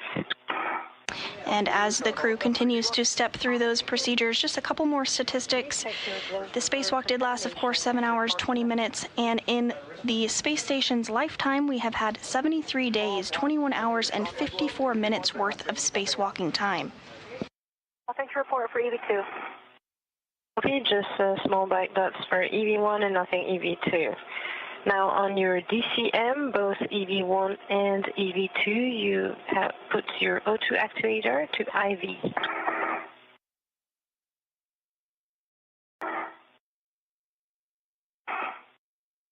EV2 is an IV.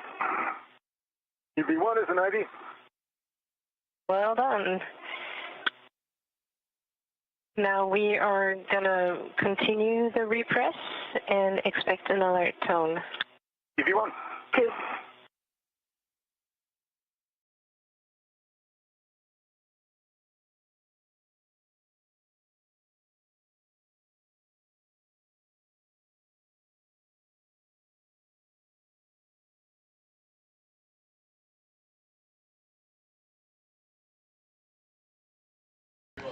And repressurization is back underway. Pressure inside the crew lock continuing to climb, now at 5.5 pounds per square inch.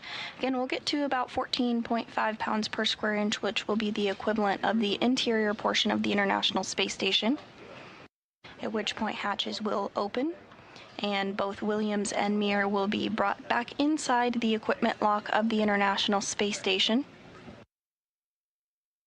And if you've been with us since early this morning, 6 a.m. Central, you'll remember the crew was kind of attached to the walls inside the equipment lock and had their safers installed. We'll now work that in the reverse process. The crew's simplified aid for EVA rescue will be removed, and their helmets will come off, their gloves will come off. They'll have the opportunity to get out of their spacesuits and get comfortable and have a very well-deserved rest and meal.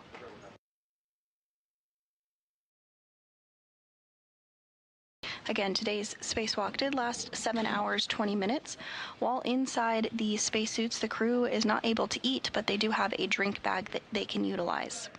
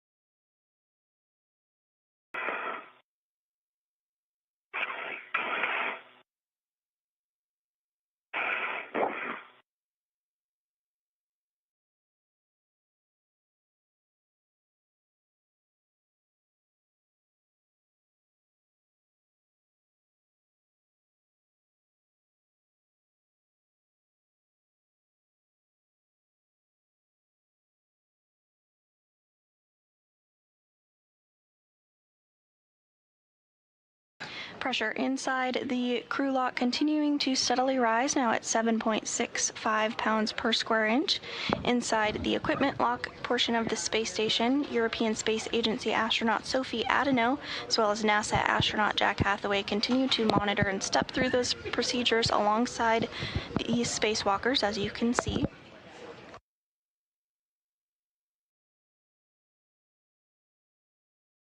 And Jessica, we are reaching for 8 psia, and slow and steady increasing.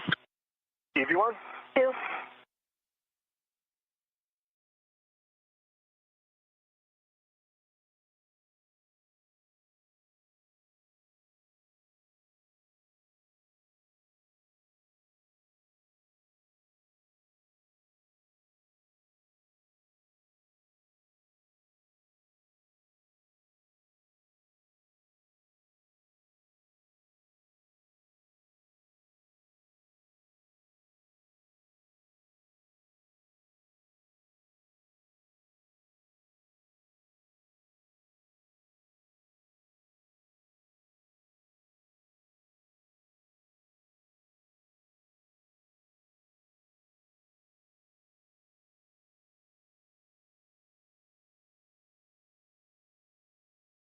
The spacesuit that the crew members completed today's spacewalk in is called the EMU, which is the Extravehicular Mobility Unit, is essentially an individual human-sized spacecraft. Contains all the life support system that the crew might need, and has 6 layers and provides atmospheric containment, thermal insulation, cooling, solar radiation protection, and micrometeoroid debris protection.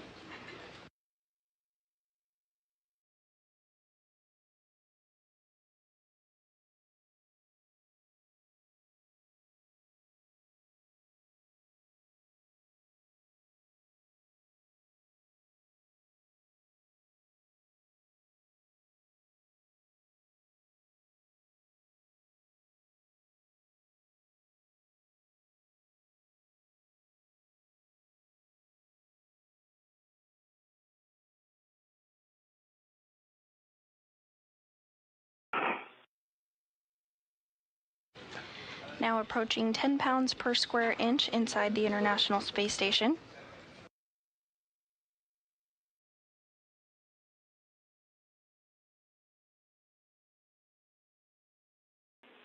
Airlock Houston on 1, just want to let you know we expect another. Jessica, we just reached 10 PSIA, still and steady increasing. Anyone? Yes. In the airlock, we expect another 5 minutes or so.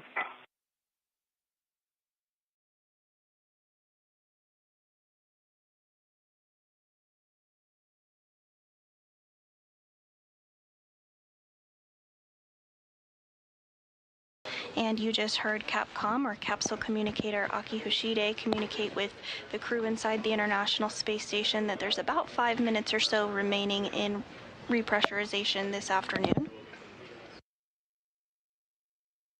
Following repressurization, the hatches will open between the crew lock and the equipment lock portion of the space station, and both Williams and Meir will be assisted back into the equipment lock portion, which you see on your screen currently.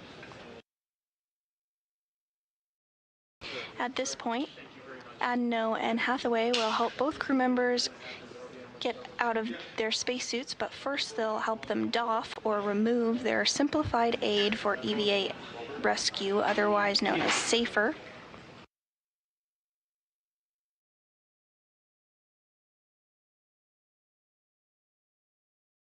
The SAFER, which is sometimes referred to as a space jetpack, is a compressed nitrogen-powered backpack that allows a crew member to maneuver back to the International Space Station in the unlikely event that they were to become untethered.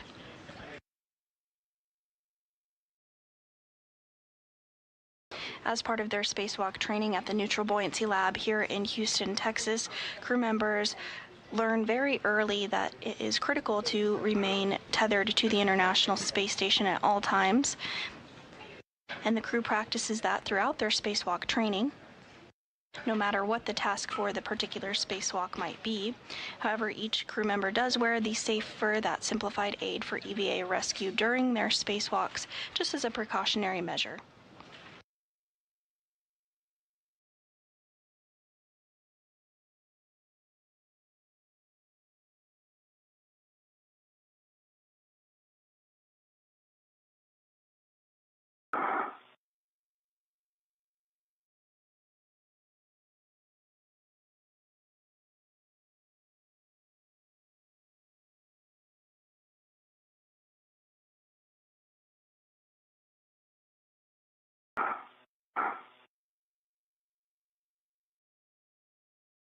Pressure now 12 pounds per... PSIA, increasing slow and steady.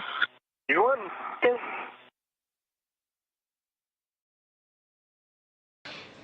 And pressure inside the crew lock now about 12 pounds per square inch.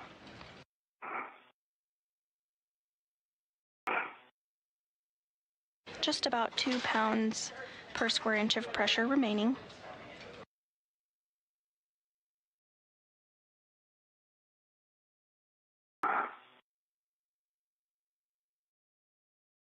Today's 7-hour, 20-minute spacewalk was the 280th in support of space station maintenance, assembly, and upgrades, and successfully restored functionality to the Canadarm2 following a joint failure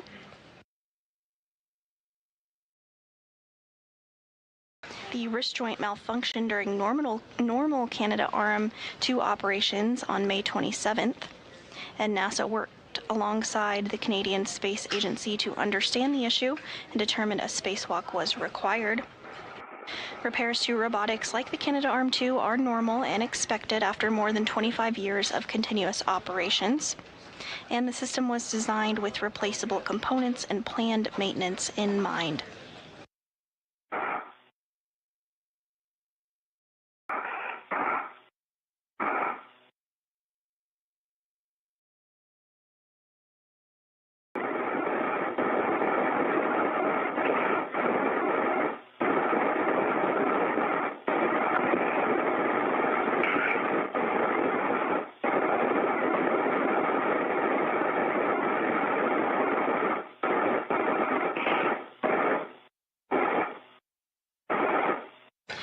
.5 pounds per square inch inside the crew lock, just about 1 pound per pressure remaining.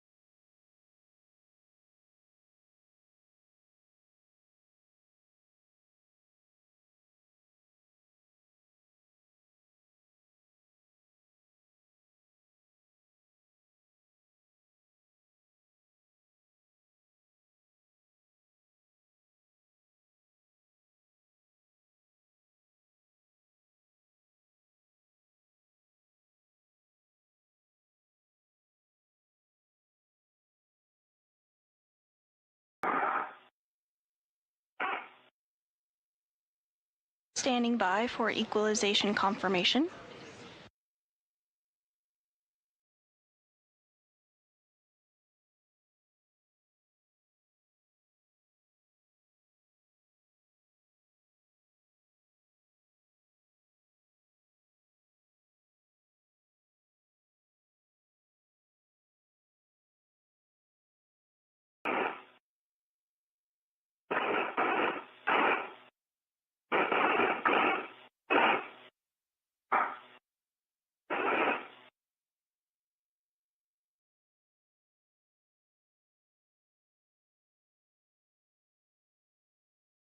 To increase that equalization complete, we are going to open the IV hatch.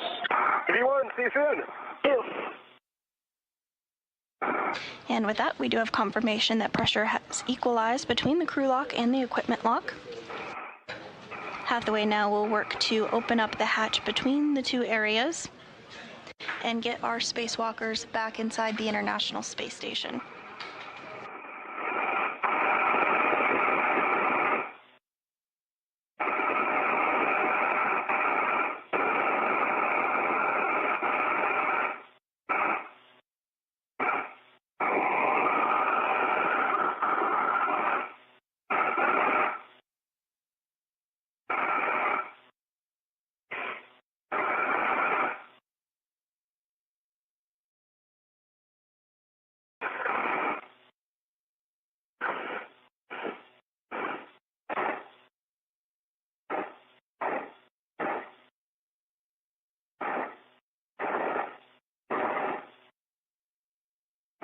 And the hatch has been opened between the crew lock and the equipment lock.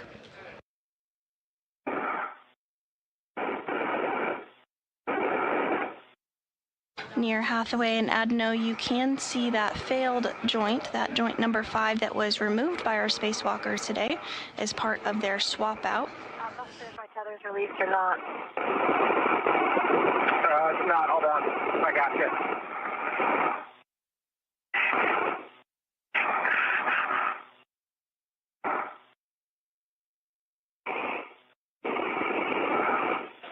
Houston, the hatch is open and you are go for step 4.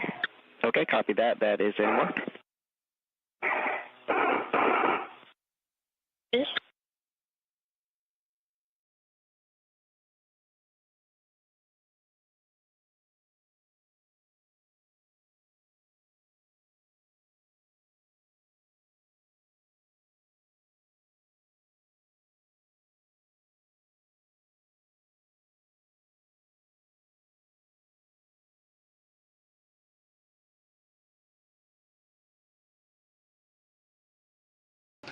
And it looks like first back inside of the equipment lock portion of the International Space Station will be NASA astronaut Jessica Meir, who has a total now of 36 hours, 6 minutes of spacewalking time during her 5 spacewalks. CD crew are no longer hot mic.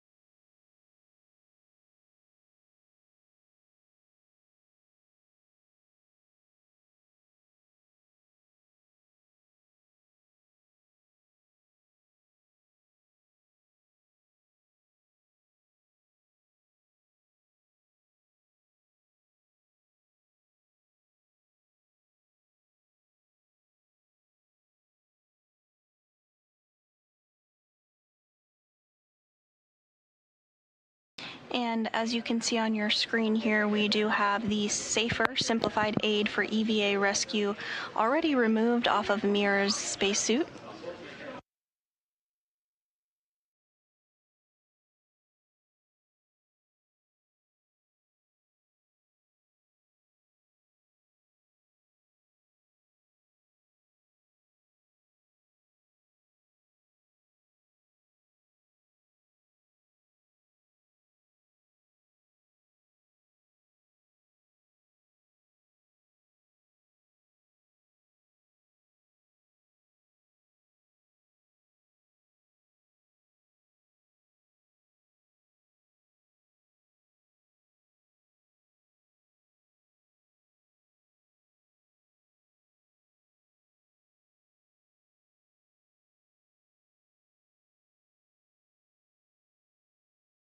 And while Adeno goes to store the simplified aid for EVA rescue, Hathaway is going to work to get Meir situated in order to continue the doffing or removal of the spacesuit process.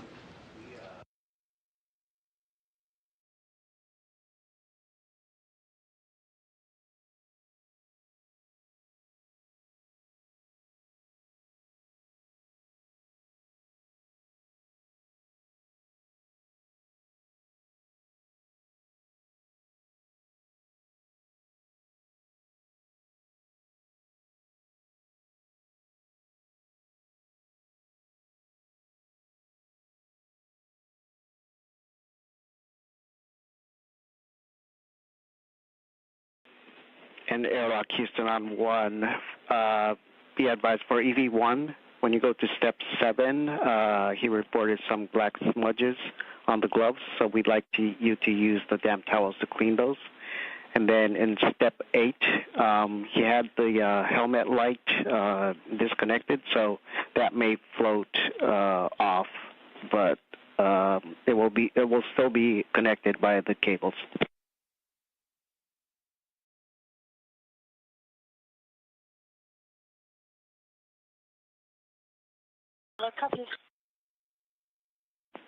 And Sophie, we do have you in the Node 1 camera.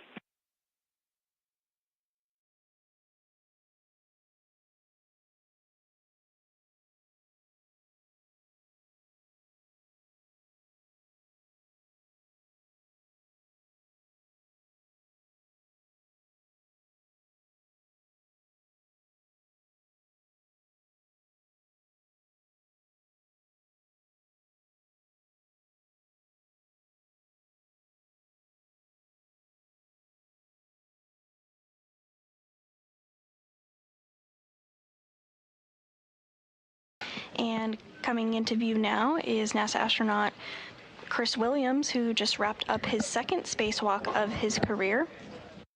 He now has a total of 14 hours, 22 minutes of spacewalking time.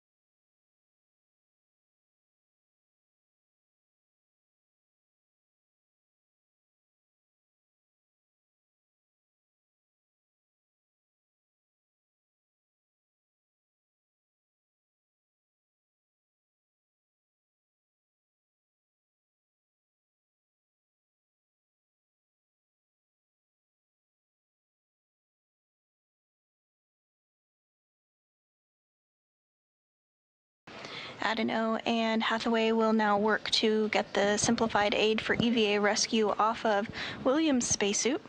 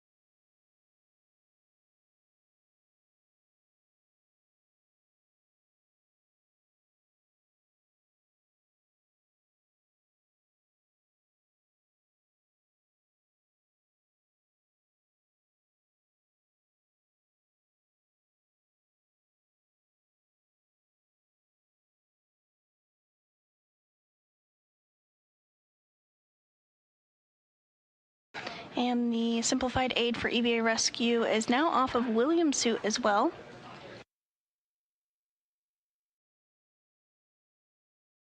Hathaway getting Williams into position to help continue the process of doffing or removing the spacesuit. As you can see, he's taking off that mini workstation on Williams now. That's where all their tools and tethers were configured throughout the spacewalk, including the pistol grip tool, which, as you know, has been utilized quite frequently during today's spacewalk.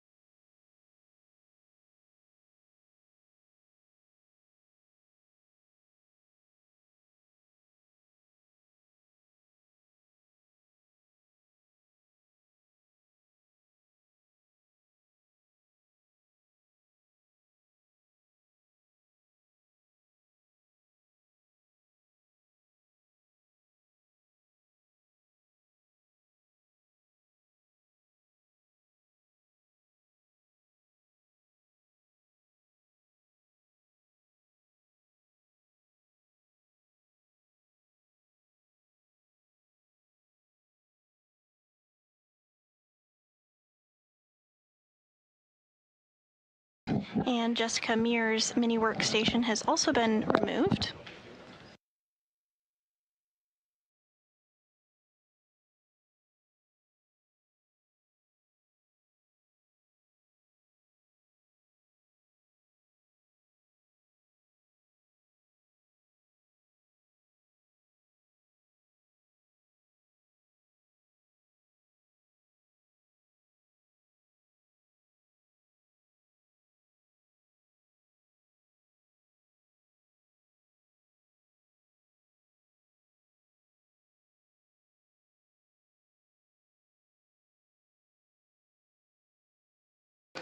And it looks like Hathaway is now working to remove the helmet of NASA astronaut Jessica Meir, completing her 5th spacewalk of her career.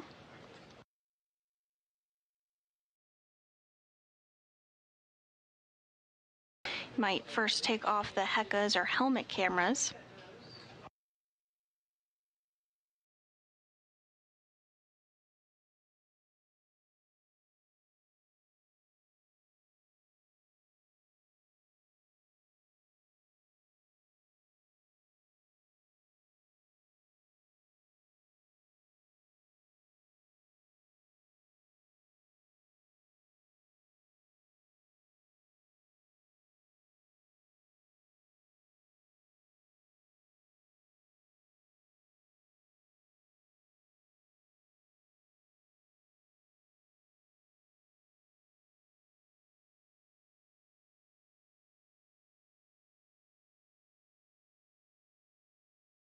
And back inside of Mission Control Houston, you're getting a view of the Orbit 2 team, who has been led by Flight Director Fiona Ankoviak. 18-minute LOS. The team is beginning handover to the Orbit 3 Flight Control team, who will be led by Flight Director Ronak Dave. You can temp stow it. And the suit conference and the PMC, we can pick it up after we come back.